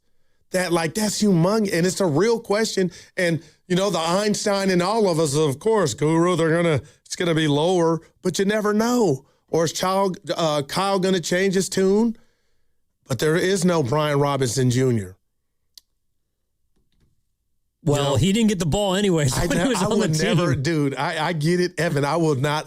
He was underutilized. I just don't get it. So if you didn't use it there, and I know you got Black, assuming Black's healthy, but man, when is it going to happen? Well, I got to tell you what, it's interesting because the Niners, they drafted Black in the 3rd round. Yeah. Some people felt like they overreached for him. He's already hurt with the adductor. I mean, there is just something weird about these 3rd-round running backs. Man. You go to Trey Sermon, who was Ty Davis Price. Elijah Mitchell was a later pick. I don't think he was a 3rd-round pick, but they're just going through guys left and right. Yep, Isaac Guerrero, good call. I thought he was the next. I did. I'm going to be real. You don't laugh at me. Well, we all thought he was going to be a part. He couldn't stay on the field. Now, they still got to figure out what Jordan James can do. Man, and there we go, though. It's always something. Yeah. Somebody saying next man up. I get it. Because bottom line is you don't want McCaffrey to go down. And if he got 400 carry touches again, you would take that than losing him. Hey, let's see what we got. You don't got right now is McCaffrey or bust, man. Well, from last year, yeah. One of the things I just kind of came across my mind is how close do you think Mike Evans is in terms of importance to Christian McCaffrey? Right now, with what happened to Pearsall, is as important as you can be. So there is no intertwined. No, I'm with you. That's where my mind was going because without Ricky Pearsall, you hope you get something from Debo. Christian Kirk, I'm not expecting a ton out of, even if he was your number 3. Mike Evans he's got to have a big year for you. And I'll tell you this, I love you for that. There is no way in the world McCaffrey can be your leading receiver again. That will tell me something went wrong. If you want to be a 12-win team again, that's for sure. All right. Again, what we got going on today, the Niners announced that Mike Evans, along with Kalen Black, both not participating in practice today. That's kind of the big news from training camp. And on the Giants front, they make a trio of trades. They got little less than 90 minutes to do so again. Again, Robbie Ray to the Padres for 2 prospects, 2 top 10 guys. They're replenishing the system, particularly with arms. Luis Arraez to the Phillies for their number 4 prospect, also an arm. And it's kind of all in the shadow of basically the Dodgers getting Tarek Skubal and just making a mockery of the trade deadline. But this is what the Giants have to do. If they're going to... I saw somebody yesterday tweet out, I forget who it was, but it's just like, all right, maybe the Giants try and outlast the Dodgers. Like, one thing that I've been thinking about... What's that mean? Well, one thing I've been thinking about in regards to this impending, I think, lockout, but the new CBA, I kind of hope the Dodgers get stuck with all these contracts. Because I think one of the reasons is they're not sure they're going to have to pay all of them. They're just trying to stack as much as possible, win as much as possible, and grandfather in a few of these guys. No matter what happens, real quick, not to cut you off, they're going to age out. 2 and they're staring 3 in the face. So if that were to happen, be like, oh shucks. But we got our money's worth. Yeah, they're going all in now, but eventually they're going to get old. And I kind of hope that they just are a team that has a bunch of high play. I can't stand what they represent. Like they're the Giants. Yep. What they represent. Yeah, they're just player A, the best player in baseball's, might be shot. Where's he going, Dodgers? Like the Yankees bowed out. They ain't even doing it like they used to Steinbrenner days. Like the Yankees ain't. It's just the Dodgers are busted, feels like. And your Padres. Well, the Mets got Soto. Yeah, that they did. He's the highest priced player in baseball. How'd that work out? Well, and that's why, it's everyone's mad at the Dodgers. It's like the Mets try and do the same thing. Which makes it worse. They're 20 games below 500. That's nasty. Now that's a what's going on. But they got rid of their dude. Mendoza got ran. Didn't help. Oh, well, yeah, man. He was the man. Yeah, the manager's not going to make a huge difference in that team. They got no pitching. They just traded their guy to Tampa Bay. Is it Freddie Peralta? Would you feel better if the Giants had just sold everything? If they do that between now and 3 o'clock? I know it sounds crazy like and dumb, if you hear an announcement that they are getting off of Rafael Devers. Because then I would be like, there's clarity and a direction. And that's to start over and play the youngsters, whoever they are. Maybe mixed in with a little C. But yeah, see. Well, in that case, I got some good news for you. They're going to be playing a lot of youngsters the last 2 months of this season. All right, we got the crossover coming up next with Willard and Dibbs. Giddings in for Steinmetz alongside Guru. Let's see what the boys think about the deadline, along with what's happening with the Niners. All that ahead on 95.7 The Game. In 2026, Bay Alarm celebrates 80 years of security. With burglar and fire alarm systems, 24/7 in-house monitoring, and local service, our promise to the Bay Area remains the same. We got you. Learn more at bayalarm.com. Looking to get your next project done right without running all over town? At Ashby Lumber, everything you need is in one place. From premium lumber and building materials to doors, windows, decking, and hardware, we've got it all, ready when you are. Whether you're a contractor on a deadline or a homeowner starting something new, our team knows the products and helps you get it done right the first time. 2 locations, Berkeley and Concord. Ashby Lumber, one stop, done right. This hour is brought to you by Chase Inc. Credit Cards. Earn on everyday business purchases with Chase Inc. Credit Cards. It's cash back built for every business. Compare options and see details at chase.com/inc. Hey, it's Willard. At Hobbs Law, it's never been about attention, never about applause, never about goofy smiles on candy-colored billboards. For more than 40 years, Hobbs Law is focused on one thing, fighting relentlessly for injured Californians, because behind every catastrophic injury case is a human life forever changed. That's why Hobbs fights with preparation, intensity, and relentless commitment. No fluff, no distractions, just real advocacy for injured Californians. Hobbs Law, relentless for justice. Visit HobbsLaw.com. Omar Hobbs is a California licensed attorney. Offices in Northern California, including San Jose. Past results do not guarantee future outcomes. Now it's time for the closer of the week. Presented by LiftMaster and R&S Doors. Turn your garage into the envy of the neighborhood. Visit rsdoors.com. This week's closer comes from Valerie from San Mateo. We had trouble fixing our gate with another company, and my sister told me about R&S. After my gate was perfectly finished, I told Daniel there was a problem with my garage. We planned a day to have him come by and fix it, and my garage works perfectly now. Recently, my garage door opener was not working. I was in need of a closer. I was put in touch with R&S Doors, and and they hooked me up with a brand new garage door opener from LiftMaster. With LiftMaster's MyQ connectivity, my garage door opener can be controlled right from my smartphone. You'll know when a door or gate has been left open and can close it with a tap, no matter where I am. Be one of the first 10 callers and receive 20% off a LiftMaster garage door opener. Call 1-800-FIX-A-DOOR. That's 800-FIX-A-DOOR. Or visit rsdoors.com. R&S Doors. Look for the red truck. Hi, thanks for calling Uline. Wait, did the phone even ring? Nope. Okay, so you answered before the ring. But now you're going to put me on hold, right? We don't do that here. We're real people answering the phone, ready to help with your order when you are. Uline has thousands of quality products for your business and warehouse needs, always in stock, ready to ship same day, and backed by Uline's legendary 24/7 customer service. Uline, we warehouse for you.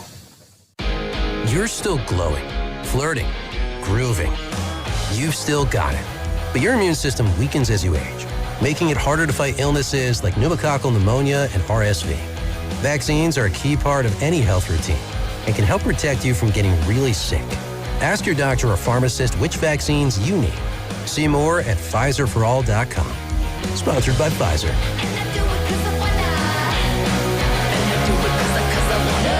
Hey, it's Brew. Between my radio show, filming content, editing videos, and trying to stay connected with family, reliable Wi-Fi isn't really optional anymore. I just need it to work. And that's why I like that with Xfinity, you get the most reliable, fiber-powered Wi-Fi with the best equipment at one price for 5 years, guaranteed. No contracts or commitments. Plus, Xfinity makes getting connected simple with same-day Wi-Fi so you can get online in minutes. Restrictions apply. Not available in all areas. Use of fiber or coaxial cable. Learn more at xfinity.com/same-day Wi-Fi. Xfinity. Imagine that.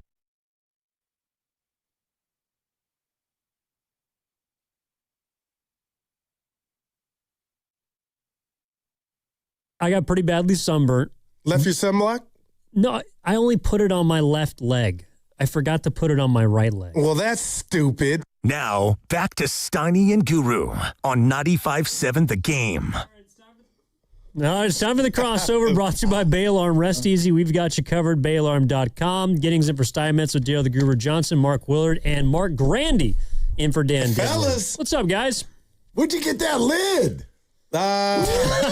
Summer League. What do you got? That thing is new. Yeah, it is new. What is that thing? My guy Isaac hooked me up. He was at Summer League. And, trucker hat. Yeah, he gave it to me. Mm-hmm. I just don't look like you, Butch, and granted, you don't wear hats too much. And Evan, like, you guys look great when you're in hats. You look good in it. Yeah, I'm looking at myself. I ain't a hat dude. NBA star. That's like Rob Lowe wearing an NFL hat to the Super Bowl. I was trying to tell him it's not because he looks bad in a hat. It's because he looks better without a hat. Well, you got to show the waves. Good. Yeah, maybe that's He's it. got great head of hair. You guys look almost better with hats. I just like hats. It's not even about look. It's just about, this would be quicker if I just put a hat on and leave. That's why put a hat on and leave. We're lucky. We have jobs that allow us to wear a baseball cap to work. It's pretty great. Man. Yeah, no doubt. Well, a lot of baseball caps moving around today. You think we're done, by the way? About an hour and 15 minutes till the trade deadline's I up? assume you mean the Giants. Yes. I hope not. I'm with you. Yeah, boy, that's probably even money right now. Yeah. They shouldn't be. Elliot Ramos has a locker in Texas, but I also don't think that they For would. the Giants? For the Giants. Okay. So does Jung-Hoo Lee. Okay. But then again, so does half of the Sacramento River Cats. So nobody's coming for Adames. That would be the most shocking deal. That is, man. Nobody's coming for Adames. I mean, well, I don't know. It's like I saw that the Tigers, for example, they scratched Casey Mize over the weekend. Yep. He's still on the team. It's just in advance of potentially moving him or not. Yeah, there's discussions. For sure there's discussions. Don't know if he'll go or not. The Adames thing, I know you're mad at him. Can I like, just for the sake of discussion, I think, and you don't have to believe them. Gotcha. That whole Apple TV thing. Oh, talk to me. I think the Giants would respond and say that was a little bit of a misunderstanding. Okay. It was sort of presented as if Willie is a loaf. So you could understand how just from that would infuriate people. All right, okay. I think, and if you want to stick with that accusation, fire away. I think the Giants and those around them would say what they meant was that his nagging back injury has made it difficult way different for him to do as much off-field work as they would like. Because the Bay Area media would have ran with that if it was, I don't want to work with Grandy. My Apple guy, I forget his name. Wayne Randazzo. There you go. He made it sound like Willie looked at Walsh and was like, I'm not working with you. I played it in my head. I got blackjack on my phone right now that I'm playing. We're not working. And I don't think that's accurate. I do not. But the Giants also. So what happened? He was hurt a little bit here and there. Couldn't get as much work in as maybe he needed to. I think that's the likely story. I think that's what's going on. Yeah, I don't think Willie is out there being like, I have no interest in working hard. Because when they've read it, I was like, oh hell, they made it sound terrible. Yeah. But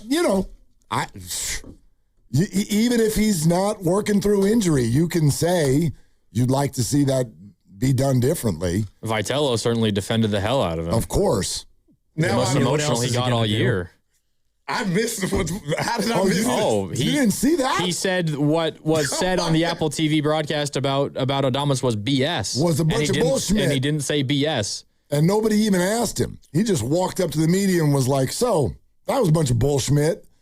But see, now I feel better, Evan, because I feel like that's something they knew that was going to make them look like something's not right here. Guys just telling the coach to back up. I ain't coming out there. I love, and I'm going to go find it when we're off. But you wanted him to stand up to the veterans. Yeah, no, I wanted them to stand up to what was being reported by making him look bad, because I thought it made him look bad in a sense, and his players. So I want to see that, unprovoked, okay. Yep. But I mean... No, that's the least of their worries. It's just one PR thing. You said it made it seem like there was something not right. There is plenty of things not right. Maybe this one isn't as bad as it was, but there's plenty of things wrong. It does feel like a lot of people are talking to Wash because he's a really approachable, easy guy to talk to. And I know Randazzo and he probably have a relationship from their time with the Angels, and that's likely where the conversation came from. But it's like, okay, not a lot's going on with the Giants. Here's a guy who's tasked with improving people defensively. Yeah. He's a good quote. Let's talk to him. And then, I think it was taken a little bit out of context, but it also would align with Adames being the worst rated defensive shortstop in baseball. And I think that it's another reason for people to get angry. I thought today was actually not a bad day for the Giants at all. It's like we're waiting for them to do something. They have. They've got some decent prospects now. And I think it's interesting that everything they've done, even dating back to the Patrick Bailey deal, has involved the one thing that we all talked about them not having at the beginning of this year. Pitching. And that is pitching. I think they got one 17-year-old in the Padres deal. We got to have a young shortstop because they only have 5 of those. So let's get another one. But it's all pitching. It's all pitching. That's exactly what they need. That's what the Giants, when they've been good, have been built on, is a solid staff, a good bullpen, and guys that you trust coming out and delivering the baseball in the strike zone, which is they haven't done that this year. I mean, I think there's two things that can make today a good day because to me, this is no different than a draft. I'm not going to be like, they got the Phillies number 4. I have no idea if this guy's going to become a big leaguer or not. But they're active. Baseball people seem to indicate they like these prospects. That's the best that we can do at this hour, plus what you're saying. Conceptually, Buster is rebuilding the stable of arms that they've got in the farm system. So all of those are good things. I'm not going to tell you that these guys are going to be stars. I have no idea. But, it seems like baseball people think the return was more than fair. I mean, I'm more excited to see in the back half of this season one of these guys, and I think Mendez is like in Double-A. Maybe cracks this year, maybe it's next year, but more excited to see them than Molly continue to make starts or Hauser or whoever. It's like they tried to patchwork the back half of the rotation in the bullpen, and they kind of got what they deserved. So you might as well learn from it. Yeah, they gave up nothing. And I know that's going to bother people, but... Well, Luis Arraez has been the best signing that Posey's made. No doubt, but he also was not going to be a part of the future of this club in terms of an extension, and even if he is, you can still do that. Or even a playoff run for the third wild card, which I was hoping this team could do with my 90-win prediction. But we've been micro, macro, because Evans juiced on. You got some arms on the farm. But my biggest concern is if you don't move, and I don't think they are, Adames, Chapman, and Devers, what's next year like for the veterans, and how does this team construct or coach itself to where you get better returns from those guys and just the whole team in general if these young pups are not in the rotation? Like, that's a big question. And do you got the right guy managing the team? It's on the front office to spend a bunch of money on pitching, in my opinion, over the winter. Because if you don't spend a bunch of money on pitching to help your pen, or it's trades in the offseason, but you have to get more starters or more bullpen arms. Otherwise, you're going to run into the same problems you did this year. So you'll be shopping for Molly and Hauser again, just different versions. I'm spending a whole lot more money than that. I think you would like to sign Tarek Skubal, actually, I guess is what you're saying. It's not going to happen, but yeah, sure. They're allowed to. That's sad. They're allowed to, although not really. You see all the deferred money they got to these contracts, the Dodgers? Over $1 billion. Do you know that none of it comes due? Every single contract. I'll give him a call. All right, go ahead. Heaven's got his number. Oh, are you Tarek's friend? Bragging. Yeah, I can try to make a call. Yeah, he got Skubal on the phone. Congratulations. Shout out to Seattle University. That is weak, Will. Talk to me like, man, how do you finagle or that? Man, kudos to you. Yep. They're playing by the rules. The rules are stupid, but they're playing by the rules. There will be a stoppage, I believe. Nobody asked. I was shocked by my feeling when I read that Skubal was on the move to the Dodgers. One, you half expected it for the last month. Okay. But normally when my biggest rival acquires one of the best players in the sport, I get really, really upset. This was just like, whatever. This is a great point that you're making right now. This is a great observation because I spent part of my weekend on Twitter with Dodger fans. Oh, wow. Because a lot of my family, and then it's also, I used to work down there, right? So whatever. But I'm trying to explain to them, it's like the whole flex of all of this has been lost. I don't know if you know this, but the rest of fan bases across Major League Baseball are just like, yawn.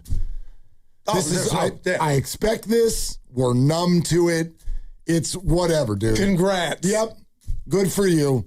You got another, and you're going to get the next one, too. You have Yamamoto and Snell and Glasnow and now is Skubal. And the one after that and the one after that. You signed Kyle Tucker in the offseason who's been terrible, and it doesn't matter because you print money. I tried, we spent a lot of the show last night. I'm like, I try to find, because Ephraim's a big Dodger fan. I'm like, so he's happy. I try to find the middle ground here. I'm like, would it help if I tell you I don't think the Dodgers have done anything wrong? And I think I feel that way. And they've done a great job with the structure of what is in front of them. They do deserve a lot of credit. But there's two things in play here. The big one is stop with the whole your ownership is smarter and just more gutsy than everyone else. Like that's not it. But if I tell you it's not the Dodgers' fault, will you admit that there still is a problem? It's not the Dodgers' fault. There's a big problem, and that's why there's going to be a stoppage. There's a problem. I mean, the Dodgers and spending money is one thing, but they get a ton of credit in my mind for developing players over and over and creating a farm system that allows them to make these kinds of trades. What I wanted to do to them last night, because this really gets under a Dodger fan's skin, they hate Frank McCourt. Those of you who know who the former owner of the Dodgers was, and they stopped going to games, and he ended up taking the team into bankruptcy, and players weren't getting their checks on time. I mean, the most embarrassing thing of all. Turns out the Dodger fans all owe Frank a Frank you, if you will, because when it went into bankruptcy court, what happened, and I don't want to get this is like confusing and boring and all of that, but the bottom line is, in order to get the Dodgers out of bankruptcy court, is there breaking news? Is there breaking news? Developing news. Okay, say it. Ken Rosenthal says the Yankees are working on a trade for Elliot Ramos, sources tell The Athletic. They're definitely one of the interested parties. And they need him. Okay. That's Ken Rosenthal. That's probably going to happen then. If he's tweeting it, that's probably going to happen. Anyway, real quick. When they're in bankruptcy court, baseball and the bankruptcy court essentially struck a deal to get the Dodgers out of bankruptcy court that allows them to not have to pay the normal amount of taxes on their TV deal in revenue sharing. So they get to keep a bunch more money, a much higher percentage of money than other teams. Because you went bankrupt? Yes. That stinks. Yes. So it was a loophole. Oh, man. And the Dodgers smartly took advantage of it. But bottom line, about $66 million a year right now that they get to keep that should be in the revenue sharing bucket. Yeah, but that doesn't, over the course of time, equate to the $1.1 billion in deferred money that they currently owe these guys. For sure not. Ohtani contract. Like part of it kind of feels like, okay, I hope a lot of these contracts get grandfathered in, because eventually you're going to be stuck with them. And there's going to be a lot of older players making a ton of money. Under a new CBA. That's what I'm saying. You're exactly right. Like the bill for this will come due. That's what I'm saying. It will. Well, they have 3 rings by that time. They might have more than 12. God, man. You're listening to 95.7 The Game, KGMZ FM and HD1 San Francisco, and Odyssey Sports Station, always live on the free Odyssey app and now broadcasting from the Laughing Monk Studios. The Ramos thing is interesting because that came up in the last month. It was reported by Susan Slusser that she'd be surprised if he wasn't moved. Yeah. Now, is that because they're trying to clear a runway for a specific guy? They don't like Ramos anymore. Teams would be willing to pay for him. Like, why do you guys think that specific? I understand Ray and Arraez quite clearly, but the Ramos one, I don't have a problem with it. I think that he's kind of worn out his welcome, and from his all-star year, his rookie season has left you just wanting more ever since. But why do you guys think that he's one who's on the trade block? I've never been a gigantic fan of his, so I'm not opposed to it. I mean, I think his issues in the outfield, his issues on base outweigh, in my mind, what he does offensively, which is good, but not great. I also think you needed to probably trade one of your corner outfielders, Jung-Hoo Lee or Elliot Ramos, and I don't think they're going to trade Jung-Hoo Lee because of what he means to the marketing department, which is a whole separate issue that we can get into if we really want to. I'm not a fan of that being a reason why you don't make a baseball decision, but I think they need... The Bader experiment obviously failed miserably. The offseason goal should be to get a new center fielder, unless I don't think Drew Gilbert should be your starting center fielder on opening day next year. But you get a new center fielder, you keep Jung-Hoo Lee in right, where he's had his best year of his career by a mile. And then you probably try to promote from within. Maybe Drew Gilbert is your left fielder, or maybe there's somebody else that comes through the system. I don't know. Why you trade him is probably because you got something that you think is semi-decent, and you're just not totally in love with Elliot Ramos. Could Bryce be in left field? Yeah, that's what I'm wondering. Because Bryce. Scott Oslar, can we please put him in left field?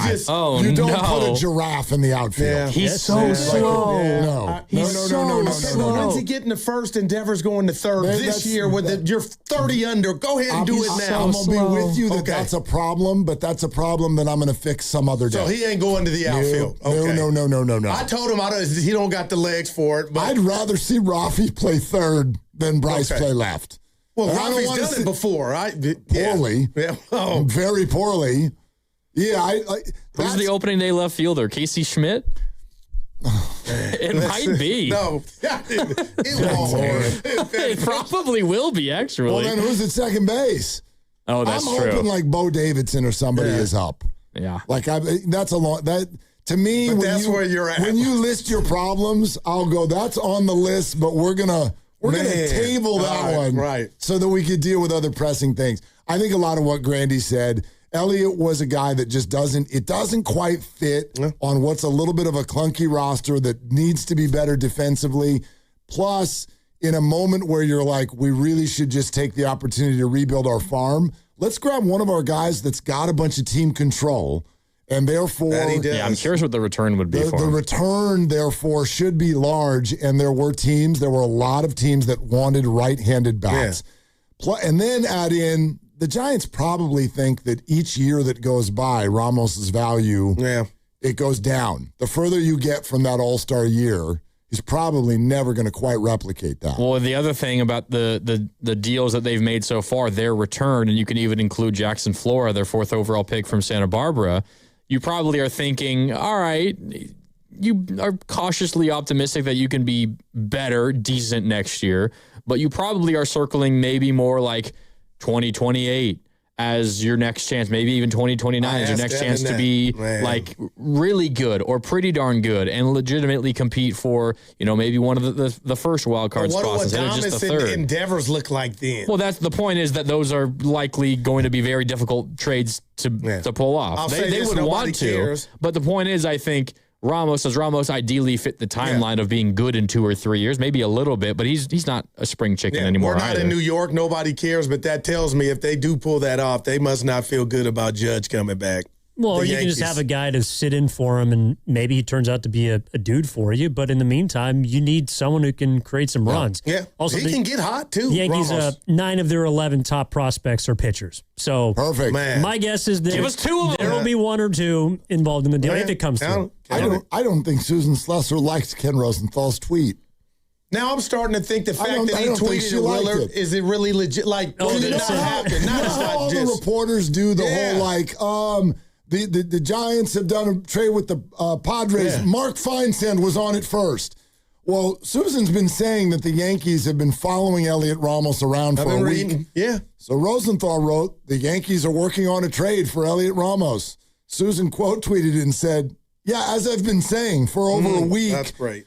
And the Yankees have been following Elliot Ramos everywhere. And then John Heyman himself writes, Elliot Ramos is in play for Yanks at Ken Rosenthal first. Oh, boy. Wow. Susan, we got you. You Reporter were first. war. Susan was a week ago. She was in July. She was on this. Yeah, I mean, I look, the Giants, to me, what they're admitting is their mistakes. And I do believe that good organizations do that. So, like, it sucks. Gu brought it up earlier that, like, today is not a good day from the standpoint of this is the point that it's gotten to. But in a weird way, it was like this could be the best day of Buster Posey's tenure so far as president of baseball operations because he hasn't got a lot right. And I think that Luis Arraez is, as much as people love him, and I saw people saying, oh, you're trading away your best player that you've had. It's like, that's why you signed him in the first place. You sign guys to 1-year deals in hopes that either they help you compete or they're good enough to help you trade for a player that can help you down the line. And, you know, the Giants, the rest of the way they're kind of just in wait and see mode. And but at the same time, though, wasn't this what people were clamoring for the last couple of years? All right, they were fringe contenders, kind of around 500. You didn't get off Ray last year. You didn't trade Snell the year before. And now that they're in more of a fire sale mode, people aren't happy about that either. This is very depressing because this is just the state of Giants baseball. Today has been a good day, I think. I think it's been a pretty good day for the Giants. Yeah, but I agree with you that it's also a sad day. Oh, it is a sad day. Every time your team declares itself as a seller, it's also declaring a failure. But to Evan's point, I've been very frustrated the last couple of years that they haven't determined that they should have been sellers. Well, it was overly obvious this time. They're closer to 500, so I get it. I didn't particularly believe in the team last year, the team in a couple of years ago that featured Blake Snell. So I get why it was less likely then, and I'm not happy that they're so bad that it was obvious, but I am happy that they're following through and they're pulling off a sell. Now we'll see how much they sell. If Elliot Ramos to the Yankees actually happens, maybe there's another bullpen arm or two that goes. I'll be shocked if there's another position player that moves. But, you know, again, it's a crapshoot. You don't know who you're going to get with these prospects, but this was absolutely the right move to make, the right moves to make, and I'm glad that they're at least getting that part right. Assuming they don't win almost all of their games the rest of the year, this will be the 10th time in 11 seasons that they don't have a winning record. That's just, wow. That's unacceptable. That's incredible. That is the reasons can be the reasons. Yeah. And they can be different because we're talking about 3 or 4 different regimes during that time. But for the San Francisco Giants, the power they have, the brand they are, the resources they have, terrible, that is so unbelievably unacceptable. And so... and don't tell me that's I could hear Steiny, we miss you. That's a byproduct of winning 10, 12, and 14. That's not how. Not at all. That is not just futility. My goodness. Now, real quick, without telling me, well, Boston didn't do it, I asked Evan this, and I mean this. You feel good, and I get it, Grandy, because you really don't feel good, but I get, the moves. But how do you know the instruction in the farm is where it should be to where the Marquez and the Mendezes of the world get the right toolage? And I'm bringing up Kyle Harrison, who popped once he left here because I thought, he's nothing. But you saw he has success in Milwaukee. Is it fair to question the toolage on the farm with this team as well? It's fair to question anything. It's totally. But I like that one is Luciano playing short when he had no right. What? But so that one's a time will tell deal because what you're talking about there are previous regime type process. You know, I Buster Posey, one of the things, and I know it sounds like this is the third guy where this has been the assignment, but dude, like, get your farm system in order. And for the moment, there's optimism with what they've done in the international pool. Add in today. At the moment, there's optimism. The baseball people like what they're doing. But the bill doesn't come due for that for another couple of years. Any concern about soft tissue injuries? Man. Mike Evans, quad strain, Stribbling, Kalon Black, Stribbling. Debo's back. Yeah. I have a different concern about the Niner injuries. Well, the way that they get talked about. Well, I got to give you some love, and I did on the show if you weren't listening. Every time somebody cracks a toenail, there's pictures from Warren Sharp, and they're like, there's the substation. It's the like internet. It's football. But I heard you Friday, though. You hit me, and I shared it with Debo. You're not mad he's back. No. Okay, he's back, but he can't be in the same role. But I'm starting to wonder, and that hit me, but I'm starting to wonder, is he going to be in the same role by default? If you know what I mean? Like, I'm trying to be proactive, but man, Kirk's got a hammy. Stribbling, nothing to see here, but what if that were the case? Are fine, but I'm encouraged that that's at least not what they're planning because they immediately are like, he's our return guy. That I saw. You don't stick one of your starting receivers out there to be the return guy every time. And at the end, that's 95.7 The Game, breaking news. Similar to what we talked about earlier, Jeff Passan of ESPN reporting that the Yankees are finalizing a deal to acquire Elliot Ramos from the San Francisco Giants. According to ESPN, Yankees have been seeking right-handed bats. If the deal clears medicals, Ramos provides it. Ken Rosenthal kind of first on it. Yeah, Susan Slusser. From The Athletic. Now we wait for the return. Huh? My guess would be a pitcher. All right, Evan, you might be right. You throw one other fun Giants-related deal in there that we didn't talk about that just happened 15 minutes ago. Joey Bart? The White Sox have acquired Joey Bart. Man. But not from the Pirates, from the Atlanta Braves. No doubt. Joey is on his fourth team now. Yeah. So, there's that too. Once upon a time, the number 2 overall pick. Yeah. Once upon a time. The farm system. Well, it's... I mean, so that's what I mean. Like, what do you guys think? Is today a happy day or a sad day? Well, I picked 90 wins. It's a sad day. Well, I think it's a good day. I don't know if that necessarily means a happy day. All right, call it a good day or a bad day. A good day. Today's a good day. In a season that's been a terrible one, but it's a good day. I think it's kind of like what you were talking about with the Dodgers. Fans are so resigned to where the Giants are, the way the Dodgers have become this evil empire that no one's really affected by the news. Like Tarek Skubal going to the Dodgers, people may not like it, and baseball's broken, and we'll solve it hopefully this offseason. But like, no one is grabbing pitchforks. Similar, I don't think anybody is really mad that the Giants are where they are because anybody who's a Giants fan has been watching this baseball team for 110 games, and they've expected this day to come for probably the last 3 months. Maybe we were early on it, but the moment this team started to lose close games, you're seeing Devers in Miami. You're hearing stuff off the field. You're just like, there's been no good, the Pride Night debacle, like there's been no good story about this baseball team at this point in the season. So the fact that we're finally here on August 3rd, I'm sure fans are like, yeah, fine. Okay. Well, hopefully we get a couple guys. Well, what about come next April? Are we supposed to think the Giants are, well, again, they can go shopping and add, but it sounds like they're not a 90-win team, Gil. Man. There's also not going to be baseball next April, so you don't have to worry about it. That part. Don't have to worry about it. You and Evan. Sad. Yeah. But I don't know. I guess I'm with you both in a way. Like it's a mixed feeling kind of a like thing. What point is having Arraez or Ray on the roster or even Rama? Like there's none. What's the point? There's none. With Devers, now I'm thinking Adames. I've been there. No one wants Adames. The rumors that the Padres were interested in Devers surprised me. I don't know. A little bit less Chapman talk than I thought there would be over the weekend. Well, him not being healthy. Yeah, but he's about to be. Yeah. Like that, I don't know. I'm not saying I thought it was going to happen, but I thought there'd be a little bit more discussion about it. Well, technically they have 45 more minutes because that's when the deadline ends. And so far the Giants have traded Robbie Ray, Luis Arraez, and now Elliot Ramos. So Buster Posey and Zach Manassian will be speaking publicly at some point during our show. We're working on some stuff there. Chris Rose is going to be on the show. Evan Wiebeck, who covers the Giants, is going to be on the show. Wanted to throw that out there. And I have the main prospect returning to the Giants from the Yankees. Do you guys want it now, or should we? I've never heard of him, but which go arm ahead. do they throw with? It is left-handed pitcher Henry Lelaine. According to MLB.com, he's the Yankees' fifth. Lelaine. He is the Yankees' fifth-ranked prospect, 22-year-old, 6'7", currently in high A ball. All right. That's it? That's the main prospect, according to Mark Feinsand. Okay. Right on. A lot more coming up. Keep it locked right here. Grandy in for Dibs. Willard, 95.7 The Game.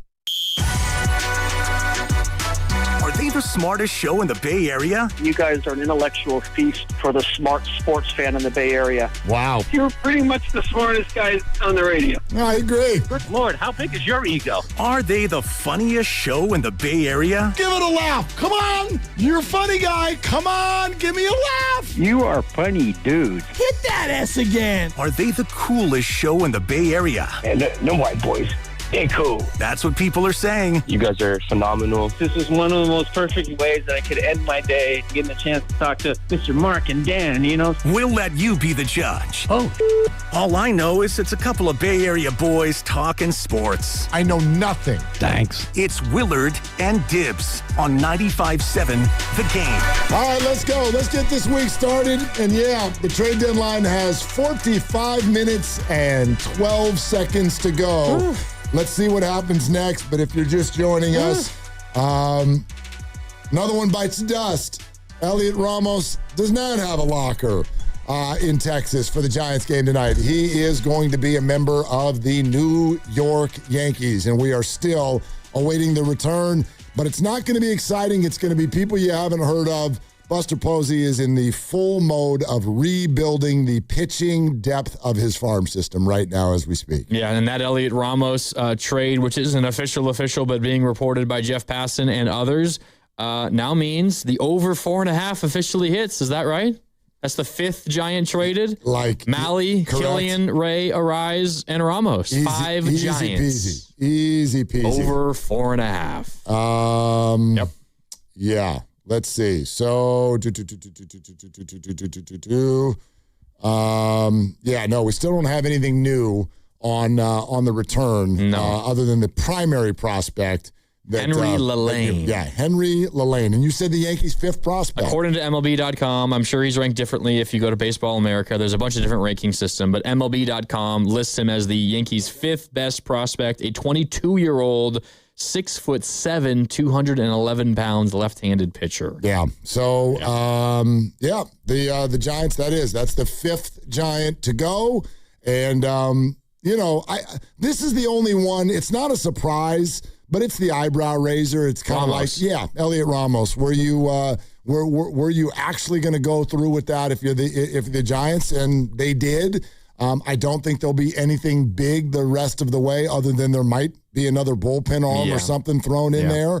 But this arrives at pretty much everyone we've heard could be traded, would be traded, has been traded by Buster Posey. And I'm with you.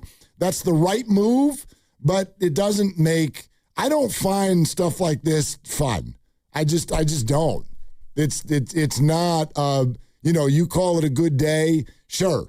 It's a good day because he's doing the right thing, but it's a representation of something completely different, and that is that the Giants have struggled for a lengthy period of time, and this year is actually the flagship year for all of it. We have more news. You mentioned maybe the only other trade we would get would be a reliever.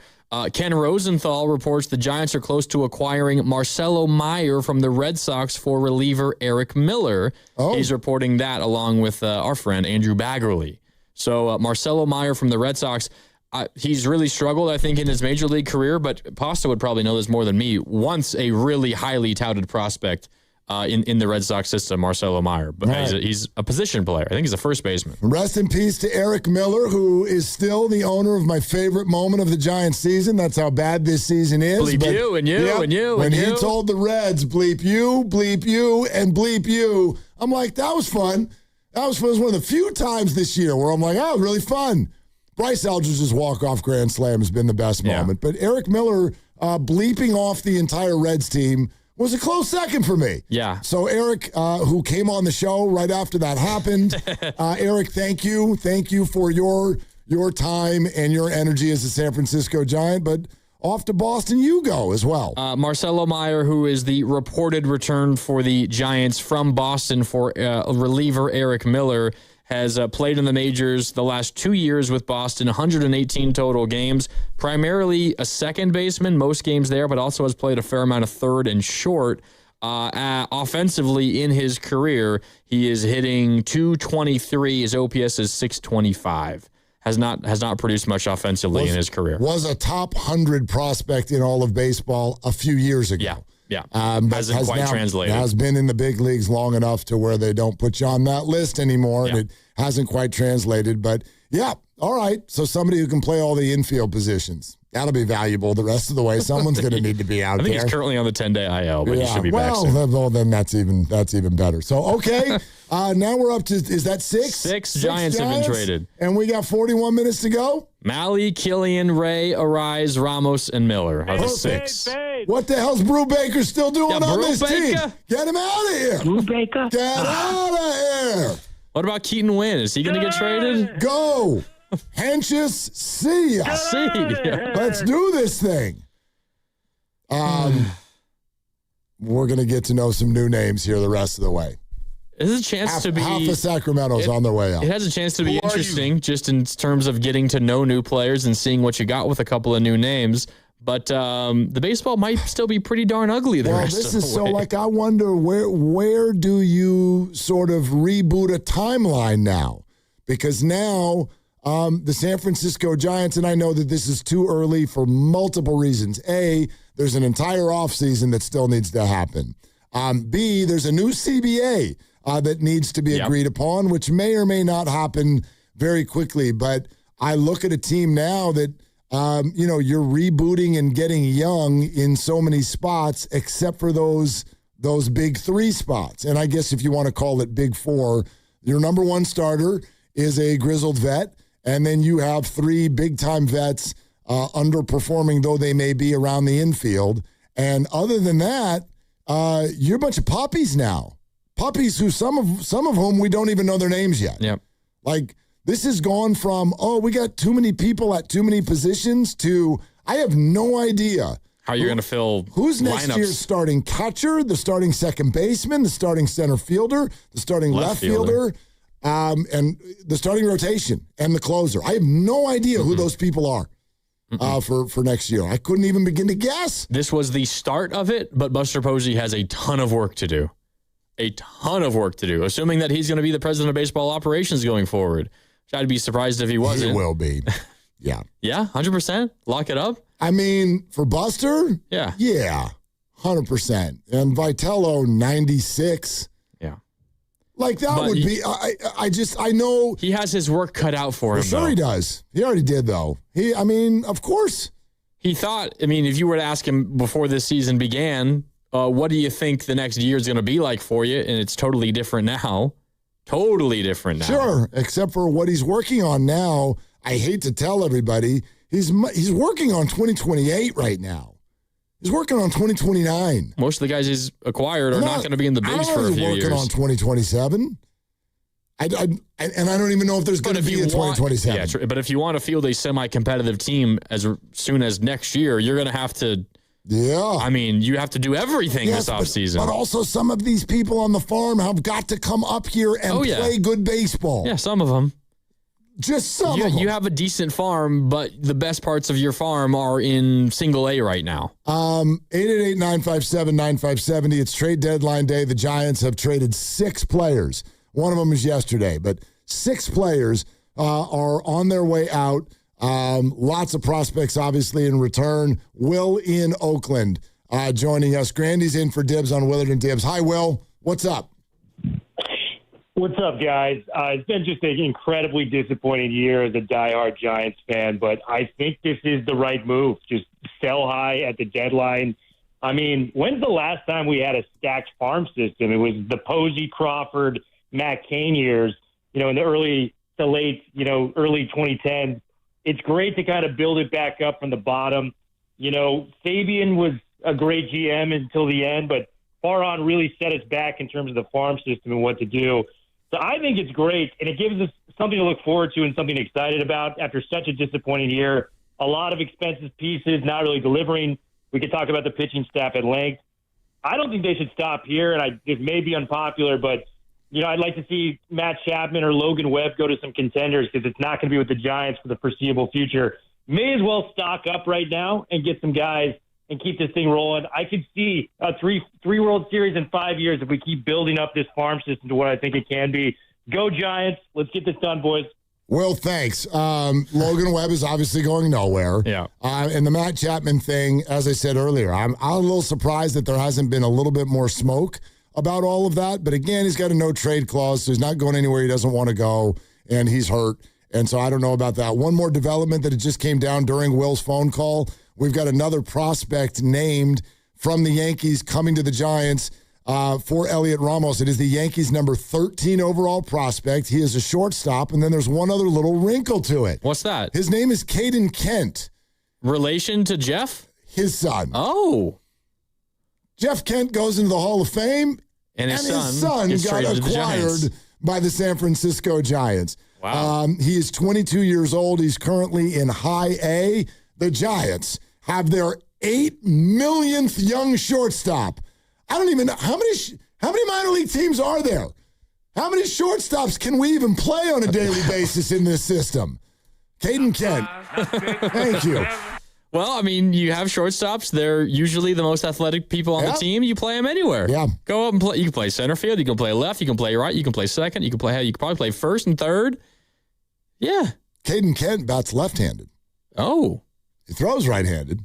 But he bats lefty, not like his pops. Correct. All right, so the return for Elliot Ramos from the Yankees, according to MLB.com, is a left-handed pitcher, Henry Lalane, and a shortstop, Caden Kent. That's the 5th and 13th ranked prospects from the Yankees for Elliot Ramos. The Yankees, I think, as far as I know, are a middle-of-the-pack farm system rank. So that's not I don't think either of those guys, and really the only one would be Henry Lalane. I don't think he's a top 100 prospect across baseball. He's probably, not too far down below top 100, but not a can't-miss guy. And both players are in High A ball. These are not ways away. These are 20, not super young though. No, they're both 22, but these are not people that project to be on the Giants next year. Mm-mm. Let's put it that way. And you won't see him this year either. Yeah.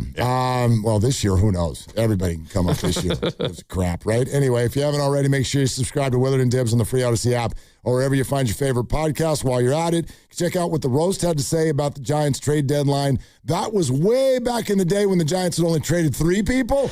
Now they've traded 6 people, and we got 34 minutes to go. Can we get a 7? We're taking your phone calls. Buster and Zach Manassian are going to speak publicly in about an hour. We're all over this today.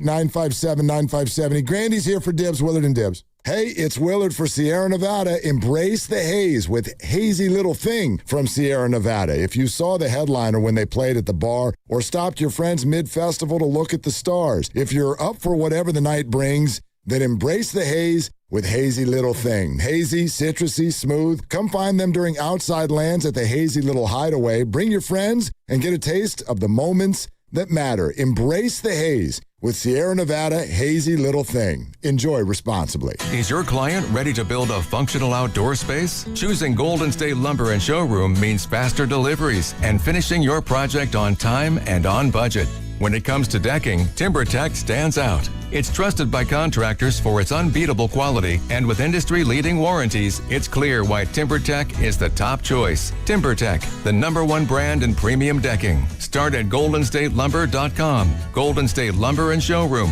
When you succeed, we succeed. Think you know how the second half of baseball plays out? Put your predictions to work on Polymarket, the world's largest prediction market. Official partner of Major League Baseball. Who wins the division? Who's buying at the trade deadline? Who takes home the Cy Young? And who's still standing in October? Trade against other fans, not the house on Polymarket. From the trade deadline to the World Series, every game matters. Trade on Polymarket. Download the Polymarket app and use promo code BLAZE to unlock $50 free for your first trade. That's promo code BLAZE. Trading not available in all jurisdictions. Check local regulations before trading. Restrictions and eligibility apply.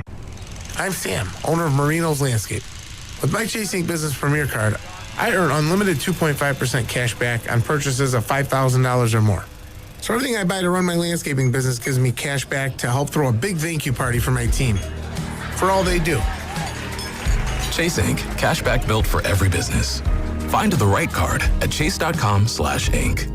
Real business owner compensated for their participation. Cards issued by JPMorgan Chase Bank and a member FDIC. Subject to credit approval. Terms apply. There are things the insurance company hopes you never find out, like how quickly they try to close your case, how they look for anything you say to use against you, and how the first offer is almost never the full value of your claim. Because the faster they settle, the less they have to pay. That's not a coincidence. That's their strategy. So before you call them back, call Beam Law. From the first call, they'll take over. They handle the pressure, the negotiations, and the legal fight so you don't get pushed into a decision you can't undo. Beam Law has recovered millions for clients across the Bay Area and has been named Best of the Bay by SF Weekly 4 times. So if you've been injured or lost someone due to someone else's negligence, don't wait. Call Beam Law now at 415-523-5555. 415-523-5555. That's 415-523-5555. Or visit hurtinthebay.com. That's hurtinthebay.com, because it's not whether you get knocked down, it's whether you get back up. Beam Law, they've got your back, Bay Area. This summer, the Honey Pepper Pimento Chicken Sandwich and Pineapple Dragon Fruit and Sprite are back at Chick-fil-A. Let me tell you about the Pineapple Dragon Fruit and Sprite. It's bright,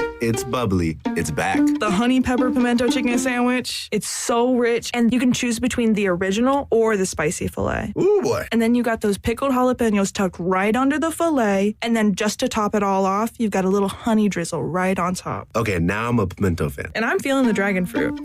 Which fan favorite will you choose? Real customers paid for their testimonials. This is the story of the one. As a maintenance engineer at a beverage manufacturing plant, he starts his day knowing every line is ready to run, because Grainger delivers the industrial-grade products he needs to keep mixers, conveyors, and packaging equipment moving.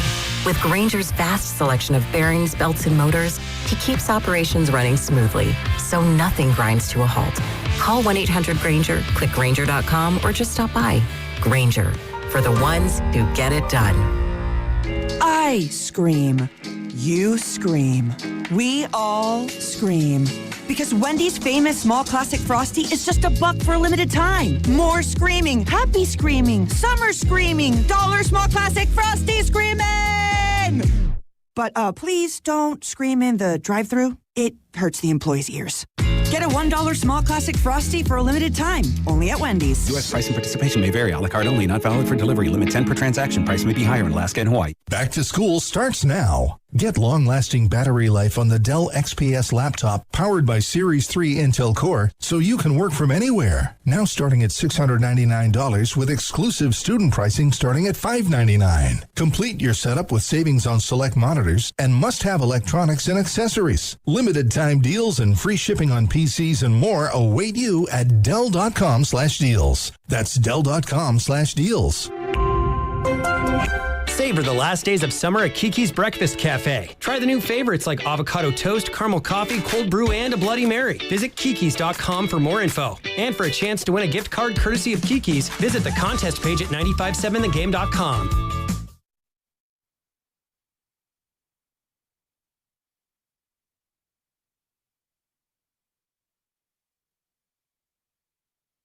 Now back to Willard and Dibbs on 95.7 The Game. Brought to you by Hazy Little Thing by Sierra Nevada. Enjoy responsibly.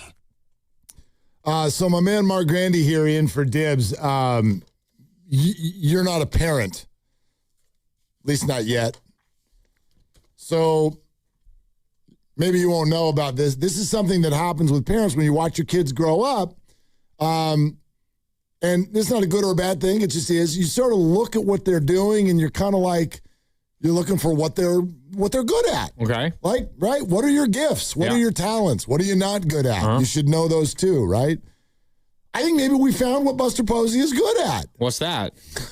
My God, the man can sell. I don't know if he knows how to buy, but wow, he can sell. Sell. Coffee's for closers. Buster, have a cup. Where on the list of things I want my president of baseball operations to be good at, where is selling? Because ideally, I never have to sell. Exactly. Ideally, I'm always buying. Yeah. It's better than being terrible at it, I suppose, but you hope it's a skill that you never have to utilize or very rarely have to utilize. Well, I'm also pleased with Buster Posey because he's made so many deals that you and I don't need to recap the prospect return today because it's a bunch of names that people don't know anyway, and we're going to see. But all of them are between 17 and 24 years old, and there's a lot of them. Just a lot of them. Just a lot of people got acquired by the San Francisco Giants today. 6 different deals. Or should I say 6 different players? Yeah, 5 deals. 5 different deals because Killian and Arraez went in the same deal. Yeah. But just a huge haul. And the only thing I can say about, like, again, no different than when we do a draft and I'm like, I'm not going to tell you did great or did poorly. I know baseball people think that the Giants are having a really good day. That's great. Like, in other words, if you're grading well in terms of your assessment of players and your ability to leverage other teams, if you're doing that well, then great. That's wonderful. I guess my main assessment, though, is Buster understood the assignment. He understood the assignment. If he didn't understand the assignment, we'd have to have a conversation with him. Because you have to. But he could have just done. This was an obvious one, right? He could have just done Ray and Arraez and a reliever. Yeah, I would have been upset at that. And that's fine. Yeah. But I mean, 5 different deals, 6 different players, and by the way, 25 minutes to go. Plenty of time. He understood the assignment. Yeah. And he did it. Well, we don't need to give you the names of all of the prospects because you're right. Some of them aren't probably going to make the major league roster ever. And the guys that do probably won't be here for a couple of years. One that will and will play this season, Marcelo Meyer from Boston. I like this deal. I like the general concept, even if maybe you don't know a ton about Marcelo Meyer. He was a highly, highly, highly ranked prospect. In 2022, the 14th ranked prospect in baseball. Yep. 2023, 9th ranked prospect in baseball. He's been a can't miss guy for a while. Made his debut last season, struggled, didn't play a ton. Played this year, has struggled through some injuries as well. He's currently hurt with a stress reaction in his forearm. Last played like 10 days ago. 10-day injured list, so we'll get an update on him when that becomes official, I would imagine, from the Giants. But I like just taking a swing, and you're only giving up Eric Miller. I like taking a swing on a really, really talented guy who's still 22 years old, and it hasn't panned out at the major league level yet. Maybe you find something like the Brewers did with Kyle Harrison that you didn't. No doubt. And it turns out to be a really good player, and that would be a boon of a trade. No doubt. For Eric Miller? I mean, look, he's only about 300-plus at-bats into his entire major league career. So could something still blossom? Absolutely, but it's like you're saying. I mean, the majority of what the Giants have done today is also incredibly, and I cannot stress this enough, low risk. Yeah. Like they're the biggest risk one is probably Elliot Ramos, right? If Elliot Ramos somehow continues to become an all-star, I don't even see how that's possible. He's going to a Yankees team where I don't think he's not going to play every single day once they get healthy. Aaron Judge, Cody Bellinger, these people are coming back. So, I don't know. Elliot Ramos is a nice player. And I'm glad he finally broke that stupid record about starting left fielders on opening day. Yeah. Thank you, Elliot. If for nothing else, thank you for that. But, Elliot Ramos did some good things. Came up. He was by the way, Elliot Ramos is a great example maybe of even what you're talking about with Marcelo Meyer. Elliot Ramos was a guy the Giants almost, first-round pick, almost gave up on him because it's like, dude, are you ever going to come around? And then all of a sudden, right at a time of need, it was like, ooh, I think he kind of turned a corner and he came up and he made an all-star team. and he hit over 20 homers. And he wasn't ever as high of a prospect as Meyer was, and Meyer was that high when he got promoted and officially became a Red Sox. But to your point, when you drafted Ramos, where you drafted him, and early in his career as a minor leaguer, this was, all right, this is one of the future franchise cornerstones. And then he never quite turned into that. And then right before the end, he was like, okay, I'm figuring myself out a little bit, made that all-star appearance. A lot of issues in the outfield, a lot of issues on the field, and the bases, but so many. Can't even count, really. I forgot about that for a sec. Now I got to remember all those base running mistakes. Specifically last year. That pesky infield fly rule. He's been better at that this year, if memory serves, but last year was really bad. Yeah. Really bad. Yeah. But yeah, I know Alex Pavlovich. You're talking about baseball people. Alex Pavlovich, our friend from NBC Sports Bay Area, says the Giants are having a really, really good deadline. It's impossible to know how good, to your point. But yes, I don't look at any of these deals and say, ooh, they shouldn't have done that. Like TBD on who the prospects turn out to be. But if I'm just looking at it as, this is a 22-year-old, 6'7" left-handed pitcher that, they need to stockpile arms, that was the right general thing to do. The only question comes is how good is your scouting department, and did you choose the right prospects from those teams? Well, no, and you build it up because what you want is depth, because they're not all going to work out. The secret to the Dodgers is you have depth so that when a guy like Skubal comes available on the market, one, you have to have the willingness from your front office to give the contract that's going to come after the deal, but you have the firepower to make the deal, give the Tigers prospects that they find interesting enough to give up on Skubal, and so that you're still not empty in your farm system after you make that deal. That's why the Dodgers have been as good as they've been, because they have the best farm in baseball. We'll get to them. Okay. We will. We'll get to them. But that is the key, depth. Yeah, absolutely. It's depth in your farm system. Why do the Giants have 37 shortstop prospects between the ages of 17 and 20? Because they're not going to keep them all. Yeah. You're absolutely right. Of course I don't love it when general managers do this. A.J. Preller used to do this famously in San Diego, and it always made me cringe a little bit. A.J. Preller. Where he refers to people as the asset. And it's like, that not good from that made me feel very good. But, HR or PR standpoint. But he's not wrong. He's not wrong. Like, some of these players will make the bigs, some of them never will, and some of them will be traded. Yeah. Some of them will be traded to other teams, preferably at a time when the Giants at the end of July are ready to make a run for something. Remember when they used to do that? I remember when they used to do that. Used to go to the World Series and everything and win it. And we would have a parade and all that. That's great. Yeah. Now we get like one fun day a year at the end of July and the early August when we start to get excited about another year. But anyway. The thing that's going to make Giants fans more excited than anything else is when the dust settles on the trade deadline and you get all the new prospects and all the new teams and you have all the players changing organizations. You get the updated farm system rankings. I don't know if you saw the post MLB draft rankings. The Giants moved all the way up, depending on what outlet you're looking at. The Giants moved all the way up to 6th, the 6th best farm in all of baseball. That was before today. That was post draft. So you plug Jackson Flora in there and a couple of other guys. They jumped all the way up to 6 after today as one of the few real true sellers in baseball. And some of the teams behind them with a better farm system entering the trade deadline, like the Brewers and a couple of others, Tampa Bay Rays, those teams are not selling. They're buying. Yep. So their farm system theoretically should be getting worse. Yours should be getting better. You could be looking at the Giants having a top 3 farm system when it's all said and done after the trade deadline. In 19 minutes. I mean, it's already true, but nobody's working on that yet. Yeah. When you see those new updated rankings come out, they could be on some publications a top 3 farm system. Which again is the assignment right now. It doesn't mean anything to anybody until it actually works out, because people and things get ranked and then they're wrong. But that kind of depth is obviously very, very necessary for them right now. Ben in Hayward. Hi, Ben. Thank you for calling. Hey guys, love your show.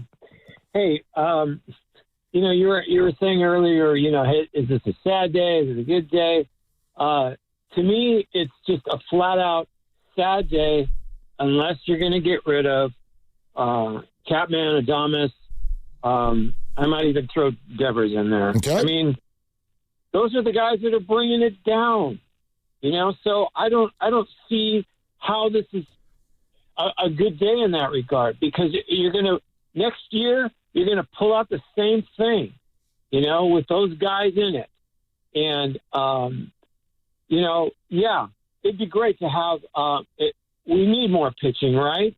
But we forget, what was the deal? They couldn't hit, right? They couldn't hit. And finally, when they started hitting, the pitching didn't come through. But this year, they couldn't hit. So who do they get rid of? They get rid of Arraez, who could hit, right? And I understand, you got to get, he's going away next year. But, hey, you better talk to him before you get rid of him and say, hey, we're going to make a deal with you at the end of the season. And, when you get on the market, because we want you back. I hope that they did that, because if they didn't, it's like same problem next year. It's like no hitting. So I don't know. To me, it's sad unless they get rid of those guys, because those guys are dragging it down. Ben, thanks for calling. It's a super interesting point on a couple of fronts that I think we want to get into. First and foremost, the Arraez thing. And I've had my dukes up about this for about 2 weeks because I'm getting peppered from my mom. Who loves Luis Arraez. Just cannot love Luis Arraez enough. And I've tried to do my best to kind of grease the wheels for all of this. I've tried multiple phone calls over the last 2 weeks to explain to Mom how this all works, why they're going to trade Luis Arraez, why it would be wrong for them to not trade Luis Arraez, all with the compassion and understanding of any Giants fan that's like, but wait a minute, I like him. Yeah. I get it. It's impossible to not like him. It's impossible. And I was someone who was against the signing in the first place. He apparently, and let's not act like we work there, but it's not just the stuff you all see. There's a lot going on that we don't see. Vitello sounded like he was going to cry last week when they talked about him being traded because he said Luis Arraez makes everybody's day better every day. Like, this guy was perfect. He was absolutely everything and anything, plus more that you could have wanted him to be. But there's two problems there. One of them is obvious, and I think you all get it. The Giants are going nowhere this year, and he's a free agent at the end of the year. Would be flat out. I mean, they're walking away with the Phillies' number 4 prospect because of him. A lot of Philly seems pissed, by the way. Upset. No doubt. And so it would be stupid, just flat out stupid, to not make that deal. The interesting one to me is the second part he said, which is, before you trade him, do you try to wink and say we want you back? And I'm torn there, because as awesome as he is, like, what are you going to do? What are y'all going to do with Casey Schmidt? What are you going to do with him? Well, I said during the crossover, is Casey Schmidt your starting left fielder on opening day next year? It's possible, but you don't want that. Yeah, if you're going to get rid of Elliot Ramos because he's not a good defender, you're going to just throw Casey out there? That's not ideal.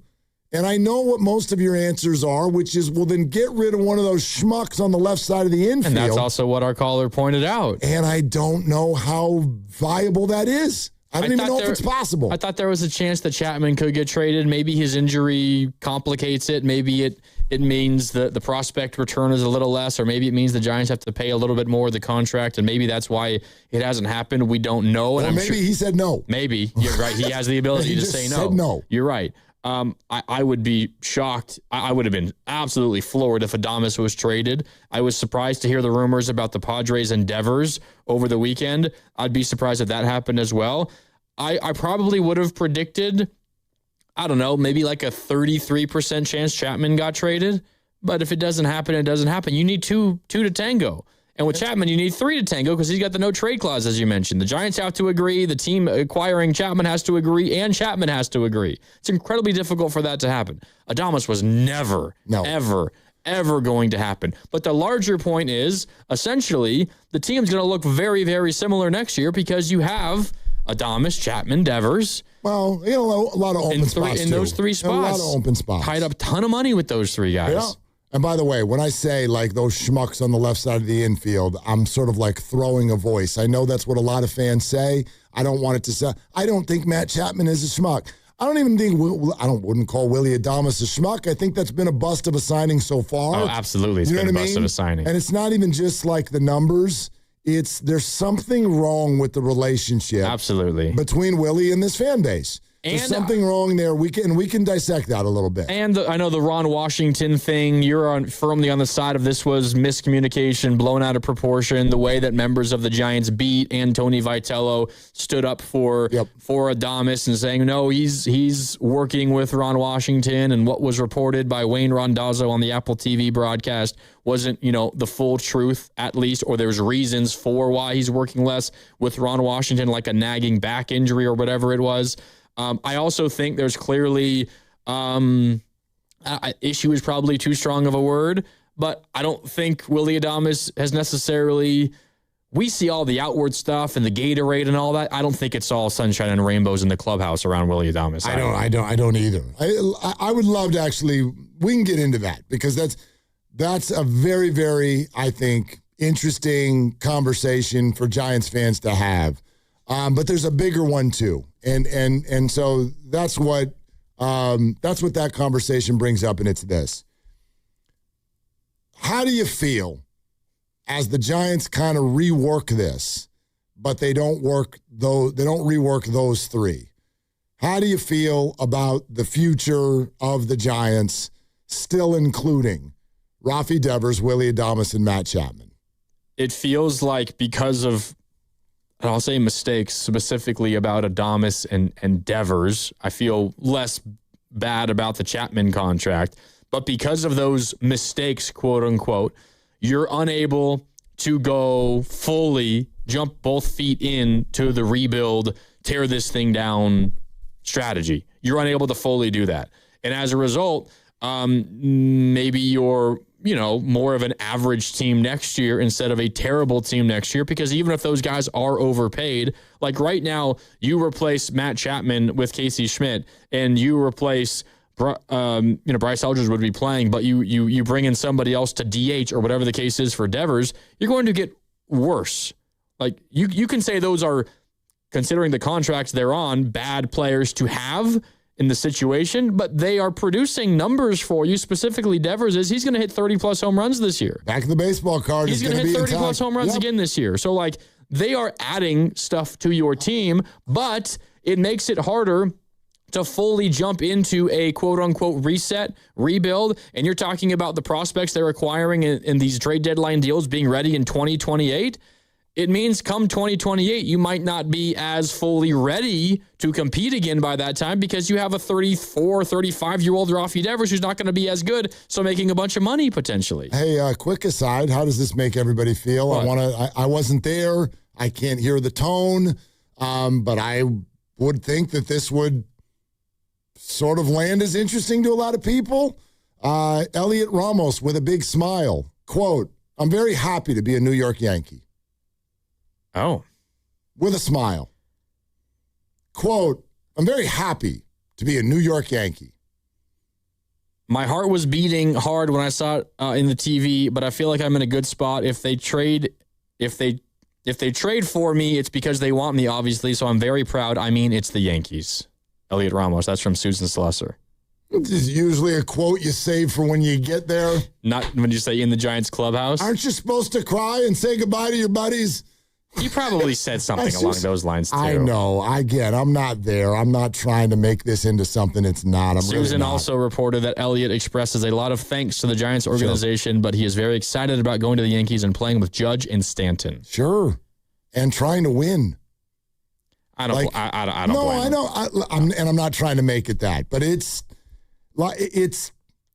representative of some things. Oh, absolutely. Like, I think that clubhouse this year has just been a pot of frustration, and it's probably great to get the hell out of it. It wasn't great last year either. Yeah. So no, I don't blame Elliot for saying that. No. It's not a blame thing. It doesn't feel great.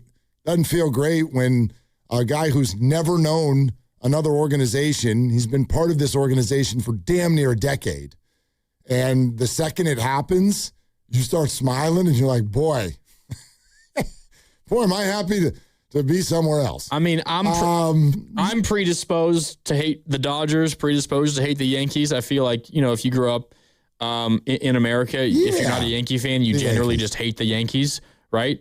But Elliot Ramos growing up in a different country and being a baseball player and wanting to play in the major leagues, like I would imagine there's a certain appeal, like, oh, for sure, I'm a Yankee now. That's exciting. Just to give everybody, if you just joined us, the deadline's got 7.5 minutes to go, but it does feel like maybe we've reached the end with the Giants. Yesterday, Tyler Mahle went to the Braves in exchange for, I'm not going to do all the names because it won't mean much, but a pitcher is coming in return for Tyler Mahle. Very early this morning, 7 o'clock hour, Luis Arraez and Caleb Killian were sent to the Phillies for their 4th and 9th overall prospects. And both of them are pitchers. Ramon Marquez is the one that you're going to want to remember. He is a top 100 prospect in baseball. There's some excitement about him.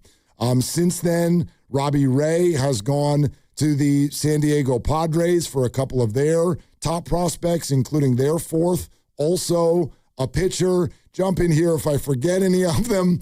Eric Miller goes to the Boston Red Sox. For a player who just a few years ago, Marcelo Meyer just a few years ago was one of the absolute top prospects in baseball. Elliot Ramos goes to the New York Yankees for 2 prospects, a pitcher, their 5th overall prospect, and then their 13th prospect, Jeff Kent's son. Caden. A shortstop. And the vast majority of these guys are like AA, single A, high A, anywhere around there. Yeah. There are a couple guys who could be big league ready next year. A couple guys. And Marcelo Meyer, you will see this year from the Red Sox. I would think. From the Eric Miller trade. I mean, we're heading toward all of the infield positions being available for the rest of the year. I mean, Chapman's not back. Willie's complaining of nagging injuries, and now we're post-deadline. And second base is a gaping hole. Yeah. So, and he plays all 3 positions. So, sure, he'll be up. The lineup tonight's going to be really fun.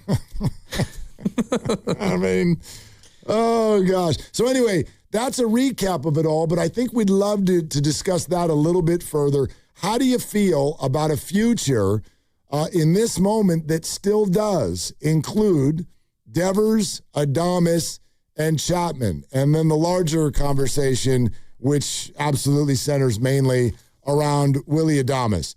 We're brought to you by Fremont Bank. Do know that Buster Posey and Zach Manassian will speak publicly in this 3 o'clock hour. Chris Rose joins us in the 5 o'clock hour. Brought to you by Fremont Bank. Here for you, here for good. Grandy in for Dibs. Willard and Dibs. Dan Dibley here. Before the season even kicks off, everyone's making predictions. Who wins the division? Who makes the playoffs? Who's lifting the trophy at season's end? On Kalshi, America's #1 prediction market platform, you can trade those predictions in a live market. Will SF qualify for the playoffs this season? Right now, San Francisco's trading at 54%, meaning a $100 trade would pay out $173 if they clinch a playoff spot. On Kalshi, you're trading against peers in a live market, meaning there's no house. And as the probability changes, you can buy in and out of your position. Trade the draft pick, the game, and more on Kalshi. Download the Kalshi app and use code DIBS, D-I-B-S, to get $500 in bonus credits when you trade 25. K-A-L-S-H-I, Kalshi. Trade on anything. 18 and over only. Restrictions and eligibility requirements apply.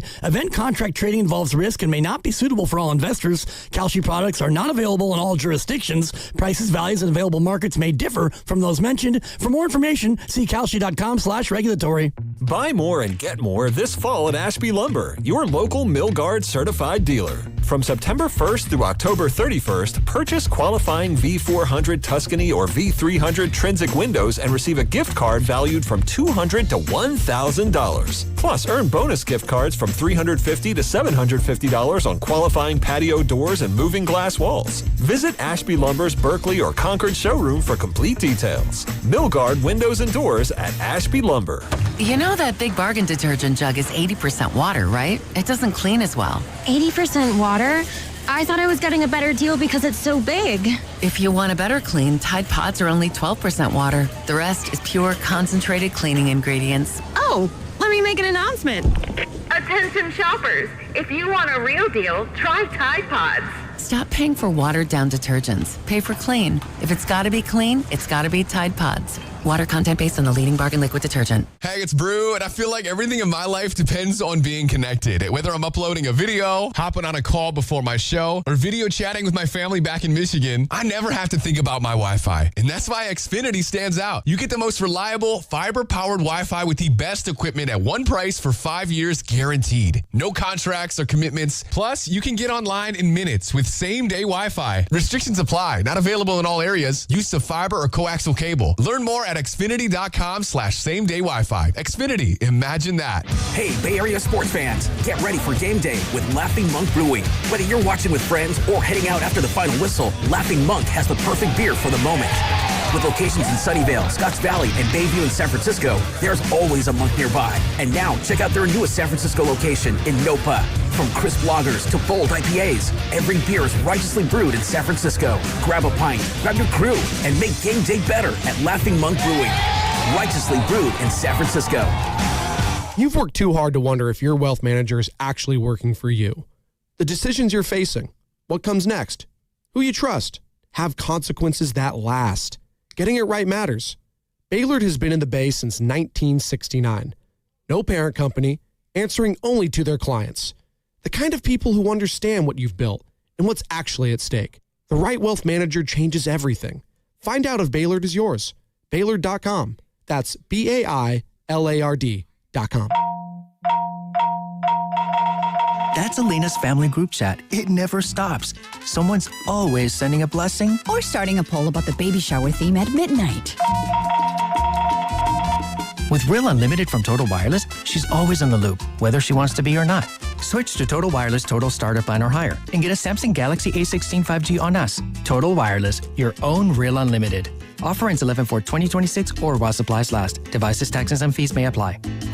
Indeed presents hires you can't afford to get wrong, like a social media manager. Did you just post our Q4 earnings to your personal social media? Oh yeah, used the trending audio and everything. That's confidential financial data. Relax. It only went a little viral. The SEC just commented with the eyeball watching emoji. This is a job for sponsored jobs. This is what happens when you don't sponsor your job on Indeed. Next time, get matched with quality candidates with Indeed sponsored jobs. Visit Indeed.com/hire now and sponsor your job today. Skechers elite athlete OG Anunoby has been making history on the basketball court. Anunoby tips it in. Unbelievable. What a shot. He's been balling out in Skechers high-performance basketball sneakers, and the world is noticed. But how does OG train off the court to keep in peak physical condition? Hands-free Skechers Slip-ins AeroBurst. They help prepare OG for the physical demands of playing at a championship level. Get your pair of AeroBurst for only $165 at a Skechers store, Skechers.com, or wherever high-performance running shoes are sold.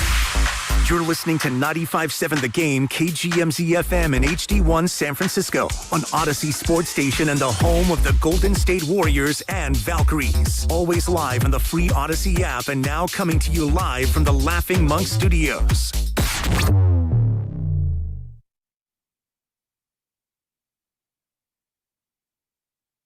Now back to Willard and Dibbs on 95.7 The Game. Brought to you by Hazy Little Thing by Sierra Nevada. Enjoy responsibly. I think Willy Adames, and the way a lot of us feel about him, is a situation of circumstance. What do you mean? Here's what I mean. I think there's two things that have led to the way a lot of people feel about Willy Adames. And until this person says it's okay to use his name, I won't use his name, but just received a text. I want bleep Adames off my bleeping team. I can't stand him. Adames is a front runner, fraud, disingenuous, all caps. I won't mention yet who said that. But that's how a lot of people feel about Willy Adames. And it's a little intense for my taste in terms of where we're at with him. I think two things have led to Adames being viewed the way he is. Because I don't think everything's that bad with Willy Adames. But there's two things that have led to it. One of them is that Willy is someone who leads with joy. It's kind of like a Steph Curry, Draymond Green thing. Some of you lead with joy, and some of you lead with an iron fist. Willie is a happy-go-lucky leader type, and they wanted him to do that in this clubhouse. And when you do that, simultaneous with losing a lot of games, people don't like it. People do not want your happiness while they're mad. So when you dump Gatorade on someone because you guys won one game that week, it pisses everybody off. And I would argue that's not really Willie's fault. And here's the second thing that's not really Willie's fault. The timing of him saying yes to the Giants' big contract after a line of 10 people said no over a period of 5 years made us think he was a better player than he is. Willie's not that great. Willie is being exactly who he is. He's a 240 hitter that'll knock the ball over the fence every now and again, enough to be 20 to 30 times a year, and he is, at his best, a little bit above average shortstop, at his best. He has not been above average. Which he's not been. For each of the last 2 years. Which he's not been, and if you want to blame that on nagging back injuries, you can, and if you don't want to use that excuse, then don't. But Willie's not a great player. He's being paid like one because of timing and circumstance. And the Giants cannot get a damn hitter to say yes. So they finally got a hitter to say yes, and we decided we'd got our star. He's not a star. He's just not. Not a middle-of-the-order hitter. Yeah, I don't know. I mean, the happy-go-lucky stuff, like, I get it when the team's really, really struggling, and you win one game and you just snap a 5-game losing streak and things have been terrible and you're dumping Gatorade, giant smile on your face, everything's great. Like, I get why that maybe frustrates and pisses some people off. I don't really have that much of a problem with it. I think celebrating wins is a good thing, and it helps you get through a 162-game season. My issue is when you personally are the one celebrating all those things, when you at times are the guy that is going through serious issues at the plate and in the field. You said he's a 240 hitter. Okay, you're hitting 225 as a Giant. In your Giants career, you're hitting 225. 225. Yeah. And you've been one of the worst defensive shortstops in baseball during that stretch as well. Which is like, not that far below who he is as a hitter. He's 242 career. Yeah. 242 career. Oh. In Tampa, he was a 254 hitter, and in Milwaukee, he was a 244 hitter. With the Giants, he's a 225 hitter. Yep. And look, that's 20 points. Is that gigantic of a difference? Not gigantic, but I think 220 in today's baseball, the 240 is a relatively decent gap. My issue with Willy Adames has always been about his performance, not about is he celebrating on the field when maybe you shouldn't. And I also think this is not sourced reporting. And I'm not in that clubhouse 24/7. I'm there every once in a while.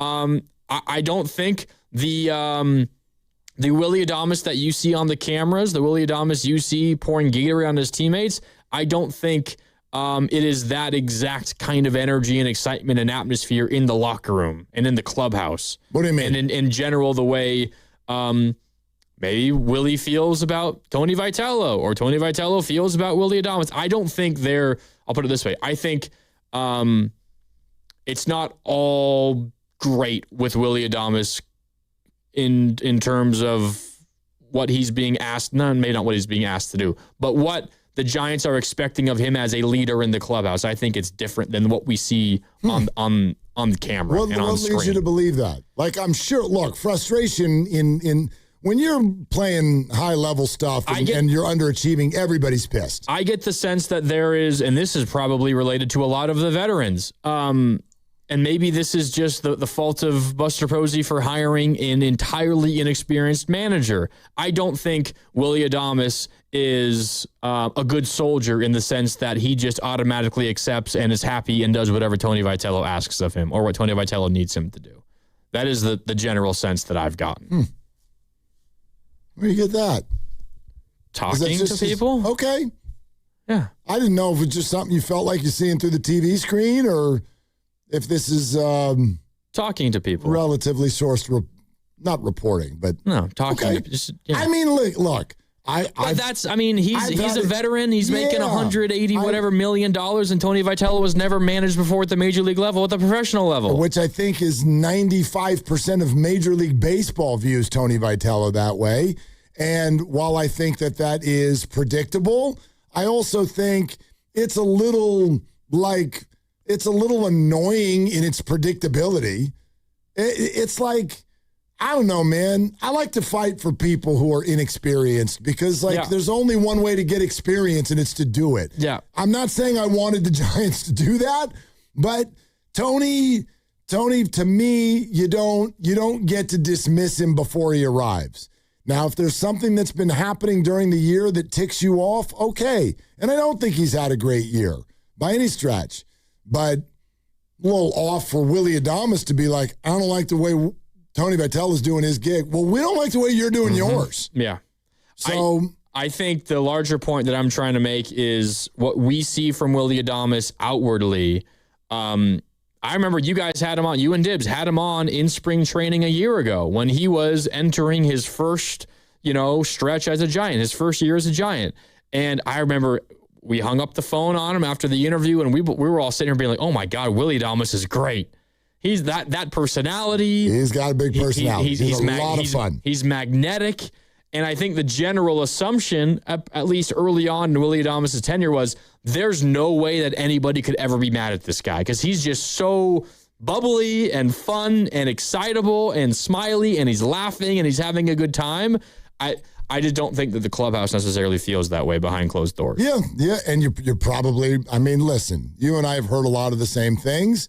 I don't disagree with anything that you're saying, and the bottom line is almost above that because I don't really have an issue if people in the clubhouse sometimes are a little prickly with each other. I think that that's inevitable. We celebrate the hell. In fact, over the weekend, just recently, Jeff Kent's getting inducted into the Hall of Fame and talking about how Barry Bonds, one of the greatest players he's ever seen, and I'm pretty sure that the two of them wanted to punch each other in the freaking face every day. They probably did a couple of times. They probably did. But here's why that's okay. They were great players. Oh, yeah. They both won MVPs. They're both, I'm going to say it. They both should be in the Hall of Fame. Yeah. Look, this is a performance-based industry. And so all of this stuff we're talking about, does Willie work with Ron Washington enough? Should he be throwing Gatorade? Does he get along with Tony Vitello? The bottom line is that stuff all gets swept to the background if you play good baseball. And he hasn't played good baseball. So what are you going to do about it? $182 million. Nobody else wants him. You gave him a no-trade clause. You screwed up. Screwed up. Now, how are you going to get out of it is the question, and I don't know. I don't know if there's an answer there. If you're not willing to pay the majority of the contract, there isn't an answer there. Even if you are. If you're willing to pay a majority of it, then you probably can. Probably. Yeah, maybe. But you're still not getting a ton back for it. Yep. But I'll put it this way. We were talking earlier. Is this a happy day, a sad day, a good day, bad day? Trade deadline for the Giants? Yeah. I said it's a good day because, they're selling. I think the difference between it being a good day and a great day is getting off of one of the major contracts that you feel like are holding you down. And the trade deadline has come and gone now. You oftentimes see things trickle in after the buzzer. We're likely not going to see a Chapman or a Devers, and we're definitely not going to see an Adames. That one of those guys specifically, probably Devers more so than Chapman, and I didn't really ever think Adames was possible. One of those guys being traded would have made this, in my opinion, a great day because it frees up a bunch of money, it frees up a spot, and it gives you flexibility going forward. Understand it, but I'm also, and I said this once earlier this year, I'm a little uncomfortable with the way we throw all three names around as the same because they're not. The Adames conversation we're having is because that's where the conversation lies. I don't really have an issue with Matt Chapman. Matt Chapman's a good baseball player. He's a very, very good third baseman. I don't mind that he told Casey Schmidt to catch the bleeping ball. I don't think there's an issue there. I think Matt Chapman's got his head screwed on straight. I like Matt Chapman, and he can be on the base. The only reason people would love him to be cleared out is because Casey Schmidt can also play over there. He's great at third. And I think a lot of people wanted Luis Arraez to stay. Now, if you trade Matt Chapman today, and by the way, the deadline is over 11 minutes ago, so they won't. But if they were to trade Matt Chapman today, I would have almost wanted them Then it's like, well, promise me that Arraez will be back. Yeah, if trading Arraez hurts your chances of re-signing him, then maybe don't do it. Yeah. Because if Schmidt's playing third, we need someone at second. Other than that, I am okay with Matt Chapman. And the Devers thing, I'm kind of okay with him too, except for the clunkiness of the roster problem between him and Bryce Eldridge. But with the money tied up between Devers, Adames, and Chapman, what level of faith do you have that the front office is going to be able to put enough money on the table to make this team fairly competitive next year? Let me make you a promise right now. I'll spend 0 hours of my life worrying about the Giants' money. They have it. So if they use those 3 deals as a reason that they can't buy more, they're full of crap. I'm not asking you what you would do or what you think they should do. I'm asking what do you think they will do? My answer is they're not allowed that answer. They're not allowed to use those 3 contracts as I'll why believe it when I see it. Now we're poor. No. They're not. They're not. I agree, but I don't feel a great level of confidence that they're going to feel that way. That's an ownership problem then. Oh, absolutely, that's it is. Not an Adames problem. 888-957-9570. The Giants are going to have some public commentary here coming up later on this hour. Evan Wiebeck, who covers the Giants, is going to join us at some point after the fact as well. Chris Rose in the 5 o'clock hour. We're taking your calls. Trade deadline is done. The Giants send out 6 players. We'll recap it all coming up here with Grandy in for Dibs on Willard and Dibs. Yeah, Dan Dibley here for Fremont Bank, which, as you know by now, it's my bank, and it has been for more than 6 years. And I love this bank because it's a family-owned bank with the family-owned feel. They started back in 1964, and when they did that, it was just 1 branch, but now they have 21 branches. So if you go around in your Bay Area, you're going to find a Fremont Bank branch, and you're going to see it, and you're going to think, you know what? I want that full-service banking with no compromises, and you should. It's not a big box bank. It's a good local bank. And when you deposit your money with Fremont Bank, they reinvest it locally into businesses, philanthropy, home ownership, all the good stuff that makes our Bay Area the best area in all of the country. And that's why you should be a Fremont Bank customer. The money stays here. It's local. It's not a big box bank. It's a good, solid local bank. And we talk about Fremont Bank, and you know that they're here for you and here for good. FlexCar, we know radio ads are annoying, but not as annoying as car salesmen. Sign here, please. Never talk to one again with FlexCar, the first and only month-to-month car lease. No, submit to my extortion machine. Insurance and maintenance included. Switch cars anytime. Switching Bronco to Camry to tell you right willy-nilly. Oh, no. Oh, yes. FlexCar. You drive everything. Want to talk about low testosterone or impotence? No way, right? But did you know 1 out of 4 men suffer from this condition? Listen to Dr. Robert Rowley from Prime Male Medical. At Prime Male Medical, we specialize in acoustic wave therapy, sublingual lozenges, injectable medications, and testosterone treatments. Get your first visit, PSA test, testosterone test, Doppler ultrasound, and a year of follow-up visits for just $99. Go to PrimeMaleMedical.com or call 415-761-4037. 415-761-4037. Residents of a Sherman Oaks condo complex say burglars stole tens of thousands of dollars worth of their property while their building was tented for fumigation. Don't put your home or valuables at risk. Pacific Coast Termite Orange Oil and Ultraset treatment means no tent, no move out, and no poisonous gas. With highly effective termite treatment backed by a 2-year warranty. Call today for a free termite inspection. Protect your home without turning your life upside down. Call 800-PACIFIC. That's 800-PACIFIC or visit PacificCoastTermite.com. Some restrictions apply. What if you could have the most reliable fiber-powered Wi-Fi? And get this, what if you could keep it at the same price for 5 years guaranteed? Now through August 24th, new Xfinity customers can get our best price on gig Wi-Fi this summer before it disappears. Just $50 a month for 5 years. No annual contracts, no hidden fees, and our best equipment included. Plus, get online in minutes with same-day Wi-Fi. It's Wi-Fi that finds and fixes problems before you even notice them. Like super intelligent Wi-Fi with a 6th sense. Plus, it keeps you protected from online threats. And get Peacock Premium included for 2 years. Lock in your price and unlock the possibilities. Get it now at Xfinity.com. Xfinity. Imagine that. Restrictions apply. Requires paperless billing and auto pay with stored bank account. Taxes and fees extra. Speeds vary. Use of fiber coaxial cable. Learn more at xfinity.com/same-day Wi-Fi. This is the story of the one. The one who keeps multiple buildings running smoothly day after day. Plumbing that flows, HVAC that hums, cleaning supplies that keep surfaces sparkling. That's why she counts on Grainger. With easy reordering online and 24/7 support, Grainger helps her keep the products she needs on hand. So shelves stay stocked and buildings stay ready. Call 1-800-GRAINGER, click Grainger.com, or just stop by. Grainger, for the ones who get it done. You're still glowing, flirting, grooving. You've still got it. But your immune system weakens as you age, making it harder to fight illnesses like pneumococcal pneumonia and RSV. Vaccines are a key part of any health routine and can help protect you from getting really sick. Ask your doctor or pharmacist which vaccines you need. See more at PfizerForAll.com. Sponsored by Pfizer.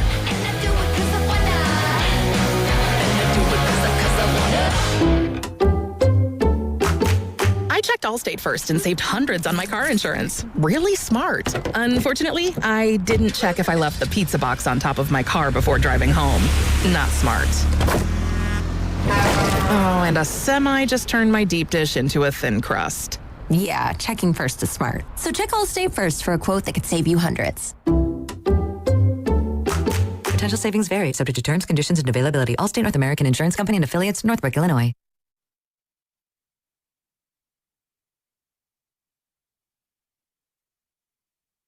Hey, it's Joe Shasky from the Morning Roast, and you're listening to Willard and Dibbs. And if you want to see their beautiful faces, you can check them out on YouTube. Search 95.7 The Game right now.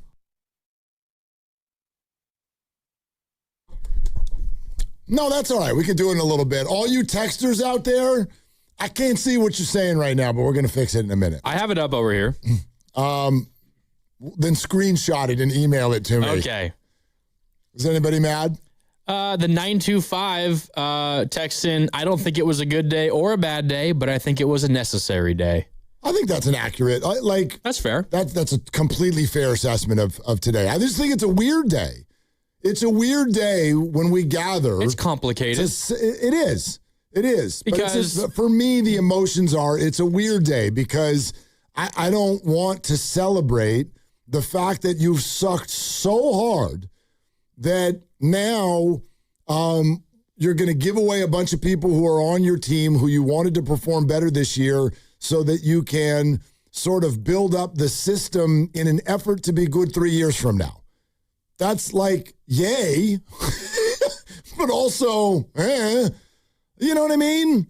We're not in the middle of nowhere. This is not a minor league town.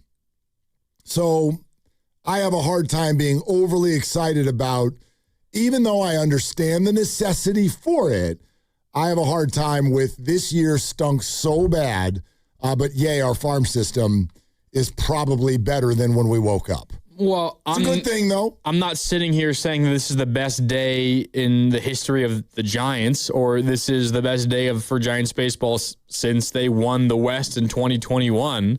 But in a year that has been so bad, the one good thing you can do is turn your assets that maybe don't mean much to you in the future because of who they are as players or what their contract is. It turns it into something that helps you in the future. Yeah. Well, and there was no other recourse for them. If they did anything but this, if they traded just, Ray and Arraez, I would have been upset.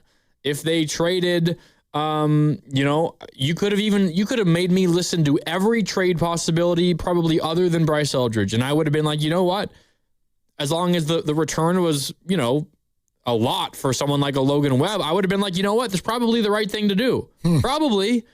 I would have listened on Jung-Hoo Lee. I don't think the Giants are at a spot, and this is where it's difficult because of the contracts to Arraez and to Devers specifically, where they can't fully dip their toes into a rebuild. And I know you will say, well, you're the Giants. You don't ever rebuild. You're the San Francisco freaking Giants. You just go out and spend top 5 money and you build a good baseball team, at least a competitive baseball team. I get that.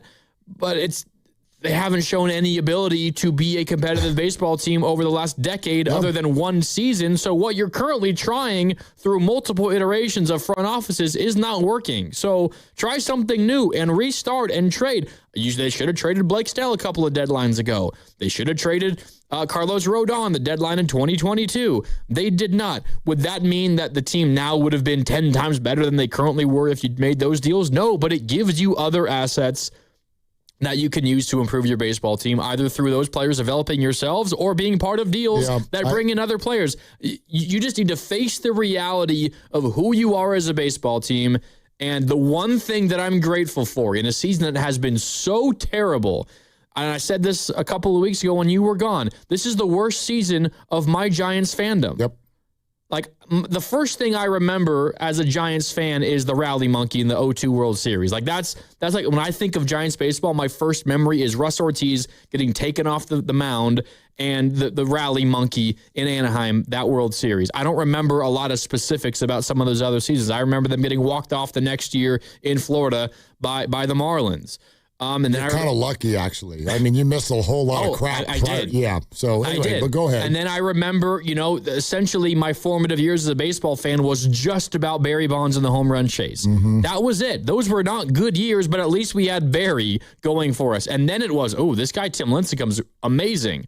Oh, Pablo, a batting title in 2008 or whenever that was. And then the World Series, of course. This is the worst year of my Giants' life. So I'm not sitting here saying that this is a great thing, but in a season that has been so dang bad, at least I can sit back and say, I think they did the right thing at this deadline, because I think they've done the wrong thing at past deadlines. Yeah, absolutely. I disagree with none of that, but here's what I mean, and this is why I think it's very fair to say I have mixed feelings about today. If somebody runs it, you know what I mean? Like, put it this way. You're sitting at a restaurant, okay? You had a nice date. You're taking your partner out there, and we're going to sit down. We're going to have a nice time, right? Yeah. All right, here comes the server. They're moving too fast. It's busy, and they're moving too fast, and they trip, and they spill pasta. Sorry, it was the first food that came to mind, but anyway. He's locked in. Pasta all over your lap. What kind of pasta? Fettuccine Alfredo. Oh, no. Real saucy. And you have show tickets in an hour. Oh, and I don't have a change of clothes anywhere. Right. Oh, no. But they come over, and they do absolutely everything in their power to clean you up, and they comp your meal, and they give you a gift card to come back. Am I supposed to now congratulate the living hell out of you for cleaning up the mess that you created? No. So that's how I feel about today. You spilled pasta all over the floor, and today you decided to grab a rag and clean it up. And you did a good job. You made it right to the best of your ability. Did a really as good much job. as you possibly can. Like, you had a nice cleaning product. It smells nice. I can't see any spots. You cleaned the whole thing up. Great. You cleaned it up. I'm not going to applaud. You made a mess. But if they happen to have a change of clothes in the back room that fit you magically and you gave to them, that would be weird. That would have been the equivalent of like trading Willie Adames. Wouldn't you be like, why do you have... Oh, yeah, no, but that's the point. Why do you have clothes back there? That's how difficult it is to trade Willie Adames. Yeah.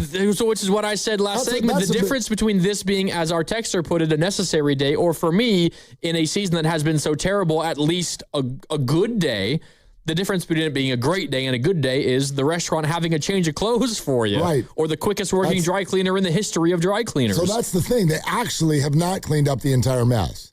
They did as much as they reasonably could have. Yes, but a lot of that Alfredo sauce seeped underneath the table. And you're going to smell like that all show long. You know when you spill milk and it goes under the fridge? Oh, disgusting. For crying out loud. We can't get that. That's just that's a long-term problem. So the Giants fixed their short-term problem, I guess, but they still have a long-term problem. Oh, of course they do. Right. So that's why, and so I'm not saying today's a bad day, but this is a mixed feeling day.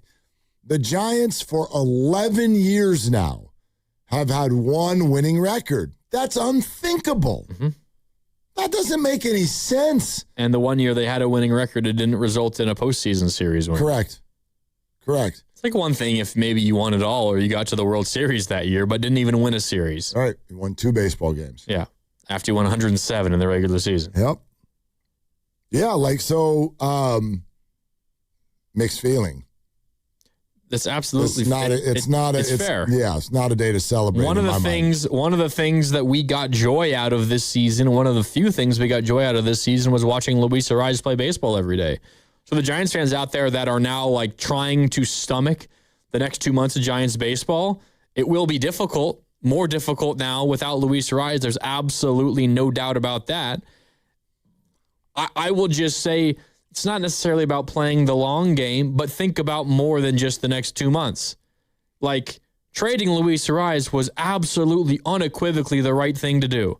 There's absolutely no excuse. Doubt about it. There is no singular cell in my body that thinks that was the wrong thing to do. Like, it's absolutely what you had to do. It sounds like you're in favor of it. Does it suck that he's no longer a Giant and you don't have him to watch anymore? Yes, but guess what? The odds are he wasn't going to be a Giant in 2 months anyway, right. And you were going to get nothing for him. What if the number 4 prospect you got from the Phillies turns out to be a frontline starter for you in a couple of years? Like, it's funny because... Think about more... I mean, I know it makes it more difficult to enjoy Giants baseball right now, but it's about way more than that. It is, but I think, and it's funny because this is kind of a glass half full, half empty sort of a conversation, and I am so 99% of the time a glass half full type person, but what if I said it to you this way? You know, this Willy Adames contract, by the way, that's why you can't keep Luis Arraez. Yeah. So it's a mistake that keeps on giving. Oh, yeah. Because now, like, if you had a different infield spot open, you've got no problem. And you could have extended Luis Arraez 2 months ago. You could have offered him an extension. Said, let's tack 3 more years onto that. Casey Schmidt can play short or whatever. And I know that the Giants haven't been good this year, but we've been given zero indication that Luis Arraez would not want to be a Giant in the long term. He gave indication that he did. Yeah, and he still might want to be. Will the Giants do it? As you're saying, maybe not, because they don't have a spot for Casey Schmidt. And you need a spot for Casey Schmidt. Well, it probably just doesn't line up. You know what I mean? If you're an organization, and I know, like, you always want good baseball players, and the Giants aren't going to go into some sort of situation where they tell their fans, hey, we'll be good in 3 years. But does that line up? Let's grab a player in his 30s who's very much a now player, stick him in the infield with all of our other now players that aren't doing anything now. Does that line up? And by the way, it would be more expensive than the other options. Is that the way the Giants are going to play it? Probably not. I think everybody knew with the Luis Arraez thing. It sucks, but their wants and his wants and their timing and his timing, it just doesn't match. Mm-mm. It just doesn't add up. I'll put it this way. When you signed Luis Arraez, the best outcome was that he was great and it results in you winning baseball games and going to the playoffs. You signed him to a 1-year deal, mm-hmm. Okay? The best thing that could have happened was he's great, which he was, and it leads to winning. That didn't happen. The second best thing that could have happened is he's great, doesn't result in winning, and you use that asset to get something else. You signed a player. When did he sign? Like in the beginning of March, right before spring training? When was it? Was it in February when he signed? He signed at the very tail end. It was late. It was late in the process. Nobody wanted him, or at least nobody was willing to sign him for him to play second base. And that's specifically what Luis Arraez wanted, which was why it took so long for him to sign. The Giants signed a player for whatever reason that was not a sought-after asset. We use the word asset. A.J. Preller, who leads the Padres organization, that's what he calls a lot of these players. They signed an asset that nobody else wanted. And what they turn him into? They turn him into another team's second baseman. And they turn him into the other team's number 4 overall prospect, right, and more on top of that. Absolutely. Like, that was the second best thing that this could have turned into. You signed a player nobody wanted for various reasons. He was great. Didn't result in wins. But you then create more positives out of the signing that you made, that you signed on that guy. The second best thing that could have happened once you signed him. Absolutely. The dividends for that, in theory, are still coming and hopefully will pay off down the road. It's also a feather in the cap to Ron Washington and the whole organization because they were the only team in baseball that allowed him to play second base. He became an all-star second baseman. His metrics are number 2 in the entire game as far as playing second base. And I don't know how many of you care about this, but the Phillies immediately came out and announced what they're going to do with Luis Arraez. Guess what they're going to do? Second base. They're going to put him at second base, and they're going to move 3 other people around the diamond in order to make that Bryce Harper's going back to the outfield, isn't he? Outfield. Yeah. Absolutely. So, like, that's And because he stays in the NL, he can win the NL Gold Glove. Yeah. And batting title. Yeah. So, like, that's great for him. It's great for Ron Washington. And as you said, it's great for the 1-year contract that they signed and what they've turned it into. But I totally understand a Giants fan if you're angry as all get out right now with the way this thing sort of spun. And there's a bunch of stuff that was, if you want to call it out of their control, out of their purview, or that they just didn't read correctly, whether it's Willy Adames, how good of a player he was, how much money you spent. By the way, nobody knew Casey Schmidt was going to do this. Nobody knew he was going to break out. That guy was on his way to 30 homers. Casey Schmidt. A year and a half ago, he could not control the strike zone. And now he turned into a guy who looks like he was kind of like borderline star. Yeah. On his way. I thought he was going to get an all-star nod, and he didn't. He should have. And by the way, before he got hurt, when he was filling in for Chapman at third base, probably not as good, but plays a comparable third base to Matt Chapman, who's widely considered the best defensive third baseman in baseball. He's incredibly capable of third base. Absolutely. So, like, this is a really, really good player. Now, he's not young, but he's young enough to be around when you think you can maybe legitimately compete in 2 or 3 years. Absolutely. Yeah, absolutely. So the most important thing as it relates to Casey Schmidt is you have an infield spot for him, and his ideal spot is third base. I would say second most ideal spot is second base, which is why the Arraez trade made sense at a number of different timelines or reasons. But it also, when you trade Luis Arraez, something that you're getting at, it kind of signals, I think, to everybody else, a Chapman, Adames, Devers deal was probably relatively unlikely, and we're now past 30 minutes of the deadline, so there's going to be no more deals that come into the last second. The deadline is over. Adames, Devers, Chapman will all be Giants for the rest of the season. And trading Arraez, I think, kind of probably signaled that was likely the way that it was going to go. You traded away Arraez, which you should have done because you need to open up a spot for Casey Schmidt. Probably means you didn't feel great about the ability to trade others. Because there is a reality, Willard, where trading Luis Arraez away maybe hurts your chances to re-sign him.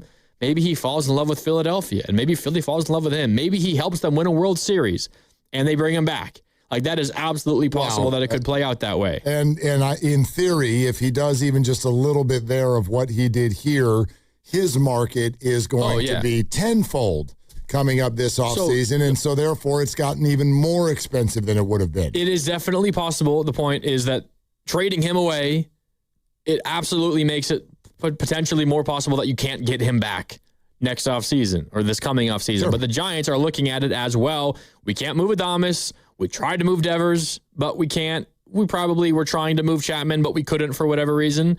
We have to trade Luis Arraez because we need a spot for Casey Schmidt.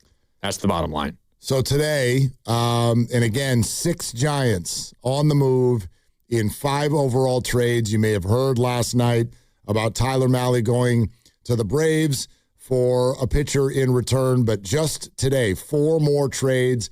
Arraez and Killian go to the Phillies. The Giants get the Phillies' number 4 overall prospect. Robbie Ray goes to the Padres. They get the Padres' 4th overall prospect. More than just that, but the 4th overall prospect with the Padres. Elliot Ramos has gone to the Yankees. That's 2 players in return. The Yankees' 5th overall prospect and their 13th, which happens to be Jeff Kent's son. And then 1 more trade with the Red Sox.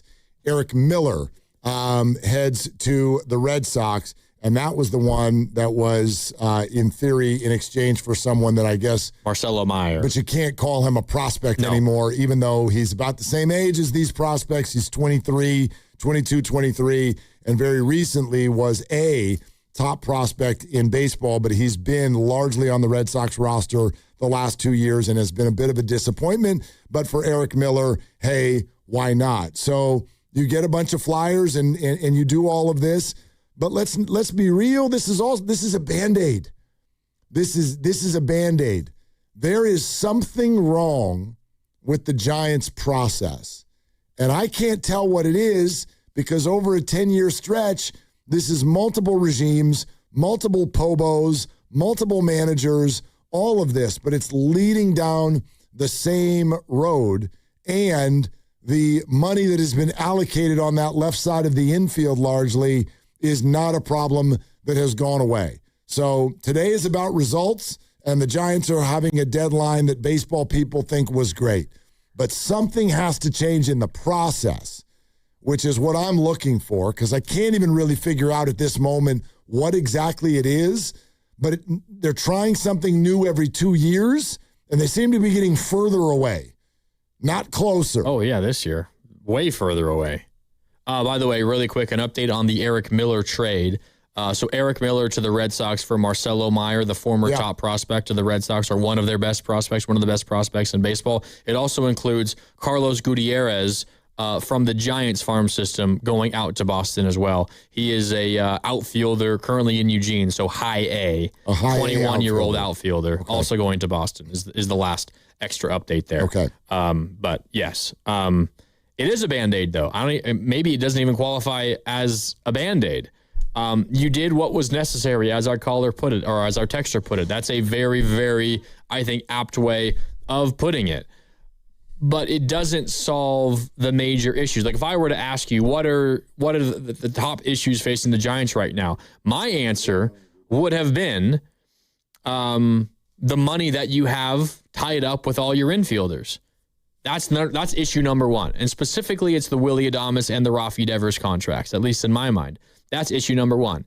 It turned out that was an issue that you either could not solve or maybe you weren't willing to do what it took to solve it, which was pay a bunch of the money and not get much back for them in all likelihood. But that's still hanging over their heads. And I know I threw this out last segment and you wouldn't even have the conversation because that's how you feel about the Giants and spending money.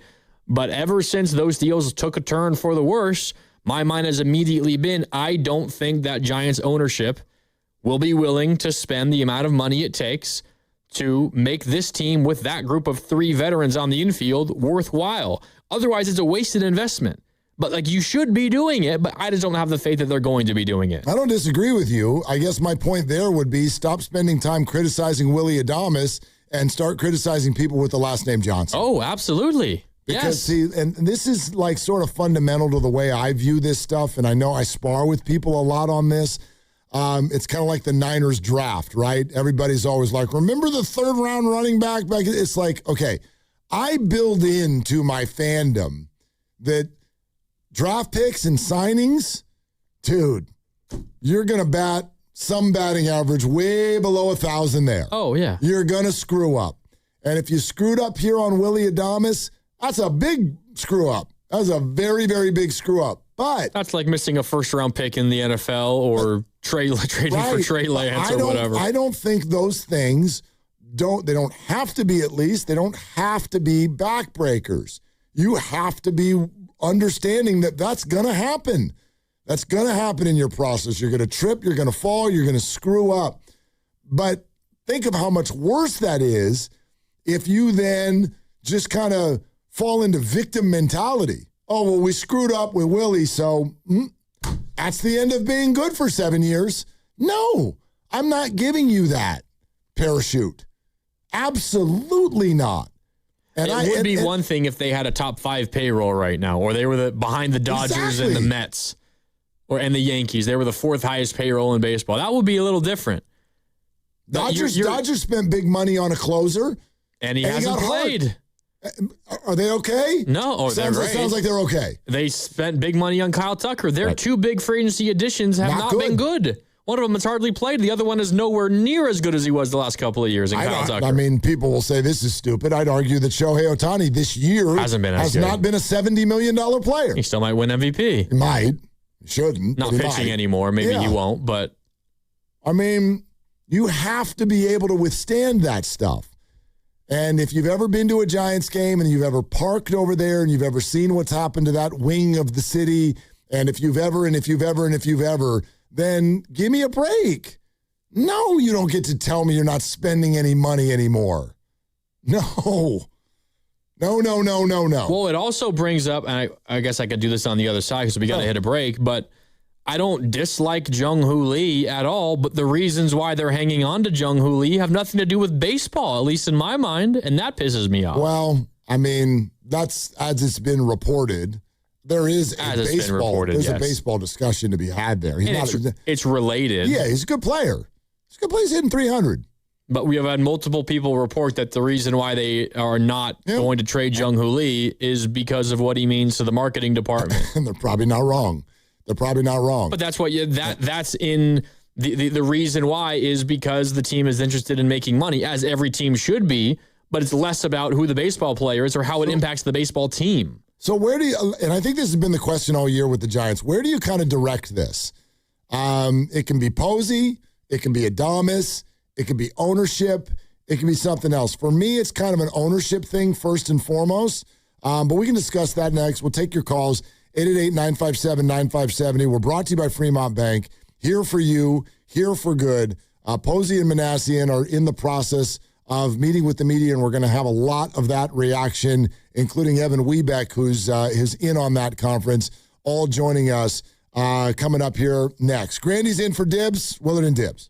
I'm Galen, co-founder of Brooklyn Solarworks. With my Chase Inc. Business Premier Card, I get unlimited 2.5% cash back on purchases of $5,000 or more. So everything we buy to run our solar business gives us cash back that we put back into the neighborhood, donating solar panels to community gardens. Chase Inc. Cash back built for every business. Find the right card at chase.com/Inc. Real business owner compensated for their participation. Cards issued by J.P. Morgan Chase Bank and a member FDIC. Subject to credit approval. Terms apply. Hey, John, why so glum? I just got let go. The company's downsizing. This is the third time in the last 2 years. I'm done with this. Have you thought about My Computer Career? I've heard they can train you for a career in IT in just a few months, including cybersecurity and the basics of AI. And you don't need prior training or experience. Now that's a recession-resistant career. Wow, thanks. I'll check them out. Go to mycomputercareer.edu and take the free career evaluation. Mycomputercareer.edu, an Elite CompTIA certification partner. Financial aid is available to those who qualify, including VA benefits. My name is Whitney Allen, and I'm a widow. My husband, Ryan, died. We never thought we'd ever have to use life insurance, but the unexpected happened. With Ethos, signing up was fast and 100% online. You can get a quote in seconds, apply in minutes, and get same-day coverage. No medical exams, and you can get up to $3 million worth of coverage. I am grateful we were prepared. Get your free quote at ethos.com/beat. That's ethos.com/beat. In 2026, Bay Alarm celebrates 80 years of security. With burglar and fire alarm systems, 24/7 in-house monitoring, and local service, our promise to the Bay Area remains the same. We got you. Learn more at bayalarm.com. Think you know how the second half of baseball plays out? Put your predictions to work on Polymarket, the world's largest prediction market. Official partner of Major League Baseball. Who wins the division? Who's buying at the trade deadline? Who takes home the Cy Young? And who's still standing in October? Trade against other fans, not the house on Polymarket. From the trade deadline to the World Series, every game matters. Trade on Polymarket. Download the Polymarket app and use promo code BLAZE to unlock $50 free for your first trade. That's promo code BLAZE. Trading not available in all jurisdictions. Check local regulations before trading. Restrictions and eligibility apply.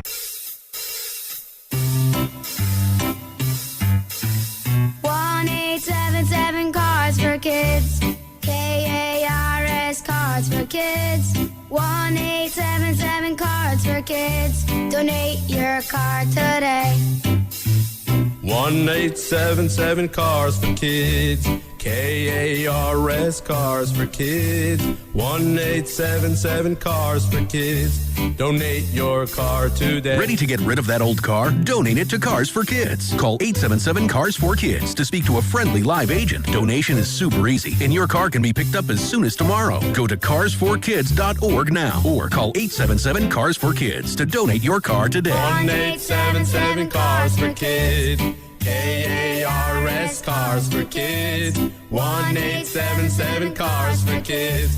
Did you know you can donate real estate too? Go to carsforkids.org. That's cars with a K. Hey, it's Willard. Embrace the haze with Hazy Little Thing from Sierra Nevada. If you've ever stayed for the ninth inning comeback, know how to time the beer run to still make it back for the stretch. If you're up for whatever the game brings, then embrace the haze with Hazy Little Thing. Hazy, citrusy, smooth. Brewed with the purest ingredients for finest quality. There's a reason it's America's best-selling hazy IPA. Embrace the haze with Sierra Nevada Hazy Little Thing. Enjoy responsibly. Is your client ready to build a functional outdoor space? Choosing Golden State Lumber and Showroom means faster deliveries and finishing your project on time and on budget.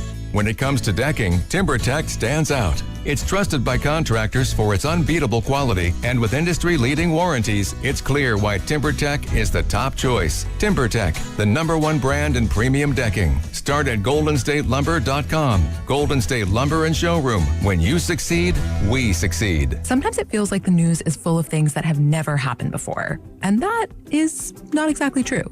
In fact, it may have happened this very week, hundreds or thousands of years ago. I'm Sally Helm, host of the podcast History This Week from the History Channel. Trade embargoes? Thomas Jefferson tried them. Rent too high? We've been arguing about that for a while. Each episode is proof. The past isn't that far away.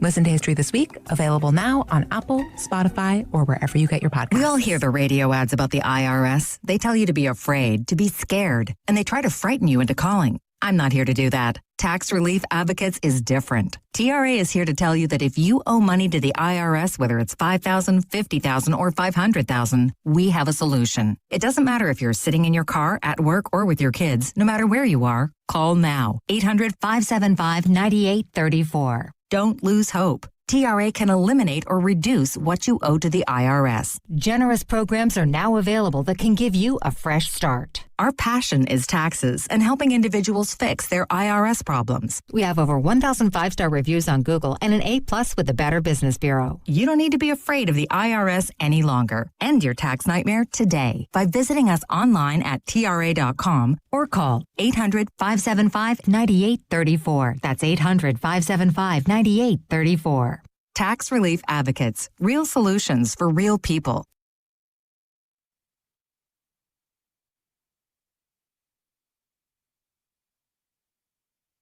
Now, back to Will and Dibby on 95.7 The Game.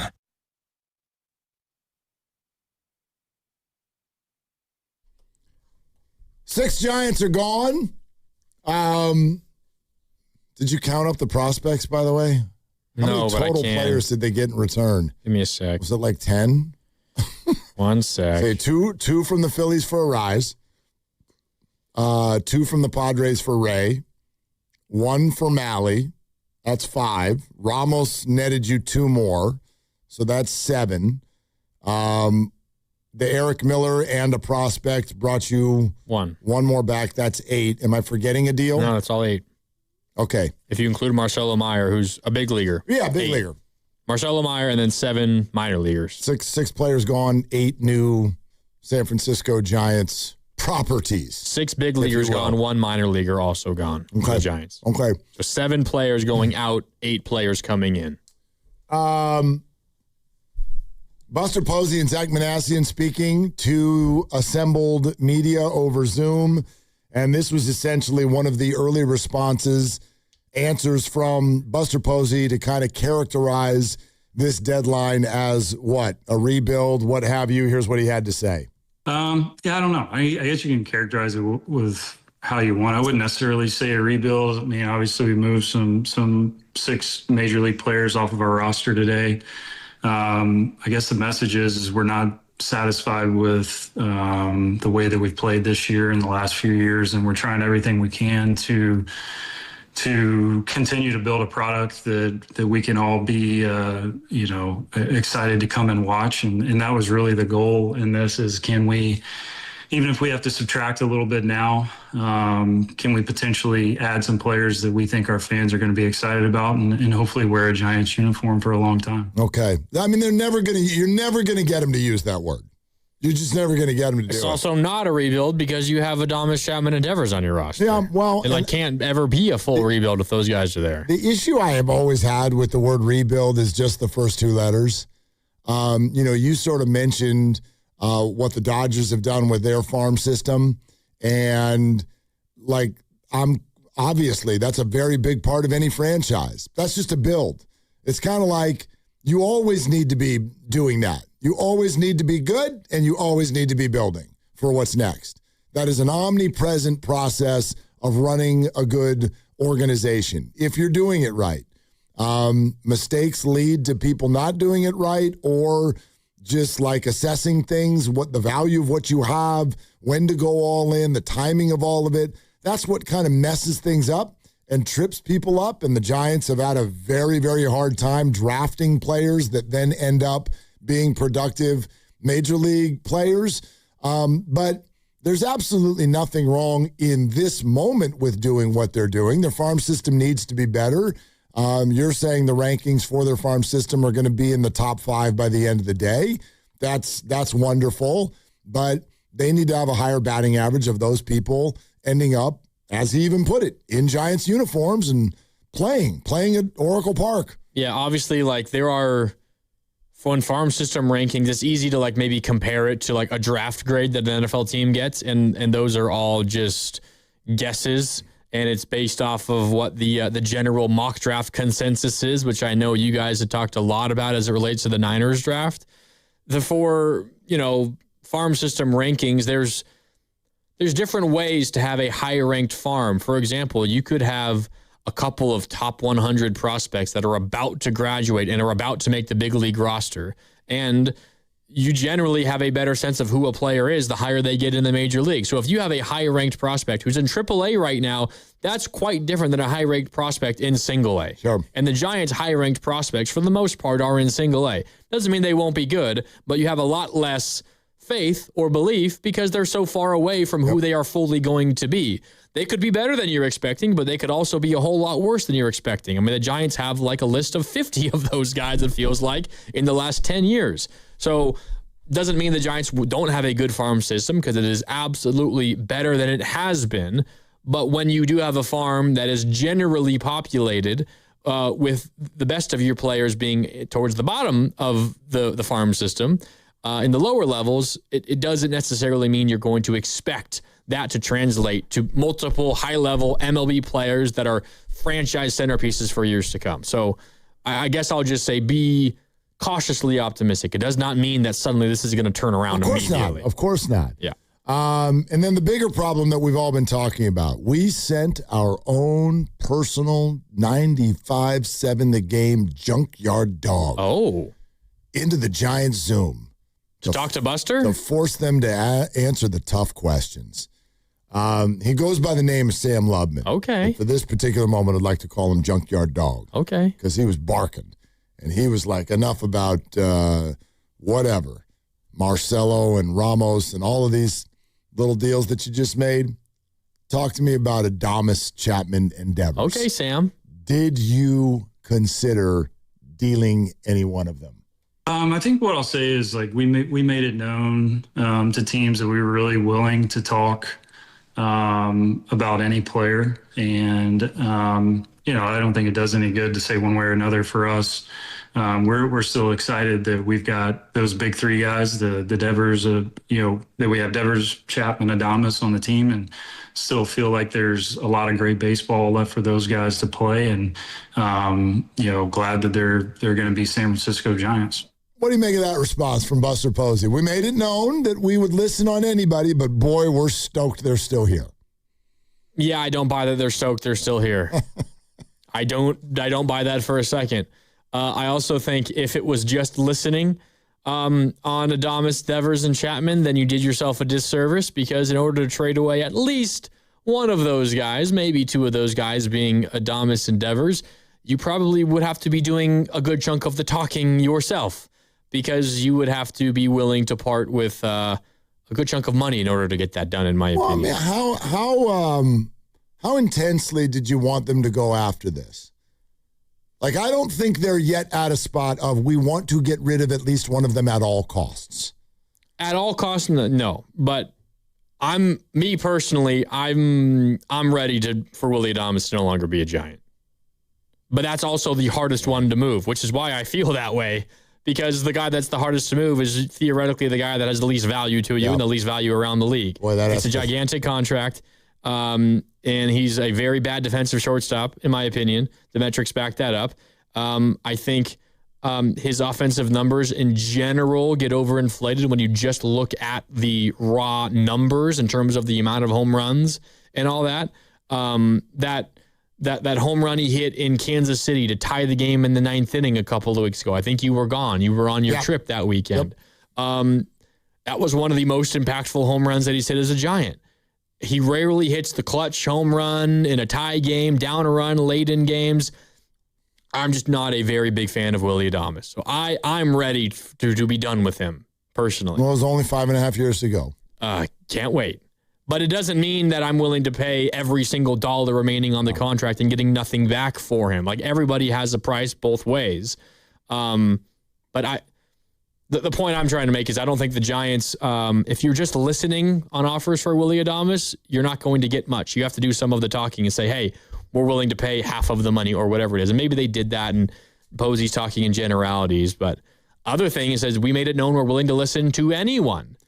Willing to listen on anyone. Does that mean they were willing to listen on Logan Webb, for example, when they previously said that they weren't talking about Logan Webb? There's I don't know. harm in letting someone talk on the other side of the phone. So sure, you can listen. They weren't going to do anything with Logan Webb. I challenge how seriously they actually got into the other parts of this too, especially with 2 of the 3 of them having no trade clauses. But we can welcome Evan Wiebeck, California Post Sports, into this conversation. He was on the Zoom just moments ago with Buster Posey and Zach Manassian, and now here on the River Islands guest line with us. Grandy in for Dibs, Willard and Dibs. Hey, Evan, what's going on, man? How are you? Man, lots going on today, huh? Enough. Pretty exciting day. Yeah, lots going on. But then again, the real big boom, in other words, a lot happened, but I didn't find any of it necessarily surprising. How close do you think the Giants got to doing something surprising? I mean, I thought getting Marcelo Mayer for Eric Miller was pretty surprising. I don't think trading Elliot Ramos was a surprise, but I thought it was not necessarily an obviously expected move. You know, we saw him trade 2 guys with under team control through 2030. It's another 3 years in Miller and Ramos.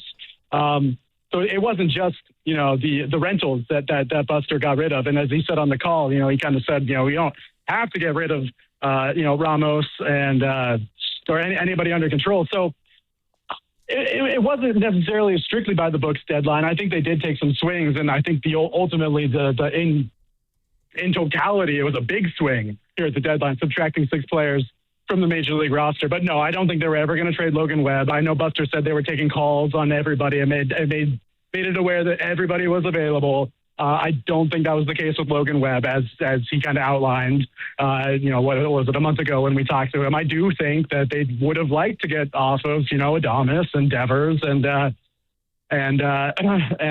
Chapman. But like you said, the no trade clauses for 2 of those guys complicates things. The injury for Chapman complicates things. And ultimately, the money is what complicates things with all 3 of those guys and their production. It was just not going to be – it was going to be a tough equation to kind of square out at the end of the day to get off of the money, but also make sure you're not completely putting your Major League team in a complete hole, losing, kind of those 3 main pieces.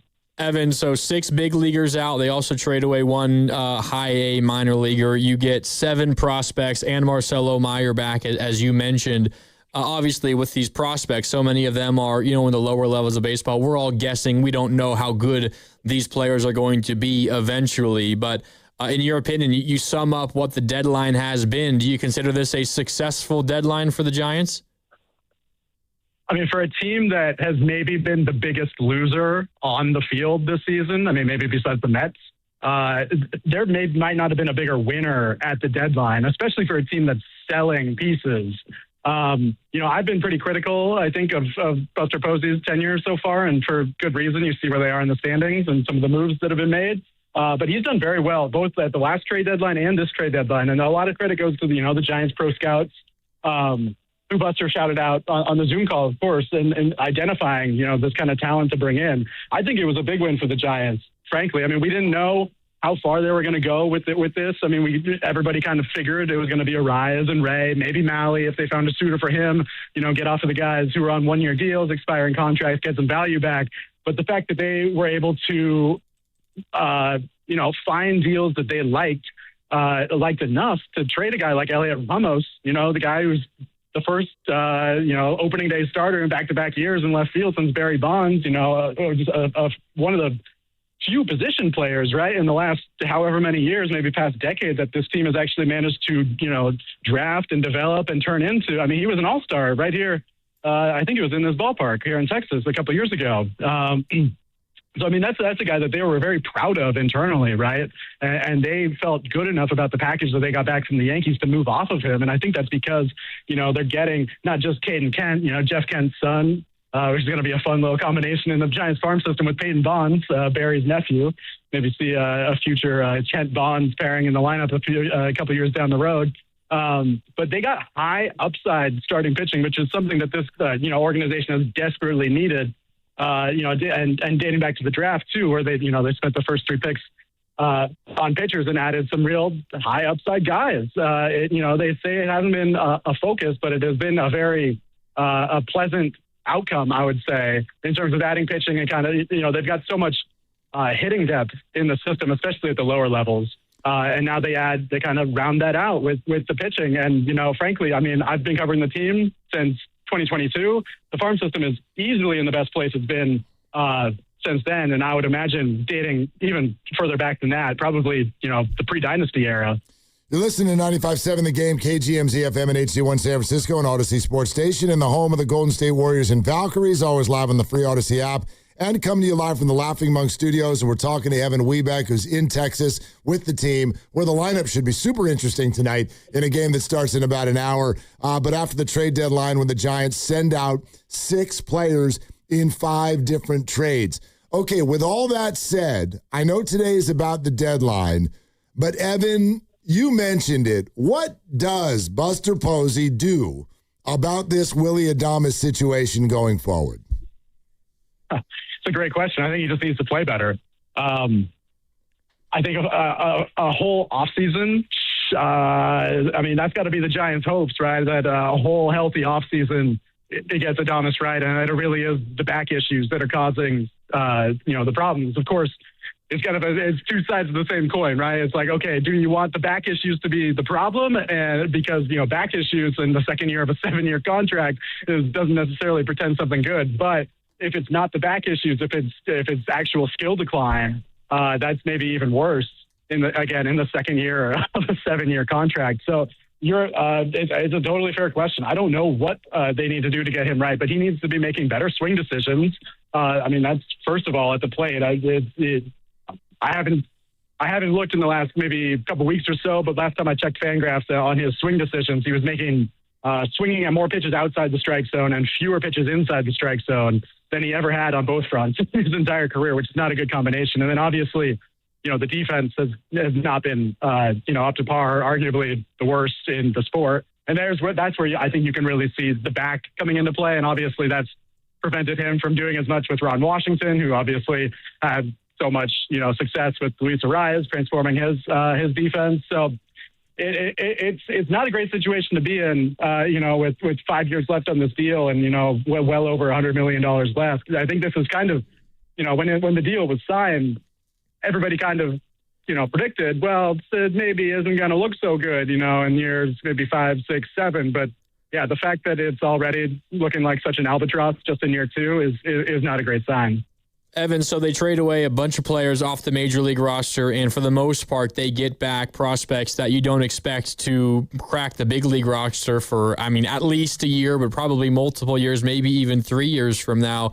But as we're talking about, you still have Adames, you still have Devers, you still have Chapman. What is the plan for next year, for 2 years from now for this organization? Is it one where they think they can be realistically competitive for a postseason spot next year, or is it utilizing the youngsters that they're acquiring and try to be good in 2028 and beyond?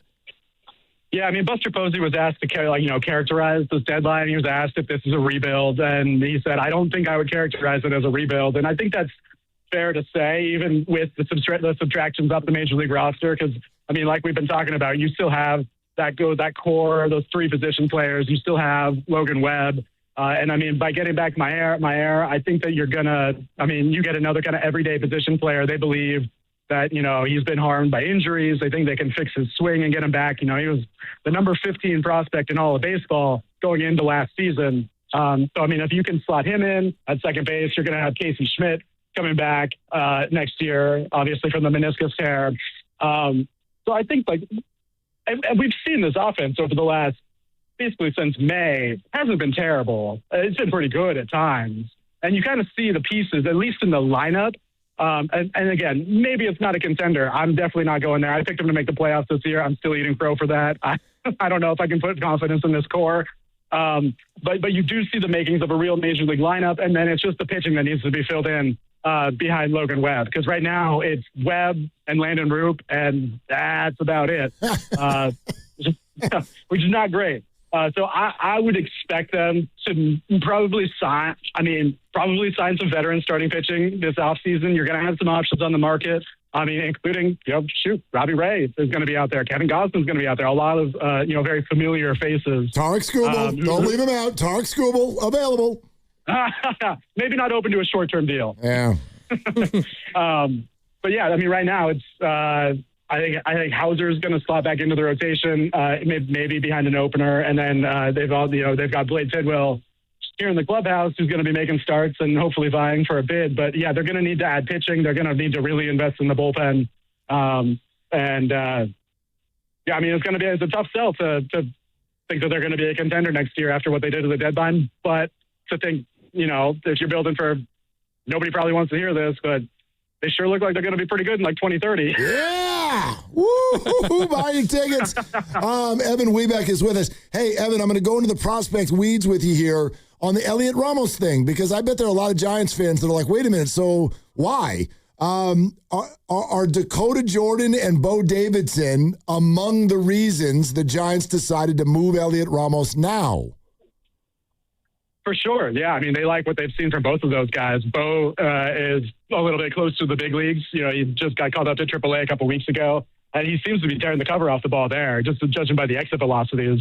Both those guys are super toolsy outfielders, right? I think that they're also pretty confident in Victor Barracoto, too, not to be forgotten. I know he's out with an oblique strain right now, but, what he had shown both in spring training when he tore the cover off the ball and since coming up this season, really looked like he could be a guy who could.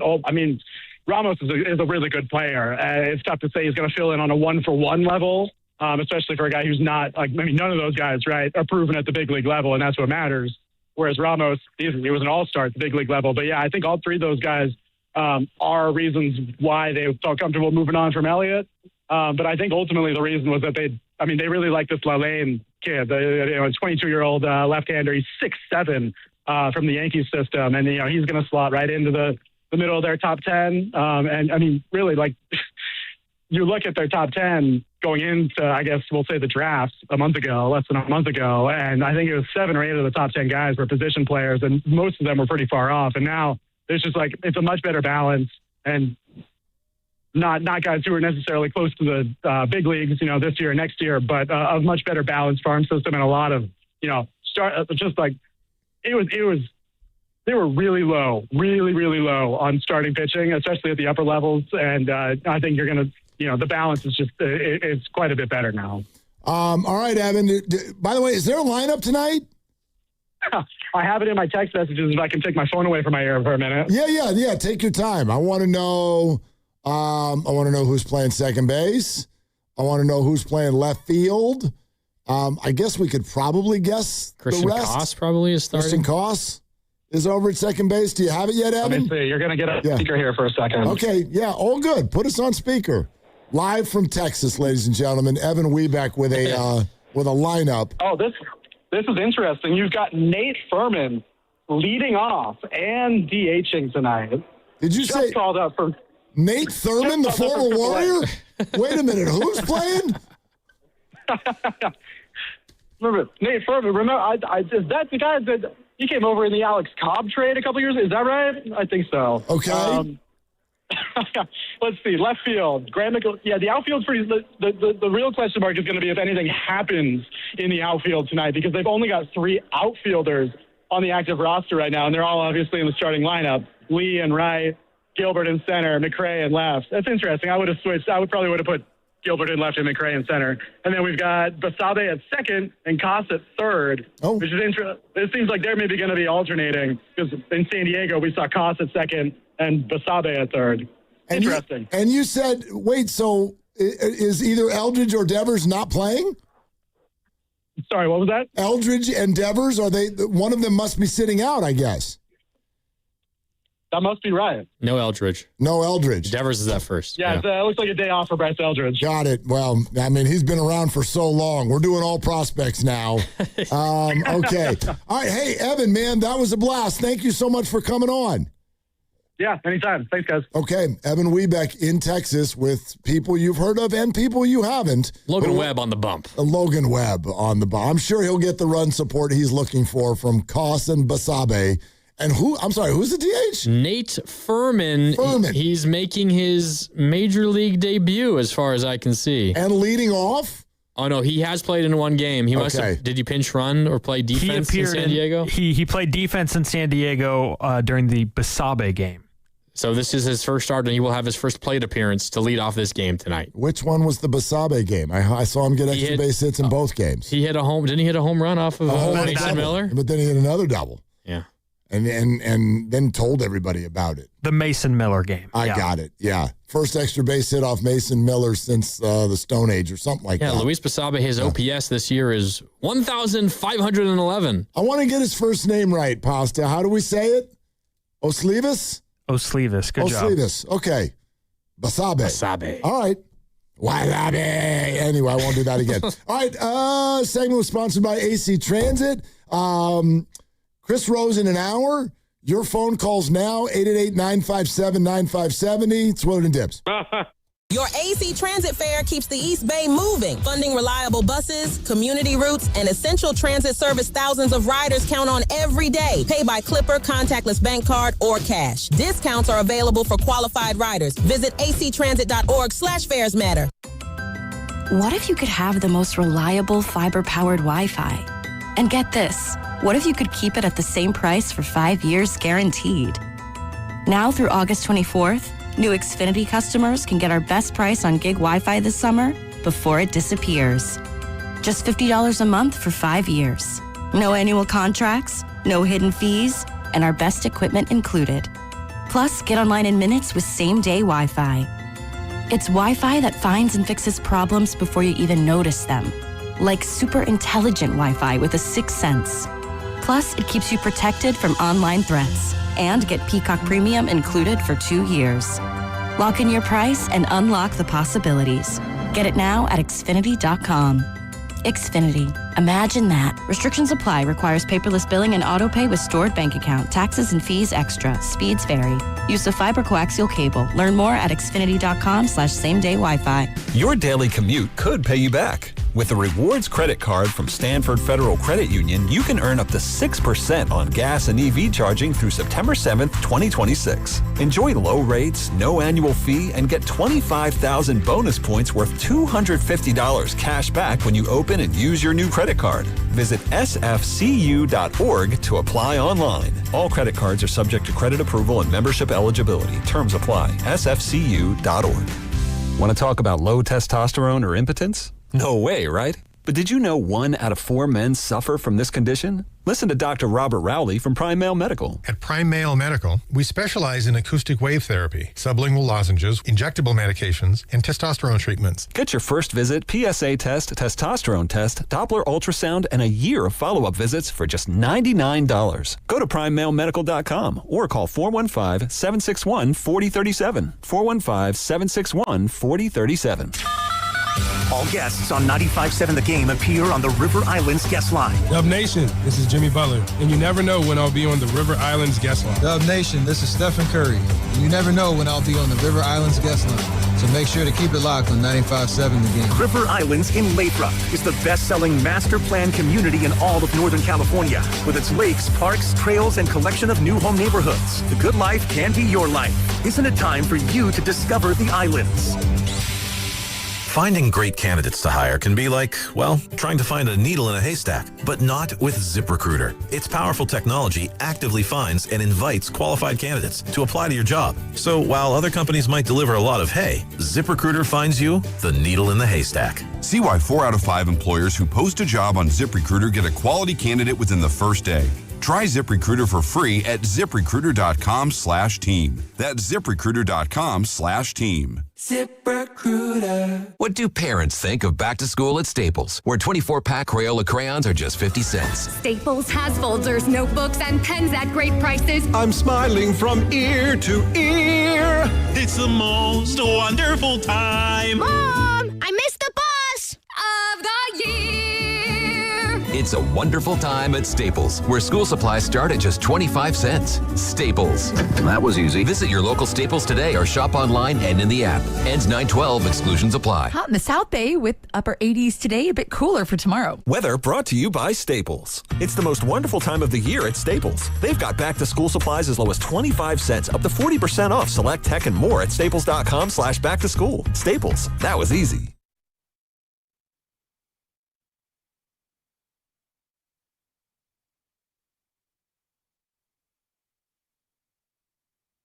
Now back to Willard and Dibs on 95.7 The Game. Brought to you by Hazy Little Thing by Sierra Nevada. Enjoy responsibly. Prop bet time. Uh-oh. On what? What number will be higher? The number of hits the Giants get today or the number of players they acquired? They acquired 8? Is that right? Yeah, I mean, they acquired 7 today, if you want to get technical. Oh, they today. acquired 1 yesterday. So is the number 7 or 8? Let's go with 7.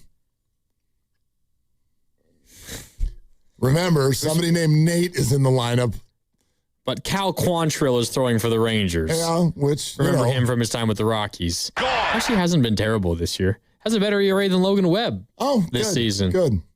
You know what? I'm gonna believe in the Giants. I'll say higher than 7 hits tonight for the San Francisco Giants. Okay. Chris Rose is gonna come on in about an hour, and I want to have this conversation with you. I'd love for us to have the conversation with the audience before we have the conversation with Chris Rose, because today is not only about the Giants and the deadline. That's a big piece of it. We'll continue to let you hear what Buster Posey and Zach Manassian had to say about all of this. The Giants, since late yesterday, have made 5 trades, 6 players gone from the Major League roster in terms of the everyday lineup. Yes, Luis Arraez is with the Phillies. Elliot Ramos is now a member of the Yankees. Robbie Ray is dealt. Eric Miller is dealt. Tyler Mahle is dealt. And I'm forgetting Caleb somebody. Caleb Killian is also dealt. He goes with Arraez to Philadelphia. And Robbie Ray is a Padre, an in-division trade. Yeah, by the way, I'd love to say this just for the outgoing Giants, because much love to all of you and thank you for your time and service. I think each of you kind of ended up in a cool spot. Like, nobody got sent, and I know that sounds weird because they're all contenders, but not all contenders are built the same. Put it this way. When I heard that Luis Arraez might go to Tampa, I was like, oh. Well, Tampa's good. They're good. And if you're there for a couple months, all right. That's fine, but it's like, and he loses the batting title and the Gold Glove chase and all of the stuff. Yeah. So, he went to Philly. Really good ballpark, crowd, team, stays in the National League. Robbie Ray just goes down to San Diego. He was just there. Hopefully he did not board a flight for Texas so that he could board a flight right back to San Diego. Yeah. I don't know if that's the way that went, but whatever. Ramos expressed that he was excited to be a Yankee because it's the Yankees. Yeah. Guys ended up in some pretty, thank you. There's some pretty good spots. Rest in peace. Yeah, I would imagine as far as Luis Arraez goes, the Giants obviously do whatever it takes to whatever they think is best, and you get your best prospect back in return. I would imagine if they probably would have, if it was within their power to do so, keep Luis in the National League. Yeah. And I'm sure he's grateful for that. And Eric Miller is on the Red Sox. Yeah. But he ended up with some flagship franchises. They've been great of late. Yeah. So they've been incredible. But we're talking about all of that and the issues that still remain for the San Francisco Giants. There's also the issue that faces all of baseball. And I find it to be an intricate one. even though I don't think social media does. No surprise there. Social media doesn't really want to get into the weeds. They just want to scream and yell. And it's either this is ridiculous and unfair in favor of the Dodgers, or the other side of the coin is, sour grapes, why doesn't your GM and owner do that? And so that argument went on all weekend long in light of Tarek Skubal being acquired by the Los Angeles Dodgers. I'm with something you said earlier. I would have actually been surprised if he didn't go to the Los Angeles Dodgers. Yep. And the concerning thing for me as a Giants fan is the numbness that overcame me in the reaction to this. And that's something I hate. The Giants deserve some blame for that. The Dodgers have done nothing wrong. However, that doesn't mean there's not a problem. Mm-hmm. Baseball is complicit in this. We can get into a lot of it. But that's what concerns me overall is the competitive nature of this conversation is dying because it feels completely, it feels like fifth graders got invited to the kindergarten dodgeball game and what's the point? That's kind of what it feels like. It feels like playing with Tiger Woods at the height of his powers. You're just like, I hope he'll shank one. And maybe I'll be there to pick up the pieces when he does. Or we're playing for second place, which is what it came down to a lot. Yeah. Like last year, they've won back-to-back World Series. Last year's World Series felt like a minor upset in the fact that it went 7 games. The Dodgers were close to losing. Like, you know how big of a deal it would have been had they lost that series? We're talking about winning a World Series. There's, it's very rare that we think any team, no matter how talented you are, it would be a major, major upset for you to not win the World Series. And they're better this year than they were last year, even before they got Skubal. And now they have Skubal, the best pitcher in baseball. You can make a case for Mizorowski, you can make a case for Paul Skeens, but Skubal is right up there, and he's going to sign a massive contract, in all likelihood, of course, with the Dodgers. Of course. And he'll be a Dodger for the rest of his career, in all likelihood.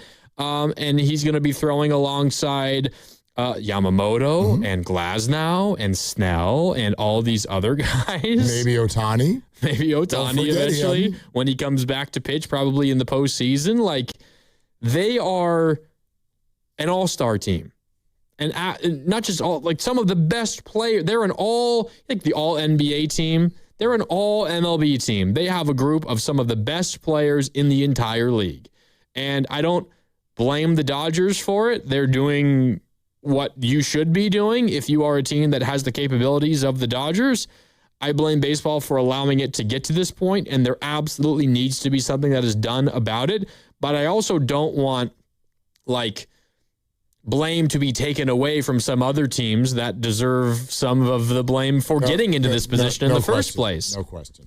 I wanted the Brewers to cough up all the assets possible to go and get Tarek Skubal. Get Skubal, pair him with Mizorowski. Could you imagine those two in a playoff series? Can I? There's so many questions here. I would love to this is answer number one to the question of, well, why didn't your team do this? It's my favorite Dodger fan response. Boy, they love to pat themselves on the back. Their executives are the only smart ones.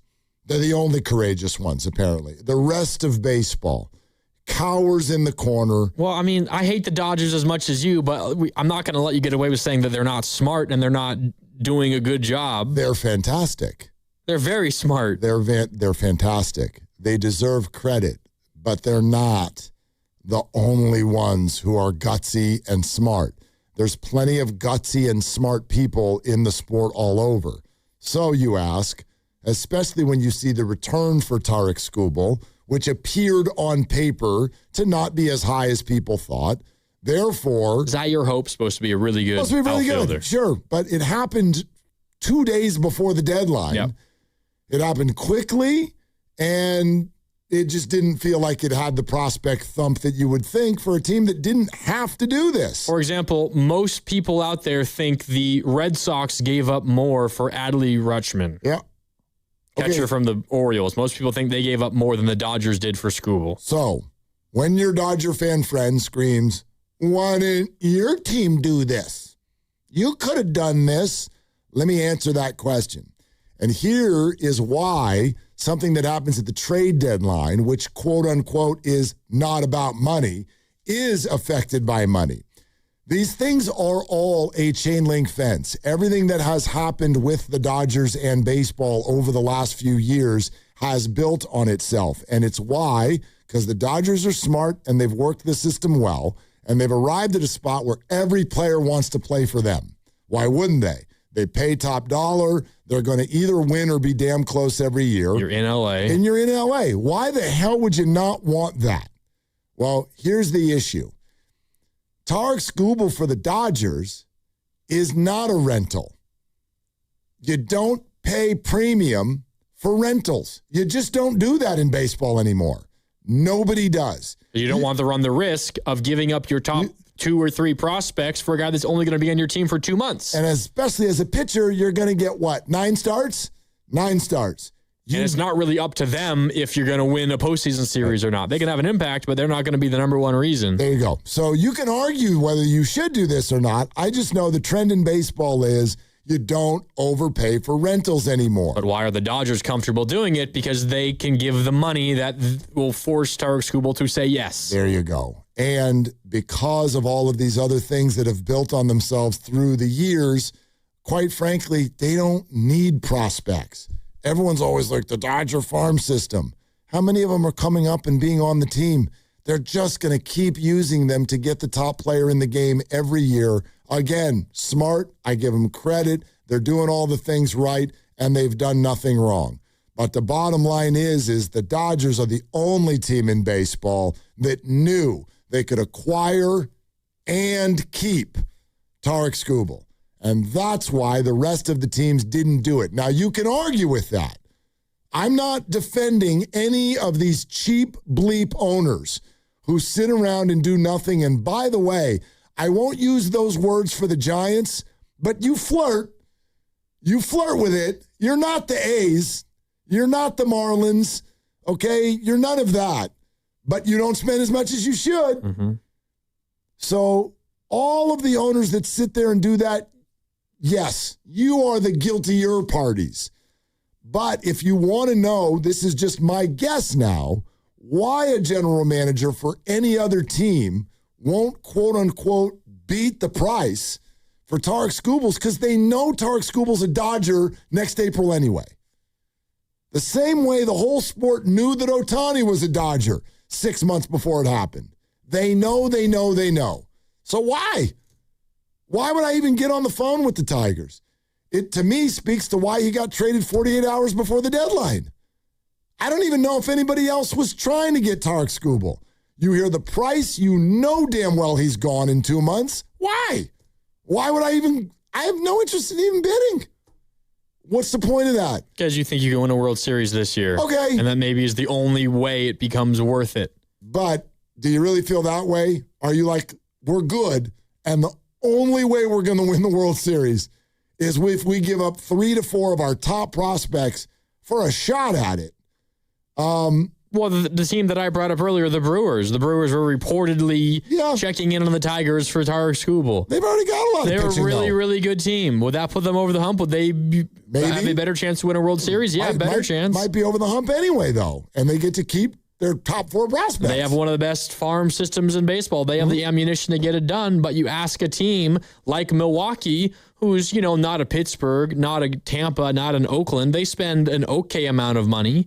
But their lifeblood is to create good assets through their farm system. Sure. Jackson Chourio is an example number one, who's they've locked up for years to come because he's a young star that came through their farm system, and they got him locked up for relatively cheap when they think he's going to blossom into a superstar, and he's already pretty good. That's their lifeblood. So their lifeblood is we want to be good for an extended period of time, and maybe 1 or 2 of those years we will not luck into it, but something will work our way and we'll win a World Series. That is the calculus that they've decided is best for them, and because their reality is one that can't spend on par with the Yankees, the Mets, the Dodgers, their best bet is to not spend all of your assets that you've spent years acquiring and developing for what's likely going to be 2 months of a guy who would help you potentially win a World Series, but there's no guarantees in baseball. Like if again, I'm not defending it. I'm a Giants fan. I got no dog in this playoff fight. I have no dog in it. Well, but whoever's playing the Dodgers is who we're rooting for. Honestly, this year, it'll be week 5 of the Niners, and I don't give a crap what the hell's happening in the baseball playoffs. At this point, oh my God, what would happen? The Dodgers might win 3 in a row. They've already won 2 in a row. Like, the scab is off the body. It doesn't matter anymore. The bottom line, though, for me is this. I do understand if a GM is sitting there going, okay, hold on. I need to give you 3 or 4 of my top prospects. We're already good. Like the Brewers and the Dodgers have the exact same record. And they're like, we got Miz. We got Kyle Harrison. Yep. We got some other starters that we can throw at this team in October. And maybe we'll pull it off. Maybe we won't. Skubal would help us. But I've got to give you 3 or 4 of my top prospects so that Skubal can throw, wait for it, potentially 1 game in the playoffs. Potentially. And if it doesn't go well, not only am I out 3 or 4 of my top prospects. Well, he could still pitch great in that 1 game, but he still might not pitch in another game. There you go. And we get knocked out, and then he goes to the Dodgers in free agency. So what did you gain for giving up 3 or 4 of your prospects? And I know people will say that's a loser mentality, but I'm sorry. I understand if a GM is like, I think I'm out.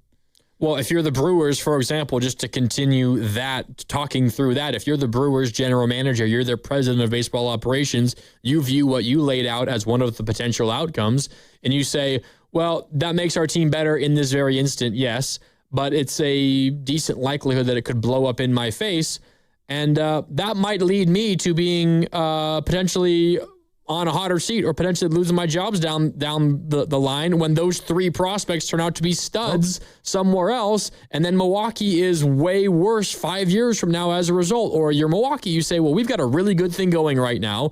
We're winning the NL Central every single season. We are kind of a middle-of-the-pack spending team, but we're consistently really, really good and competing with the Dodgers in the playoffs, by the way. That was a pretty good series that they've played recently against the Dodgers. And we have all these prospects. They're one of the few teams that are ranked above the Giants in terms of their farm system right now, the Milwaukee Brewers. So the safe thing for Milwaukee is just keep doing what you're doing. It's been great. It hasn't resulted in a World Series yet, but it's been great. And you're going nowhere. You got a lot of young talent that's supposed to be really good for years to come. And you have more coming up through your system. So keep doing it over and over and over. And then eventually you'll luck out and you'll win one, is their general plan. Which is all anybody's asking for. It's all anyone's asking for there, right? So for me, the bottom line is this. The Dodgers did nothing wrong.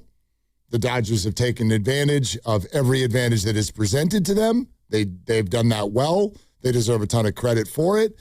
But those of you who act like they don't have an advantage are being disingenuous. The advantage you're saying they have is they get to trade with teams for a not rental, a player that they feel like they're going to be on their team for years to come. Everybody else is trading for a rental. And it's bigger than that. Or at least the threat of it. There is, and this is fact, I know everyone likes to debate it, there is a financial advantage that the Dodgers have.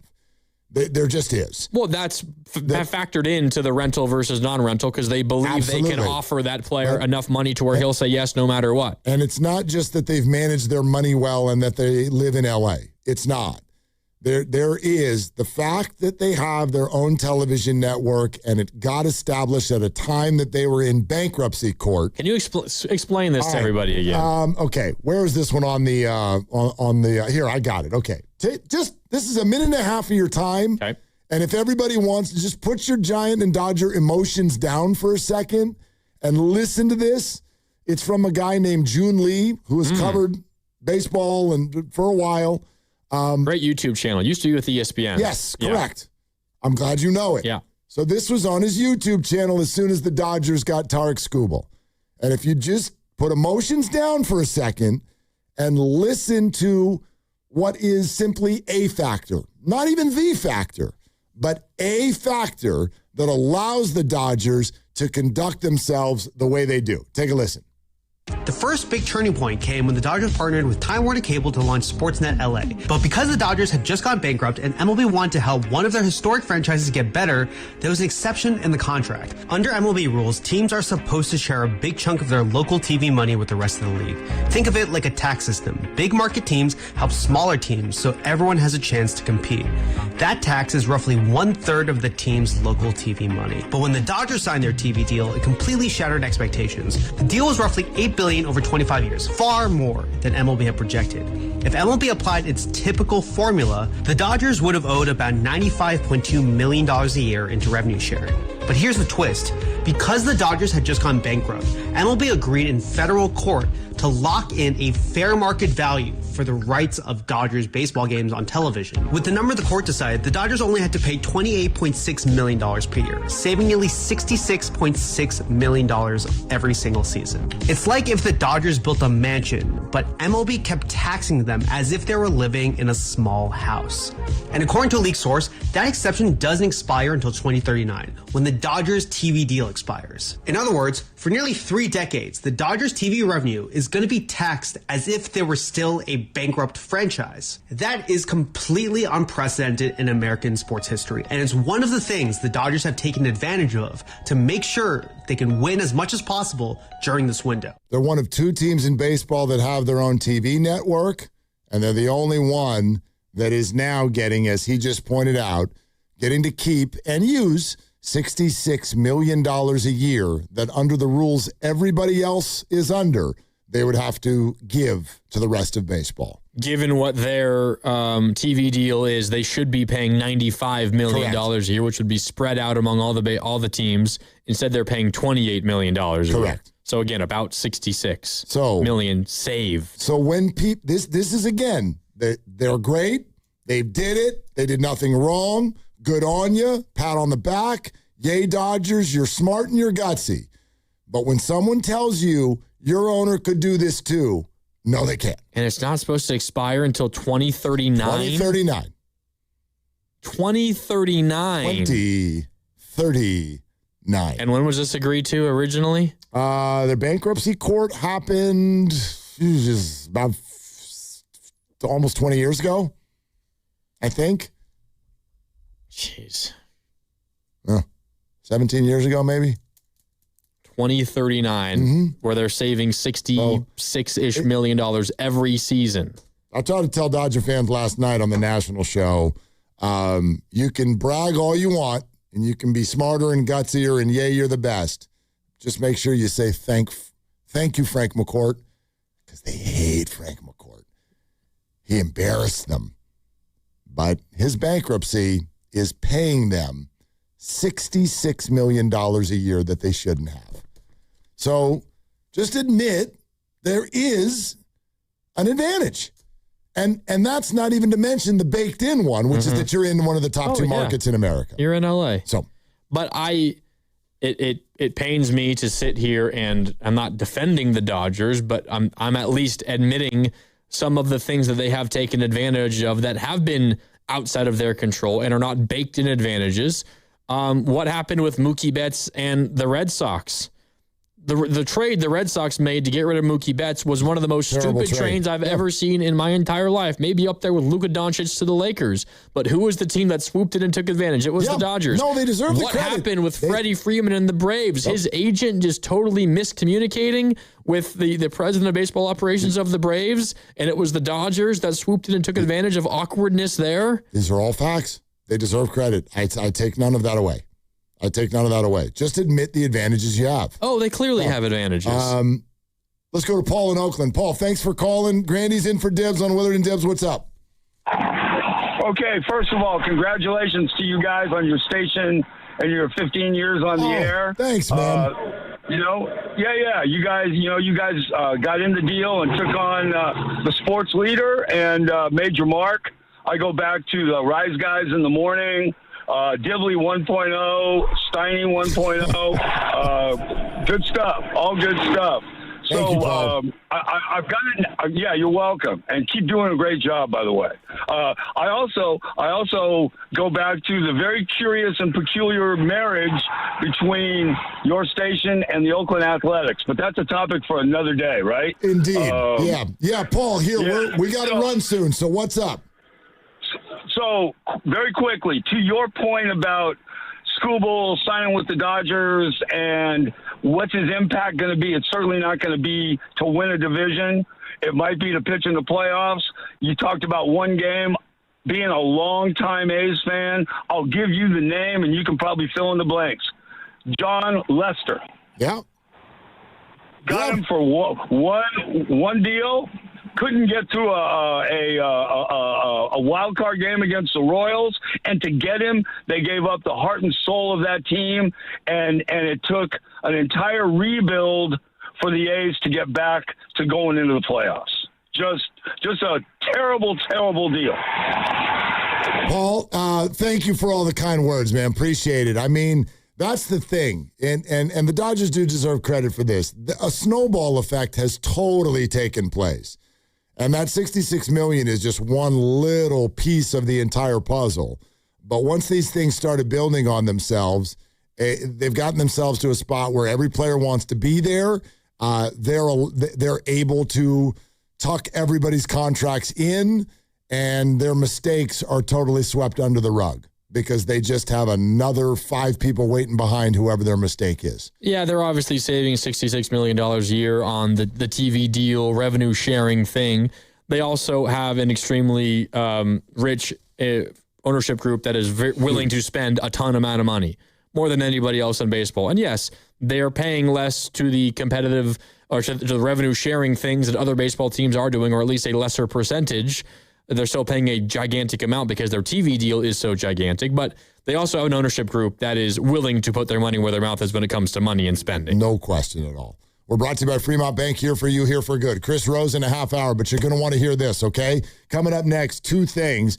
We got a Philadelphia radio personality who freaked out when the Giants Arraez deal went down because of what Philly gave up. Oh. You're also going to want to hear, though, from Buster Posey. More comments that you're going to want to hear, some specific things that he said about Logan Webb and more. Do not miss this. That's coming up next. Grandy in for Dibs on Willard and Dibs. That's Elena's family group chat. It never stops. Someone's always sending a blessing or starting a poll about the baby shower theme at midnight. With Real Unlimited from Total Wireless, she's always in the loop, whether she wants to be or not. Switch to Total Wireless Total Starter Plan or higher and get a Samsung Galaxy A16 5G on us. Total Wireless, your own Real Unlimited. Offer ends 11/4/2026 or while supplies last. Devices, taxes, and fees may apply. Buy more and get more this fall at Ashby Lumber, your local Millgard certified dealer. From September 1st through October 31st, purchase qualifying V400 Tuscany or V300 Trinsic windows and receive a gift card valued from $200 to $1,000. Plus, earn bonus gift cards from $350 to $750 on qualifying patio doors and moving glass walls. Visit Ashby Lumber's Berkeley or Concord showroom for complete details. Millgard Windows and Doors at Ashby Lumber. Think you know how the second half of baseball plays out? Put your predictions to work on Polymarket, the world's largest prediction market. Official partner of Major League Baseball. Who wins the division? Who's buying at the trade deadline? Who takes home the Cy Young? And who's still standing in October? Trade against other fans, not the house on Polymarket. From the trade deadline to the World Series, every game matters. Trade on Polymarket. Download the Polymarket app and use promo code BLAZE to unlock $50 free for your first trade. That's promo code BLAZE. Trading not available in all jurisdictions. Check local regulations before trading. Restrictions and eligibility apply. The following is an attorney advertisement.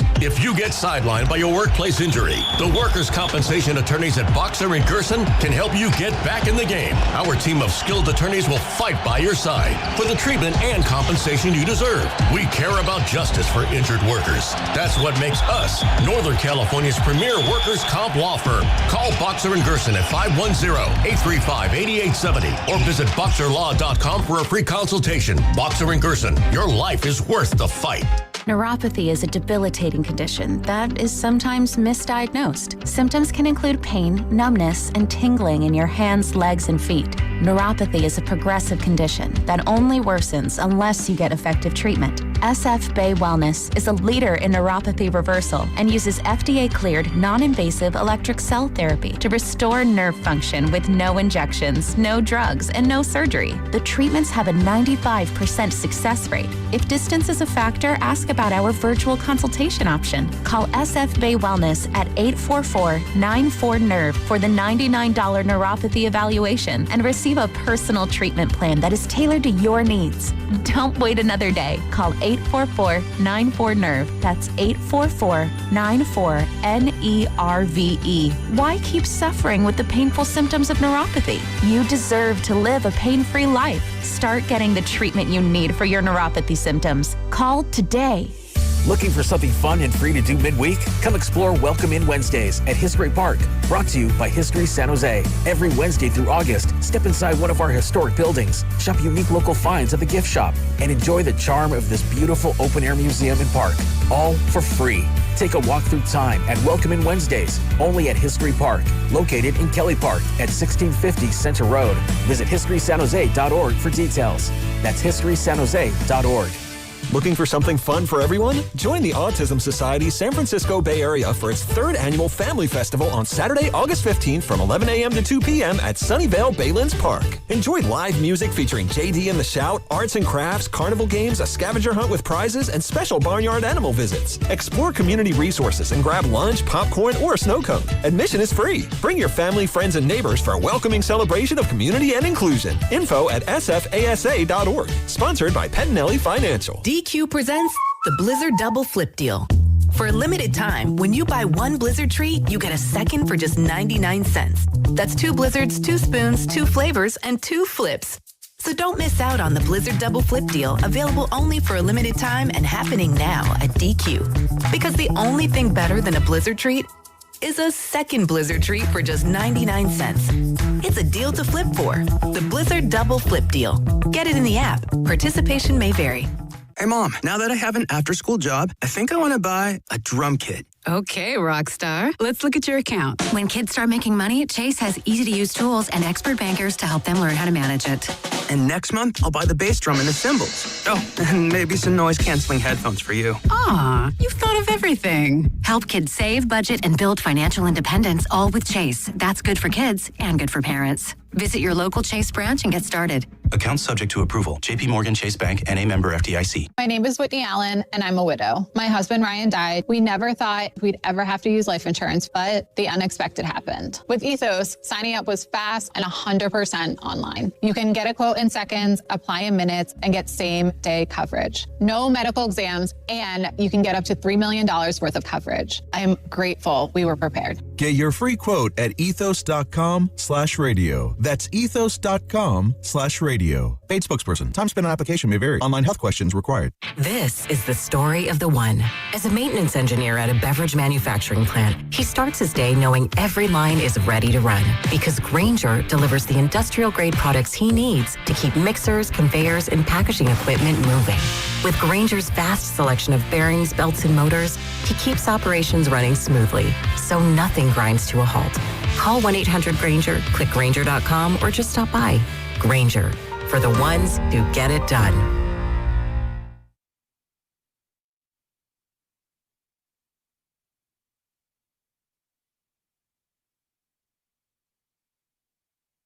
Now, back to Willard and Dibs. It's a great question. Wow, that's a great question. That's a great question. That's a great question. And that's a great question. On 95.7 The Game. Well, everybody seems all happy with Buster Posey again today. Everybody? Yeah, kind of. Kind of. I get it. He had an assignment, and he conducted the assignment. He did. He passed. For sure. For sure. Yeah, I don't think he aced it, but he passed. How could he have aced it? I think it would have taken trading one of the 3 big contracts. In my mind. Would you have reacted the same no matter which one of the 3 it was? You keep saying like any one of the 3 big contracts. I don't view them as equals. No, I don't either. But I the way that I view this, and again, maybe you take offense at it because this is not the way Giants ownership should be feeling. I don't have a ton of confidence that considering the money that they have tied up into the future, that they're going to be willing to give up to give out another big contract. And I don't mean just a lot of money for a year or two. I mean what it takes to get a high-profile starter or another bat in here. You're going to have to pay, maybe 5 years on a contract for a guy that's already 32 years old. And I don't have a ton of confidence that they're going to do that. So in order for me to feel like that is something that is potentially possible, they need to get off some of their other money. And they didn't get off of some of the other money. But it would have been hard to do that, specifically Devers and Devers and Adames. I don't mind having Chapman still. I mean, I think he's the most palatable of the three and probably still the most useful of the three, considering that he's playing third base and not blocking Eldridge at first, and he's still a pretty good third baseman, and his bat has never been his best skill, but he's largely a positive player at every step of his career. But I think acing the deadline would have been getting off of some of that future money. And again, specifically, I'm talking Devers and Adames more than Chapman. But I think he passed. He passed this deadline. And I guess he could also ace it if these prospects turn out to be really good, or a couple of them do. But as of right now, I'm comfortable saying he passed. But I'm not just like absolutely blown away. Well, I mean, to me, he kind of did all that I really think he could have done. I don't really necessarily know, and I get it in sports. It's like, damn it, get it done. I don't know how you trade Willy Adames. I don't know who the hell you're trading him to. I don't know who wants him. I don't know what that deal even looks like. Who's willing to give you something for Willy Adames, no matter how much of the money you pick up? I don't know that that's out there right now for all the same reasons that all of you are frustrated by Willy Adames. All the same reasons. Like, literally, what does that phone call go like? Hey, it's Buster. Want to talk to you about Adames. Well, we don't have any money to put toward Willy Adames. Okay, we'll handle most of the money. Isn't his back hurting? Yeah, his back hurts. Yeah, I heard he either can't work out a lot outside of the games or doesn't want to. I'm not sure which one Apple TV was talking about. But both don't make me feel good. So his back's hurt, and he either can't or doesn't want to work on the side, and he's not playing well at shortstop, and he doesn't hit the ball very well, and he costs a lot. And I'm sorry, you want us to do what about that? Acquire him for years to come, even if it's for cheaper than what we're currently paying him. Right. Thank you. By the way, if I said to you right now, Giants fan, give Willy Adames be your shortstop for the next 5 years, you don't have to pay him. But he's your shortstop for the next 5 years. You in? I don't have to pay him? You don't have to pay him. But he's in your lineup every day, and he's your shortstop for the next 5 years. If I don't have to pay him, I might be convinced. Into his 30s. I might be convinced if I don't have to pay him. If I get a promise that ownership will use the savings on some other guy. But you have to play him. Yeah. He's your shortstop. Yeah. So, like, the 230 average. The point is, I don't feel great about it, and that's when you're not paying him anything. And the Giants are paying him a lot of money. Right, but that's also why nobody else wants to acquire I know exactly him. I know exactly where you're going with it. Chris Rose in 20 minutes. Here's what Buster Posey said when he was asked, first of all, about Logan Webb, and also whether or not keeping him means in his mind that they're pretty close to being able to compete. I don't think it's out of the realm of possibilities at all to think that we can be in contention. And Webby's a guy who's been around for a long time. He's a pro's pro.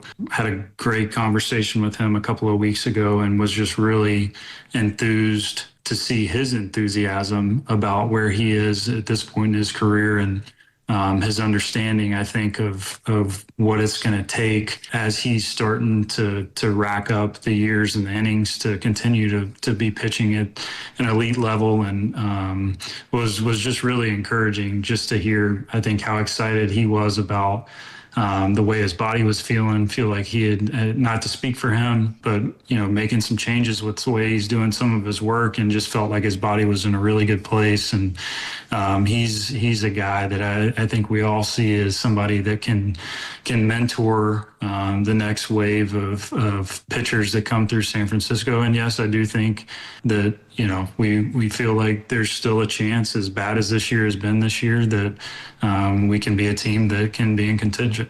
I'll tell you this. I always find it to be a little bit of a head scratcher when we get to trading time in any sport and people want to move on from the likes of someone like Logan Webb. I understand that he makes a decent amount of change, and I completely understand if you think that the Giants, like he's got 2 more years on his deal after this one. Mm-hmm. And if you think that's ridiculous to think that the Giants could compete in the next 2 years, I guess here would be my rebuttal.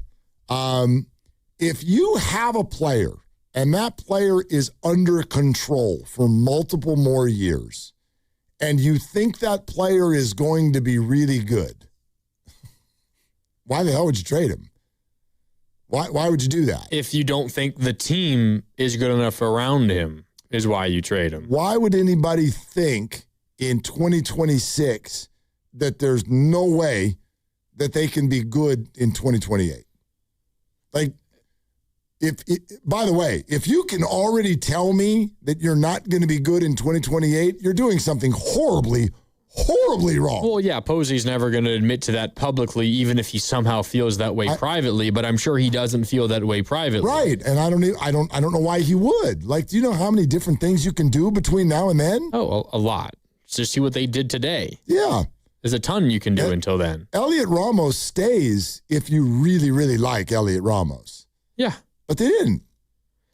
With Webb, there's also emotions involved. For sure. And much like we were briefly mentioning earlier with Jung-Hoo Lee, there's also marketing reasons and entertainment reasons why you'd keep Logan Webb around, I'm sure.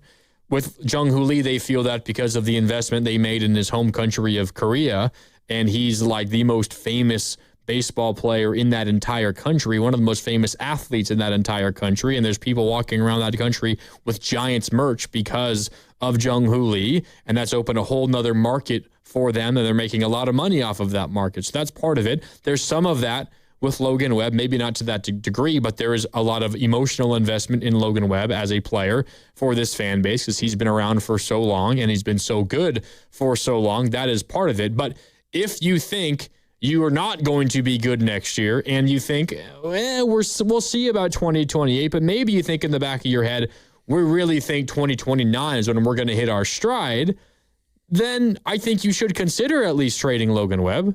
Doesn't mean you have to do it, but I don't find it offensive that it would be a consideration at all. See, I do. Just because if I'm the San Francisco Giants, the concept that we're building the farm system up, therefore we need to wait 2 or 3 years to be good, means you're completely like you're using your right arm and you're cutting your left arm off. You have every ability when you're the Giants to do good things in your farm system and use your dollars wisely in the offseason to make your team be competitive and good right away. Yeah, but if you always have that opportunity. If you were a fan of what you got back for Luis Arraez, the Phillies' 4th overall prospect, and a guy that has WIP, I apologize, I don't know our host's name at WIP that freaked out about it. We can hear it in a little bit. Name's James Seltzer. James Seltzer. I'm actually drinking a seltzer right now in honor of what we're going to play in a second. Go ahead. If you liked that return for the Giants from Philadelphia for Luis Arraez, then you probably would have loved the return that Logan Webb would have gotten you. Right, but talking about the Brewers who can't compete with the Dodgers for Skubal because the Brewers are operating in a situation where that's likely a rental. The Dodgers aren't. Well, Logan Webb wouldn't be a rental. Exactly. What if the Brewers would have given you 2 of their 4 best prospects, and they have one of the best prospects in all? They have one of the best farms in all of baseball. Do you know how pissed off you'd be if the Luis Arraez deal went down today and Luis had 2 more years on his deal? You'd be livid. If the Giants just did that. If it got me back 2 top 100 prospects, I'd feel different. I wouldn't. For 2 Luis top Arraez, 100 prospects. Luis Arraez definitely doesn't fit the Giants' timeline to win. No, but that's, again, we're going into fantasy land here. If Luis Arraez had 2 more years on his deal, then you would be approaching this whole thing differently. If this guy's going to win a batting title and add 2 more years on his deal. But that's part of my point. Yeah, Luis Arraez got you what a lot of people are saying is a valuable player in return, and he's going to be a Philly for 2 months. Right. But so what would Logan Webb get you when he could be a Brewer or whoever for 2.5 years? You know who I would want? Logan Webb. That's who I'd want for Logan Webb. Well, you can say... That's my point. You can have Logan Webb. And you can throw out, well, how do you know if they're going to be good or bad in 2028? And that's fair. You also don't know they're going to be good. I don't know that they're going to be bad, right, but nobody knows. But I know that nobody. I got a good player. Why do I want to give up a good player? Because I can get multiple good players. But you don't know if they're good players. I don't know if Logan Webb is going to be on a team that's good enough to where utilizing Logan Webb makes sense. Right, but that to me is even more defeatist than the opposite. I've got a good player. I've got him under control. Let's get rid of him because I think the chances are is we're not just going to suck now, but we're going to suck for a long time. Well, a long time. We're talking about 2 years. That's a long time. That's a long time. How long have they sucked? Well, most of 10 years. Uh-huh. But that doesn't mean you get to operate that way in the future. If you're going to look at it from that lens, then who cares about anything? We're going to suck forever. I'm just trying to find out where your confidence is that they're going to be good in 2 years. It's not about that. The present. Right. And the future. I got a good player. I've got him for a while. I want good players. I'm not going to trade a good player for 2 good players when I don't know that those are actually good players. I've got a good player. You keep him. You keep him. And look, the reality is that they're going to probably extend Logan Webb, and he'll be here for more than 2 years. I get it. I get it. I'm just saying I don't think it's like, no, we're not listening to deals. I have zero interest in it. I think it would be a relative upset if, say, the Giants were winning a playoff series in 2 years from now in 2028. Winning a playoff series in 2028, that seems unlikely to me. I would take not winning a playoff series in 2028. Sure, but that's always the right bet. Most teams are not. How many teams win a playoff series in a given year? Well, we're talking about, over the next 2 years, the Giants won't win a playoff series. Outside of a very few select teams, the betting favorite would be no for most teams in baseball. So wouldn't you want to get the assets that make you good when you're ready to compete, which is all the other moves that you've made over the last month? No, because if I conduct myself based on those betting markets, I will never think that I'm going to be good.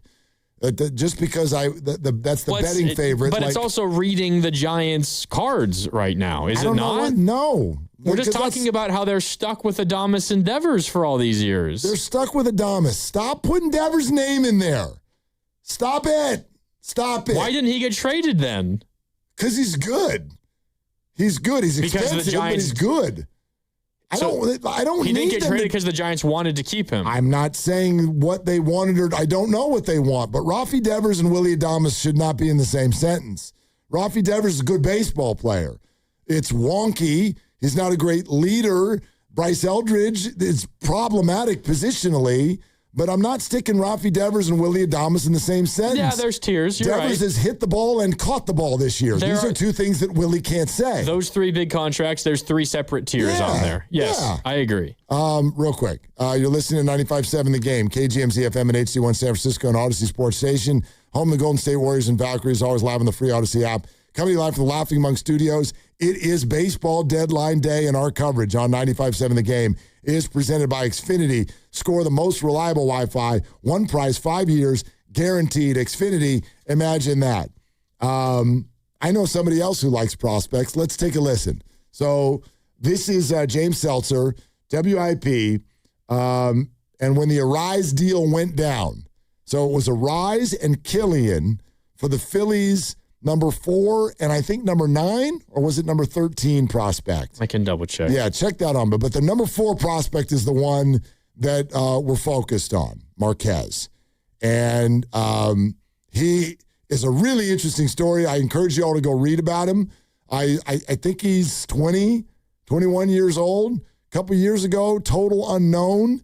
And he has found some things in the minors and has unbelievable stuff A high 90s fastball and one of the best changeups in their entire system, that's the word.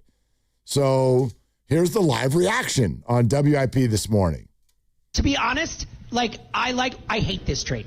I would not personally trade Ramon Marquez for Luis Arraez, personally. So it shows a level of desperation. Yeah, they're in. Well, they had to outbid 4 or 5 teams. They had to outbid. Yeah, I do not like this. So one thing that's worth noting before we figure out what they're going to do with the defense, Arraez has said he doesn't want to leave second base. Yeah. Now, he may change his mind, move into a new team, but he's having a good year. He's a free agent to be. He wants to stay at second. So if the Phillies are going to do that, Stott's not playing second base any longer. Yeah. And then the question is how they rearrange the defense. Well, how do you think they should, Joe? They should put Stott at short and move Trey Turner to the outfield. Yeah. And I would do it as early as, and I don't know if it takes them a week to feel comfortable, but very quickly get him into the outfield. I think Trey Turner could be an average to above average outfielder within a couple weeks. He played it when he was young. He's still fast. He started 44 times as a rookie. His athleticism hasn't waned. It's his skills at the shortstop position. I think he could go out to center field or left field or right, wherever they think is best for the team. He can still run.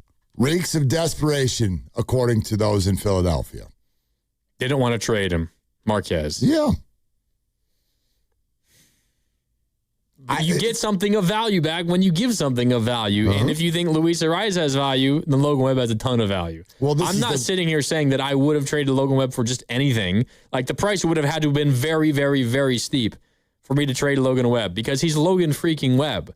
But I just think the idea that, he's Logan Webb, you don't trade him, I think that's foolish, and that's a lot of the reason why the Giants are in the position that they've been in. All right, so... is because of this emotional connection, and, no, that's Brandon Crawford. We have to give him the extension. That's Brandon Belt. We have to give him the extension. It's not even just emotional connection. I mean, I could tell you this right now. I know that it may be chasing ghosts, but... do you realize right now that the Detroit Tigers are 2.5 games out of a playoff spot?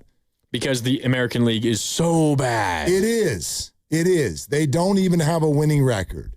So I'm not trying to drive home a point that they did something wrong, but I can tell you how I would feel if I were a fan of the Tigers, if I were a fan of the Baltimore Orioles, also 2.5 games out of a playoff spot, and have been told for I don't know how many years that we're building around Adley Rutschman. If you're going to suddenly trade these players when you are currently in the middle of a playoff race, you have found unbelievable, and those guys are way younger than Logan Webb. These are young, incredibly talented players. And you're just going to flat out tell everybody we have no interest in paying them. And even though we're right there in a playoff spot, we just watched the Boston Red Sox go from out of it to literally in a wild card spot in 3 weeks because they never lost? That's the question you should be asking. Not why didn't the Giants trade Logan Webb? Why did you trade Tarek Skubal? Why? Because they know that they couldn't sign him. But they can. Why can't they sign him? They can't compete with the Dodgers. What do you mean they can't compete with the Dodgers? Well, they don't want to compete with the Dodgers. Exactly. And so that's where I do agree with Dodger fans. It's like, I understand if you can't put together a $300 or $400 million payroll. But if I'm the Tigers, you can pay that guy. Pittsburgh, you can pay Paul Skeens. You can do that. You can do that. You don't have to pay everybody. But my God, when you find that thing, hold on to it. So, to me, the Giants, you don't trade Logan Webb, so you're searching for a bunch more Logan Webbs. You have Logan Webb. So to me, that is, if there's anything I can throw my full support behind today with the Giants' dealings, it's the fact that they didn't really want to leave and listen to anybody on Logan Webb. Neither did I. Well, he did say they were listening on anybody. They made it clear we're listening on anybody. They also said a month ago Logan Webb is off the table. And that question that Buster Posey gave that answer to was specifically about Adames, Devers, and Chapman. So maybe it was specifically an answer. We'll listen to any of those three is what Buster was saying. But I hear you. I just think maybe I am still scarred from past deadlines where I felt pretty clearly the Giants have not been doing what is right for the organization. Totally fair. That's totally fair. I mean, I remember having these conversations with you last year and maybe even 2 years ago whether it was on the air or off the air. I just did not believe that the Giants were good. And those times they were above 500 or around 500 and they were fighting for a playoff spot. They realistically were in the fight for a playoff spot the last 2 months of the season at various times during those years leading up to the trade deadline. But I did not have faith that they were postseason quality and that they were going to fall off. And this is not me, patting myself on the back. I ultimately was right. Those teams fell off in the second half of seasons, and it proved that, in my opinion, they should have moved someone like a Carlos Rodon in 2022. They should have traded Blake Snell a couple of years ago in 2024. They should have sold more pieces at other time frames that they did not do. Obviously, Logan Webb is an entirely different situation. Those other players were rentals, where it's if you don't trade that guy and he signs with the Dodgers in the offseason, which is what happened with Snell, you get nothing for him. And by the way, you forfeited a valuable draft pick to sign Snell in the offseason anyway. So you had Snell, who made just like a handful of starts for you, didn't result in any success team-wise. You gave up a pick to get him, and you lose him for nothing because you refused to admit we weren't going anywhere. So I am definitely scarred by past deadlines. And this is not Grandy hates Logan Webb and wants him out of San Francisco. No, I just want the team to be willing and open to do anything if they think it is the best thing for the organization, and not focus on, I know it's more than just emotions, but not just focus on what the past has been, what this player has been, what he's meant to the organization. I want them to purely think about what is best for the baseball organization and the team on the field going forward. Chris Rose, in just a few minutes. Here's one thing I'll add to this conversation about Logan Webb and why I'm totally with Buster that I would not do that this year. So he's 29 years old.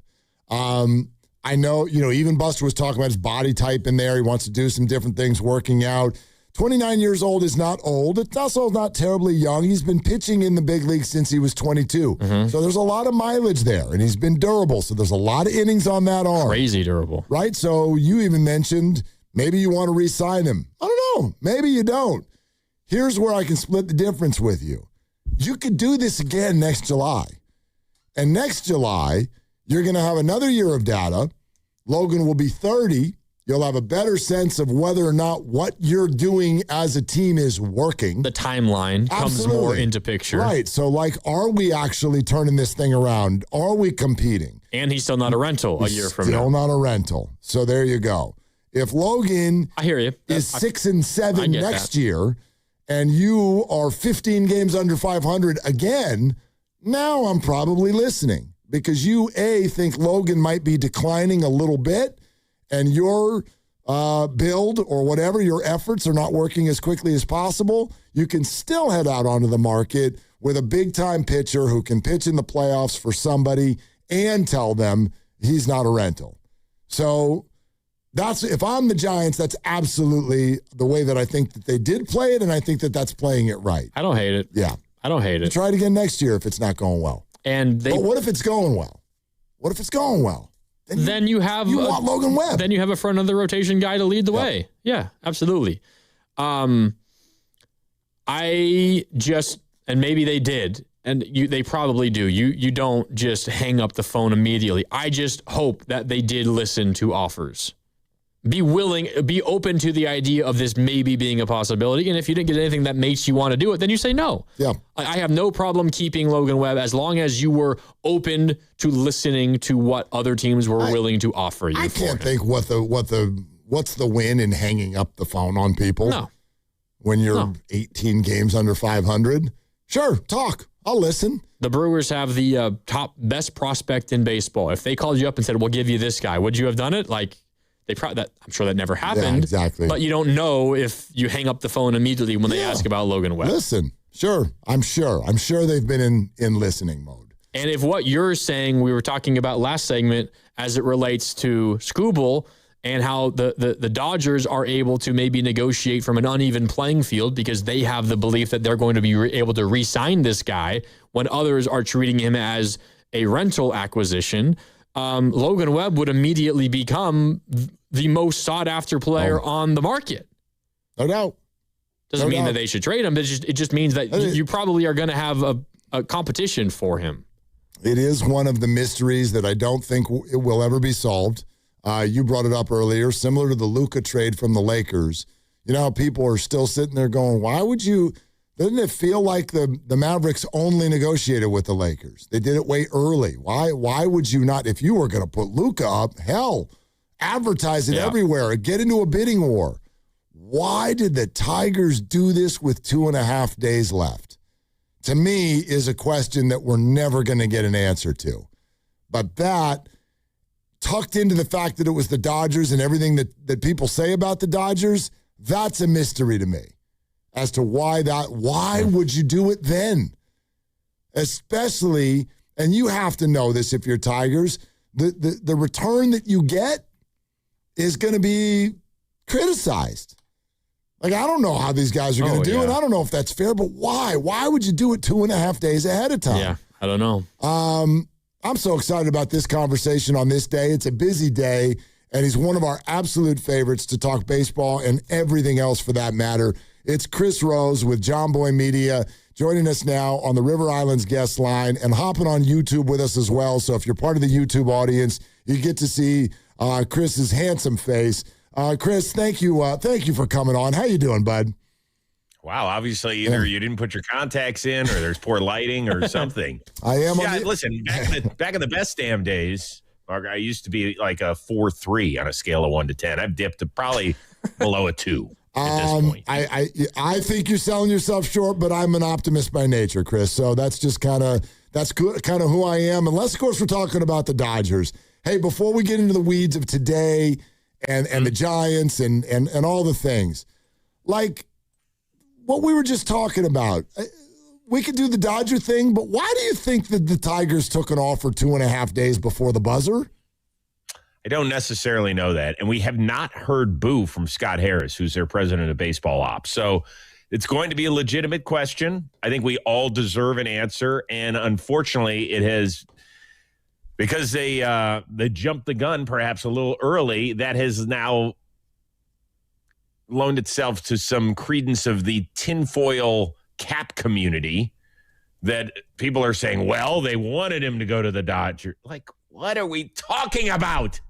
That sort of stuff drives me up a wall. You really think that the Detroit Tigers wanted to send Tarek Skubal to the Dodgers? Like, no, their job is to make the best trade, get the best players that they want. Now, it's possible, though, that is the package that they like the most. And I always warn people when they say, well, they only got the Dodgers 5th, 7th, and prospects. Those are based on people who sit around and do this for a living. That doesn't make them true experts. And every organization sees their own prospects and other teams' prospects in different light. They might look at Zaire Hope and say, you know what? It says that he's the 5th best prospect. We've seen the rest of the guys in the Dodgers organization. We think he's the best prospect, so we'll take him. And that's the beauty of this whole trade deadline thing. I love the trade deadline and off-season trades so much more than free agency because you can focus on multiple teams having to make decisions instead of just one. Chris, we want to talk to you about the move the Giants have made, but while we're on the Dodgers part of this and the Skubal part of it, what does this trade and we would imagine the ensuing gigantic contract extension he's going to get from the Dodgers, what does this mean for baseball going forward? Yeah, look, it's going to be interesting because his agent, Scott Boras, has a habit of dragging out offseason negotiations. Now they're on the clock, right? We don't know what the next collective bargaining agreement is going to look like. I will bet an awful lot of money that there will not be a salary cap. I don't think that is the goal. That's what the league is saying. You know, hey, listen, the league's going to be much better off if we have a salary cap.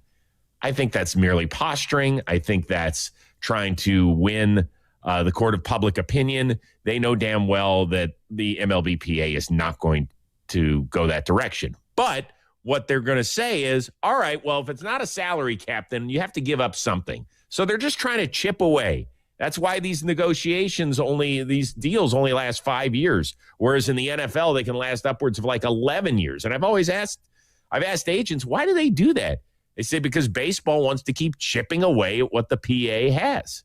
And so this is just another opportunity. But circling back to what Skubal's all about, I think it's going to be fascinating to see if he can almost grandfather his deal in and take something from the Dodgers just in case they do something in the next CBA that would, I don't know if it's prevent him from maxing out, but make it even more difficult for other teams to get into his financial stratosphere. Chris, I've seen some of your comments already online, so I know what your response would be to are the Dodgers bad for baseball? But let's talk about it less about the Dodgers label and just situationally. If you think there's going to be no salary cap, what are you saying to a fan of one of the teams that starts every year feeling like they've got no shot? Oh, you mean like this team? Right. This is the alternate Cleveland Guardians. Yeah. And for people that don't know, I am from suburban Cleveland, Ohio, and I'm a lifelong Indians/Guardians, Browns, Cavs. Basically, I have a ton of scar tissue built up. It sucks. It sucks. It's an undescribable feeling that when you know you've got a good organization, and I'll just use my home team as an example, but I can also use the Brewers and I can use the Rays, that there is a very, very thin margin of error. And that is really accentuated by today's decision-making, because teams like Milwaukee and Tampa Bay have to decide, do we mortgage a possible big-time future of prospects for what's going to inevitably be a 2 or 3 month rental? And yes, it will significantly improve our World Series or playoff, chances, whatever you want to say. But we know at the end of the day, he's going to walk. And he's going to end up in L.A., or he's going to end up with the Mets, or he's going to end up with the Yankees or some other big market team. Is it worth it? And here's what I say. Hell yes, it is. Absolutely 100%. I'm telling you, in Cleveland in the late 90s, we had an amazing, amazing offensive team. Like one of the best over the last 50 or 60 years that they put together. And the pitching was okay, but there were always rumors of going after Randy Johnson. That didn't happen. Kurt Schilling, that didn't happen. Pedro Martinez, that didn't happen. And I'm telling you, man, as a fan, I regret it that they didn't pull the trigger and give up some young players. And that could have included a young Bartolo Colon, a young 97 World Series hero in Jarrett Wright, a young Brian Giles. I think you got to pull the trigger. Now, back to the big picture. It does stink that there's a several $100 million disparity between the team that spends the most on their payroll and the least. And then, we could sit here and bitch and moan it all day, but if these are the rules we play by, sometimes when you're a lower revenue team or smaller market team, you got to take your chances and just say, screw it. This is how we're going to do it. The Giants were pretty busy, Chris. They trade away 6 big leaguers. They get back 7 prospects, plus a major leaguer from Boston in Marcelo Meyer. I'm curious your thoughts on the Giants' deadline dealings in general. They keep their 3 big money infielders in Chapman, Adames, and Devers. Logan Webb stays a Giant as well, but almost everybody else that was rumored to potentially be on the move did get moved. What do you think of what Buster Posey did? I thought he did the right things. To me, it was practical. I can't say that he did a great job because so many of those guys we have no idea of what they're going to be like at the big league level. Meyer's the most interesting, obviously. I mean, that's why I'm screaming at the top of my lungs about prospects. If you go back to Boston's top 3 prospects at the beginning of the 2025 season, it was Roman Anthony, who got that $180 million extension we think is going to be really good, but he's missed basically the entire year. Then it was Christian Campbell, whom, if you remember, they gave him like a $50 or $60 million extension. He had barely played, and then they send him down, and he's on the side of a milk carton. I don't even know where he is. And then it was Meyer, who was number 3, and they were 3 of the top prospects in baseball, not just in the Red Sox organization, but in all of baseball. We're like, that is the next triumvirate. We're not touching him. Well, one's been traded, one's not heard from, and one's hurt. And so this is kind of my point about dealing for known. Now, as far as Meyer goes, certainly worthwhile. I don't know exactly where they're going to play him out the gate. I don't know if he fits at second. I just don't know. I would imagine that's where he ends up. I could be wrong. But it's probably good for him to get out of Boston, where you had heard rumors that maybe mentally he wasn't the right fit in Boston. Chris Rose with us here. Grandy in for Dibs. Willard and Dibs, 95.7 The Game. All right. Extension of the conversation about whether or not the Giants even could trade a big contract, an Adames, a Devers, or a Chapman. They don't. I imagine there may not have even been an opportunity to. But I'd love your opinion on this. If you sprinkle in the other stuff around them nicely, do you still think the Giants can be successful with those three guys on the roster? Absolutely, I think. Yeah, I do. I think this is just one horrible day after another. I mean, I talked to somebody in the Giants organization during the break, and I was like, how you doing? And he goes, Chris, I can't believe it. Like, when I think it can't get any worse, I'm driving to work and I'm saying, no. It's not going to be worse than yesterday. And then he gets to work. It's worse. And I feel for her because it has just gone all terribly, terribly wrong. But I do think that they can still bounce back from this. I really do. And call me ridiculous here, but I mean, look, Devers, I've told you this on this show before, that when he is right, he is a top 10 stick in this game. Chapman, still a really good defender and can hit the ball well enough. And Adames has had his moments in his almost now 2 years by the Bay, but they've been kind of fleeting. I still believe in him. I dig him as a guy. I think he's really important to what is built behind closed doors in a clubhouse.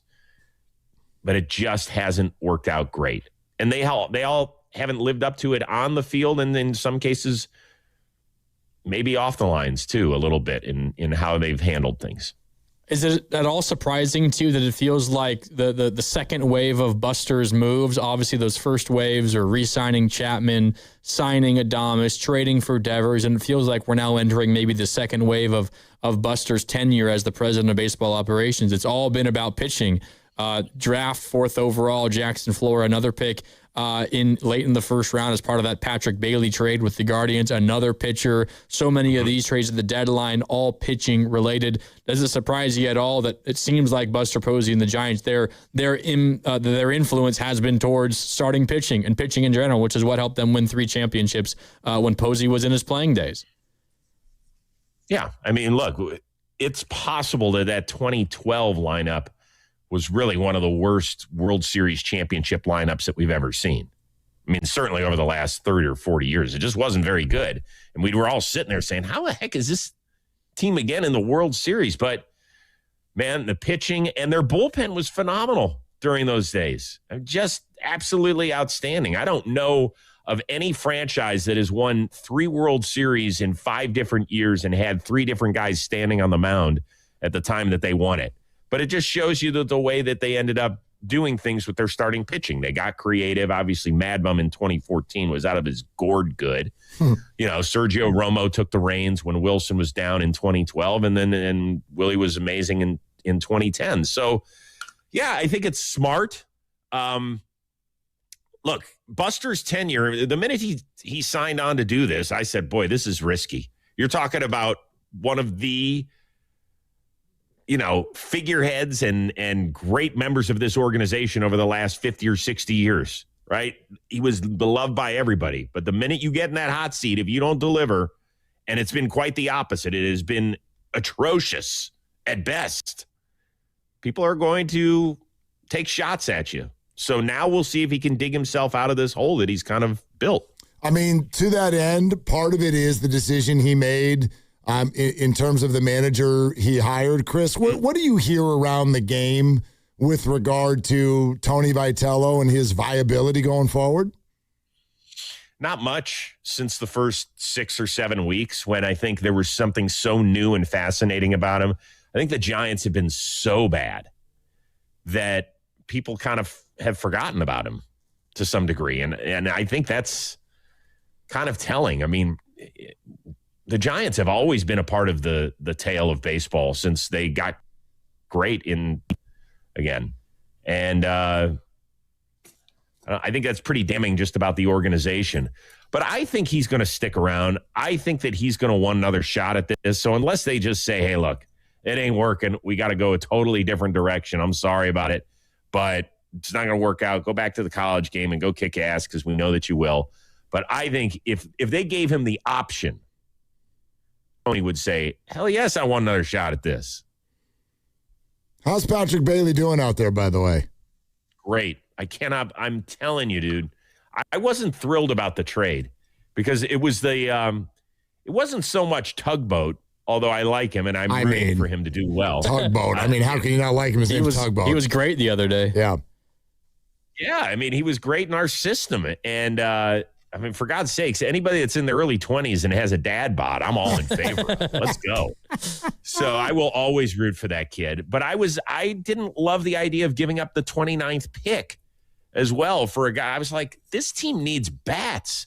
And you guys probably don't see this, but the combination of he and Austin Hedges, we knew they were going to be great defensively, which they have been, and guiding this young staff to keep them in games. The two of them together have become like an offensive juggernaut. I can't believe it, but I'm really happy for Patrick Bailey. I finally will get a chance to see him in person when the Guardians are out here at the end of the month. So I'm looking forward to it. I'm happy that he's kind of found his direction. Before you leave, who is the starting quarterback of the Cleveland Browns? Oh, it's not Bernie Koshaw. Chris, I don't know if you know, this is my favorite quote of the month so far. When Mary Kay Cabot came out last week, the general manager of the Browns was quoted as saying, we feel confident that we will name a starting quarterback by week 1. I thought that was the quote of the year. I was like, that's awesome. They're going to do it before week 1, Chris. Did they specify the season? No, that's a good counterpoint. It's a very good counter question. Well, I do call the Browns preseason games. And so I love it that when Todd Monken, their rookie 60-year-old head coach, came out and said over the weekend, yeah, we expect them to play, the starters to play in our preseason games. They have to. They don't know what the heck they're looking at. So I personally would like to see them go with Shedeur. Look, Watson's going to be done with them at the end of this season, so why not take a flyer? It's a huge risk, but they first-round picks next year. Most likely they're not going to be great this year, although I do think they actually have significantly more talent than people give them credit for. So they could find their quarterback in 2027, but I would give a shot to Shedeur because, my God, if you step in that and find it, then you could go totally different directions with those first-round picks next year and continue to build your team. Feels like that's the way that it is indeed heading. Hey, man, we love it when you come on. Thank you so much for doing it today. It is my pleasure. Hang in there. Look, my oldest son's guitar teacher from when he was a kid is a huge Giants fan. He would not stop texting me after the Skubal trade. I was like, listen, dude, I got to go to bed. Just stop. So I want the Giants to get better just so they stop bitching and moaning about what's happening in Los Angeles. Everybody get healthy up there. Let's go. Yeah, I feel like you've signed off on our show like 6 or 7 straight times by saying, hang in there. And I'm like, what is going on here, man? Like it's not the way it's supposed to go, Chris. Hey, listen, guys, I think we made it a full 16 minutes without anybody on the Niners getting injured. So that part, you never know. Unconfirmed. Yeah, unconfirmed. But none of them got hurt because none of them are practicing, Chris. So take that. Right. Yeah. All right. Thank you, sir. Thank you for having me on. Always appreciate it, guys. There he is, Chris Rose. The great Chris Rose. John Boy Media joining us right here on 95.7 The Game. He's great. I love talking to Chris. He's the best. Yeah. Patrick Bailey doing great in Cleveland. Well, he said they've turned into a hitting juggernaut. And I'm like, hold on a second. Is that true? Well, maybe compared to his numbers with the Giants. Yeah, I mean, his OPS is twice as much as it was with the Giants, but still sucks. His OPS is 660. That's not good. It's great compared to what he was doing here, where it was 396, which I didn't even know was possible. Yeah. I didn't know an OPS could go that low. Yeah, it does. It does. Yeah.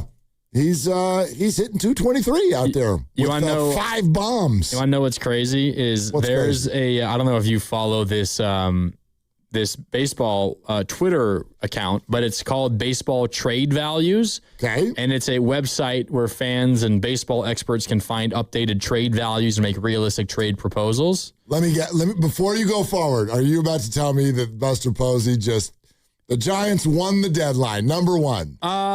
So it breaks down each individual trade with each player's surplus value compared to the other. And the Giants trades, for the most part, they did a pretty good job. It says the Giants technically barely lost the Tyler Mahle, Anthony Molina trade, which was the one with the Braves, but whatever. I don't think anybody cares about that one. Who cares? Luis Arraez and Caleb Killian in exchange for Ramon Marquez, the Phillies' fourth overall prospect, and another prospect who was not ranked in their system, Marty Gare, was a win by the Giants. By the Giants. In that one. The Robbie Ray to the Padres deal was accepted, but it was a moderate overpay by San Diego, so the Giants won that one as well. Okay, that's exciting. The Giants are 2-1.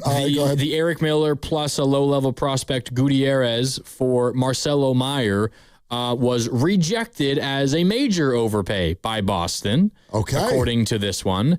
And then the Yankees won Elliot Ramos to the Yankees for Henry Lelaine, the tall left-handed pitcher, and Caden Kent, the son of Jeff Kent, was rejected as well as a major overpay by the New York Yankees. So it feels like, according to this website, which is just, again, putting a value, a monetary value on each individual player being traded, the Giants won all these deals. I bring it up, though, not necessarily... the longest winning streak the Giants have had all year. Go ahead. Not necessarily because of that, but I scrolled down to the trade the Giants made with the Guardians for Patrick Bailey a number of months ago in early May. And the Giants absolutely overpaid in that one. Patrick Bailey has a gigantic surplus trade value, I would imagine, because of his defense and the years of control left on his contract. And I compared it, you know what? What would this website's value of Patrick Bailey, how would that compare to, say, Scooble's value? And Scooble's surplus trade value, according to this website, is $30.2 million. Patrick Bailey's is $43.6 million. So maybe we just don't believe anything this website says. Well, as soon as you said the Giants won every single trade, I'm like, probably not. A big part of this, I don't know exactly how it's calculated, is team control. Although Elliot Ramos got 3 more years. And said that the Yankees did a massive overpay? A massive overpay because Henry Lelaine himself is worth more, according to this website, than Elliot Ramos is, and they got another player on top of that. Evan Webeck said he singled that guy out. It's almost like, I think it's getting forgotten because it was the last of all the deals. Ramos, yes. There were so many deals that I think by the time we got to 2 o'clock, I'm like, my head is filled with prospects. But yeah, the Yankees... Number 5 overall prospect, a 6'7" lefty, Henry Lelaine. Evan singled him out as somebody the Giants really, really like. Yeah. So we'll see how they eventually make it up to the big league roster, but I do think that Buster Posey did good work today, or this whole deadline leading up. Yeah, I mean, I am excited about Marcelo Meyer, and that's great. The big leaguer. Well, and they gave up relatively. Although he might play second base. So where does that leave Casey Schmidt? I mean, what if he works out? What if he works out? Then what do you do? Casey Schmidt starting at left, opening day. I told you. Don't do it. I told you. Just bench Adames already. Just pay for him to watch the game. He could do the Gatorade every inning. He could be the dedicated Gatorade guy. 24/7. Every inning. Well, that guy could play anywhere, though. Anywhere on the infield. Yeah. He's played third, short, and second. Yeah. Yeah. Almost split even time his couple years in Boston. I mean, the farm system is drunk with middle infielders. Oh, yeah. Like drunk. Can I just say real quick, guys? You can say whatever you want, Pasta. We are completely overlooking the Marcelo Meyer acquisition. What do you mean? Why? What do you mean? We're talking about it. Before the 2025 season, he was number 15 on Baseball America. I know. And that wasn't that long ago. And a year and a half ago. I'm shocked that not more people online. I mean, we're talking about it. They're not. I mean, this is a big acquisition, I think. I mean, I know he's hurt right now, but I can't argue with the trade because all you gave up with was Eric Miller, which is just okay, whatever, fine reliever. I don't even know how they got him for Eric Miller. And a single A prospect. Okay, okay. Now go back 3 years and tell me what number of baseball prospects was Marco Luciano. All right. I'm just saying. Kyle Harrison. Well, Kyle Harrison's actually good. Well, yeah, but he was still traded by the Giants. Just because he was a top 20 prospect in baseball does not automatically mean he's going to be great. Or even good. Kyle Harrison is now good and very good, but he was still traded by the Giants after being the top left-handed pitching prospect in all of baseball. I'm just saying. Marcelo Meyer. Yeah. Wonderful acquisition. ... We'll see. I mean, it may have ended up being nothing for nothing. And Chris Rose was using him as an example of Brewers. Trade all your best prospects for 2 months of Scooble. What are you waiting for? We're sponsored by Safeway. 888-957-957 is the number on Willard and Dibs. Head to Safeway this week for a Signature Select 80% lean ground beef for $4.99 per pound when you buy the Mega Pack. Clip coupons from the weekly mailer or download them from the Safeway app. See you in the aisles. Hey, it's Willard. At Hobbs Law, it's never been about attention, never about applause, never about goofy smiles on candy-colored billboards. For more than 40 years, Hobbs Law is focused on one thing, fighting relentlessly for injured Californians. Because behind every catastrophic injury case is a human life forever changed. That's why Hobbs fights with preparation, intensity, and relentless commitment. No fluff, no distractions, just real advocacy for injured Californians. Hobbs Law, relentless for justice. Visit HobbsLaw.com. Omar Hobbs is a California licensed attorney. Offices in Northern California, including San Jose. Past results do not guarantee future outcomes. What if you could have the most reliable fiber-powered Wi-Fi? And get this, what if you could keep it at the same price for 5 years guaranteed? Now through August 24th, new Xfinity customers can get our best price on gig Wi-Fi this summer before it disappears. Just $50 a month for 5 years. No annual contracts, no hidden fees, and our best equipment included. Plus, get online in minutes with same-day Wi-Fi. It's Wi-Fi that finds and fixes problems before you even notice them. Like super intelligent Wi-Fi with a sixth sense.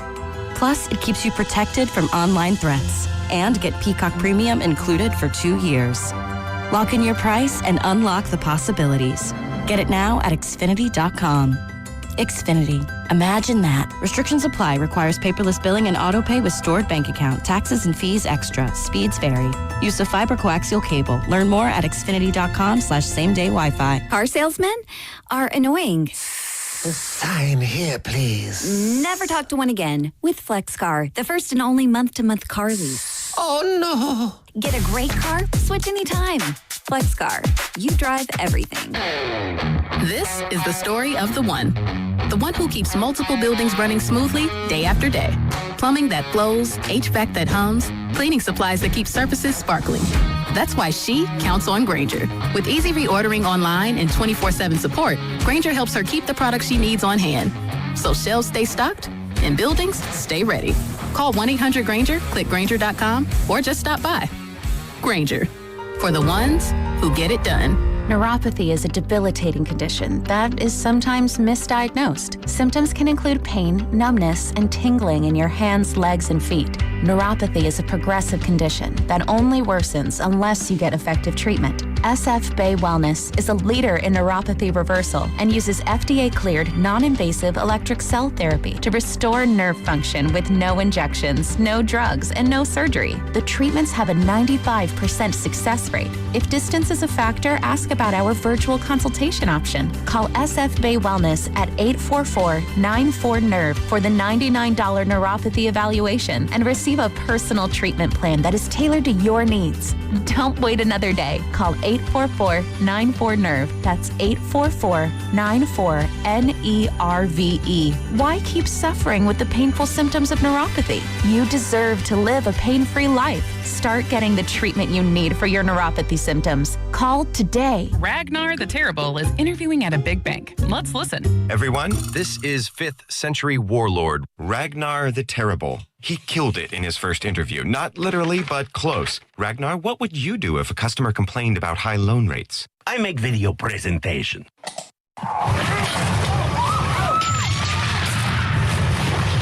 Star One is nothing like the big banks. We have better rates, minimal fees, and friendly customer service. Star One, in your best interest. Hi, I'm Richard Estrada with Atco Pest Control. What's bugging you at home? You can grab a spray or set a trap, but real pest control starts with identifying the source of the problem and keeping them out of your home. ATCO has been servicing Bay Area homes since 1985. We take the guesswork out of it so you can move on. Go to atcopest.com. Trust ATCO for the solution. I move mountains for a living. Literally. That means I don't carry hand lotion, and when it comes to serious heartburn, I don't mess around with anything but Rolaids Max Strength. Its dual-active formula has 1,500 milligrams of calcium carbonate and magnesium hydroxide that relieves heartburn fast. And the best part? The roll fits right here in my pocket, so I can get back to moving mountains. Rolaids spells powerful relief. 1,500 milligrams is our highest amount of antacid per tablet. Read each label. Use as directed. Keep out of reach of children. What do parents think of back to school at Staples, where supplies start at just 25 cents? Staples has the latest laptops with up to 40% savings. I may hug the cashier. So embarrassing. It's the most wonderful time of the year.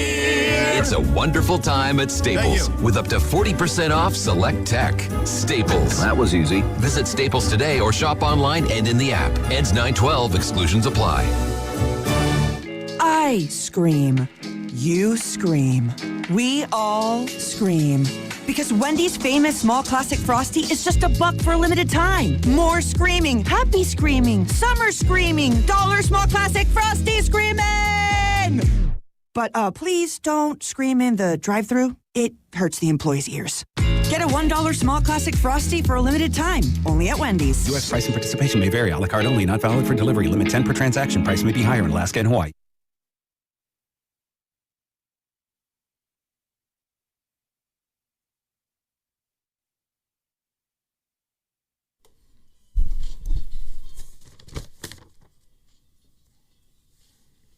What are we talking about? Like, hello?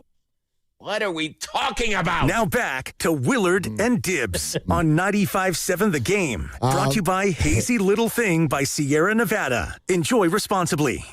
Sorry for jumping on the beer. Stop that now. Sierra Nevada. Sierra Nevada. Sierra Nevada. Hazy Little Thing. Hazy Little Thing. Thank you. I'm going to need something to go well soon. I was just thinking about this. I just went to the restroom, and it's where I do some of my best thinking. Mm-hmm. So it's kind of drip for a different reason, and that's gross. So let's just not do that. But anyway, you eat in the restroom. No, I don't eat in the restroom. Sorry, you put food in your mouth in the restroom. It was a one-time thing. I ended up with an apple, and I thought to myself, I've really got to go to the bathroom all of a sudden. I'm not going to stick the apple on the ground. So I put it in my mouth. Okay? Sue me. What if I could? Don't do that. You can. You can be a litigious jerk if you want. No, like, what are the Warriors, and I think I know the answer to the first two, and I mean this, just snap reaction nationally, what are the Warriors most known for right now? Steph Curry? Old. They're old, okay. right? Age. Yeah. What are the Niners most known for right now? Injuries. What are the Giants known for? Like, what's their thing right now? And even though those other two answers aren't good ones, I find it problematic. That you can't think of one? Yeah. Just consistently underperforming? I don't know. Do I have this right? They haven't, since the 2014 World Series, they haven't won a playoff series? Is that right? They won a wild card game in 2016, but that's it. Game. Yeah, not a series. Yeah. So I think you're right. They haven't won a playoff series since Mad Kansas Bomb. City in 2014. Yeah.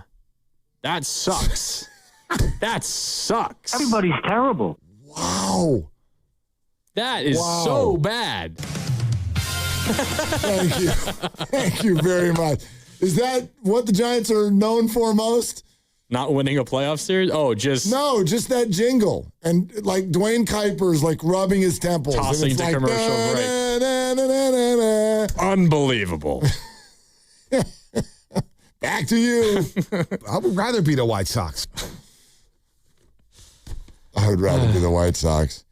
Yeah, GP2 is back. We didn't get a chance to mention that. GP2 is back. GP2 is back. They're just about officially running it back from last year. I mean, it's pretty official, isn't it? Yeah. Well, how many spots we got left? One or two? There's still an open roster spot. One or two. Yeah. But okay. LJ Cryer's probably going to be one of them. Okay. Probably. It's really fun to see LJ tonight. There'll be a lot of that this coming year, probably. Man. And the Niners can't stay healthy. None of them. No, but yes, no one. No, stop. Stribling's hurt. He's not that badly hurt. Gotta be delicate with those calves. Wait a minute. Hold on a sec. Can we have an argument about this right now? Uh-huh. I'm not going to sit here and tell you the Niners haven't had injury. Poor luck. That'd be ludicrous. Hamstring tightness for Stribling. He's day to day. It's August. Do you want the 49ers to just go balls to the wall with all of their lead players in August?